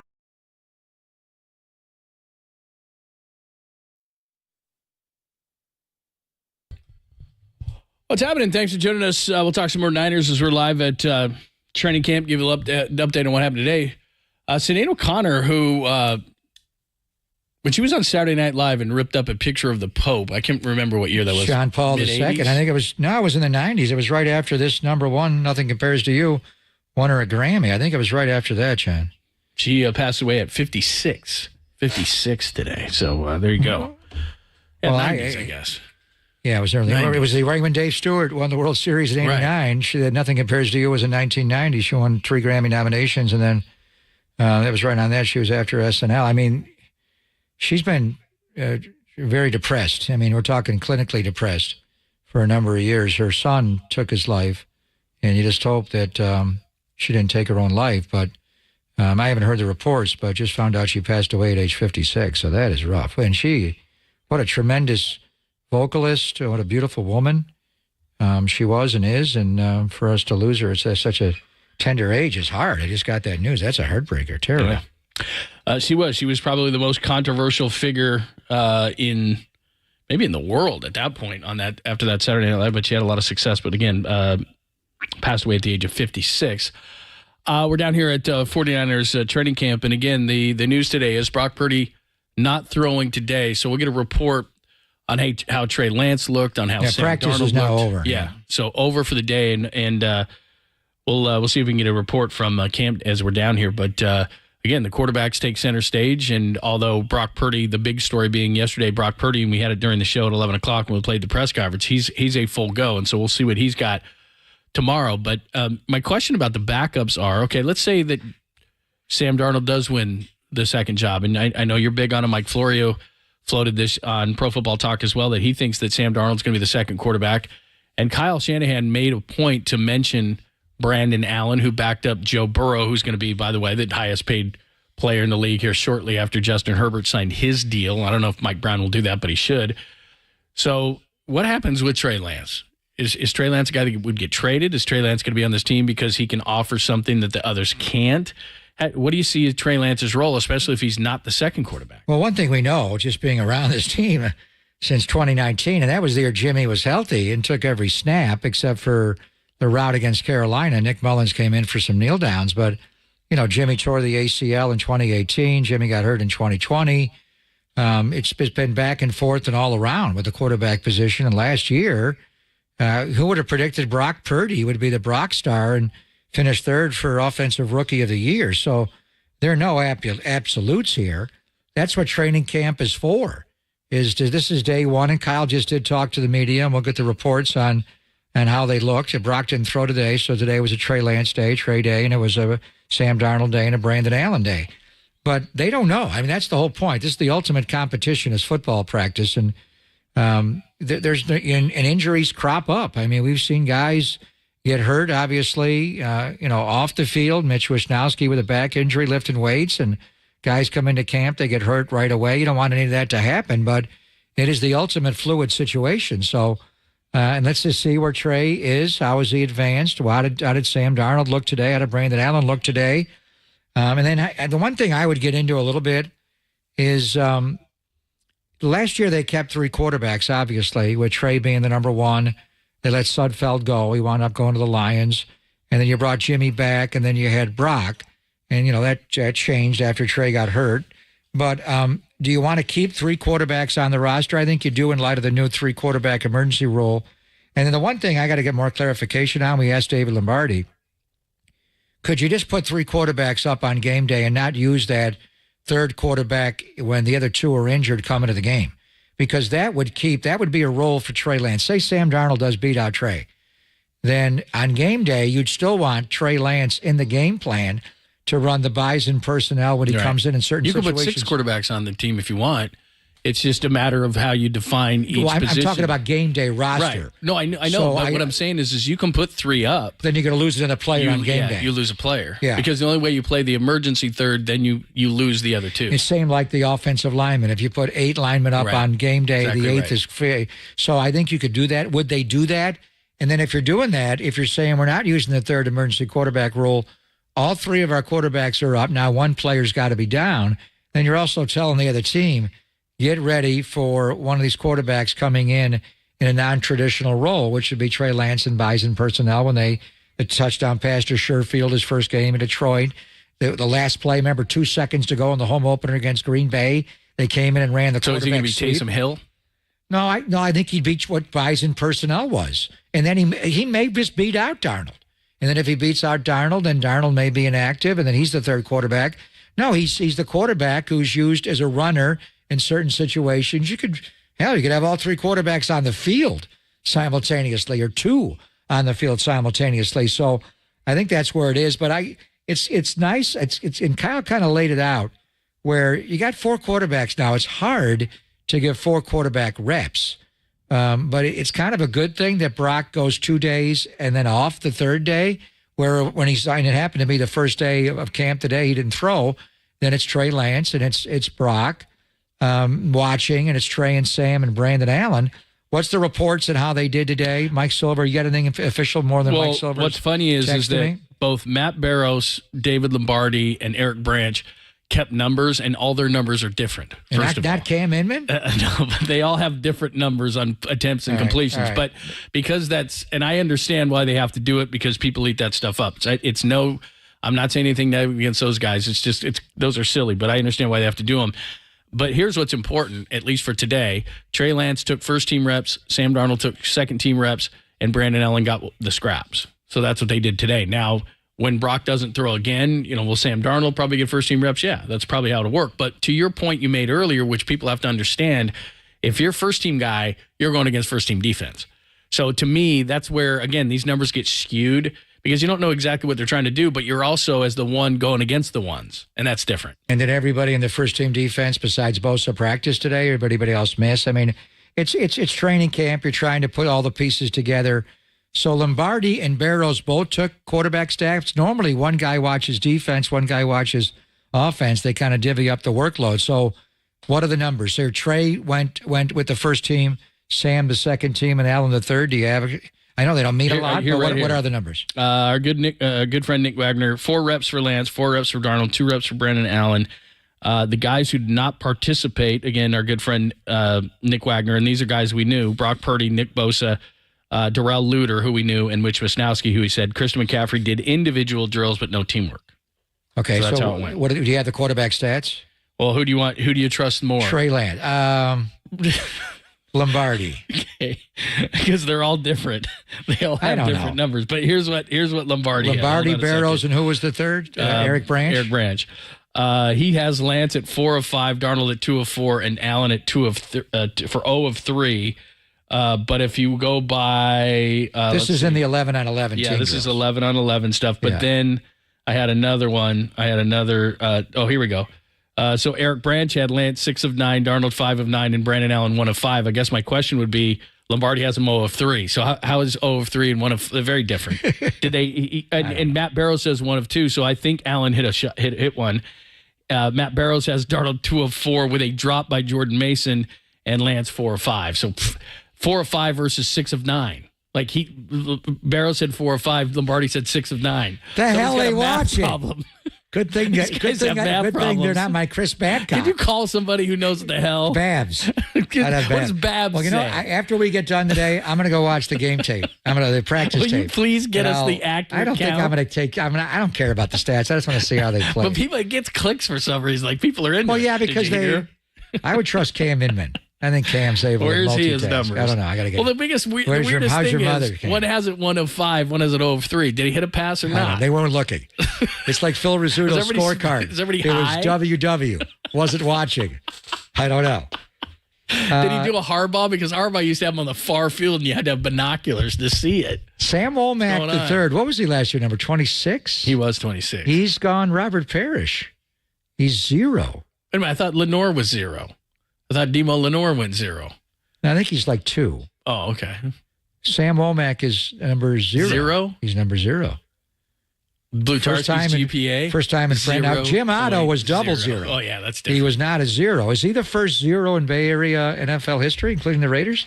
don't remember because Jim ever- Otto, he Ken was double Burrow zero. was double Ken zero. Burrow was a zero. I mean, double zero's been done. Was Robert Parrish 0 or double zero? Double zero. Greg Ostertag was double Wow, zero. you are good. I know some double zeros. You're Mr. Zero. But I don't know my GPA in college. But I don't know about single zeros. I mean, Damian Lillard single zero, but Sam Womack the third. In the NFL, they just approved that. Somebody just walked by. We're down at Levi Stadium now this is dedication. Somebody just walked by with a pair of 49ers game pants on. Actual pants? It was not a player either. It was a guy. Did he have shoulder pads on and a helmet, or just the pants? But he did have the pants on. Those are very He had thigh uncomfortable. pads in the pants? Plus, here's the other problem. I don't like any pants with no pockets. So, like, those pants don't have pockets in them. What are you doing? Carrying your wallet? What are you and phone putting in your around? pockets? I got to have pockets. Why? I don't know. For pocket pool, you put anything in your pockets? Exactly. Got to be able to reach in there. I don't use anything on my pocket. Adjust. Well, yeah, you have a phone. So how did the quarterbacks look overall? Do you have an idea? Yeah, can we just have that? Can somebody just say beyond the numbers, like what? Beyond the numbers. Yeah, I just want to know, like, what did they look like? I'll go watch practice back after we get done. No, okay, okay. We'll get some cuts from Kyle because we're getting some stuff from Kyle. So we'll play some cuts, the stuff that's most relevant. You know what's cool about camp? I'm just seeing some of the videos, and this is the difference. Like Stu was talking about in season with Belichick. You got Kyle Juszczyk signing for fans. You got Dre Greenlaw and Fred Warner juggling. Yeah, like it's like spring training a little bit. Who was the first rookie that had to go out and? Oh yeah, they entertain him. Yeah, do the backflips and everything. And you got Sourdough Sam walking around. Like Did Jake Moody have to do that? We have any kicking numbers, John, on Jake Moody today? He do much? That's the thing. One thing you're seeing is the numbers. This is day one of training camp. So there weren't a lot of 11 on 11. There was not a lot there in the pass game. So I don't know if they ran the ball more. McCaffrey took the day off today from 11 on 11. Just doing side drills, they said. Good. Rest that guy a little bit, would you? Let's see here. Matt Barrow saying Lance was the first team reps. Darnold had a few late in the session. Brandon Allen took the 3 reps. So, and again, these numbers, who knows? So take from that what you will. But we will get some stuff from Kyle, and he'll tell us what he thinks, because the numbers really don't matter. It's asking Kyle, like, who did what. So, yeah, I'm just trying to look through everything. Looks cool, though. That's cool for fans. If you can come out here, I mean, this is how much people were into it today. I parked in the lot right across the street, and I'm walking out, and there's tons of fans streaming out of the parking lot going to training camp. I saw more than a few people tailgating. Now, they weren't lighting up barbecues or anything like that, but suffice to say that their hatchbacks were open and there was a cooler. And they might have been indulging in some beverages. It's warm down here in the South Bay. It is. It's in the 80s today. Yeah, I mean, this is the 20th year that the 49ers have had training camp here. You know, the Rockland days. I think they were in Stockton at the University of Pacific for a brief time. But so if you are able to come down here, it's cool. It's awesome. It's great to watch. By the way, I know you're concerned about Jake Moody. How do you do? Guy Haberman with an update. Oh, see, that's what I'm talking about. Jake didn't kick today. Shanahan is giving each kicker 1 day and then sharing. So was it Zane Gonzalez? So how was Gonzalez? Zane Gonzalez today? Is he wearing Jimmy's 10? I think he is for now. Can't retire that thing for a day for a year. Just don't get hurt celebrating a kick. Well, I don't want him to do that. But the other thing too is, you might have some fans that are ill-informed on maybe what's going on, and they try to, a couple of the ladies walk over and think he's Jimmy still. Did I ever tell you that in my studio at home, I have control over everything except my wife went out to an auction last year, unbeknownst that Jimmy was in the last year of his contract. What'd she buy? And got Garoppolo? a gigantic Garoppolo? framed picture of Jimmy that cost about $500. She brings that thing home, may or may not have been after too many glasses of wine, and said, "This is the only thing that I demand we put in the studio." So we have. I don't see it up behind you. Do you have it? Yeah. No, I don't have it behind me. But tomorrow or Friday, whatever, I'm in the studio next at home, I'll show it to you. All right. But it's the only thing that Give it to me when we go to Vegas. Do you want it signed? Yeah, let's do it. Let's get it signed. Because it's the only thing that I don't have control over. And it's not in the camera view. It's over like a couch. But yeah, it's just sitting there. And I was looking at it last night like, man, but I can't take it down. Now that Jimmy's gone, who's the hottest 49er quarterback? Trey Sam or Brandon Allen or the Brock Star? Well, Trey's going to have to shave his head at some point. That thing is like the ozone layer. It's going. Just in the back. Yeah, it's going. It's moving, which is Just fine. wear a yarmulke. You're fine right there. Convert to Judaism. It's fine. I mean, he looks fine. I see him. He sits right in front of me on the bus. I see it every day. I mean, Sam Darnold's got some good hair. I mean, it's not you, it's not Tim, but it's good. He's got some guy. He's got some Brandon fluffy, Allen's good a hair. good-looking guy. So how about the Brock Star? Because you know what his nickname is, John. He looks like he's still like you see pictures like he was down in Florida recently. Right? He still looks like within his family, he just looks like some young guy, just some average. He's no young longer guy. a bachelor. He's not. He got engaged. Oh wow, I didn't know that. Engaged recently. He and McCaffrey. Good on his part. Yeah, absolutely. All right, there's a semi update from training camp. We'll get a little bit more from Kyle. And he has spoken, so we'll get a few cuts for you and get you caught up on what's going on. And we will straighten up these quarterback numbers because I know they're so important. We'll do that coming up next. It's Pop and London here on the Sports Leader.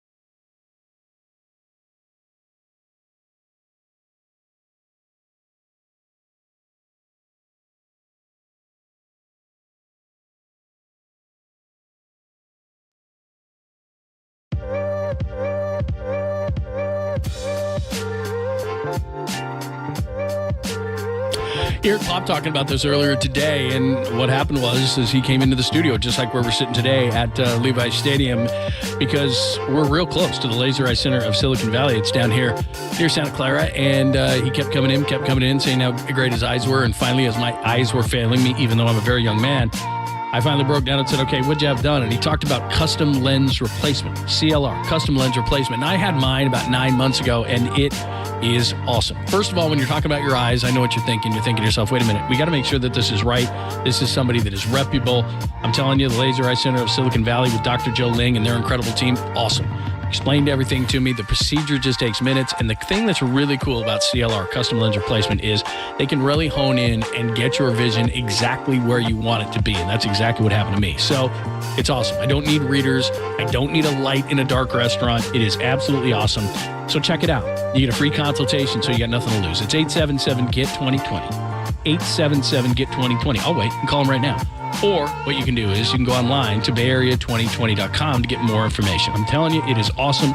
Just takes minutes, and your eyes are perfect. And that is absolutely huge. To me, life-changing. It's a Laser Eye Center of Silicon Valley. 877-GET-2020 for your free consultation, or online at bayarea2020.com.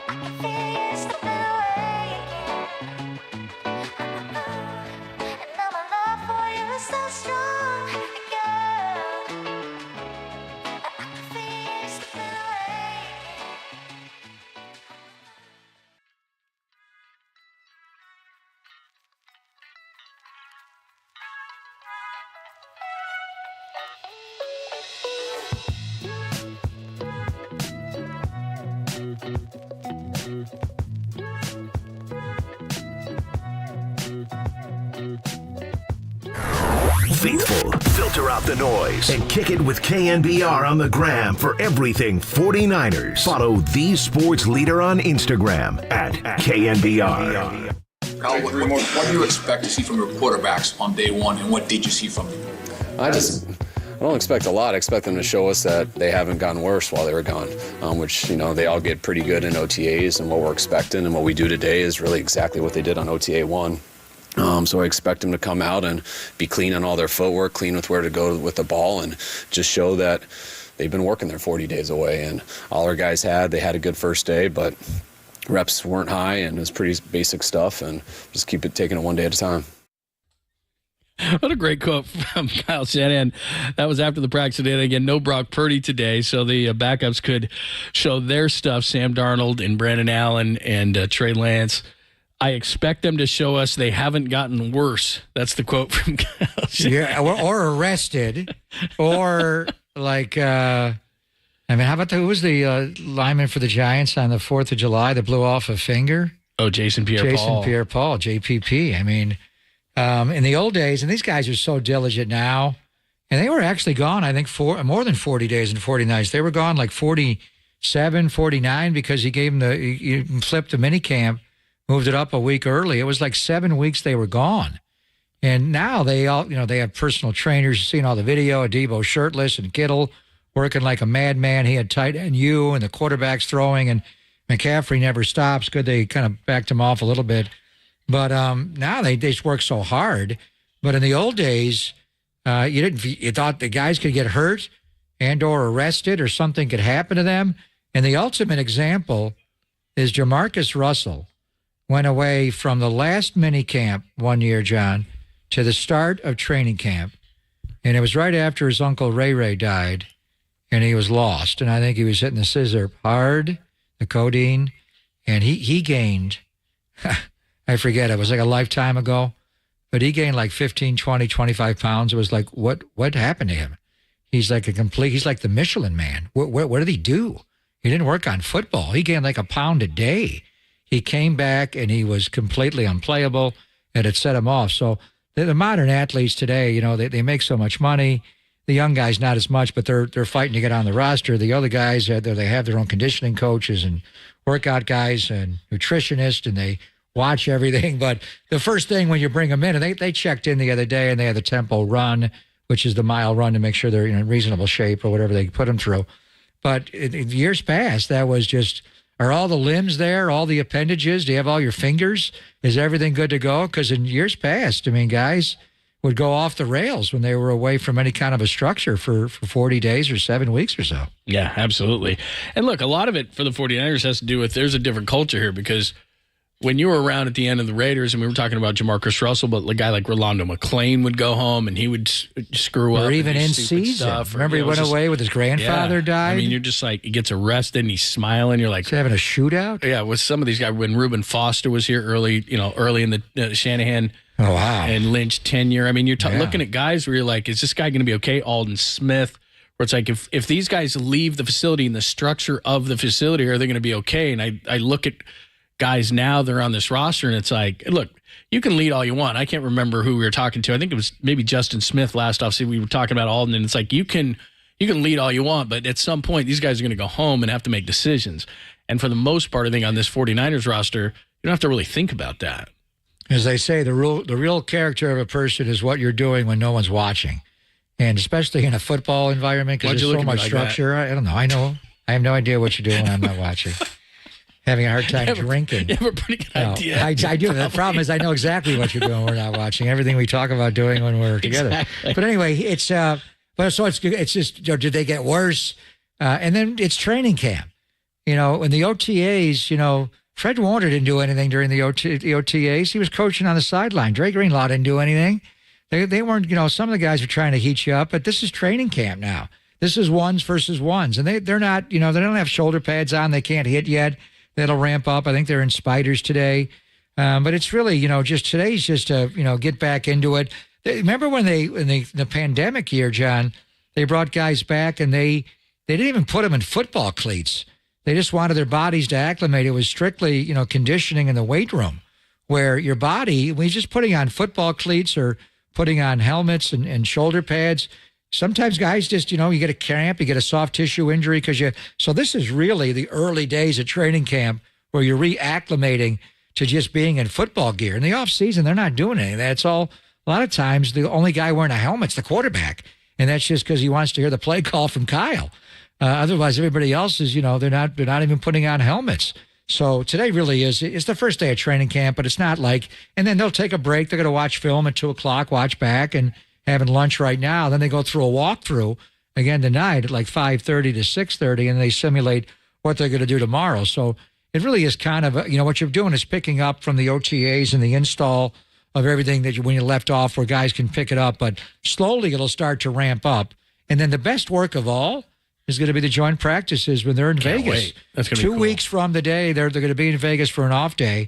And then Thursday, Friday, practice with them, the 10th and the 11th, and play them on the 13th. And that'll be better work than anybody has in a preseason game.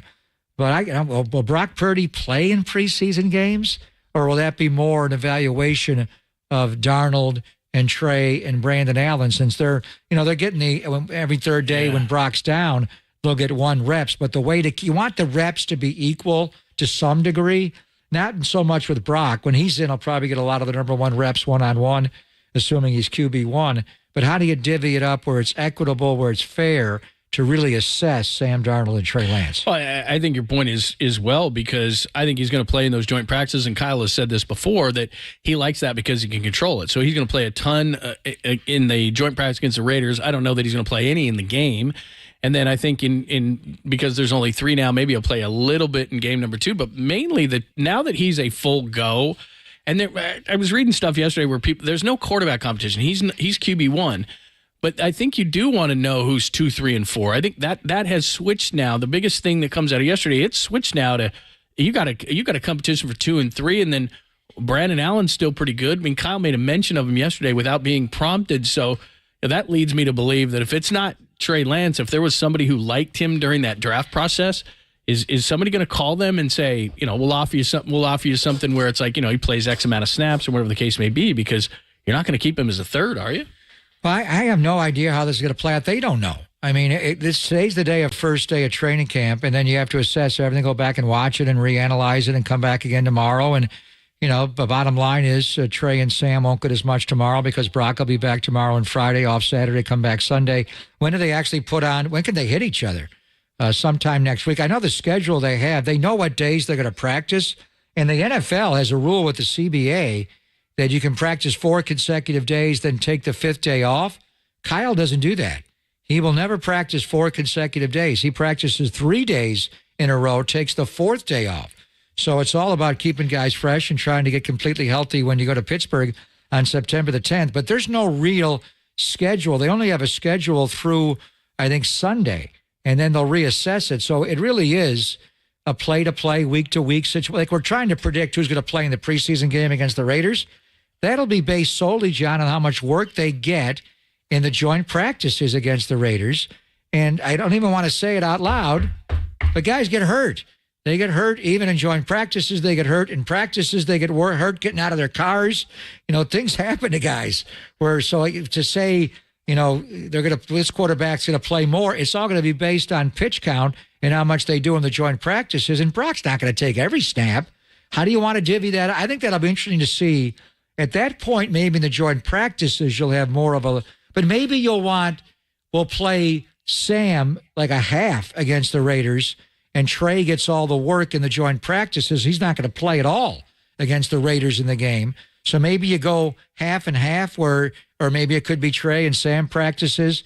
How do you divvy that up? Then you want to give Brandon Allen a little bit of work as well if he does make the team as a third or fourth quarterback. I think the general rule for Brock Purdy is if 71's in, 13 can be in. If 71's not in, 13's not in. Well, 71 will be in, but he may not play in the preseason against the Raiders. You know what I want to see is him against Max Crosby. The one thing about the Raiders, and their defense is not good, but they got Chandler Jones, they got Max Crosby, they got their number 1 pick, Tyree Wilson. I don't know if he's going to practice at all. He's still he's on pup. He may not go. But the one thing about Max Crosby and just getting ready for the game last year on Jan 1 and in the game itself, I thought he was just a guy who played crazy, and he plays so hard. He's and good. And the quarterback, the doc on Netflix, he's hitting Mahomes late over and over again. Mahomes getting pissed. Well, he should be. He's kind of a cheap guy that way, but he's not Nick Bosa. And he beat out Nick for All-Pro second team, I think it was, 2 years ago, and Nick was pissed. And I thought Crosby was just a try-hard guy. That guy, he is a try-hard guy, but he has big-time skill. How good is that going to be for Trent and McKivitz? You want to get your tackles ready, go up against Mad Max in 2 days of joint practices. All right, top of the hour, your foreplay, and we'll have a lot of Giants in there for you, is Marco Luciano's coming up. We'll talk more about that in the 1 o'clock hour as well, as we're live at Levi Stadium. It will be here tomorrow as well, and we'll keep you up to date on everything that's going on in training camp. It's Pop and Lund, only here on the Sports Leader.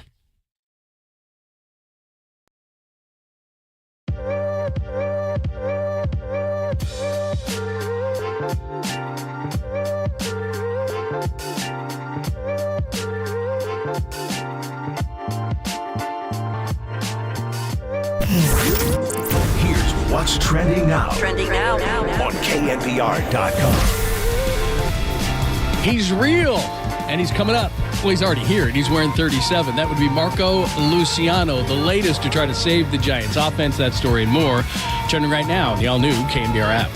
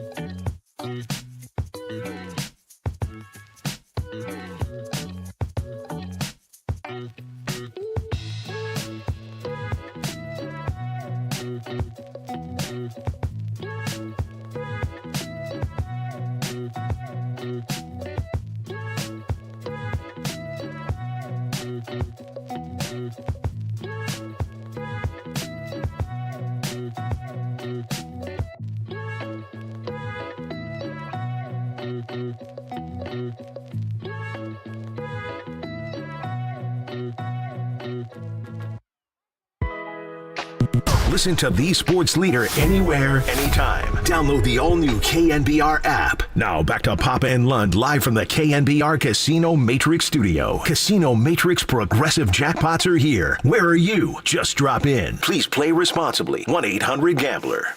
You're the longest tenured Niner on the team now. In 9 years in, what does that mean to you? Does it feel like it's gone fast, slow? What's that been like?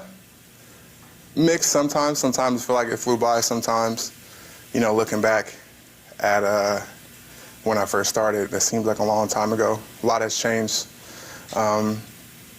since I've been here. So, but no, it's been amazing. Super blessed to be here my entire career, and not really have to get to know another place and be at a top class organization.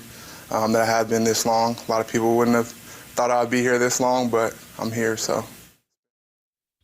That's Eric Armstead. Deebo Samuel spoke today as well. So we'll give you some of those cuts and the foreplay coming up top of the hour. A little bit more on Kyle Shanahan on the TK podcast with Tim Kawakami. Got a little Alex Cobb for you as well. Just to give you a little reference point on Eric Armstead and how far he's come. And not only is he a great guy on the field, he's a great guy off the field. And we've had him on a ton of times. We had him on from the Super Bowl. He was Walter Payton Man of the Year nominee for the Niners again. We had him, even though he didn't win it. I mean, he's just done so many good things. But I remember he was coming into his second or third year, and I came down to training camp, and he hadn't fulfilled his immense potential yet. And he was standing at the podium, and I remember looking at this guy thinking to myself, this guy's like everything that you would want out of a defensive lineman. He's got to get it together.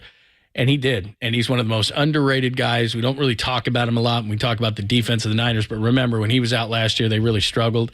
And they didn't know they're going to play him inside, outside. But he has really blossomed. And he's a great player on the field, underrated. And he's even a better player off the field. And you can just hear right there how calm it is. And, he's been here for a long time. And longest tenured guy now that Jimmy's gone, right? And, they had a decision to make, and they let Buckner go. And I'm not saying that was necessarily the best thing because Kinlaw hasn't really fulfilled all that. But Eric Armstead is just a great dude and a very underrated 49er.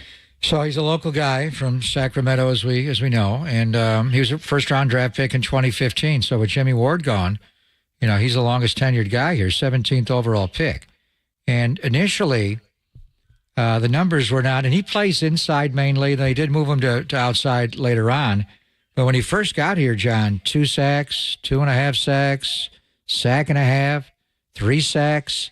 And so the numbers were modest. And then what happens? You go get Nick Bosa, number 2 overall in 2019. You go make a sign. Did they trade for D Ford? They traded for him because Kansas City was the second-round pick. Yeah, Kansas City was going to get rid of him. They went Frank Clark, and then you extend D. You bring in D Ford here. Now you got the gold rush. You got the 2 outside guys, and they're completely different. Nick's bigger, and D is the modern day. He's like Von Miller today. But you go back to Derek Thomas. His first step is amazing, and then you got the 2 Oregon Furs inside with Defoe, DeForest Buckner, and Armstead. And he goes to 10 sacks. In the 2019 year, he had 10 sacks. And he did play a little bit at end. They moved him around. And you go back to the 21 year, D Ford's gone now. I remember the game in Chicago. They moved Eric out to end. And they slid some guys inside. So, which leads to, you're talking about the base end. next to the three of them. Who's that going to be? Now, we're assuming you're, 3/4 of your gold rush, and I think we're going to have a different version of the gold rush that we had in 2019. It's going to be Nick Bosa at end. You know who your two, one inside guy is in Javon Hargrave. And then what if you played Eric Armstead at end in the base? And then where's Javon Kinlaw at? So you're talking about, we think it's going to be probably in the nickel. And, when they go turbo, Armstead will move inside or stay inside. And then you'll have Bosa, Hargrave, and Armstead. But in the base, I would not be shocked. We'll see how then. This is what training camp's about. You're moving guys around. You're sliding guys here and there. You lost a lot of guys. Ebukam's gone. Amenahu's gone. A couple of years ago it was Arden Key. Could Cleveland Ferrell be that guy? Arden Key came in and rushed over a guard inside, even in the in the turbo. So, but the bottom line is, where's Kinlaw at? His numbers are modest and a lot like Eric Armstead's early in his career. But the point is, you put Eric Armstead next to Javon Hargrave and Nick Bosa, either next to Hargrave or on the other side, they can't double everybody. Bosa was the most doubled guy in football last year. Javon Hargrave got doubled a lot, and he opened it up for the other guys on their front. Fletcher Cox, Brandon Graham, the old guys, Hassan Reddick. All of a sudden, where does he come from? Sweat on the other side. How much did those guys benefit? I watched the tape and getting ready for the NFC Championship game, and then in the championship game, the 49ers doubled Hargrave almost every damn play. Brendel was on him. They either depending on where he was, and mainly he was over, on Banks' side, over the left guard at right tackle. So the point is, Eric Armstead's going to get single blocked a lot. So can he make that jump? I mean, last year he was hurt, and he was badly hurt, and he had to work really hard to come back. Eric Armstead had 0 sacks last year. 0. You put him with Hargrave and Bosa on the front, whether it's end or inside, John, could you not expect him to jump to double-digit sacks now? The thing about the Eagles last year, they had the most sacks in football going back to the 84 Bears, not the 85 Bears, the 84 Bears. And how many guys had 10 or more? 4 guys on their front had 10 or more, including Javon Hargrave. So, I mean, with Bosa, and we're talking, could Bosa get up into the high teens again? Maybe, maybe not.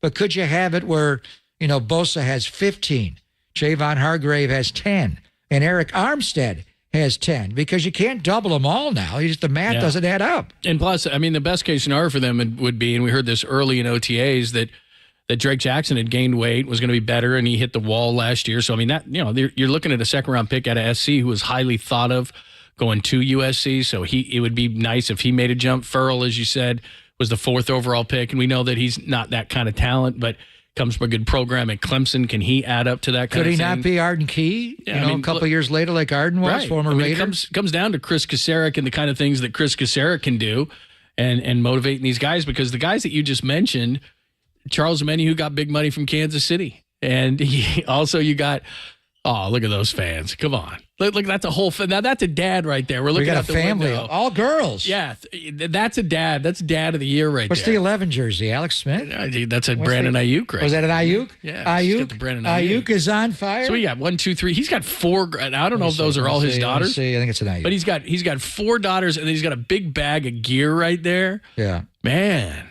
that's a dad right there. It's summertime, so he didn't take him out of school, but still, it's like taking the daughters to camp. We got a Debo and an Ayuk. We got the X and the Z wide receiver right there. That's really good. Look at that, man. Oh, they're taking a picture. That's very good. Should I go over to the glass? Yes, you should go over to the glass. Wait a minute. Tell him to wait. Get it like a selfie through the glass right there. Yeah, there you go. That's beautiful right there. All right. In the meantime, while you're taking a selfie, it's Pop and London on KNBR, AM and FM San Francisco, the Sports Theater. Are you going out there to take a picture with him? Yeah, go ahead. It's okay. We'll play the open. We'll play the open there. Oh, here, you need a card? Hang on. I got a key card right here. Hang on a second. We're doing some stuff. There you go. Just don't show him that. I'll lose that thing. I know you lose stuff. All right. He's going out to take a selfie. This guy is a father of the year kind of stuff. He's got 4 daughters with him that he took to camp. And then he's got a bag full of gear, even though the little girls all have either Ayuk. Oh, now here's what's going to happen. Now all these other people are congregating around. He's going to be like the mayor of Santa Clara, and he's going to take a picture with all these people. He'll be back in like 10 minutes. Maybe even more than that. All right, in the meantime, they're all taking selfies with him. In the meantime, it's time for your foreplay. Time for some foreplay with Papa in Line. I'm Dirk Diggler. 4 chunks of audio that really get you going. I have a gift, and I am trying to not be selfish about it, but to use it. On KNBR 104.5 and 680, the sports leader. All right, we've got some Kyle Shanahan on the Kawakami podcast, the TK show. Christian McCaffrey with a reaction to Brock Purdy being healthy. And then we got some Alex Cobb, and we'll talk a little Battle of the Bay and unite the Bay between the A's and the Giants. But he might be out there a while because I didn't see all these people. Obviously, we just have a window outside. If you know Levi Stadium at all, we're on the Tasman Drive side. And if you ever stop by on Sundays, we're doing pre and post game from here. And then we'll do this tomorrow if you're coming by for camp and all this kind of stuff. Anyway, there's a bunch of people, and there was just this guy, and he had like his 4 daughters, and they all had jerseys, really cute. And so he thought, and they were trying to take a picture of us with kind of us in the background. And then they thought, well, that one guy's too ugly to take a picture with, but there's a guy, Greg Popo, that by us. And so then you actually walked out there, and then other people congregate. I thought you'd be out there for like 10 minutes. I go saw outside. These people start to they all did the touchdown call right away. Terry Rodriguez is the father. Giselle Rodriguez. Oh, what a great name that is. I met a lady having her 61st birthday. Is that 65th right? Birthday today. I wonder. Did you ask him if all those girls were his daughters? Yeah. Well, Terry's the dad, and Giselle. I think she had the Bosa Great jersey name. on. Yeah. Well, that's a dad. He's Terry got a Rodriguez Ayuk, a Bosa, a Debo. He's like, "Are you on the radio right now? What are you doing?" He's got a bag of He had it all. stuff, He had and he it. took him to He's camp. dad of the year. That's pretty good stuff. Very cool. All right, So I said, "How was practice?" Yeah. He said, "Nobody got hurt." Exactly. We what have taught people well. Exactly. That's all that matters to 49er football. Yeah. Nobody get hurt. Right. That's Just whether it's 6 of 9, 5 of 9, 1 of 3, 0 of 3. Just do not get hurt. Don't get hurt. Do not get That's hurt. all we Show care up in about. Pittsburgh healthy. All right. You played this earlier, but this is a great cut. Kyle Shanahan was on the TK show, TK podcast. Tim Kawakami, our good friend. And this is the moment. This was in Seattle. This was the moment that he knew Brock was a guy. Without a doubt. I mean, just at that time, that year, especially with Trey being out for the year and Jimmy being up in the air for when he could come back. But that's when I knew he had a dude because how good he had played, I think, the 2 weeks prior. But that game, I mean, he had broken ribs from a Sunday. That game was Thursday. I remember when he took his shot in pregame warmups, like he couldn't throw because it was still hurting in that area. And so he's going into the locker room, and I'm sitting in there going over the openers, and I still don't know whether he can throw or not because they're waiting for that to kick in. So I'm about to go with Josh Johnson, who's been here for, I think, a week, or no, like 2 days, who also people thought he had been with us, but he really hadn't. He had been with us for 3 weeks at the end of the COVID year, but never done anything with us. And then Brock's like, no, I think I could do it. And watching him in that game, knowing how hurt he was and watching how he just managed it on Thursday Night Football and some of the plays he made to move the chains on 3rd and 1 at the end scrambling, I knew we had a dude who was made up the right way, that can handle the pressure and stuff. And, man, we'd seen what he does just as a player in practice and the games, but it was more the makeup. And then just hang with him from then on out, it was proven. He got stronger with it. He loves himself some Brock He Purdy. did after that. I mean, you love Brock Purdy, but he loves Brock Purdy. He went from it. I don't think he was ever just a guy. You know, that's the term they use for jag, Right. when a guy's just a guy. But if you become a dude, Yeah. then you're the guy. He's just a guy. Just a guy. but He's just he's a the guy. dude. But he's the dude. Yeah. The big Lebowski. That's what I was going to say. I love that movie. The big Brock. I wonder if he was drinks the White dude. Russians. I wonder if Brock Purdy drinks White Russians and has a sweater like the Big Lebowski. I don't think so. Anyway, I don't think so. there you go. More Kyle Shanahan on the TK Pod, the TK Show.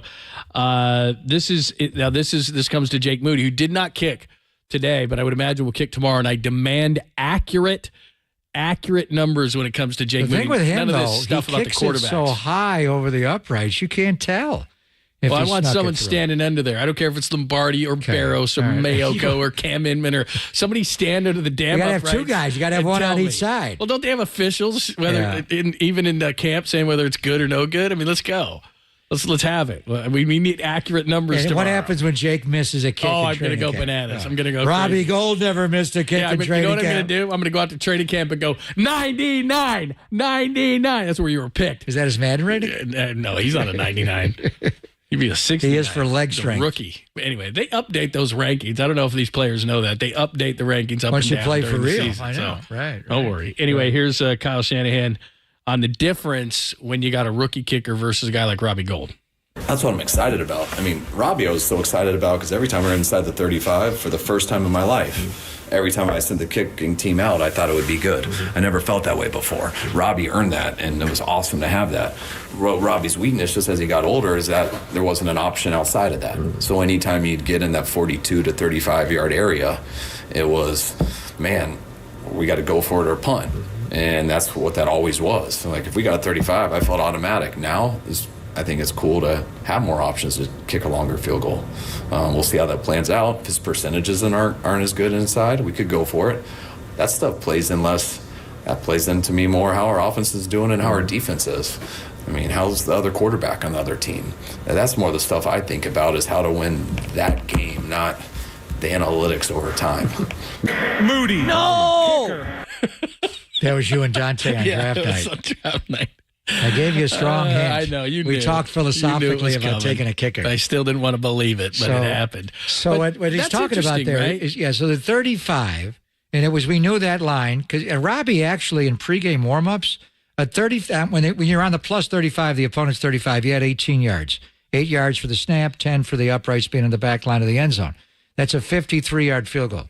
Robbie Gould, even in Mexico City, would not even try in warmups to kick beyond 53. So they knew we have to get to the 35 or we don't kick it. With Jake Moody, he made a 59-yarder in college against TCU. Here on the practice field, remember the last day of the minicamp? He made a 63-yard field goal. Is he Tom Dempsey? So all of a sudden, but he's got a hand got a and he's got a full full foot. yeah. He's not short-handed in the kicking game, and he didn't miss a kick by half a foot.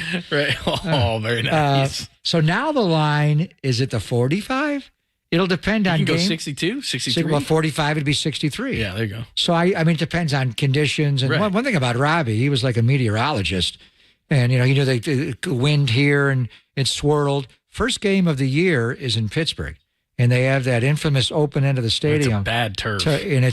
And Pitt Panthers are playing a college game Yeah, the it's gonna game get torn before. up.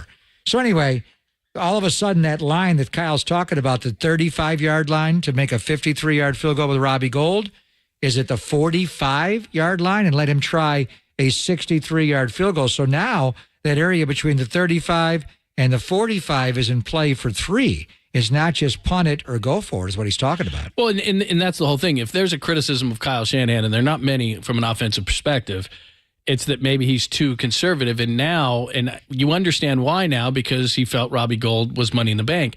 As you have a younger kicker, and look, I'll give the kid a break. I mean, I'm joking, but I'll give the kid a break. There is a learning curve that is going to happen here, and he's not going to have all the knowledge that a Robbie Gould does, but his positive is he can kick it from further out. So, if it's a 4th and 2, and this is what the trend is, and looking at analytics in the league, more teams than ever are going for it. The 49ers last year were near the bottom. I think they were 25th in the league in terms of 4th down attempts, not just conversions, attempts, and I think they're about 41% on conversions. So maybe he's a little bit more aggressive in this way because of the young kicker. Well, that's what he's saying. He's clearly got a stronger leg. I mean, Robbie, the line was at 35 because he would not even try it in pregame warmups. He's not going to make Makes the anything decision beyond making pretty 53. easy. Yeah. Now, do you go out to 63? I don't know. The one thing you would say, Jake did make the 59-yarder in the bowl game against TCU last year, but he was just 3 of 7 and from that 50 was yards inside. and beyond. That was inside. It was inside, yeah. Oh, and Indoors. look, and here's one thing anyway, and Kyle said this about a couple of years ago with the Rams, and it still holds true now.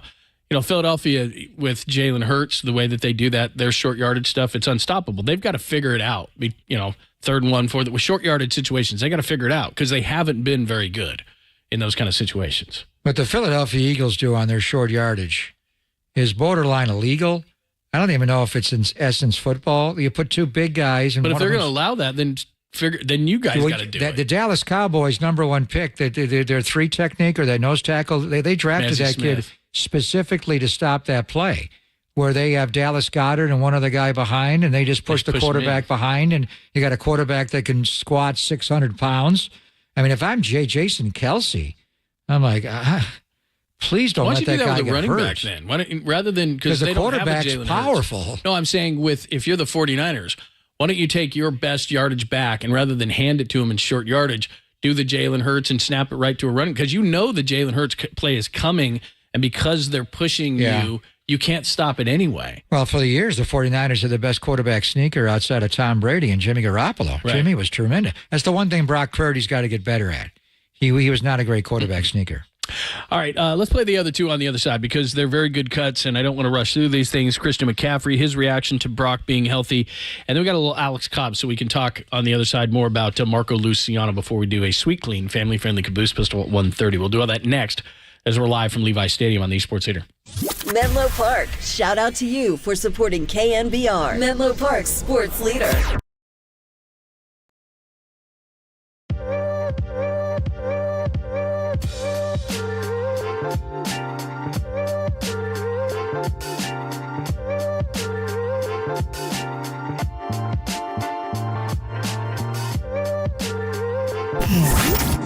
Here's what's trending now. Trending now.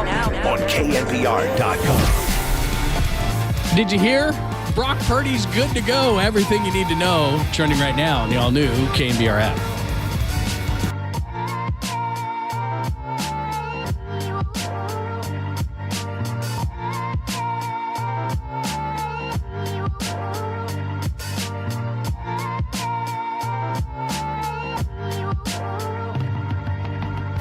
Hey, it's Greg Papa here at Levi's. 49ers' first day of training camp. It was a trade day.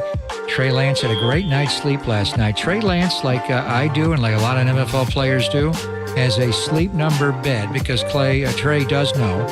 I'm not sure Klay Thompson has one, but Trey does. That you get quality sleep, you need to recover faster, like the first day of training camp, and perform at your best. And it also contours your neck, your shoulders, your back, and your hips. So the Sleep Number Smart Bed provides support and even weight distribution for a more comfortable sleep. So do you have a Sleep Number bed is the bottom line, and why don't you? You can sleep next level, the highest level, unlock your unique potential with a smart bed that can perform as well as you do. And now you can save $500 on the next generation Sleep Number Smart Bed. Plus, you get special financing, but you have to move on this. It ends Monday, this coming Monday, July the 31st. It's available to you only at Sleep Number stores or at sleepnumber.com. See stores for details.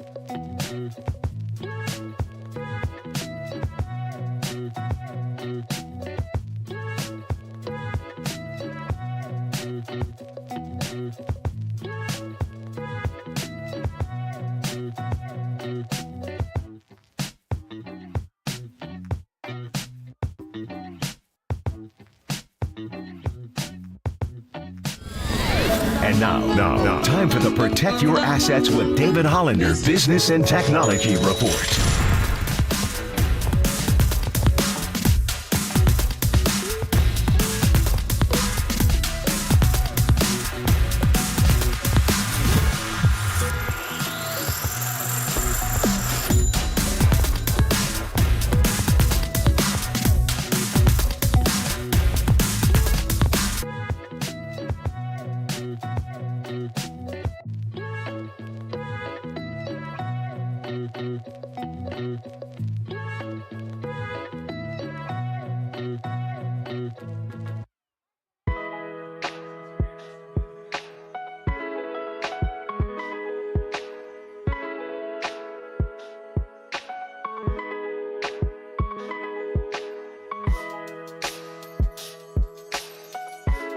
Wherever you roam, throughout your home, listen to the sports leader on your smart speaker. We are KNBR 104.5 FM and 680 AM.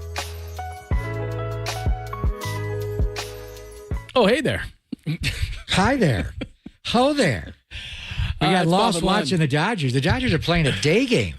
Yeah, I just today. saw Brendan up, bounce out the first. Hey, Freddie Freeman's up. Could you guys help us a little bit? I mean, Toronto's up 7-3 going into the ninth. They lose 8-7.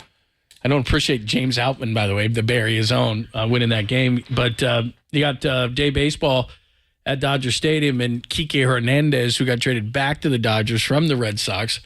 I had heard his name in association with the Giants because he can play multiple positions. The Giants and the Dodgers always looking at similar guys, and he didn't have a great run at it with the Red Sox, but he was always a pain in the butt to the Giants. And so Kike Hernandez is already back playing second base, wearing number 8 for the Dodgers. So that was quick. Why are the Dodgers playing a midweek day game? Very odd. They never do that. So there's nobody at the game. Well, it's a brief. Is this a 3-game series? They played Monday, or there's just 2 games? The Blue Jays beat them on Monday, right? They did. Yeah, they won. So, I mean, it's good for Toronto. They get off to the next city. I mean, it's based on television rating. Look at the empty seats there at Dodger Stadium. I mean, not even Mary Hart is there showing off her legs. Wow. So when I was there watching nice Shohei reference. Ohtani, John, I wasn't in the gold seats right behind home plate, but the next level. I was in the front row. Oh, nice. Right there and watched Shohei. But the Dodgers, the win that they have, not the blue seats, and that's the one where they have the eating area underneath there. But I was right the next row. Wow. Anyway, Freddie Freeman with an opposite field. It's not base hit. exactly an A's game, but it's not well attended. Well, and then it's also not going to be well watched because they do it for Sportsnet LA and the audience at night. Why are the Dodgers playing a midweek day game? They never do that against the Giants. No, never. Maybe the Blue Jays got some flying to do or something like that. Maybe they're going back home. Maybe because they like Brandon Belt. Yeah, it could be. All right, let's get a couple of more cuts in there because we didn't get to everything at 1 o'clock. So we did play a couple of Kyle Shanahan's for you, but here's Christian McCaffrey. And I think this is pretty symbolic of the entire team and how they felt when we heard and then when they heard. So we were pretty giddy about it, but here's Christian McCaffrey when the team heard that Brock Purdy was a full go. Yeah, that's awesome. I think everybody was fired up, to hear that. It's a testament to him. He's put in so much work. We've kind of seen it from outside the building, but all he's done is work. And so the fact that he's ready to go is exciting for all of us. So funny. They work so hard to be ready for training camp. And today's the first day of training camp. And Brock's not taking part because he worked so hard yesterday and the day before. And McCaffrey was working. I've never seen a guy work so hard in the OTAs. They didn't have McCaffrey take part in the first day of training camp. But with guys like that and more McCaffrey and Bosa, you have to kind of taper them down. So 3 of your hardest workers. Bosa's not here. McCaffrey, nothing 11 on 11. And no Brock Purdy today. No. And it's day 1 of training camp. And it's not like McCaffrey gets excited. I mean, that's pretty much his tone. What we just heard is pretty much his tone. But I think the respect, you can hear it in his voice, the respect that they have for Brock Purdy and the fact that he worked so hard and is already back. And he works smartly. Right. You don't want to overwork it. Exactly. But I think what it does is it just kind of, they already had respect for him. And Kyle says, well, this is when I knew he was the dude.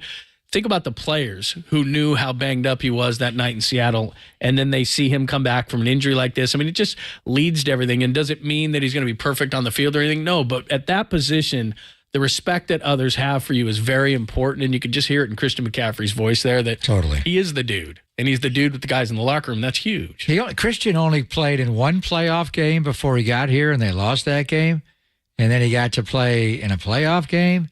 And he against Seattle, and in the Dallas game, if you remember, he hurt his calf, and he was in and out. You were telling me all about that before the Philly game. Well, he did not show up at the walkthrough before the Philadelphia game. We went to Franklin Field at Penn. McCaffrey's not there. I'm like, he's not playing tomorrow in the championship game. And the Sunday morning of the championship game, the word was he may not play, and if he does play, he's going to be a decoy. And what does he do? He's the best player on the field. He was awesome. How about the touchdown when he ran right through three guys, including Marcus Epps, who's now a Raider, by the way, and tied the game at 7. I'm like, wow, I didn't think he was going to play at all. Well, at that point, I'm thinking maybe they're in the game. Maybe McCaffrey can just carry him, and obviously they couldn't, but amazing.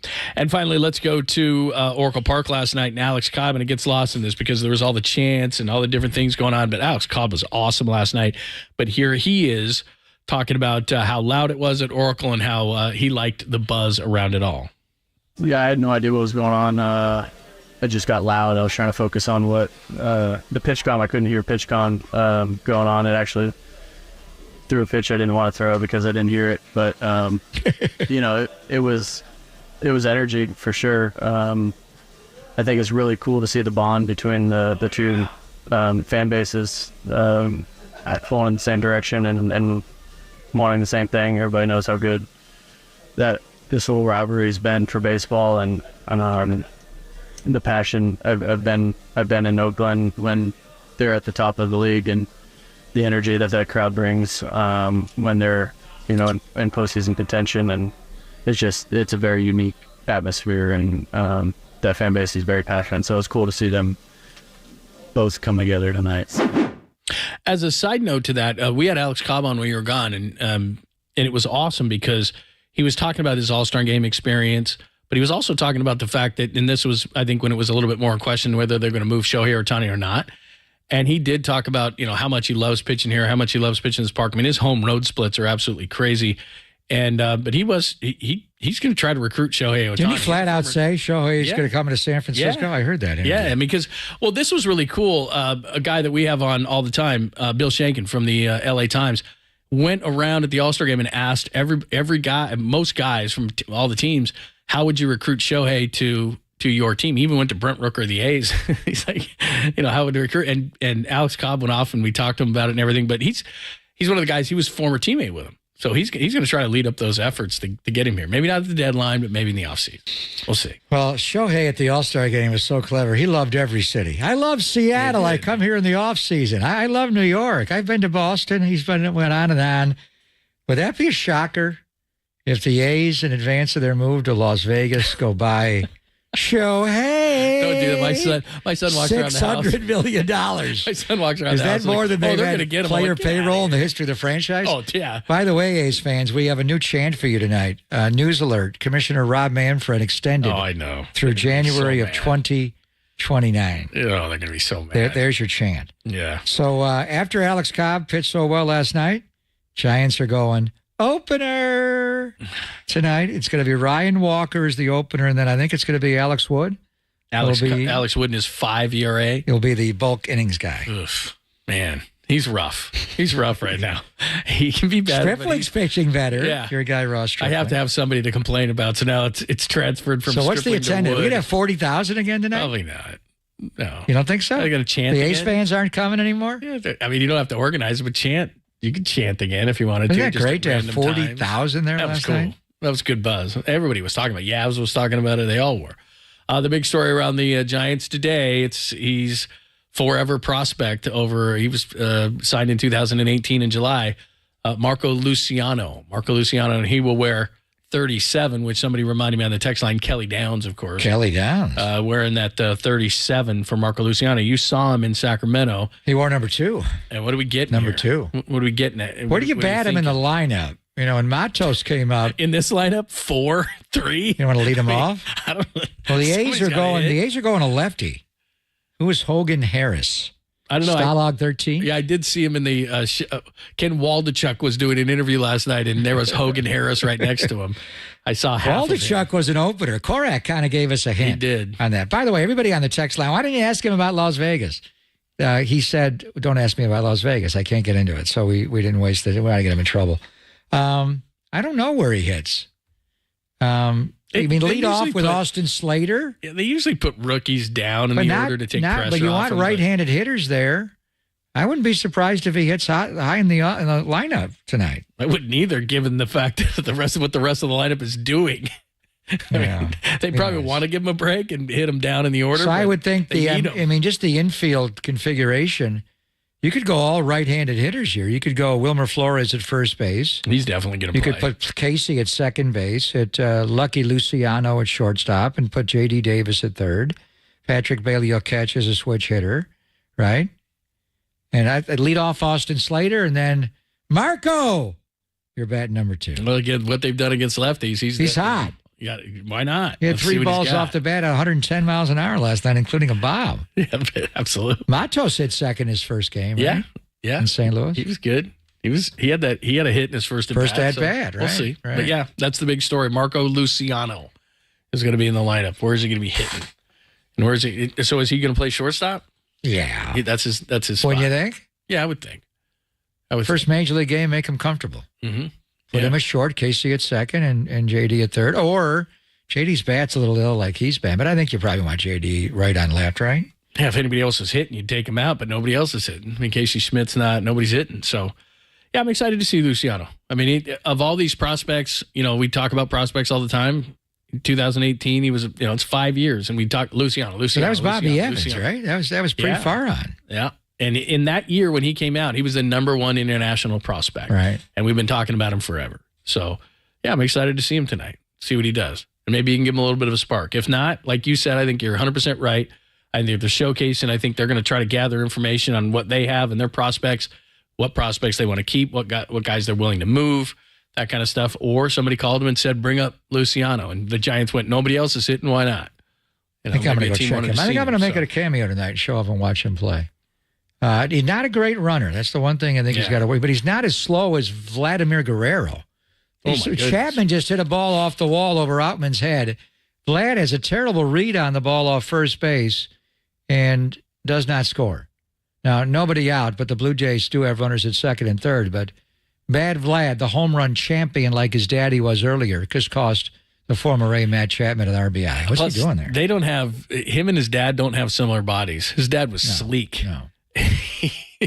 He's the home run champ, but he's not sleek. I wouldn't say that. And Vladimir Guerrero Jr., should he have not made the play on the Chris Taylor ball last night? Yes, absolutely. And then Bichette, he didn't make the play? No. Great hair, but that's not a good play.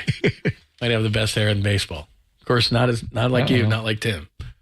Is he scoring on this fly ball to center with Outman? Easy. Here comes Vlad down the line. We got to play at the plate. They cut it. Freeman to third. Chapman. He's out.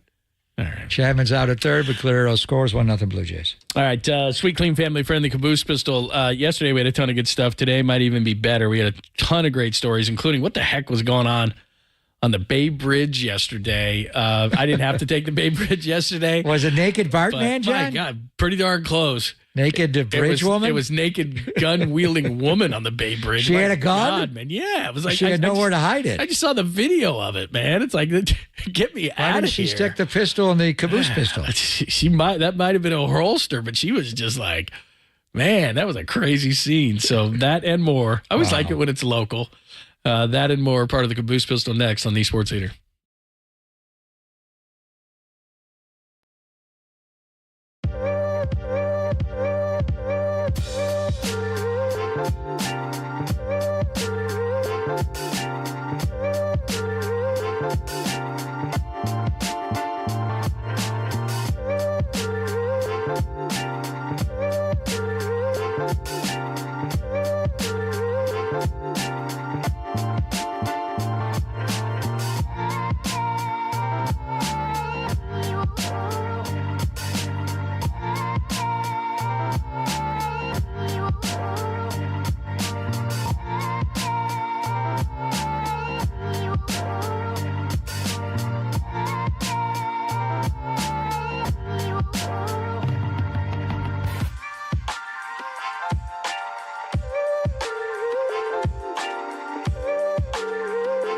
Hey, it's Greg Papa here because I'm always here. But this time I'm speaking on behalf of Golden State. You've often heard me talk about building a deck.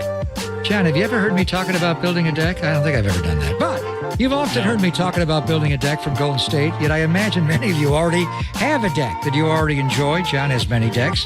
So why not add to your beautiful decking? There are many ways you can transform your backyard to be your own personal oasis. I love that word. Golden State also carries a great selection of everyday building materials. Maybe you'd like to upgrade a railing to a style that best suits your needs. You can find materials to create a beautiful retaining wall as well to keep the neighbors over on that side, or install high-quality, long-lasting, eco-friendly composite fencing as well. Yeah, if you can dream it, Golden State can supply your needs. So get started at goldenstatelumber.com, then talk with your professional contractor or designer to create an outdoor space you're going to love to enjoy with a family and friends throughout the summertime. Building a better Bay Area since 1954. Golden State. When you succeed, we succeed.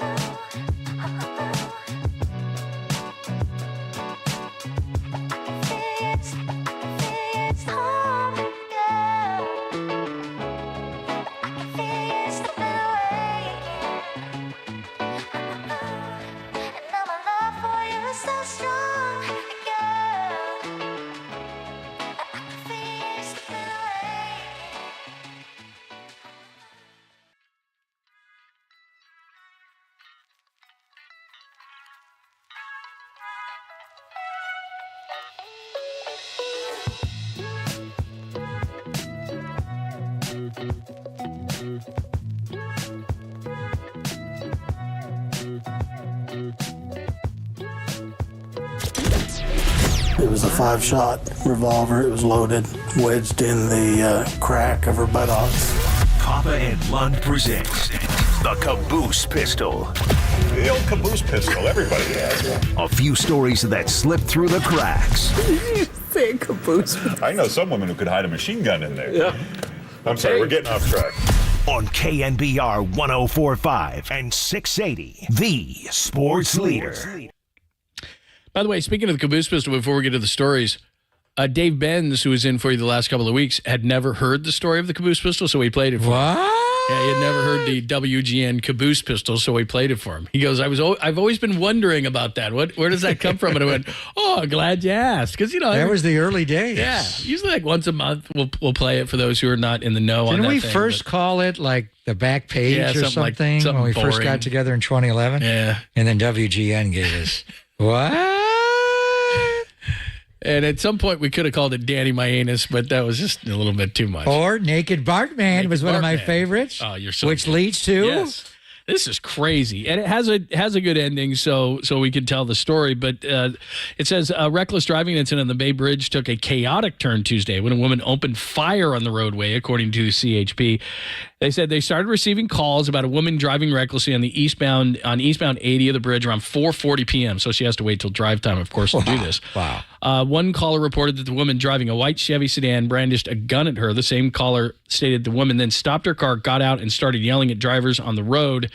Did I mention she was completely naked? No, you left that out. She stopped the vehicle again in the eastbound lanes just beyond the toll plaza. She then exited the car again completely naked. Then the woman began firing the gun. Thankfully, officers confirmed that no injuries were reported. No vehicles were struck by the gunfire. So she got out once, naked with the gun. She got back in, got near the toll plaza, got out again, and started shooting at cars. Didn't hit anything or anybody, thank goodness, all the while completely naked. When I saw she was coming over to yell, "Sell the team." And she got, so my goodness, obviously man. She got in the automobile. Yeah. Naked to start. Yeah, or took her clothes off. I don't know exactly how it happened. So was this all premeditated nakedness and running and shooting, and it was something set her off that caused her to do this, or was this something she had planned that she would be naked bridge woman? Very strange. Of course, at 4:40 p.m. resulted in severe traffic congestion back up on the Bay Bridge. They are actively investigating the incident to determine the motives behind the woman's dangerous actions. I guess she's in the hospital right now, and they're checking. She's okay? She's fine? She's okay. Everyone's okay. I'm sure if you were on the Bay Bridge, and what was the bridge snarl at 4:40 in the afternoon? Imagine? On day one of the Bay Bridge. Did the A's bus get stuck in that? Something.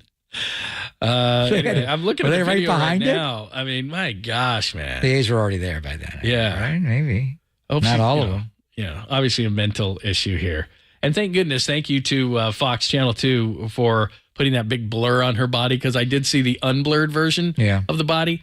And it's like the naked bike race we always talk about. Yeah, the people that you would like to see naked, they don't like to get, they don't show off. But the people who have had like 8 quarter-pounders that morning, they love to get naked. So what did this do to the top deck of the Bay Bridge? Snarled, I think is what he said. Snarled. I hate that. Yeah, snarled. We had the Richmond-San Rafael Bridge last Friday. We had a jumper on the bridge. They shut that down for like 9 hours. I saw that, yeah. The next day it was gridlock again, and now we got the Bay Bridge. Yeah. One thing is clear, 4:40 John. 4:40 p.m. Could you do that at 4:40 The traffic is back. Oh, it sure If you is. thought the pandemic and it's slower, now we got to get people into the city. Yeah. But at least going to the city, parts of the city, would you say the traffic snarl in the Bay Area is back to pre-pandemic? Pretty darn close, yeah. And then once you get there, it's the same kind of thing. And then coming down here today, oof. Yeah, very slow.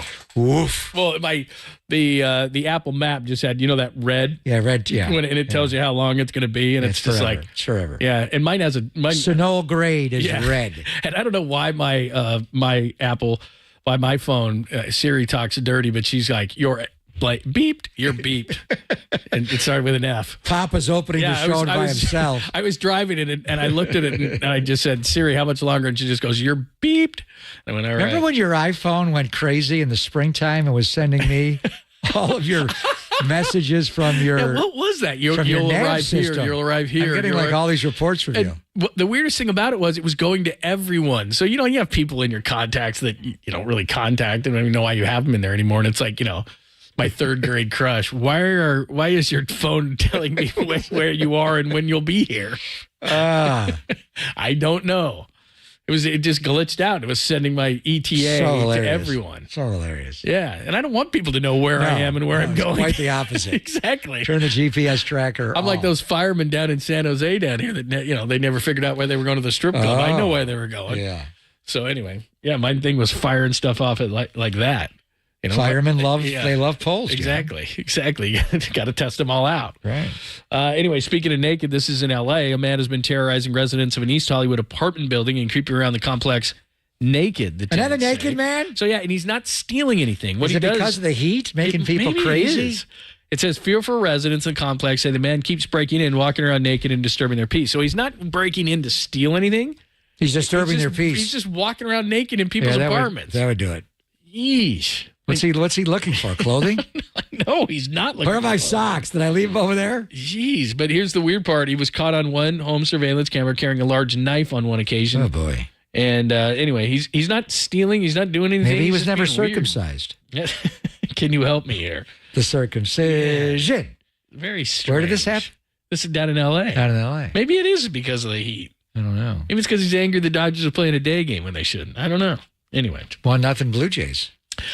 We talked about this a long time ago, and now the guy has been he's been sentenced. A man who stole almost 200,000 Cadbury cream eggs has been slapped with an 18-month jail sentence. This happened over in England. 32-year-old What was he going guy. to do with all the eggs? Good question. Over $31,000 worth of the chocolate eggs when he broke into an industrial unit using a metal grinder. So how did he get them out? I guess what I don't understand is, did he know it was in a storage facility? And he used a metal grinder to break into this thing. Did he know that there were 200,000 Cadbury cream eggs in there? He must have cased it before he did it. Know that? But what was he doing? What was he going to do with them? That's a good question, because it's not like save them for Easter. I mean, what are you going to do? Halloween? Yeah, something. Police say this clearly wasn't a spur-of-the-moment offending, if I can put it like that, because he had taken with him a tractor unit, and he had to know that the load was in there in the first place. The load. Yeah, the load was in there. Was he dressed, John? Was he naked? Jeez, yeah, it's the only story that we have today that has nothing to do with naked. That was the guy. Naked. Yeah, naked. Porn set. And this is a really weird story. So this happened. I'm trying to see what country this happened in, because it says, you know, that song on Saturday Night Live and Justin Timberlake and the Lonely Island guys, D in a Box? Yeah. Oh, it's yeah. my D in a Box? Yeah. Well, actually, that happened. It says, a severed penis left outside of a florist with a note attached, reflection of your actions. And so it was in a box, and people thought it was flowers. It's but then D in a box? They saw it, and it was D in a box. Oh, boy. And at first, authorities actually thought it was a bomb, but then they poked and prodded and saw that it was a D in a box. Severed unit, and as this story says, it was a D in a box. And so anyway, that's a strange thing. That Timberlake bit is classic. Oh my gosh. I remember the first time I saw it, I couldn't believe it. It was just it was unbelievable. And they beeped it out, but then they said, you could go to YouTube or whatever and you could see the whole thing. And I mean, I said it to every person I knew. I was like, I hope you're not offended, right but now. this is hilarious. So good. Plus, the beginning of it is great. What is it? Something about I'm giving you something, girl. Like however it goes. I got it right here, John. It's so good. Justin Timberlake. Andy Samberg's in there. Oh yeah, it's amazing. So good. That's an amazing video. Anyway, the fact that like a guy like that, he's a superstar musician and he does that piece, tremendous. Anyway. That is your sweet, clean, family-friendly caboose pistol on what is today, Wednesday? I hope that first day of training camp. I hope that guy and his 4 daughters aren't listening. Who you just what does D in a box mean, Daddy? Daddy, what is that? Dick Don't worry Lovelady. about it. Dick Lovelady's no longer with the A's, by the way. Don't worry about it. He's on the IL? Yeah, Richard Lovelady? Former 49ers coach Dick Nolan, that kind of stuff. But wow. Anyway. You're going everywhere. You know what I'm All right, that is your sweet, clean, family-friendly caboose whistle. We do have some remnants before the top of the hour. And ladies and gentlemen, boys and girls of all ages, it doesn't matter if it's 85 degrees. Ray Ratto is going to wear a sweater.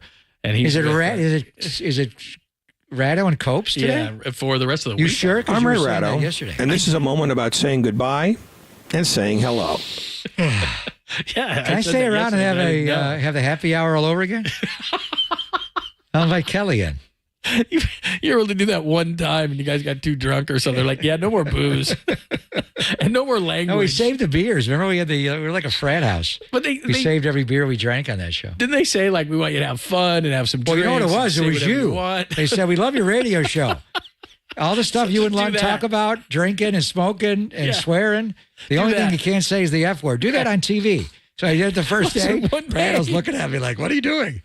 On Monday, they're like, we can't. The lawyers had a meeting over the weekend. You can't do any of that anymore. Like, what? Do your radio show was on that TV? a pilot? I thought it was an actual show. Yeah, that lasted one day. They're like, do the radio show on TV. We can't do this. What are you kidding me? We go into casting. We're going to have a show called The Happy Hour. Yeah, there you go. Dick in a box. Right. It's tremendous. All right, we'll give you some remnants. Mr. Happy, Ray Ratto. Ray Ratto and Ray and Copes coming up at the top of the hour on the Sports Leader.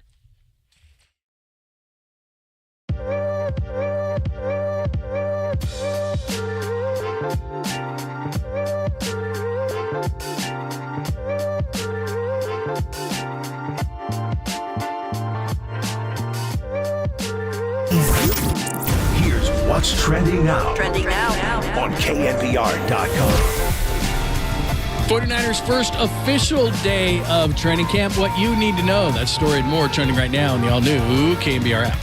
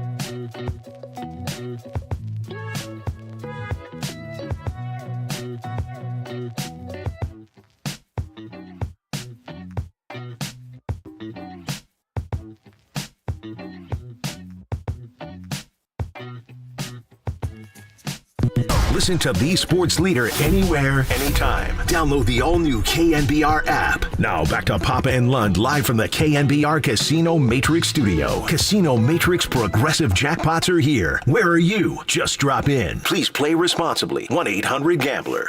I'm Ray Ratto, and this is a moment about saying goodbye and saying hello.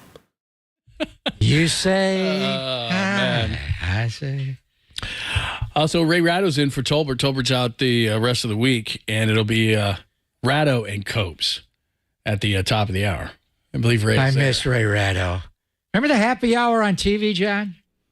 Ray, me, Kelly Johnson. Yeah, I do remember. The happiest guy in Bay Area radio. Wearing a sweater. Raymond. Why would you remember the happy hour? You were never there. I was there. Oh, you please. weren't there. I thought Where was I? I thought you had changed your first name to Sitting In For. Hi, I'm Dave Benz. Sitting in for. Yeah, he just came back after like 3 weeks off, Ray. Oh, my God. What a surprise. Yeah, he's not exactly Cal Ripken over here. Yeah, I'm on the Johnny Carson schedule. I work 3 days a week. How are you, Raymond? Seriously, 17 days a year. You got the best deal going. I know. I work on Sundays, some Mondays, That's some about it. Thursdays. Yeah, so. Sundays. I miss you, my friend. How are you? I'm here, so it can't be Step going one. that well. Step one. Exactly. Step one. No, I'm doing fine. Yeah, you wearing a sweater today? I don't see you on the stream. I'm Good. assuming you're wearing a sweater. I gotta pop you on. No, I'm just wearing a shirt. It's warm outside, Greg. You wouldn't know that. You're not. Well, I'm here in Santa Clara. I see you. Apparently, you didn't right? bring pants. No, but I didn't wear pants. I didn't know they were going to show my lowers. I thought it was just going to be the uppers on the camera. I don't know. So, what's on your mind these days, my friend? I haven't talked. When's the last time I saw you? Well, you both got fired on the same day, I think. Well, wait a minute. No, you lasted longer than I did. I did. Yeah. I mean, they couldn't figure out a way to get rid of you.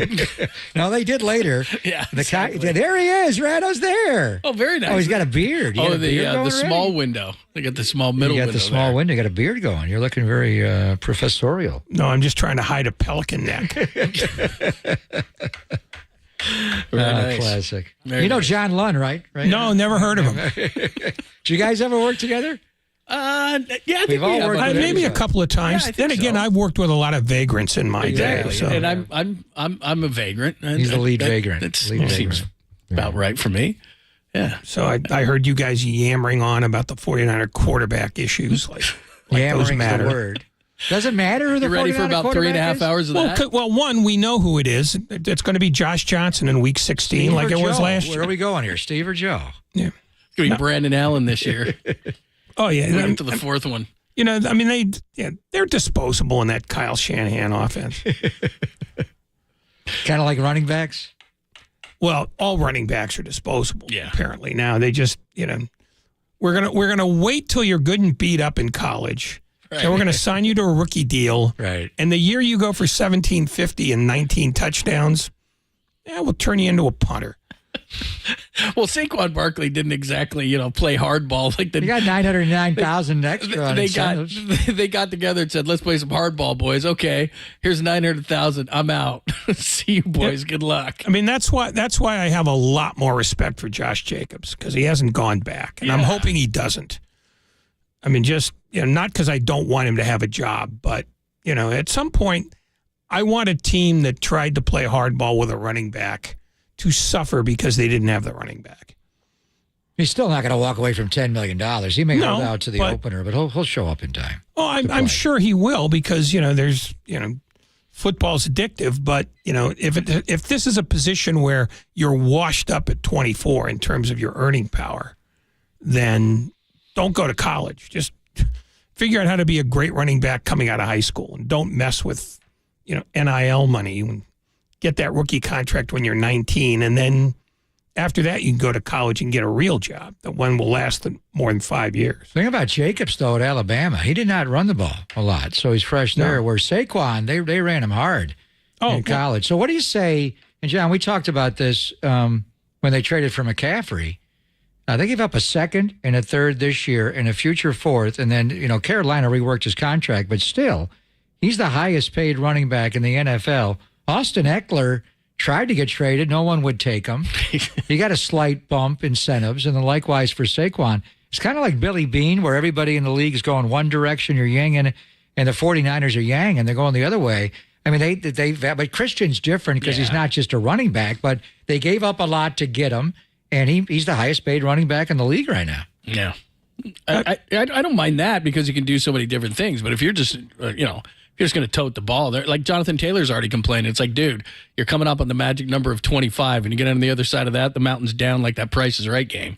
Pretty much done. Yeah, I mean, it's, and, I realized the job was dangerous when they agreed to take it, but this feels different because it's now, I mean, they're not even trying to hide what they're doing anymore. I mean, they may as well just walk up to the guy, take their middle finger and jam it in his eye. Go, there's your new contract, pal. There's your new raise. Yeah, learn to play with an eye patch. So give me your thoughts on what the Giants are doing with Marco Luciano, Ray. Where do you, obviously he'll start at short tonight, where do you bat him in the lineup? And did somebody call and sell Farhan to showcase him, and we're going to make, see before the deadline on Tuesday what you got, or is he here to stay? What are they doing with Marco? I think that they have gone through the period where they hated their minor leagues for good reason, and now they're starting to come clear, and at some point you have to decide if this guy can play, and if he can play, you're trying to keep up with a Dodger team that is just about ready to pull away from everybody else. And the other thing is, I think Arizona's hitting the wall, so I think they're figuring right now less to showcase, but to see if he's got value. Because if they showcase him and he doesn't do anything, then there's no value in him. So they have to believe that he is ready for this. And then we'll see if he is. But, Farhan has always been a more conservative operator than a lot of other general managers. So they must be more than convinced that he can be a passable major leaguer at some point. I mean, I don't know that they'd put him at the top of the lineup anytime soon, but I think they might bat him all over the place to see how he fits. I'd bat him second tonight behind Austin Slater. What the hell? Well, and then in 2 days, drop bat him down seventh. to 9. Yeah, I mean, just because I really don't think they know what his best place in the order is, or really what his best position is. I think they're throwing in there and let's see what works, because it's not like they're overburdened with depth.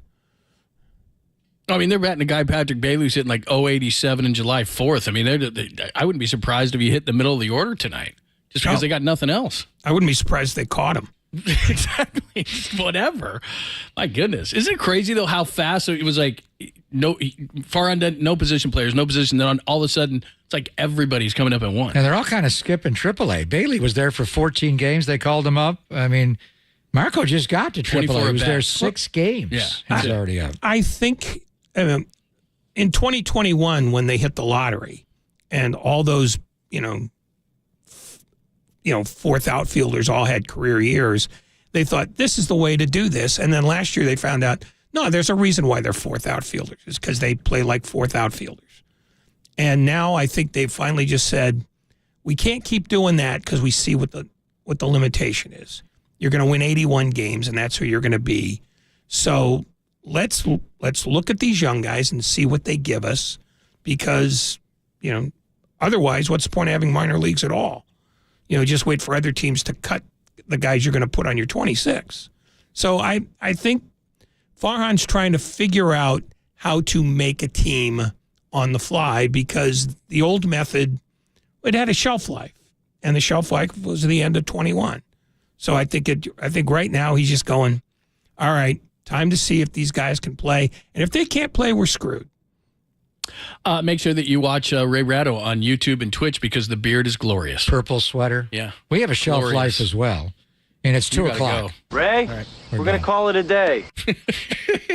Oh, good. Sound drops. I love those. You're going to get a lot of those. You know why? You got to pop at producing the show, Randall. Yeah. Good luck to you. Yeah. I'm already looking forward to the place being closed at 3:30. All right, Ray. Good to have you around, man. We'll talk to you later. Yeah, give it time. That is miss you, Ratto. A little kiss there. Very nice. A little kiss. Ray Ratto is coming up with Copes coming up next. Thanks as always to Walter and to Danny. They did a fine job today. We'll see you down here tomorrow. Same place, same time. Brock Star Day tomorrow. Brock Purdy, your quarterback tomorrow, John. He's going to throw tomorrow. Yeah. That'll be the discussion. It's KNBR AM and FM San Francisco, the sports leader, a Cumulus media station. I don't expect a lot. I expect them to show us that they haven't gone worse while they were gone.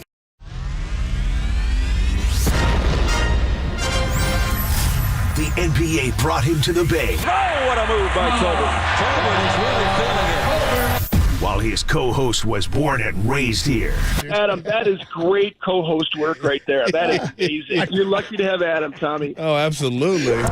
It's time for Tolbert and Copes. Let's get it on. Tom Tolbert. Yeah, thank you. Now if I could ever get some beer. And Adam Copeland. We're going to get after it today, man. It's got to come swagger. On KNBR 104.5 and 680, the sports leader.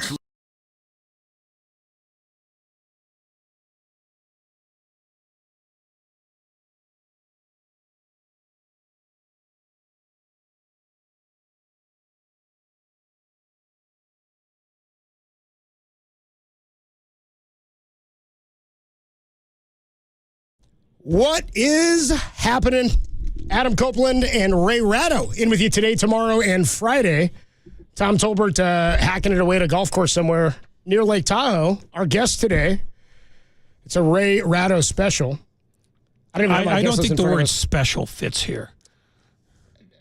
I don't know much about you, Ray, so how about we'll barely? spend some time Let's go with that. Barely adequate. What's our guest list?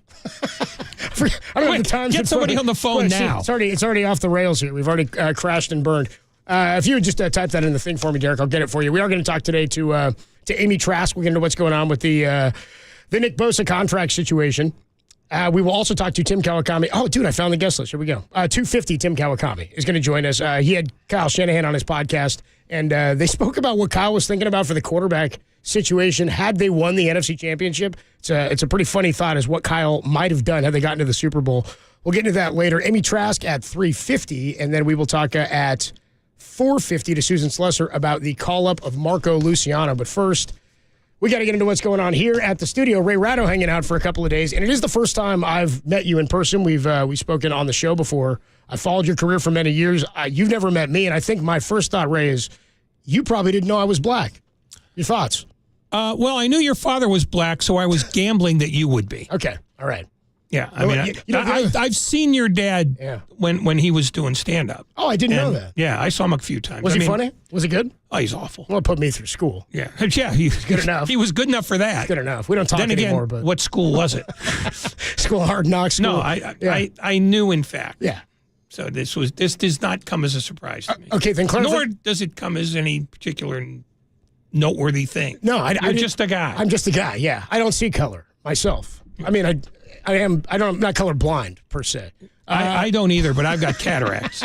Well, you should smoke more pot. We'll as far as getting to know you and what you're into. You're a cynical guy, it seems like. Seems like you've got an air about you.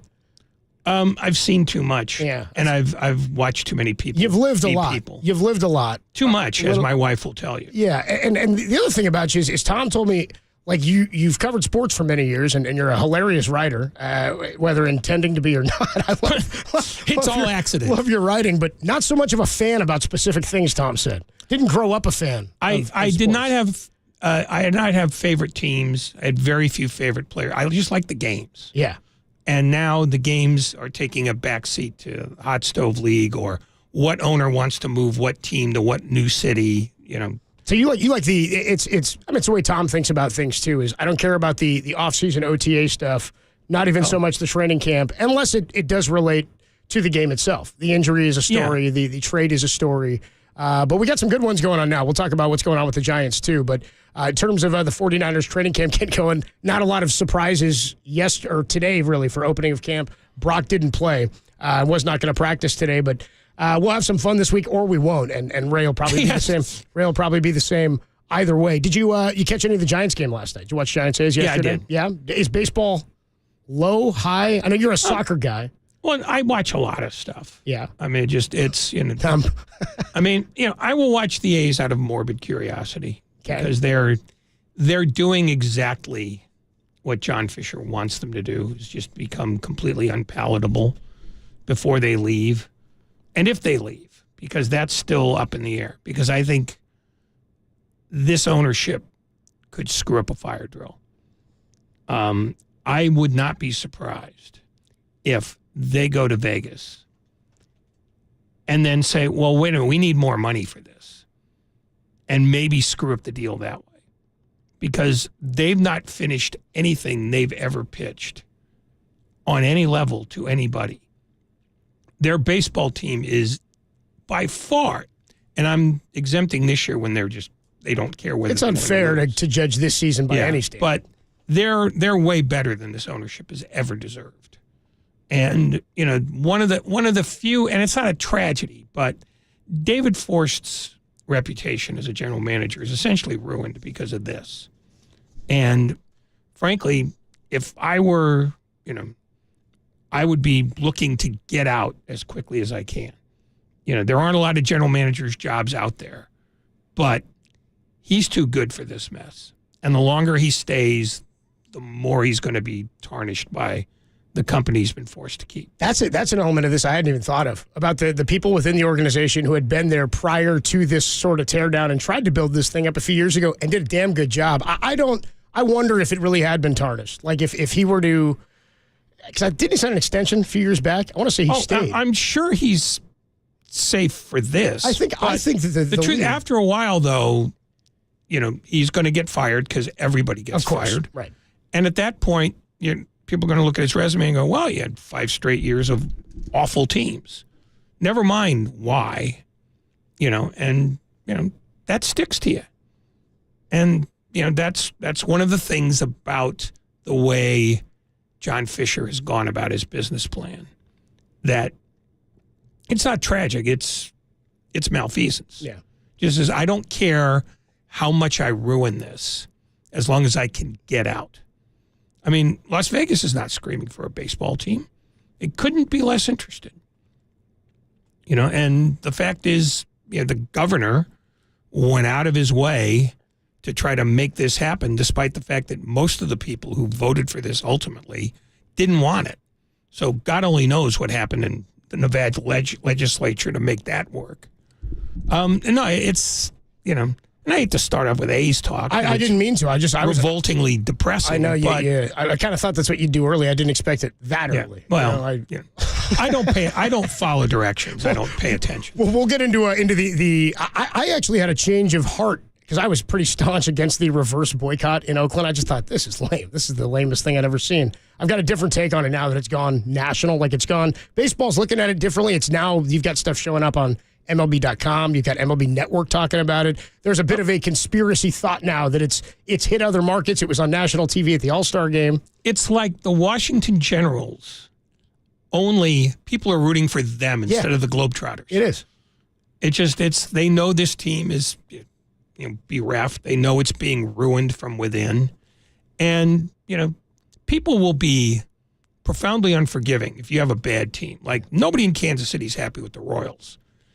But they also look at this and go, wait a minute, you're trying to win, and this is what you're doing.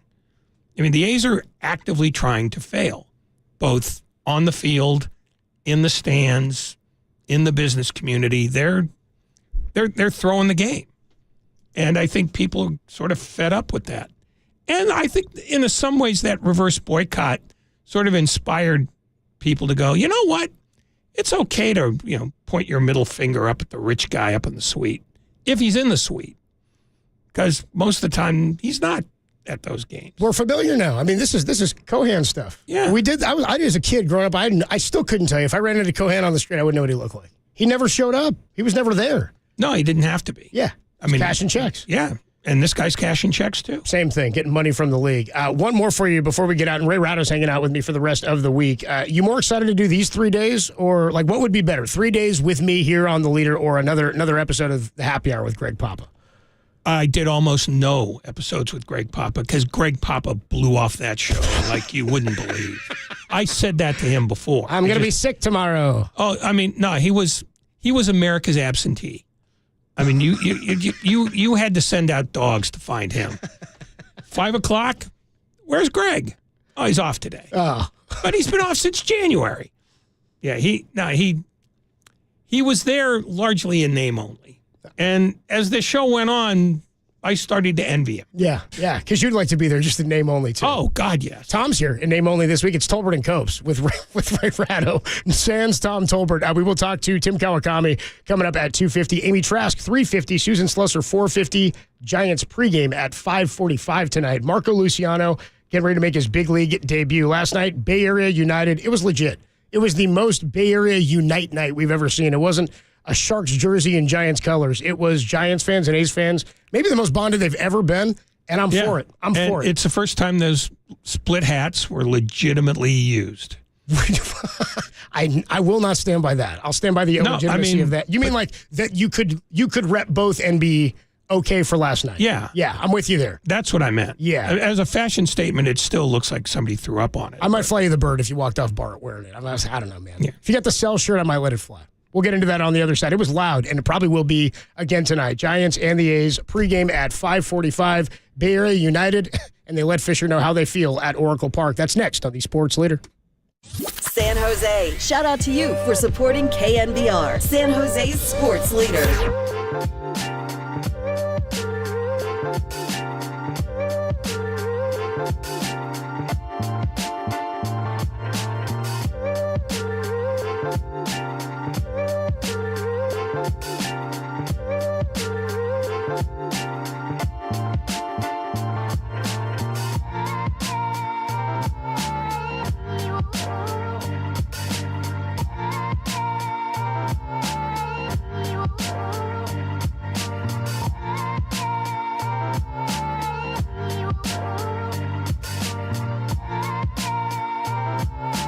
Giants fans, it's finally happening. Marco Luciano has been called up to make his major league debut. That story and more is trending right now on the all-new KNBR app.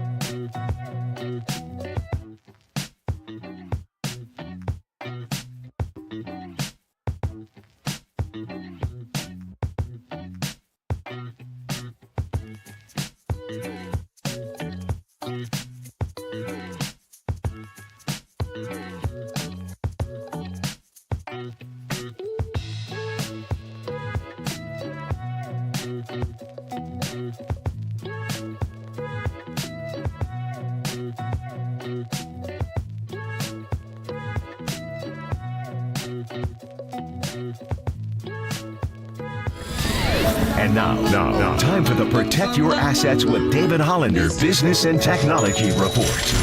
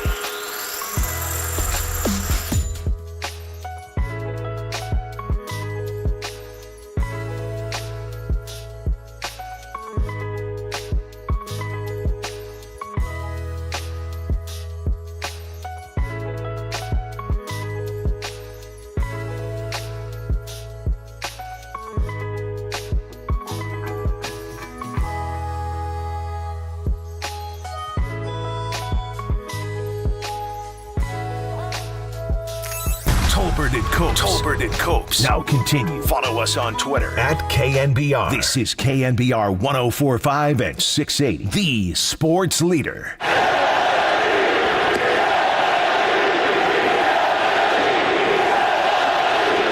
Yeah, I had no idea what was going on.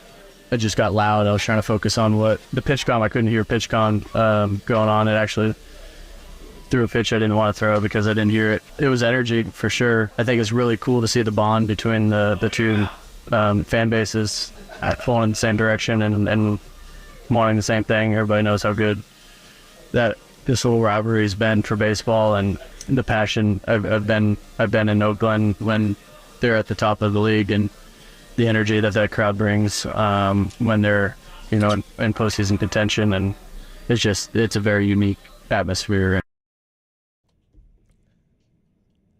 Giants played the A's last night, and you heard the team there, the sell the team chants. Alex Cobb after the game saying he could not hear his pitch comm. My first takeaway of this is props to Johnny Doskow, who was on the broadcast for the A's last night, who laid out and let him hear it. I flipped over, and I'd seen, actually I was not watching with audio. Then I went and found the audio from the A's side of it. I figured the Giants did acknowledge that's what was going on. But Johnny Doskow just laid out like for the at-bat. Like, didn't say anything, didn't call the pitches so that you could hear what was happening. I thought that was pretty cool. I think that's a pro move by a broadcaster there. Let it ring. Yeah, he will be spoken to about that. Yeah, well, I'm sure. Will he?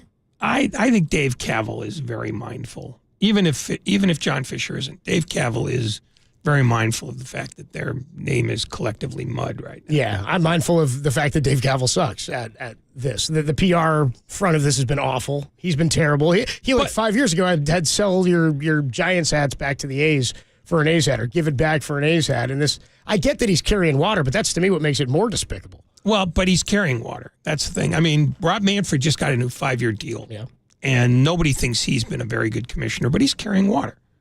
From the owners. They want him to be this guy. If they didn't want him to be this guy, they would tell him. He is doing what they want the way they want it. And that's why when people get all upset about commissioners in general, they're not employees. working for us. They're not doing it for us. They have 32 people they answer to. The rest of us can go hang. And fine. I got it. I'm not naive. Who's paying who? He's not paying Jerry Jones. They pick it's the your other way salary. around. Yeah. They decide what your salary is and whether you're voted back in, and he just was. The issue is I don't know that. Are the owners the ones who want to change the game and move the game, quote, forward? They want to keep money and revenue coming in. They cried poor during Bill DeWitt in St. Louis crying poor during the COVID pandemic year where he bought the team for like $500,000 or something and built $1 billion baseball town around the stadium. Mm-hmm. And he's crying poor and doesn't want to pay the players the prorated salary. While fans are getting turned off of stuff, I know they're trying to grow the game and bring it back, but if that's coming from baseball, the owners are in support of Manfred because he's pushing this, but the fans are pushing back. Like if Manfred starts losing money for the league, then he's out. If he makes changes that the fans don't like, then he's gone. But he's not making any of these changes. No. The fact is, it's coming from the owners notice that, people aren't coming out, the ratings are down, they're not going to be able to. Across the board. Yeah. And they said, I don't care what you do, but fix it. Then he sat down with, baseball big brains and said, well, let's do this, this, and this. So are we tied to the name baseball? Yeah. Yeah. Just. What else can we come up with? Yeah. Is cricket copyrighted? Maybe we go with the flat paddle instead of the bat. But no, it's largely, they just said, fix this because we're getting killed on this. So they fixed it, and mostly what they've done is made the game shorter. But the fact that the games are shorter isn't what people were screaming about. It's not pleasant. It's that there's not enough going on. And there still isn't enough going on. The fact is, baseball thrives when there are people you want to watch. And the 3 true outcomes were making it so that you didn't want to watch any of them. Now they've got Ohtani. Now they've got Ellie De La Cruz. Now they've got Ronald Acuna. Those are 3 guys who are just fun to watch. And people know Ohtani, but they are barely aware of the other 2. Yeah. And the fact is, those guys do things that baseball says it wants more of. And still, they can't get the kind of traction they're hoping for. And maybe there's no traction to be had. Maybe this is just a game that has run out of steam one generation too soon. Who knows? Maybe. But they have plenty of people that you could watch and have fun watching. But, do they want to? I don't know. And the other thing is, maybe the next generation isn't interested in watching sports of any kind. It's not like, it's not like the ratings for the NFL are shooting up the, NBA's having trouble. NBA's talking about changes because it's all 3-point. It's all being played at the 3-point line, and it's 3. It's the basketball version or becoming that of the 3 true outcomes. Yeah, that's why we're talking about changes. They don't know how to affect the one thing that is out of their control, which is it's not fun to watch a game on your phone, and that's where most young people get all their information. They act like they watch the game, though, on the phone. That's usually a convenience thing. They're watching highlights and video and updates and things like that. 3 minutes. Right. You're not watching the entirety of a game. And I think that's the point you're making is I remember going to a ball game with my brother when he was like 7 or 8, Giants game, and he was a little frustrated and antsy because it wasn't the pace that the video game, baseball game is played at. He's like, we can play one of those pretty quick. Yeah, well, we got to throw the pitch back here. That's why they worried about the time of game instead Yeah. of pace of game. The fact is, time of game, you're invested for 2.5 hours. Yeah. One of the reasons why soccer is making inroads in America. You know what you're getting. Well, it's an hour and 45 minutes. Every game's an hour and 45 minutes. If there's 10 minutes of stoppage time, okay, you're bordering on 2 hours, but that's it. And even then, I don't know that kids are watching all 2 hours. But, it's a cooler thing to watch now than it ever was before. And I think a lot of that is because you can watch the best players in the world anywhere at any time now. Right, you weren't able to do that before. But longer term, at some point, all this bubble is going to burst. And there are a lot of people who bought teams for $7 billion who are going to go, what the hell did I just do? There's going to be a lot of Elon Musks out there. God, I hope not. God, that's a Oh, no, I'm talking about guys who bought something for a whole lot of money and then realized, oh, my God, I don't know what this is. I'm going to call it something else. I'm going to call it X. Yeah. I'm going to call it the San Francisco X's. So last night, Giants do get the win. They end up coming back after they cough the lead. Tyler Rogers does, but they end up getting it back. Doval gets the save. Good entrance for him last night. Still on the table that he could catch the 48 save mark set by Rod Beck, the Giants' all-time save leader for a single season. Or the single season save leader, I guess is how you'd phrase that. But I don't think we'd ever seen that kind of. I don't know that we'd ever seen that during a game where two rival teams' fan base. Like you'd never see Yankees, Red Sox. Like I'm trying to go back to 2001. I'm trying to think of major things that might have happened like off the field that would have brought two fan bases together. That's a little bit different though than this is all about baseball and about keeping a baseball team here. This isn't. It's not something where you're like, something terrible happened. There was a tragedy. This is bigger than baseball. We've got to bond together. Like the Boston Strong year. Remember that? Everybody was singing Sweet Caroline and wearing the Boston ribbon and everything. With this, it's sort of unique in that Giants fans are recognizing this is still part of the culture of Bay Area baseball. And screw this guy. It almost happened to us. Well, I mean, one, it is, everybody loves to chant, screw this guy. Yeah, screw this guy. Whoever the guy is, it doesn't matter. Ref, you suck. Yeah, it's a good one. I think Giants fans would rather beat the A's on their own and maybe chase them out on their own than to have somebody do it, basically behind their back. They wanted to be the ones to kill the A's. They didn't want somebody who works for the A's killing the A's. Because how are the Giants fans going to kill off the A's? How are they going to get them out of town? Like I know, they've been. You don't get territorial rights. We're keeping it. That's one. Well, even at that was kind of a bogus story too. I mean, just. The A's never tried very hard. In Fremont? Is that? Or Fremont. Or San Jose. Or San Jose. Or Laney College. Or wherever it was. Laney. They rarely went to like league meetings to schmooze other owners about, hey, we're in a bad way here. They all thought that Bud Selig and then Rob Manfred would take care of them. And they found out Bud Selig doesn't care about the A's. Rob Manfred doesn't care about the A's. They're just undercapitalized pains in the ass.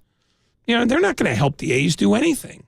I think they're as surprised that the A's got a deal done in Vegas as the NFL was when Mark Davis did it. Because they didn't think Mark Davis was going to. They thought Mark Davis was going to starve to death in Oakland. They just let it die on the vine, then we'll go from there. Yeah. I mean, all they knew is we can't put that guy in L.A., because they'll bring undesirables to the stadium. That was their whole deal. And so they basically, they backdoored him and made sure that, that Stan Kroenke got it instead. And, now L.A. is still sort of a dead football market, even though the Rams are interesting sometimes. Won a Super Bowl, right. Yeah. And then a year later had the worst record of defending Super Bowl champion ever had. But that's when Mark Davis hustled up the money or had people hustle up the money for him. And Jerry Jones was a part of this too, was he not? Not as much great as they acted Jerry like? Jerry Jones was active in getting Stan Kroenke to L.A. Okay. He was not active in helping Mark Davis get to Vegas. Plugged the hole for Davis is what it was. Yeah. Just basically, Davis went to people in Nevada and said, who do we need to deal with? And they all said Sheldon Adelson. And so he made sure that this happened on the assumption that he would be the guy who could swoop in and take the team when Mark went toes up in 5 years. And then Sheldon screwed up and died. Very bad career move. Tough move, yeah. Tough move for Sheldon. Yeah. It's not how you get an NFL team to Vegas. Yeah. But by then the deal was done. Yeah. And the NFL is still shocked that it happened. They thought that, Mark Davis would just slowly bleed to death in Oakland, and he didn't. And I think Major League Baseball thought that Fisher would bleed to death too. And at least for the moment, it looks like they have a way out. I will say this, 114 degrees yesterday at first pitch in Arizona. Similar temperatures to that as in Vegas. They had the roof on, and so it was 74 degrees. The plans for the A's stadium in Vegas don't have that roof. They've had like 20 straight days of 110 plus in the Phoenix area. Yeah, when you see a hot hitter on that team, it will be because he's actually inflamed. Thank you. All right. Okay, Ray. No, I mean... he might combust. It's that hot. Yeah, Your shoes would melt. I mean, this stadium is going to cost $3 billion. And I don't think John Fisher's got the money to even come close on half of it. And it's uninhabitable. He's going to have to go back to the state and ask for more money, and I have a feeling the state might say, "Now we're tapped out with you. We already gave you $380 million that you didn't have coming."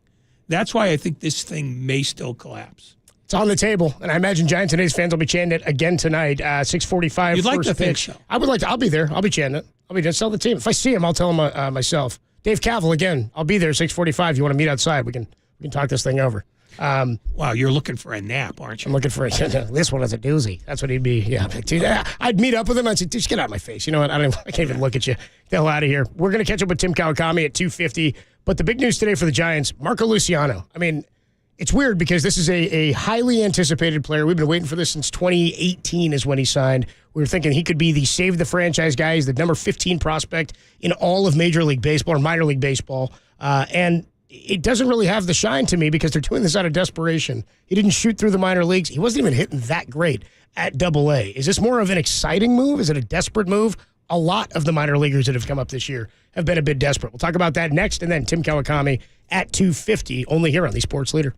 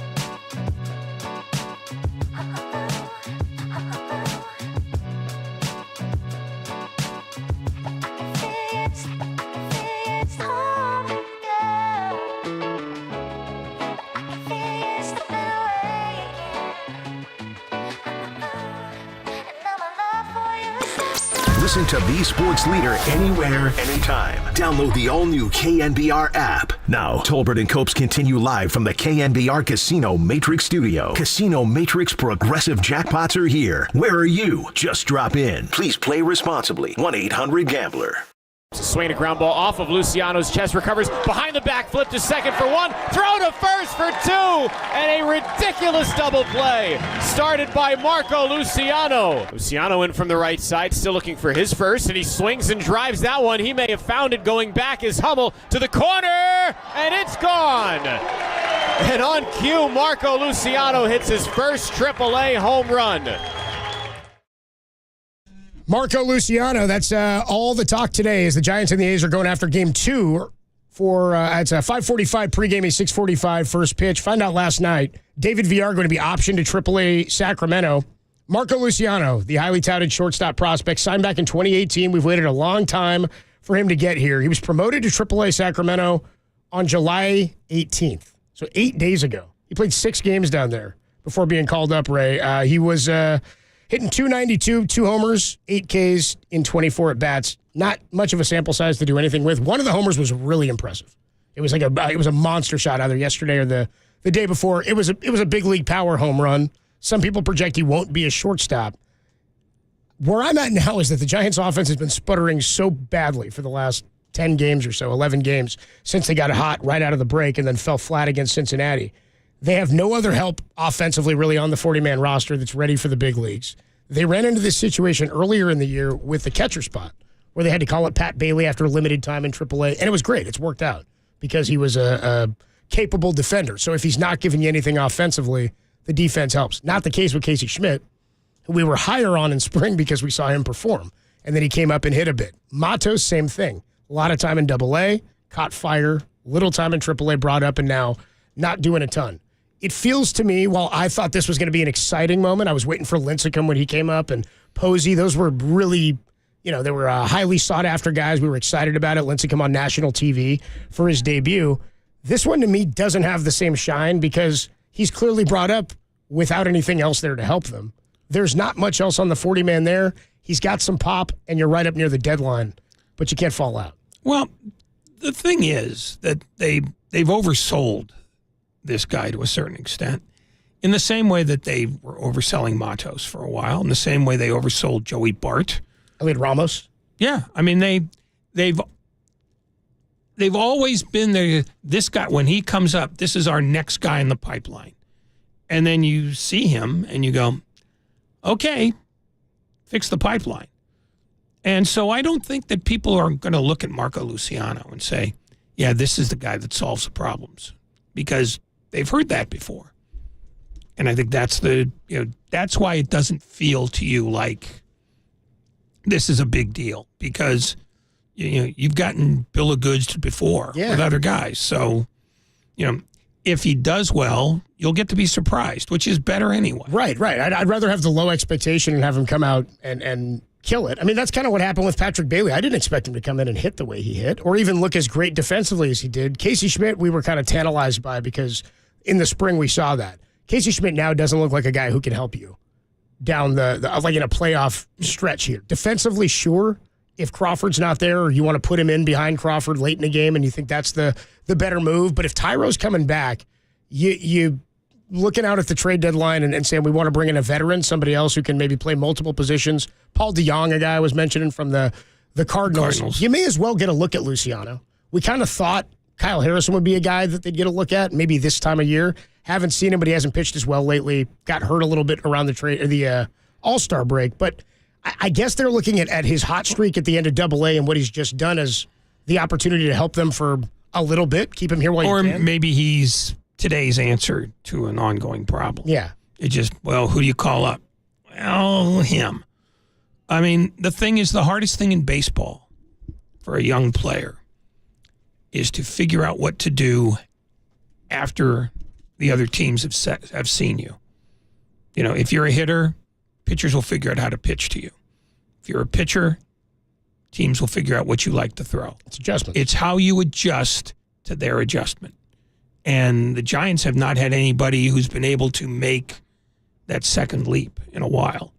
And, that's why you're not excited about Marco Luciano because the adjustment hasn't happened. Logan Webb is the last guy, in my mind, who's made that adjustment to the adjustment. Maybe Tyro, too. Tyro's come up and been pretty good, but he was like playing sporadically. They didn't just sort of hand him the keys and say, go. He was spotting in and out and played some left field at one point. They were just trying to get him some at-bats, but he's figured it out. I mean, he's a big leaguer, but they got him out of the Yankees organization. Logan Webb is one that I think about because he came up and they were going to send him down in 2021. He got pulled out of the rotation. He was coming in out of the pen. I remember one game where Johnny Cueto got hurt. Then he made the spot start. First game after the break against St. Louis in St. Louis. Gosman was out, and he's basically been that guy ever since. He's made the adjustment. He's an ace. You believe Logan Webb can win every time out. For offense, it's a little difficult. It's more difficult to find that guy. Yeah, I mean, who was the last great impact player that they drafted and developed? It's been a decade. Belt, Crawford, Panic, Posey. Yeah, somewhere in there. I mean, Panic is fine. He'd be the more recent than those guys. Yeah, but not by much. No. I mean, the truth is, for the most part, their farm system has not delivered players that either they can keep or they can trade. And that's why this regime was brought in. And I think this seemed like a reasonable year for a lot of these guys to get here. Like 5 years, what are we, 5 years in? Bochy's last year was 19. Yeah. It's Farhan's first year, 20, 21, 22. We're year 5 here. Yeah. We got it. But the first year, he was still catering to Boch. I mean, Kevin Pillar isn't a guy he wanted here. He's starting Mike Reed and Connor Joe, and some of those guys might have worked. Connor Joe is a big leaguer now. He can hit. He plays for the Pirates. But this was a situation where I thought when he got here, we would feel like he had broken into the majors, like he earned his way to the majors. He got the opportunity. Lincecum we can't have him toying with guys anymore. He's got a .29 ERA or something and 5 starts. What's the point of having him down there?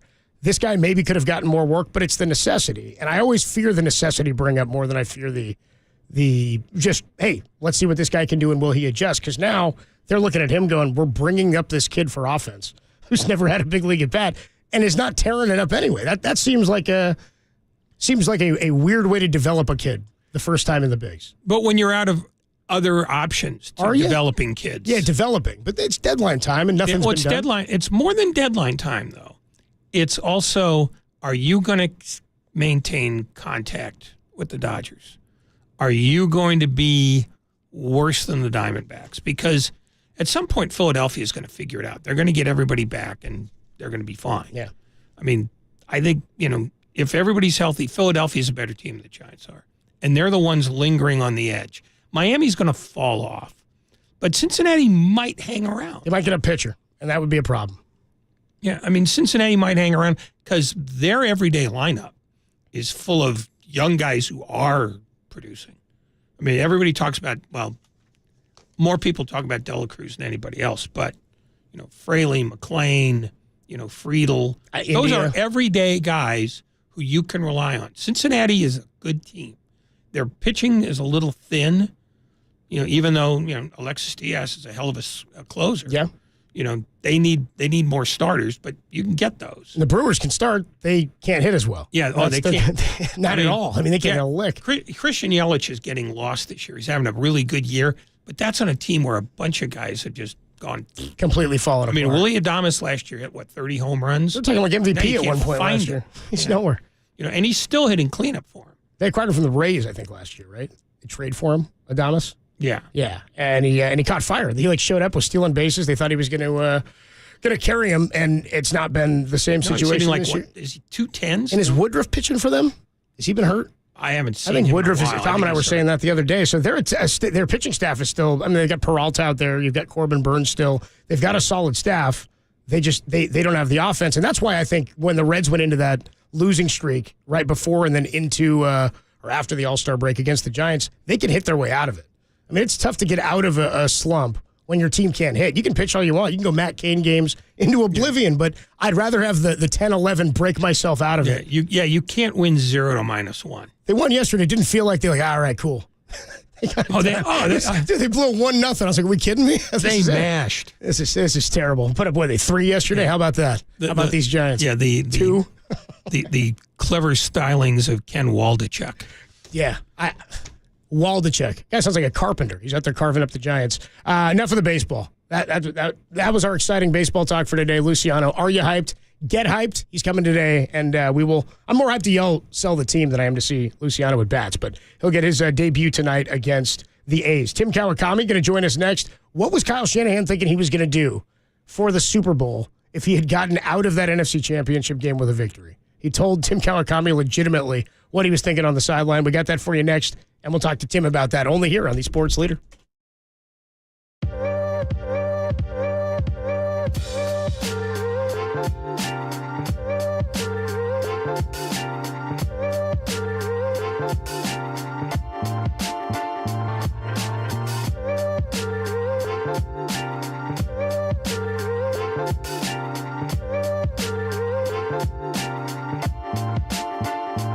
The Giants got off their 6-game losing streak and beat the Oakland A's last night 2-1. That story and more is trending on the all-new KNBR app.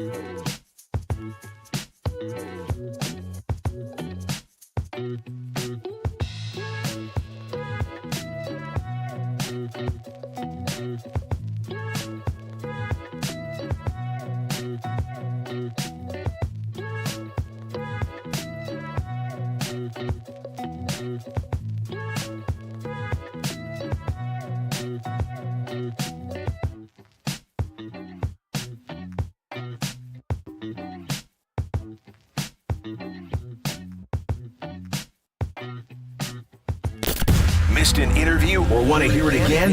Catch them all at knbr.com/podcasts. You're tuned in to Tolbert and Copes on KNBR 104.5 and 680, the sports leader.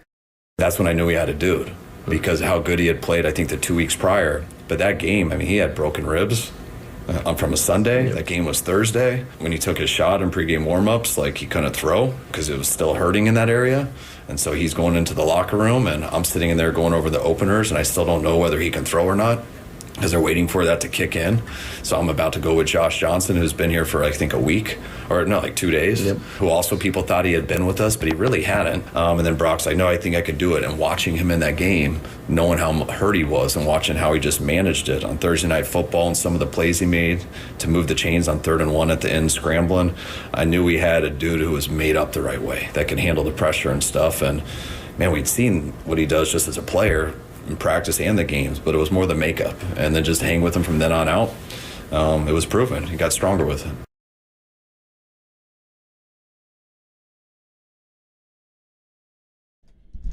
Kyle Shanahan on the TK show, the Tim Kawakami podcast, talking about finding his guy in Brock Purdy, and that's basically what it felt like when he announced him as the guy yesterday. Tim Kawakami joins us courtesy of the Yuma guest line. Adam Copeland, Ray Ratto hanging out today, tomorrow, and Friday. What's up, Tim? How are you? I'm doing bad. Not too bad. Just came back from the 4 nights first practice. No Brock Purdy, but here we go. Training camp is here. We're doing it. Is the number one start? Well, do you have stats for us? No, I don't do those. Other guys do that, which are fine and dandy. I do not quite do that. I can more like take the larger picture in the frame. I don't do the pass percentage and the air yards or whatever else they do. That's fine. I like that they do it. I do not do that. It's not fine. It's just not fine. Well, that's been the Tim show today. We'll talk to you later, Tim. No, I mean, no numbers. He was 8 for 5 today for 382 yards. I mean, just shut up.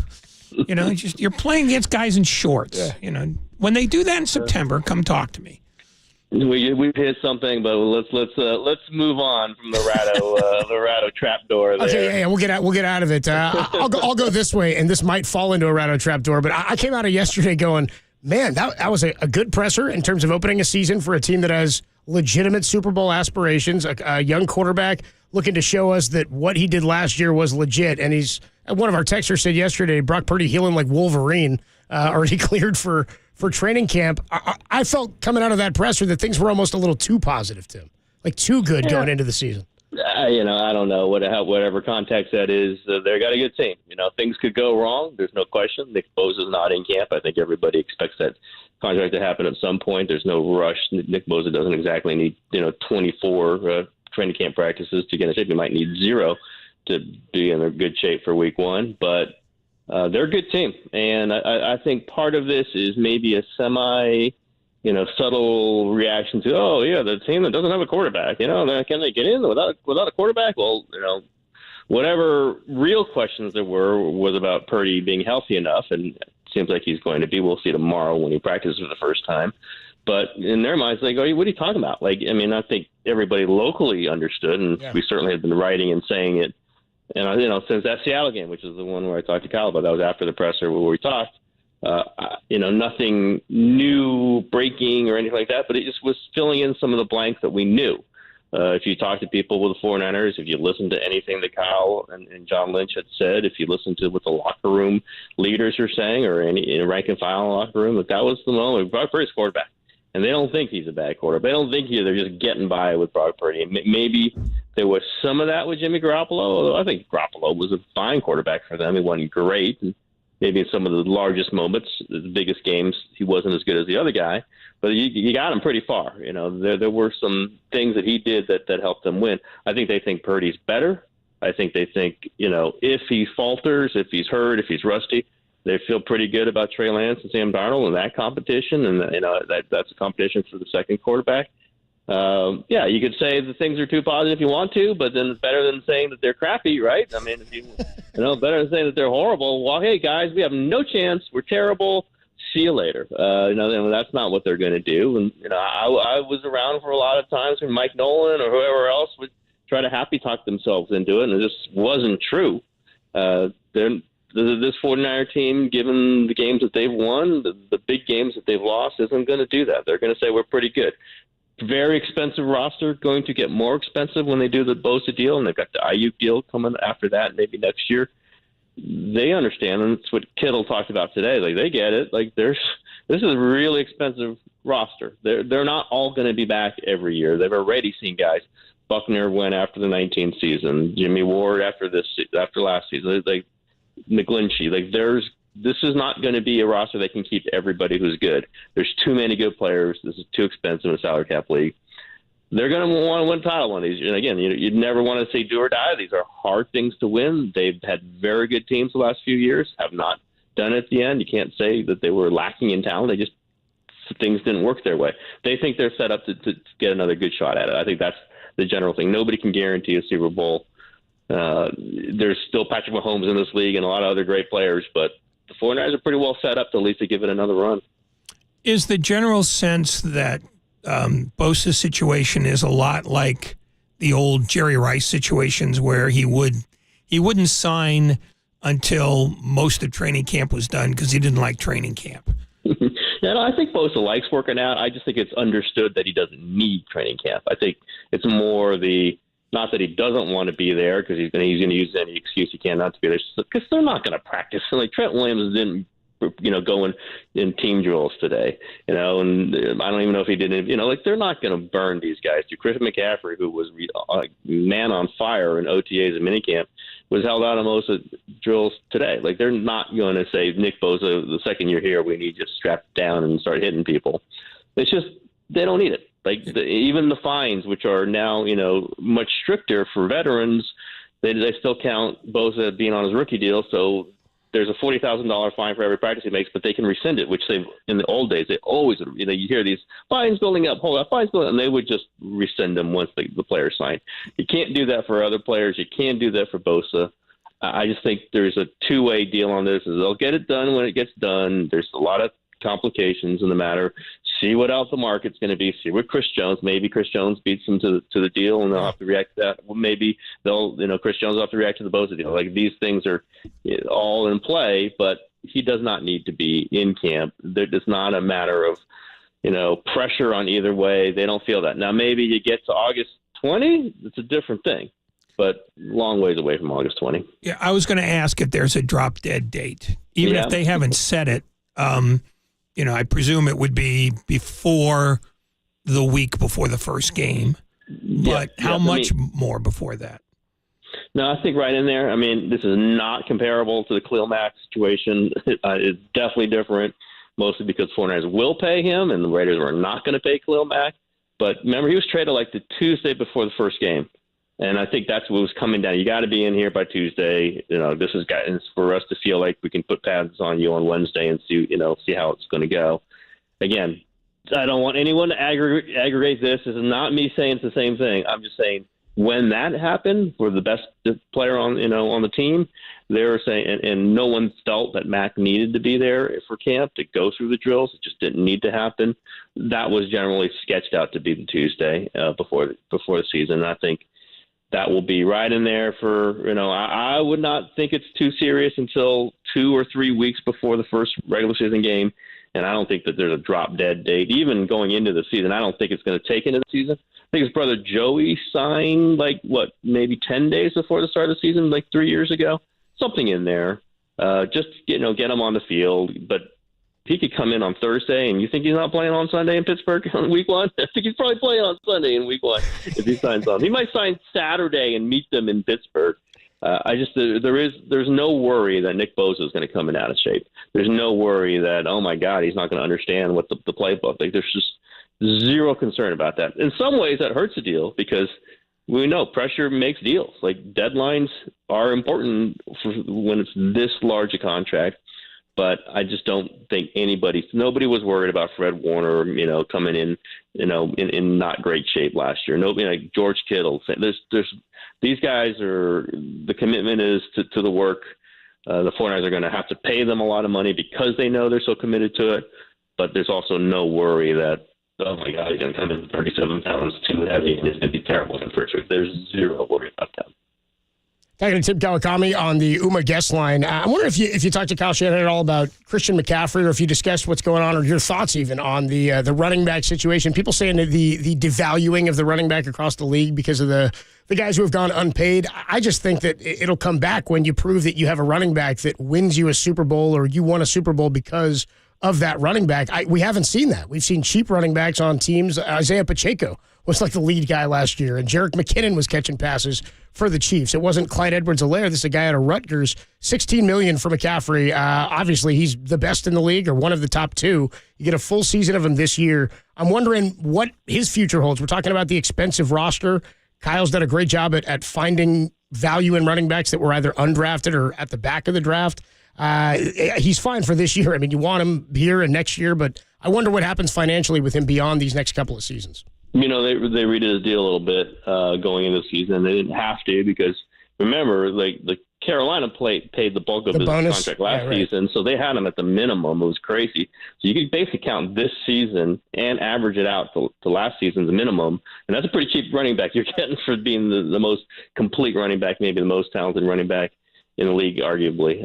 Then they tweaked it down. It's a little. I think he's a guy. And again, you have to see performance. You have to see if he stays healthy, but his value, you know, you can't, and there's no really reason to talk about it with Kyle, because they're paying at the top of the market on the running back and fullback, by the way. So they would not be on the list of teams that devalue running backs for a while. I mean, you know, the Mike Shanahan system was just, you can get a guy in the 5th round, and 49ers have done that too. They could do this very similar things to the guy you're going to draft in the 1st round. But McCaffrey's different, and I would say that is the difference between him and a lot of other backs are having some issues, is that he's so important in the run game and the passing game. He is like another receiver. We saw it with Purdy, so important to Purdy for that little, you know, nothing open. I'm going to throw it over there to flat, and guess what? He's going to get 7 yards, guaranteed. Like, that is so valuable, especially to offensive system like Shanahan runs, which is now, you know, what, 7, 8 teams in the league run a Shanahan variation of a Shanahan system. He's a guy that I think they're going to want to see him. I've said this. No one said this to me from the 49ers, but no one's also said I'm wrong. You know, that's where the Debo stuff comes in. Like, he does a lot of similar things that Debo has done, and they do it in different ways. They're both fantastic players. You would want them both, but I don't know if you want to end up paying them, you know, $40 million combined on your cap. Then, you know, you might want different kinds of offensive players. That's where Ayuk comes into play. Like, you kind of need a number one receiver. That's not really Debo. He does so many other things. So maybe McCaffrey and Debo, it's a choice between the two in 2 years, and I think they would lean towards McCaffrey just because of his versatility as a runner. I don't know. You know, again, that's one of the things the themes I was trying to talk about with Kyle kind of went different ways. It just, as happens in a good conversation, that you make your decision not based on what you think 5 weeks ago or what you thought, you know, 6 months ago. You make it based on what you're seeing today and what you're planning for tomorrow. That's just been this whole quarterback thing, and it's been a lot tumultuous change. Don't know, this is Jimmy, then it's not Jimmy, then it's Jimmy again, and then it's, you know, Trey, and then it's not Trey. It's Jimmy. It's Brock Purdy now. Yeah, this is just, but this is what you do when you're basing it on what's happening right now, what's happening today. What happened in the Seattle game, right? That's what decided. They saw it. It happened. That's Brock Purdy. And then he got hurt, and then they had it like, okay, we need Sam Darnold here to try to compete with Trey. If Trey's not ready to do it, if Purdy's not there, now Purdy's going to be there. It's you know, you don't base it on, oh my God, give up 3 first-round picks and move it for Trey Lance. It's got to be Trey Lance. It has, and I think fans get stuck on that sometimes, and I know coaches do, and general managers sure do. We invested all this in the player. I got to be right on it. If it's not this player doing it, then we'll be proven wrong, and we don't want to do that. We don't want to admit that. So we have to go with the player. We traded 3 first-round picks. That's not how you win. You win with the best player who's on the roster. Now you have some preconceived thoughts on that player's talent, or what way it fits the system, all these things. But man, I respect the people who base it on what they see, not what they thought 6 months ago. And that's how they've gone through this quarterback situation. And a lot of our conversation, Kyle, is like how they kind of got to this place with Brock Purdy, how, each step of the way they thought this was the best way to win. This player did, this quarterback did help them win. They still love Trey Lance. All these different factors that went into it It's basing on real things happening right in front of them, not on, gee, back in February, we thought this guy was the best guy, but now it's September and this other guy's better, but we got to stick with the guy we thought, back in February. No, you can't do it that way. They haven't done it that way. It gets, confusing maybe at times when there's so much back and forth at that position, which is certainly a big one. But I get it, and I kind of was trying to trace it through with Shanahan, and it makes sense to me, at least. You were talking about Deebo Samuel earlier and the story about how he was sending Shanahan all these pictures about how in much better shape he is and how good he looks. Was that an under-discussed issue last year, that maybe he wasn't in either peak condition or peak frame of mind? And is Samuel trying to prove something now to make himself more indispensable than maybe even McCaffrey? Yeah, I think there's elements of all that. I think it was talked about last season. Maybe, you can't just out and out say he's not in shape and therefore the numbers. He had some good games. He had some good play. He was still a good player last year. He just wasn't as good as he was the year before. He had some injuries, and Deebo has injuries here and there. That happens. He's a power receiver. The receiver is not built to run over people as much as he does. He does it, but there's going to be an after effect. He's had a boom bust kind of career. Great year, bad year, great year, so year. It's kind of fallen through that. This would set up for this year to be a great year. But I also think he understands. They're all pride. They all, he might have kind of got pushed down the pecking order a little bit. I think Shanahan will always try to find ways to get Deebo the ball. We've seen his effectiveness even last year. I think Deebo, Kyle talked about today, it wasn't a terrible year. Deebo is maybe his harshest critic. It just wasn't as good as the year before. But you get McCaffrey in there and you see what he did. You see Ayuk taking off, and Deebo talks about himself. That's his buddy. Like, this guy is taking it to another level here. You see those things happen, and his priority level of getting him the ball, isn't like 1-1-1. It's now like 2B, or 3, and he's going to want the ball, and he doesn't want to be in jeopardy of, like, okay, you're not on the team after this season. I don't know, it's that expressly in somebody's mind, but you kind of understand the feeling. You understand it's a performance league. You understand everybody's getting more money and somebody's going to get squeezed, and, these are all things they understand. Kittle talked about that today. I was very interesting, saying like they understand the talent that's in that locker room. They understand there's people who's kind of coming to the end of their contracts, and other people are going to make more money. And this group, these groups never stay together, and no matter what, for 3-4 years. It just isn't possible to do it that way in the NFL. Then you start throwing in the salary cap, you start throwing in the exploding salaries. So these salary cap numbers, and like for Warner and Trent Williams, are going to start to explode because they purposely do them lower at the beginning and back end them, on the cap number.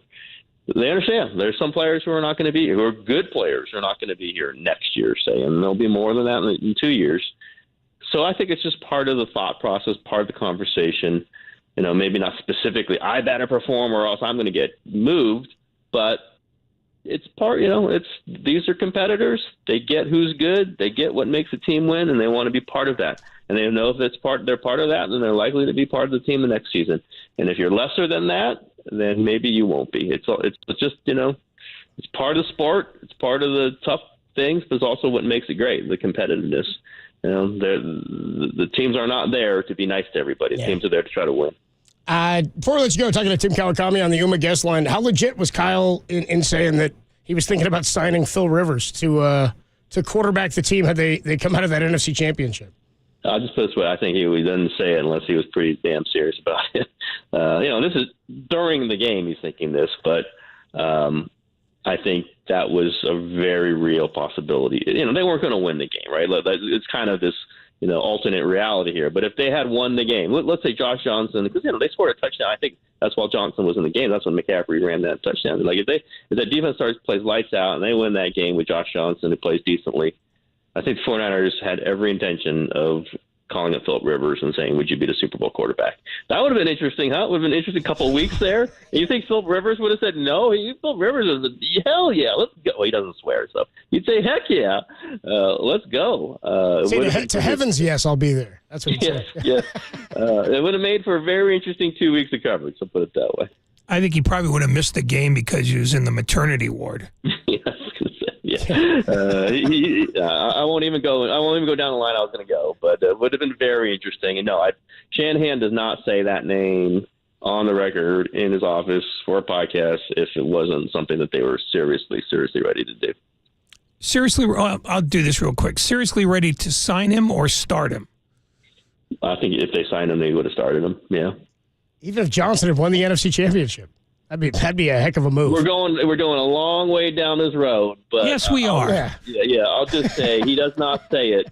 He does not say. He said Philip Rivers twice, by the way, to me. Unless that was the guy they thought he could learn the system, they were comfortable with it. But again, this is what Shanahan's thinking during the game, right? It has to be during the game because Purdy's already been hurt. But yes, that is what he was thinking, and I think they had some inclination that Philip Rivers would have said yes. And then you don't sign Philip Rivers to be the backup. You sign Philip Rivers to be the starter. It's not what I was thinking. I was at that game. I was thinking, I can't believe I have a 5 a.m. flight to Minnesota and then back to San Francisco. Thanks so much for coming by today, Tim. It was fun getting to kick around some training camp stuff. Interesting stuff for the quarterback. I don't know if there's a situation where Trey gets moved, but Brock is the guy. We'll see what Darnold does. Brandon Allen in camp, too. We'll catch up with you down the road, Tim. Thanks so much. That sounds good, guys. Appreciate it. Good deal there from Tim Kawakami. A little bit more on training camp. We also have a Giants lineup for you. Then we got to get into plenty more 49er stuff as it relates to Nick Bosa and some of the other contract stuff around the NFL. As who was it yesterday? Justin Herbert got like 200 and what was the total dollar amount on that? Because he got 262, 220 guaranteed is what he can get up to, which is a wild number. You got 4 guys now this year at quarterback making over $50 million. Niners get to reset that position. So we'll talk more about that later, get you the Giants lineup. Next, Marco Luciano has been called up only here on the Sports Leader. San Francisco, shout out to you for supporting KNBR, San Francisco's sports leader.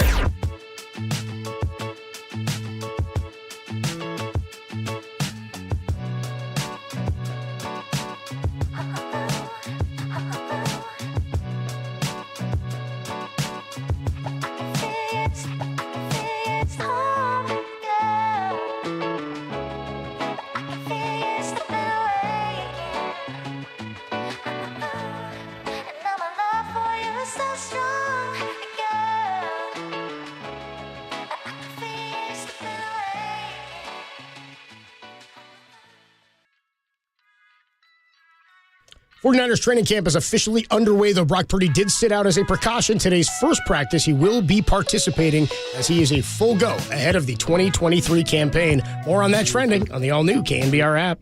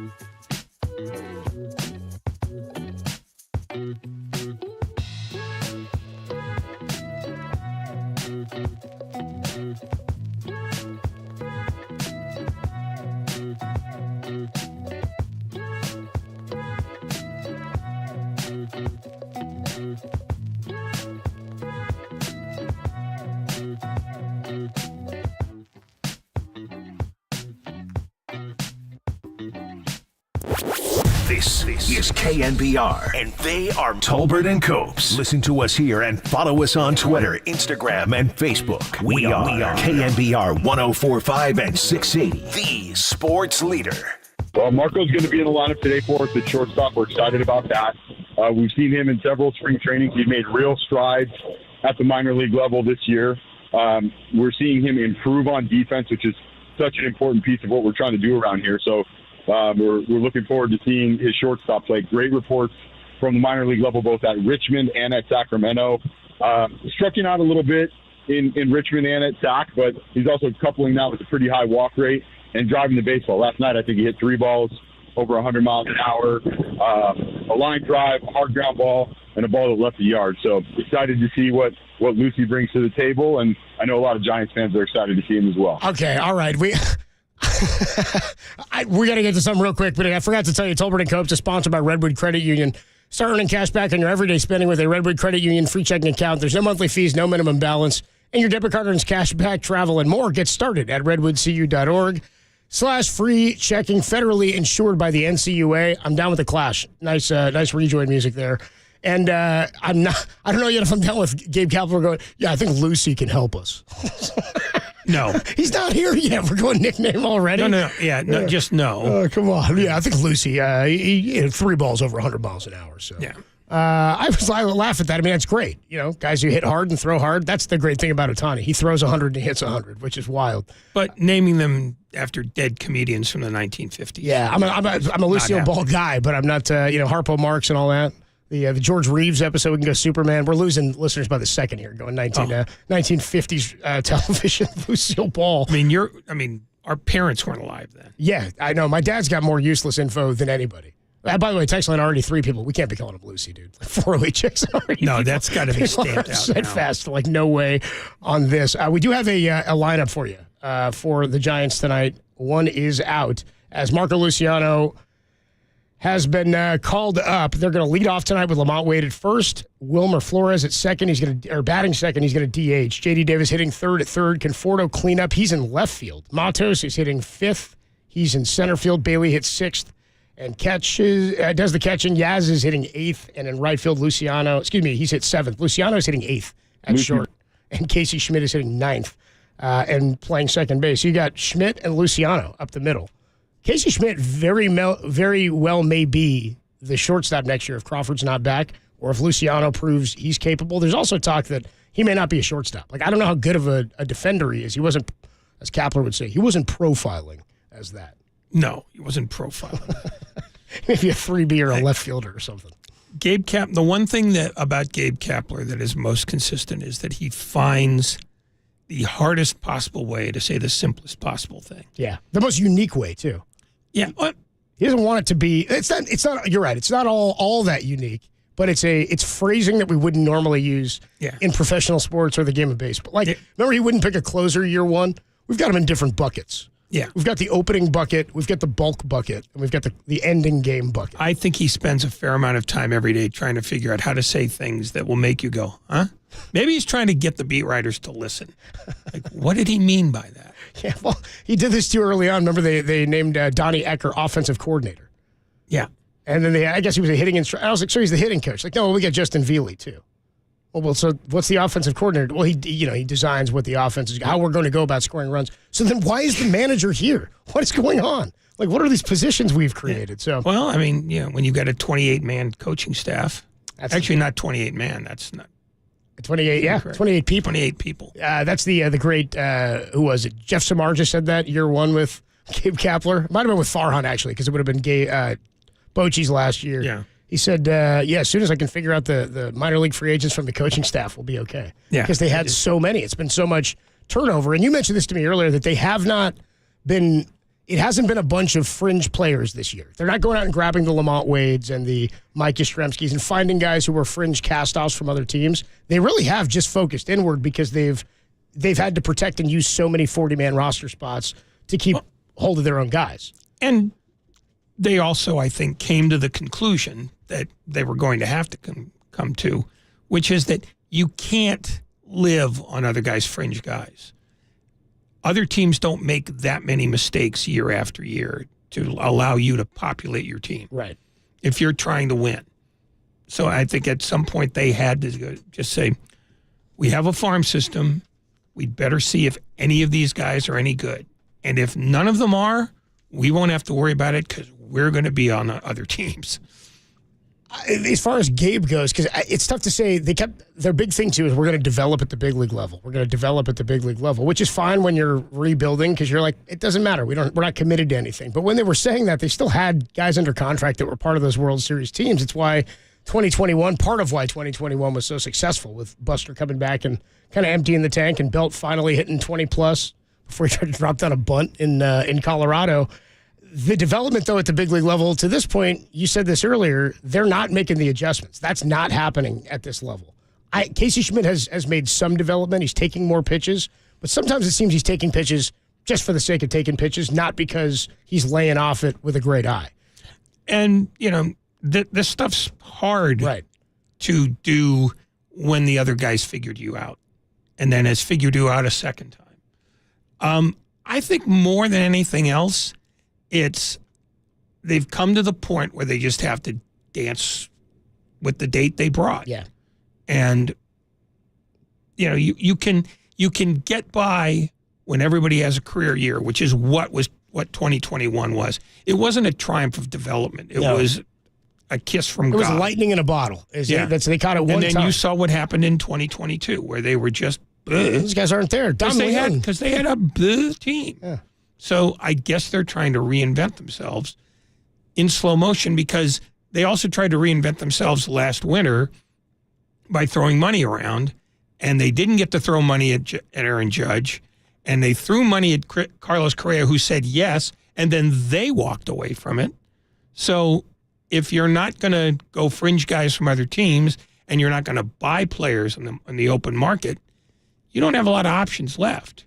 You're not going to go to Costco and just start kidnap shoppers and try to make them baseball players.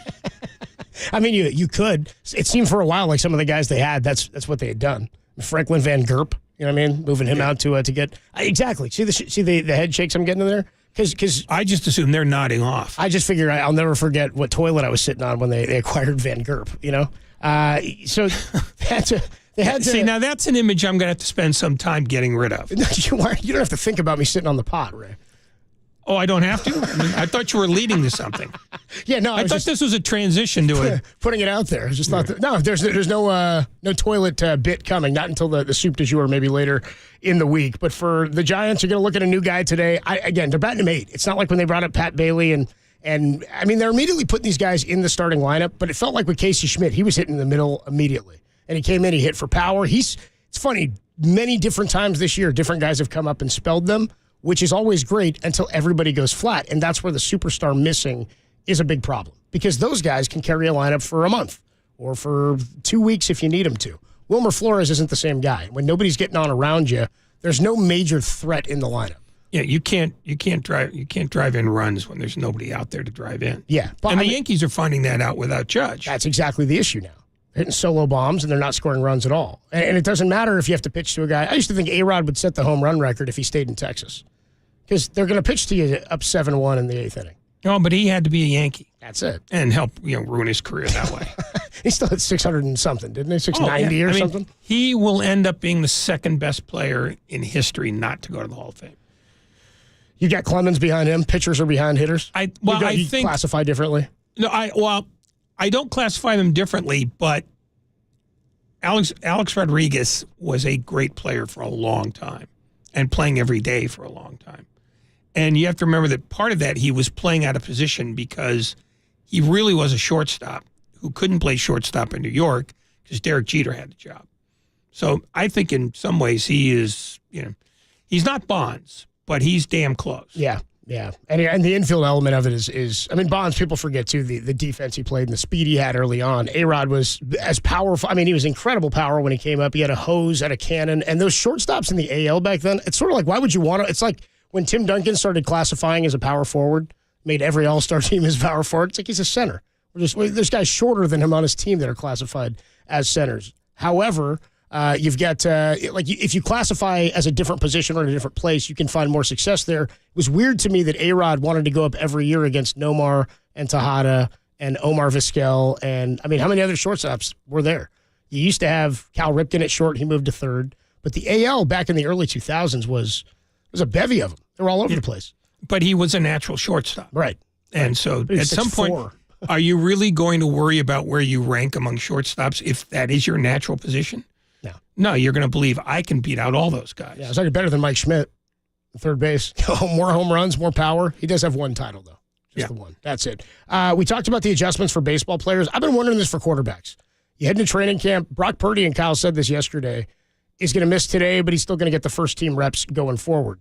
Last year, he got he said 3 reps a day maybe for the first month plus because he's the third guy. He was behind Jimmy, and Sudfeld was getting a lot of the reps in the preseason. They thought it was going to be Trey's team, and they re-signed Jimmy right before. And so Brock, I guess, was talking to Kyle. He goes, dude, you're going to get more work this year than you did last year. I wonder what challenges and adjustments could a quarterback face in year 2? Can you throw different stuff at him than he saw in year 1 and rattle him the same way you would maybe a pitcher or a hitter? We'll talk about that and a little bit on your training camp experience as well, Ray. That's coming up next. Adam Copeland, Ray Ratto on the Sports Leader.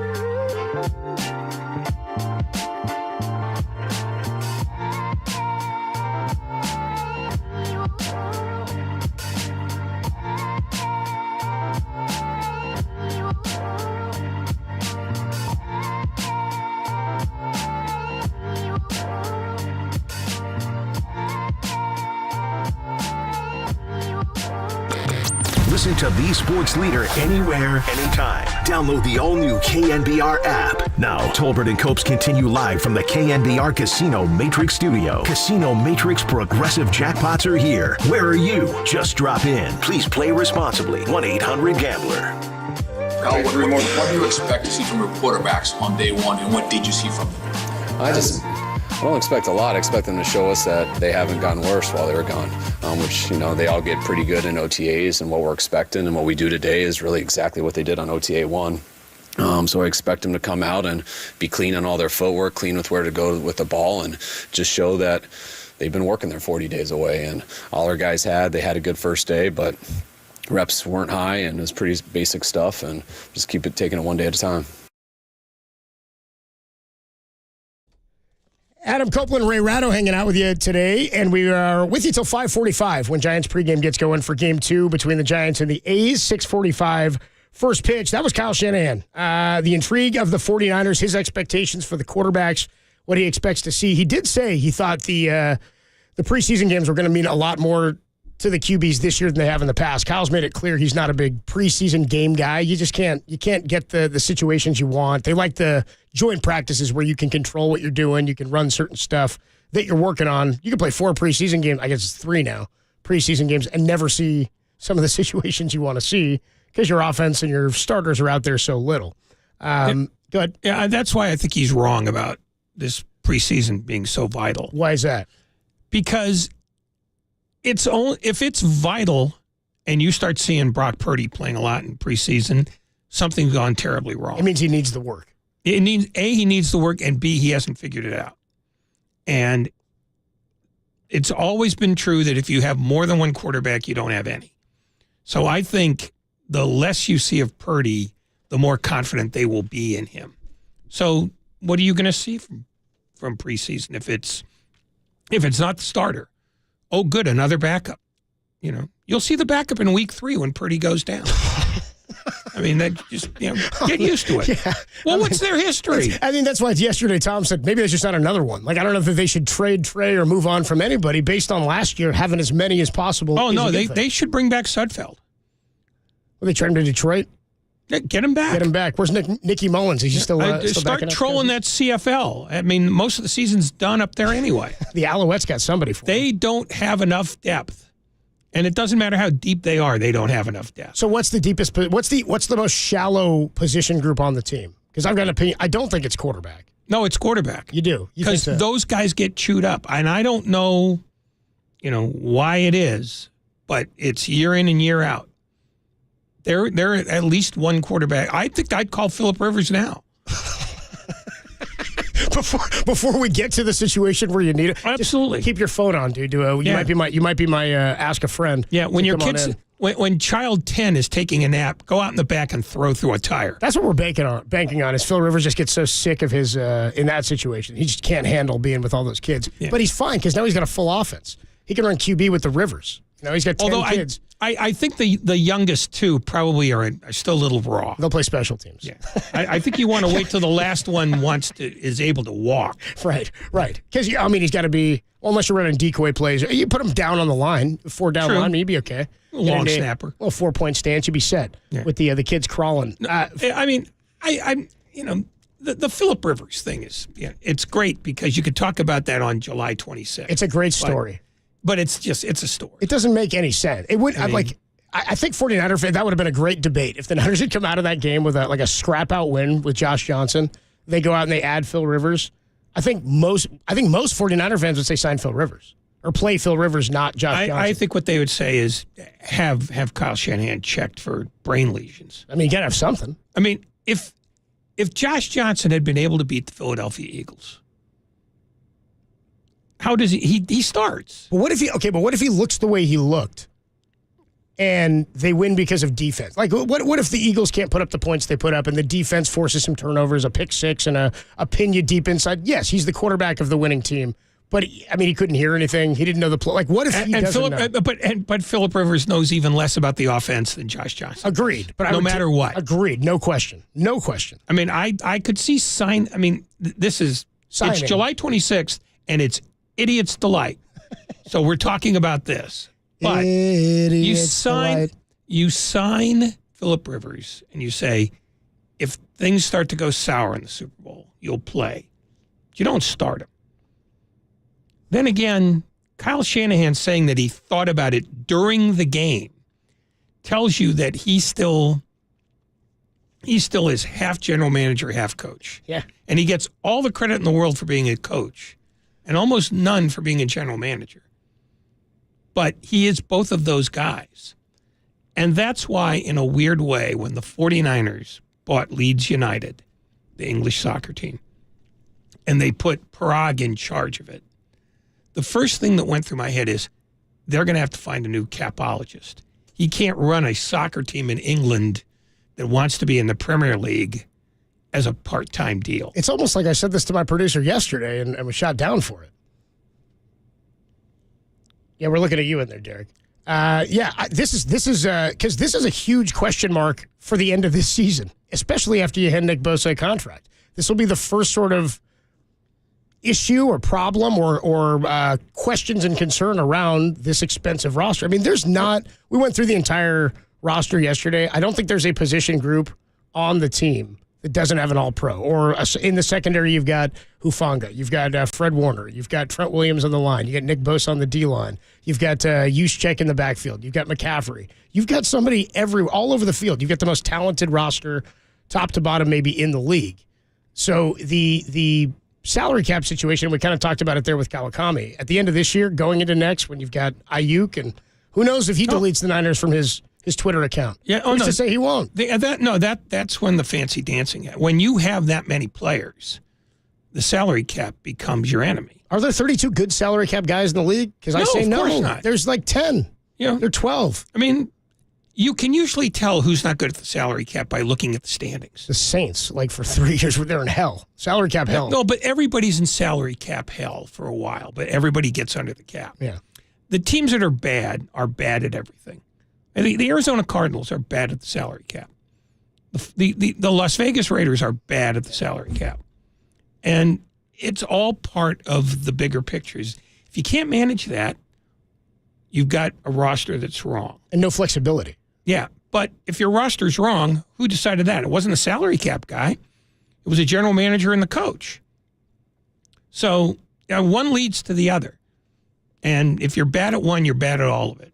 And if your owner's bad, you run the table. Was it is it beneficial or is it, I mean, it's obviously you're putting the power in your head coach's hands, but Kyle was hired before John Lynch, was he not? And should have been. And he got to sign off. And I sort of think that's the way it should go in football. Baseball, I'm okay the other way, but the football coach is the guy picking the personnel for the team. Not in all situations. Sure. Kyle Shanahan had the leverage to be the general manager and the head coach. And I think he wouldn't have come here without it. And John Lynch is the guy who makes all the phone calls and does all the due diligence after Kyle says, hey, I'm interested in X. I mean, I don't think there's any question that, John Lynch is not the last word in that building on anything except where's my car. So, and I'm not saying that he doesn't know what he's doing, but what he's doing is less than most general managers have to do because Kyle Shanahan is the visionary as well as the nuts and bolts football guy. I'm with you in that. I feel that, I mean, we know this, that Kyle has gotten to sign off, and that's head coaches should. Now, when you've got a GM who's in place or a guy like Jerry Jones, I mean, he's calling shots. Yeah. Oh, no, Jerry Jones, yeah. No owner should be doing that. Nobody should. I mean, and Al was doing it for a long time. Jeff Saturday should never have been a head coach. That was wild. That was maybe the best story of last year. Jeff Saturday got hired and remember that? He was like mocking guys on Twitter and like on his talk show or on his studio show with ESPN. Yeah. Mocking head coaches. And then he shows up and does stuff he was mocking. And every once in a while, an owner will just say, that guy that I hear talking about my team, he really seems to know it. Where's Mayock? I bet he'd be really good at this. Yes. Get Mike Mayock in the building. Get John Gruden in the building. In fact, when Saturday, when the Colts beat the Raiders, I would have thought right there that most owners would have fired their entire staffs, just everybody in the football ops department. You lost to a guy who had just finished coaching an 8th grade team. He'd no experience whatsoever. Yeah, just sitting in a studio. But basically, I mean, what you're saying is, the smartest guy has to be the one in charge. And sometimes the smartest guy is the general manager because there are some lame coaches out there. I mean, you wouldn't let Jonathan Gannon run the Arizona Cardinals. He's not ready to do that.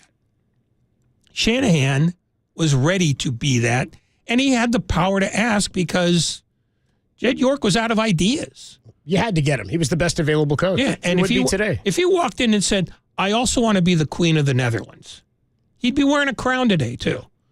I mean, he had leverage. And it's turned out to the 49ers' benefit that he knows what he's doing on this stuff. I think he'd only wear a crown if he could get the little SF logo on it, though. He didn't like the full-size one. He could have gotten whatever logo he wanted. He could have gotten the Arby's logo on it if he wanted. And that's why they extended him the second they could after the Super Bowl appearance, which is 3 years in. Yeah, after not extending John Lynch? Jim Harbaugh before. when he got to a Super Bowl and then asked for a raise. You said, well, you want to be paid like a Super Bowl champion? Then win the Super Bowl. They didn't wait for that with Shanahan. Well, it was also, remember, they hadn't lost one at that point, right? I mean, then they did lose one.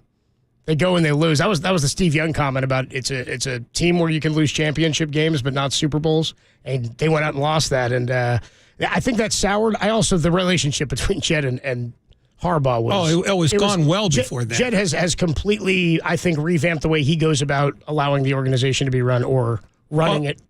Well, he was put in a bad position because he needed Harbaugh more than Harbaugh needed him. And Harbaugh thrives in chaos, and Jed can't do that. And I think this time when he went after Shanahan, he saw a guy who could play the game better. He knew the league. Oh, he knew the league, but he also knew how to schmooze his superiors. Yeah. Well, that's the game. That's growing up in football. And he just said, okay, you get everything. I don't want to do another press conference as long as I live. Keep me off the podium. And so far, Shanahan's done it. Yeah, and they've had great success. Again, no NFC team, I don't believe, in the time that they've taken over has been to one Super Bowl or 3 NFC championship games. At least 3. Niners have done that. Rams have had success as well. And the Chiefs did it in the AFC. We can talk about all this, as well as some of the crazy quarterback contract stuff. I mean, that's really the huge deal here is the Niners are able to fill their roster with this talent. The Chargers are not, because they're paying $50 million this year alone now to Justin Herbert. Now, Niners have gone out and I don't know what situation the cap was in. Herbert is a franchise guy. They've built around him, but the volume the uptick in what salaries look like for QBs over the last 8 years since Derek Carr was making $25 million is considerably different. And the Niners are in a good spot with a cheap QB. We'll talk to Amy Trask, former president of the Raiders, when we come on back about where the Niners go with Bosa, the devaluing of the running back, and what a contract could look like for Bosa, the highest for a defensive player, I believe, in the NFL. Amy Trask next on the Sports Leader.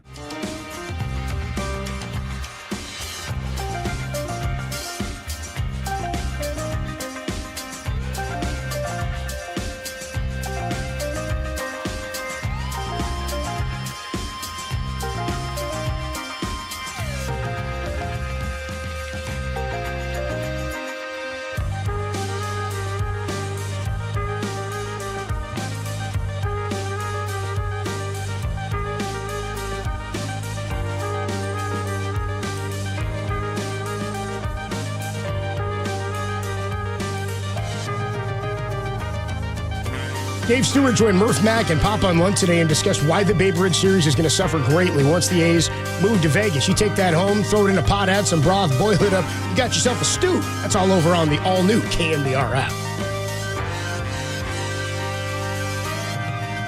Hey, what's going on, everybody? Adam Copeland here. My good friend Steve Moskowitz hanging out on the line. Steve, tell everybody this Wednesday afternoon about the ERC. You know, I'm so excited about it. We talk about ERC so much, and I explain all the things. But yesterday, I had something very visual and visceral. One of my clients received his ERC payment. It was $2 million. Now, not everybody's going to get $2 million.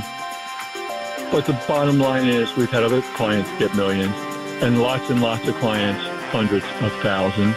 And, of course, not everybody is going to get that large an amount. Not everybody qualifies, but so many people do. And the crying shame is I've experienced so many CPAs telling their clients they don't qualify because their gross revenue didn't go down enough, when there's a second test that the CPAs don't seem to like to do because it's not numbers, it's legal analysis, and we're attorneys. That's what we do. Bottom line is, if you were turned down for ERC because somebody told you your gross revenue go down enough, think of us like medical doctors calling for a second opinion. Thanks so much, Steve. Let Steve take care of it for you. Get that second opinion. Give him a call, 1-888-TAX-STEAL, or find him at MoskowitzLLP.com.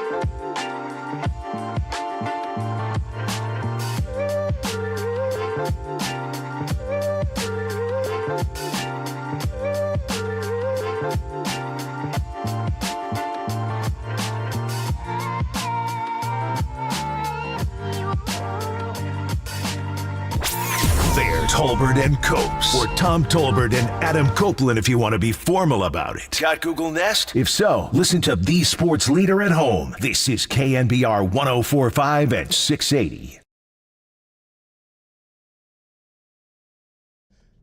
Adam Copeland and Ray Ratto hanging out with you on a Wednesday afternoon. It's a pleasure to be joined on the UMA guest line by Amy Trask, former CEO of the Raiders. You see her on CBS Sports. What's going on, Amy? How are you? I am well. Thanks for having me. And Ray, I have a little bit of a tummy ache, maybe from the 6 pints of ice cream I ate, so be nice.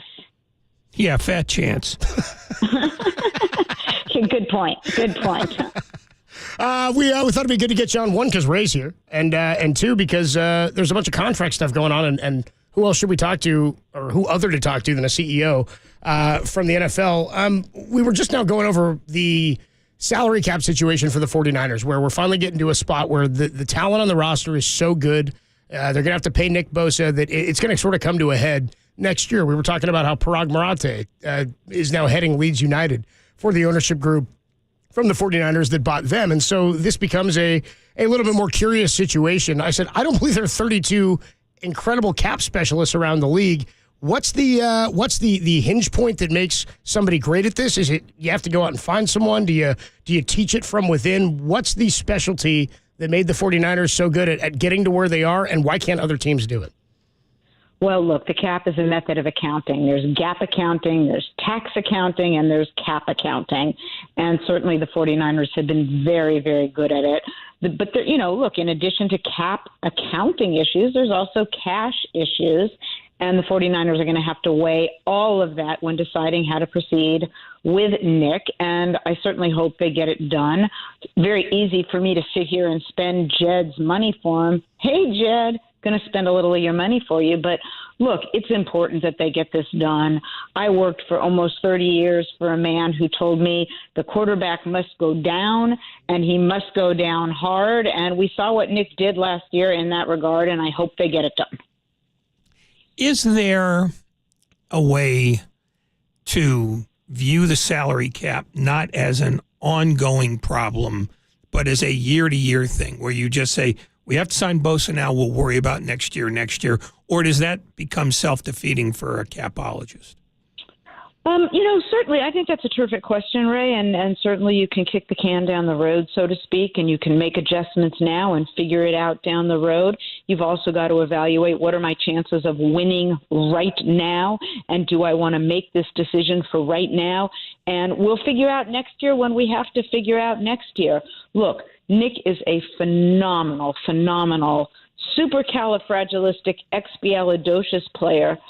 But Nick also has to realize that part of the reason he's as good as he is because the San Francisco 49er defense is as good as it is. It's a game it's math, right? It's just math. It's 11 on 11. It's a game of matchups. How do your 11 match up against our 11? And when you're on a defense with as many good players as the 49ers have, opposing offenses can't just line up and say, wait, where's Nick, and line up and worry about him. They've got a lot of other players to worry about, which makes all of the players on the Niners defense even better.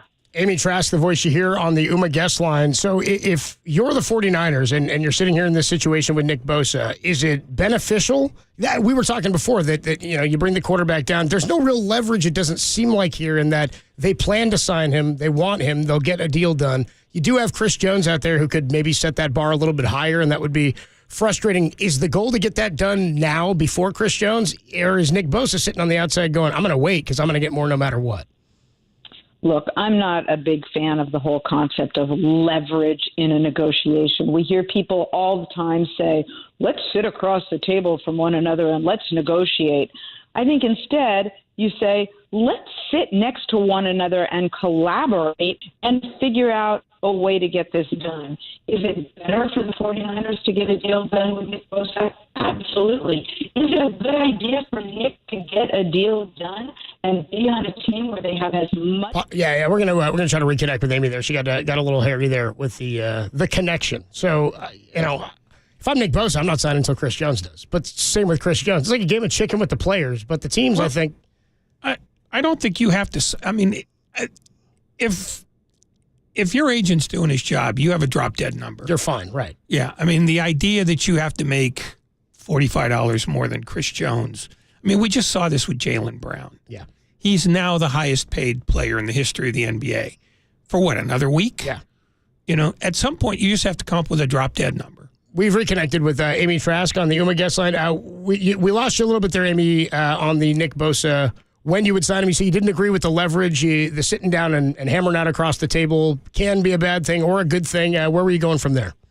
Well, I was talking so much about collaboration. I think that maybe Ray just hit the dump button and just dumped me off the show, because where I was going with that is, and I'm teasing. I don't really think you hung up on me, Ray. Give him that kind of control. He doesn't Maybe have that a little kind of less brandy on the ice cream.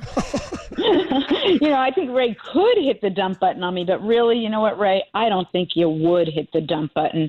Look, what I was saying was this. We hear all the time people saying, let's sit across the table from one another and negotiate. I think instead you sit down next to one another and you collaborate. Is it better for the 49ers if they get a deal done with Nick? Absolutely. Is it better for Nick to get a deal done with a team with that much defensive talent? Absolutely. So figure out a way to collaborate, get it done, and when you do, Jed, send me some ice cream, because this is me teeing it up so y'all can get it done. What a sport you are. In terms of, what Bosa's worth, is it a good idea or a bad idea to worry about what Chris Jones is getting or what Aaron Donald's getting? Would a better agent move be to just say, this is our drop dead number. We don't care what anybody else is making, because in 3 weeks, we're not going to be making the most anymore because somebody else will make more than I do. It's just to pick a number and say, this is it. We're not coming off the number. I don't like worrying about what others are doing. My mom told me that as a kid. I came home one day and I said, how come I only have one dog? Dee Dee Sullivan has a lot of dogs. I only have one dog. And my mom said to me, you know what? Don't worry about anyone else. Worry about yourself. So there you go, Nick Bosa. There you go, 49ers. Take my mom's advice. Don't worry about anyone else. Worry about yourself. Get whatever deal you, Nick, believe is best for you. 49ers, do whatever deal you best believe is best for you. Don't worry about how many dogs Dee Dee Sullivan has. Worry about yourselves. And then you can thank my mom and you can send me ice cream. Dee Dee Sullivan did not have a very good career, so let's be clear on that. How do you just to change gears a bit? How do you view the fresh round of hand-wringing about the cratering running back market? Is this a thing that is going to self-correct, or do you think this is the beginning of the end of the big money running back period? I'm never one to say the sky is falling, Chicken Little, Henny Penny, the sky is falling, the sky is falling. We've seen this happen for a while with running backs. There will be, running backs who are better paid. I don't think the sky is falling, but I do think what we're seeing is indicative of the views of some about the importance of running backs. And you've got a girl on the line right now that views this absolutely differently. The better your running game, the better your passing game will be. The better your passing game is, the better your running game will be. It all works together. If you've got a phenomenal running game, you just made the job easier for your quarterback and your wide receiver. So if I had a really good running back, I'd pay the man. I think I would too, but I think the argument is that it's not that it doesn't make your game better. I think you can have good running backs. It's that you'll only spend a certain amount of money on said running back. Like I was making the point that Isaiah Pacheco out of Rutgers last year, not out of a big SEC school or a Big Ten school, was the running back for the Chiefs and they won the Super Bowl. I mean, Jerick McKinnon was catching touchdowns for the last 5 weeks for them out of the backfield. I sort of feel that if you go back, it's going to take you a while to go back and find a top rushing team in the league, find a top 5 or top 2 or 3 team that was a number 1 rushing team that won the Super Bowl. I don't know how far back you'd have to go. It might be back to the 97 Broncos. A lot of the teams that have won over the last decade have all been passing teams, basically the Mahomes era. Well, first of all, look at the offensive line on all of the teams. I think most games are won or lost at the line of scrimmage. So how dominant is your offensive line? And if your offensive line is dominant, your running game is going to be better. And if your running game is better, your passing game is going to be better. And if your passing game is going to be better, your running game is going to be better. It all works together. Aaron Rodgers just restructured his contract, or at least they announced it today. I think we knew it before then. And basically, he's getting paid $1.8 million plus a $7 million bonus this year, and then $38 million with a $7 million bonus the next year, and then 3 more years of $7 million bonuses after that. Could this be construed as some sort of way of getting around the cap? And is it something that you think the NFL might try to tighten up the next time the owners get together? Well, several things. I haven't seen the contract, and you know me, I'm the girl that went to law school, and if I haven't actually seen the contract, I don't comment on it. But if and to the extent you are right and there are salary cap issues, it is something the league will take a look at. I want to read the contract, and then I'm going to have some views on it. Well, try not to get any ice cream on it. You know what, Ray? If as a result of this conversation, the Niners get a deal done with Nick and Jed York sends me the ice cream that he should, I'm going to share it with you. Jed York's not sending you any ice cream. Let's just... I don't know. Maybe he will. He's an owner. He's going to sell you the ice cream. He's not sending it to you. All right, pay fair enough. Maybe John Lynch will send me the ice cream then. And no matter who does, I will share it with you guys. You'll be billed. Trust me. They'll take it out of Lynch's. This ice cream's going to cost you about $7,000. But I'll share it with you. Fair enough. Oh, no, your generosity is not the issue here. It's the amount you're paying for it that really is it. I ain't paying for it. Well, then there's no ice cream. We'll see. This is the NFL. Those guys don't give away. They won't give away a used piece of gum. They can hear a dollar bill hit the snow, and you know that as well as anybody. I don't know what you're talking about. Of course not. Me neither. I don't know. I really don't, though. Like, that's the situation with me. I'm lost. Here we go. One more for you on the way out, Amy. How hard is it for a team to dump a quarterback or to move on from a QB that they drafted 3 years ago with 3 first-round picks? You know, it can be very, very hard unless you think you have the right answer instead. And that's what you have to look at. You gave up a lot to get someone, but is it the right person? And do you believe you have a better answer? And those are the assessments that are going on all the time. Yeah, I never really care where the money or the picks are allocated. If the team is winning, you've allocated it towards the team. Victory is the ultimate goal. Amy, great catching up with you. Great to have you stop by. Enjoy the ice cream if there's any left. 6 pints is a lot. Be safe with the ice cream, and we'll talk to you soon, hopefully. Thank you very much. I hope to. And Ray, I really don't believe you hit the dump button on me. Well, I didn't this time. But if you keep going on about ice cream, we're going to have a problem. All right. Well, then I'll take that into consideration for the future. Okay. Thanks, Amy. Amy Trask, former CEO of the Raiders here on CBS Sports. When it comes to what you were just asking, or what I was asking about, what the running game and the value of it, like, we haven't spent much time talking about this yet. I agree with what she's saying. Your running game, what she's saying, like, schematically makes sense. But it doesn't make you a champion. Over the last decade, we have not had a team that was a top 5 rushing team. They average out about 25, 26.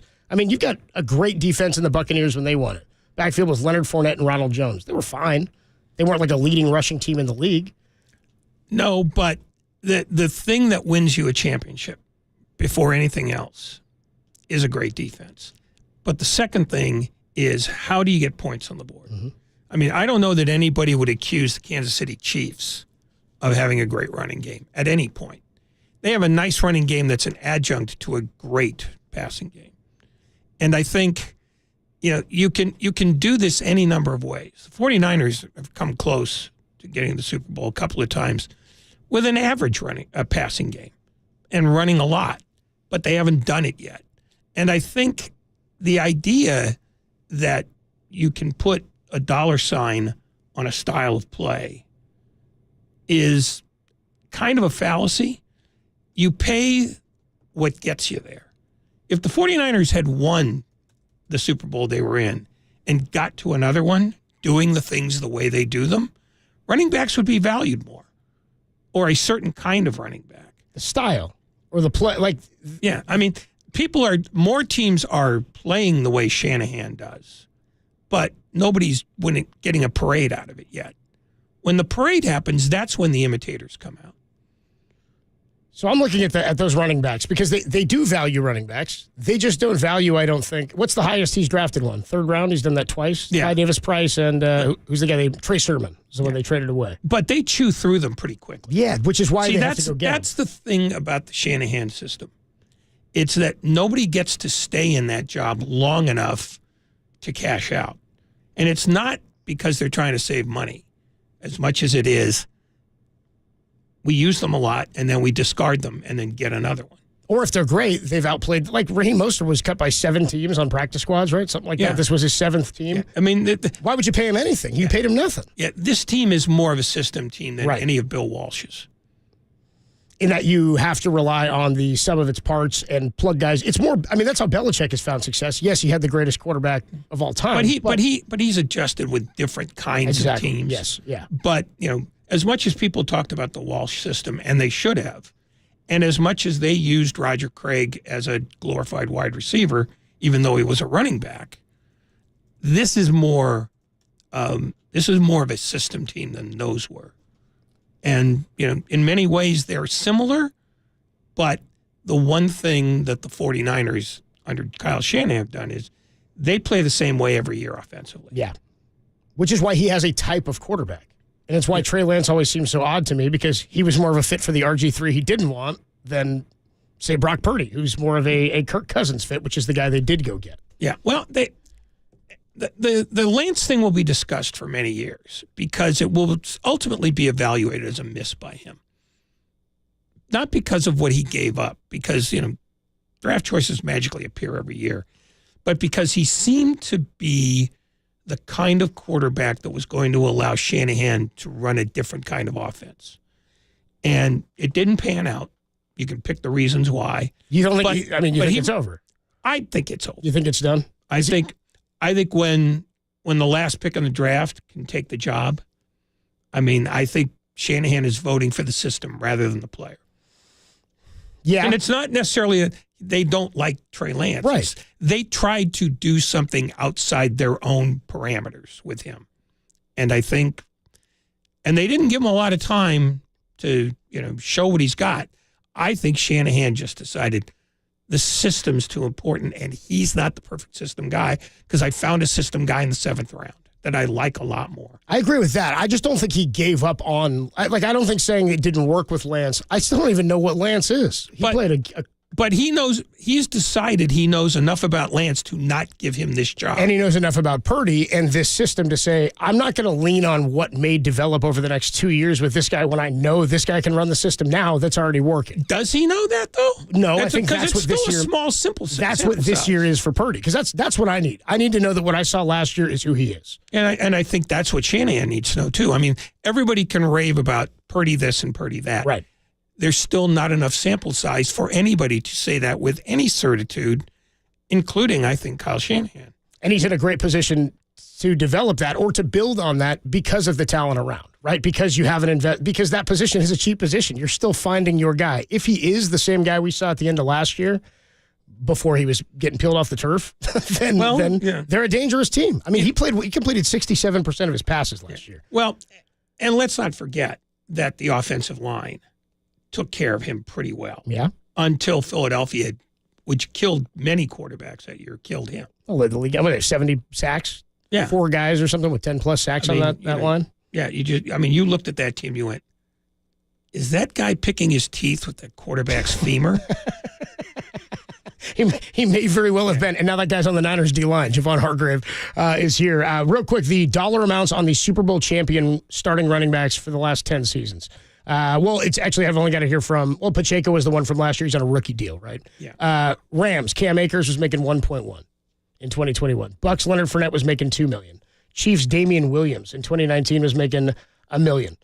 Patriots, Sony Michel, $480,000. Eagles, LeGarrette Blount, $900,000. Pats, LeGarrette Blount, $760,000. He won the Super Bowl as a starting running back, jumped to the Eagles, and got a $140,000 raise. Did LeGarrette Blount. Following the year before that, C.J. Anderson, Broncos, $585,000. LeGarrette Blount, Pats, $730,000. Percy Harvin, Seahawks, $2.5 million. Ray Rice, $2 million. Ahmad Bradshaw, $1.5 million. James Starks, $320,000. And Pierre Thomas in 2009, $460,000. Going all the way back to 2009, spending your money in free agency on a running back or extending a running back has not been of value. I mean, I don't know what Bijan Robinson's going to be. I don't know what some of the young guys, Kenneth Walker, but the running back position for the most part has been that same sort of thing. The shelf life is so short that by the time you have to pay him, it doesn't often make sense. And the only way that that's going to change is if Tennessee wins, because they'll be giving the ball to Derrick Henry 1,000 times. And he would be the one guy. What's crazy to me is he became a free agent and didn't get all that much money. Like it's still up there. What did he get, 11 or 12 million? I was shocked by the dollar amount for Derrick. But now you know that you're not shocked by it. I'm not. Because the best player on the market got 11 million. Right. So 11 million. McCaffrey, though, may be the best, one of the best. He's a different runner. He helps you in different ways. He's Shanahan's ideal. He does more for a Shanahan offense. He would not be the ideal runner for Pittsburgh. For Mike Vrabel. No. That's not his guy. Horses for courses. I You mean, want your specific- he certainly wasn't ideal for Matt Rule. He didn't save his job. But you put him on this team where you don't have to put the ball in his hands 40 times a game, he's fine. Yeah. And he hasn't done that much. I think he carried the ball maybe more than 25 times or 30. I can't remember if it was 25 or 30. The Seahawks game. Well, it's about the number of times he touches it. Mm-hmm. They kept it low last year. Yeah. Very low relative to the early part of his career. They took care of him. Mm-hmm. So because they have other weapons, they can go elsewhere with it. This is the most versatile offense he's been a part of, and I think that's why Matt Rule showed up to Carolina and used his first 8 draft picks in his first season on defensive players, thinking, I got a couple of guys here offensively we can get by if we've got a good running game and a defense. Not a bad philosophy for a defensive-minded head coach, but you got to score points. And no, at some point you have to spend money on an offensive right. Because whatever you're going to do, whether you want to throw or run, those guys have to protect the asset. It's why you invest left tackle after you draft a quarterback or right before. Yeah, and that's why Trent Williams makes what he makes. And we'll see what Colton McKivitz does at right tackle this year. I'm intrigued by him. He was playing all over the line last season, and now they're going to lock him in at right tackle. They have a lot of guys who play all over the line. They have one guy who plays one position. Trent Williams. Yeah, well, they tried to lock it in last year. Burford and Burns, or Banks, excuse me, not Burns, and then Brendel, the 3 Bs up. But again, they moved them all over the place because I miss Richburg. Yeah. Where's Weston Richburg when you need him? Hey, we have they were telling me you guys used to do a Ratto Minute, where you would just like bitch and moan about something. I'm bitching and moaning now. I know for free. You haven't stopped. I haven't even talked about how Colorado just asked to rejoin the Big 12. What? They want to get out of the Pac-12. Well, that may be coming next. We'll give you your. I guess Derek is phrasing it as, "What you got to say, Ray?" That's coming up next on the Sports Leader.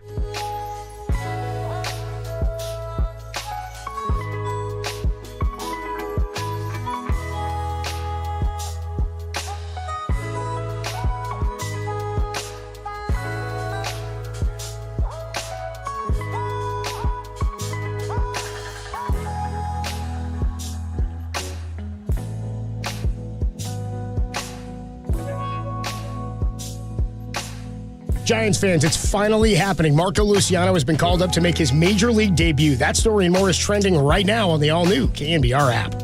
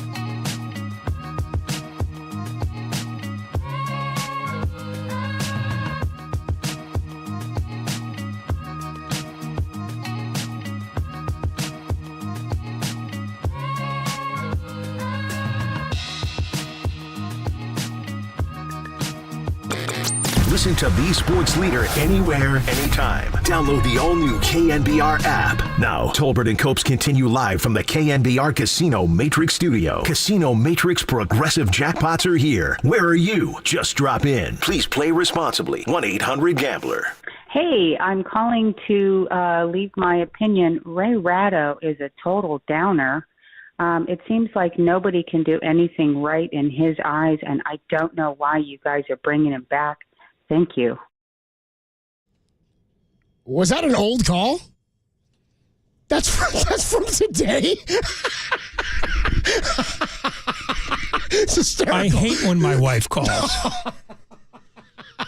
Ray Ratto, mid-season forum, joining us on the Tolbert and Cope Show today, tomorrow, and Friday.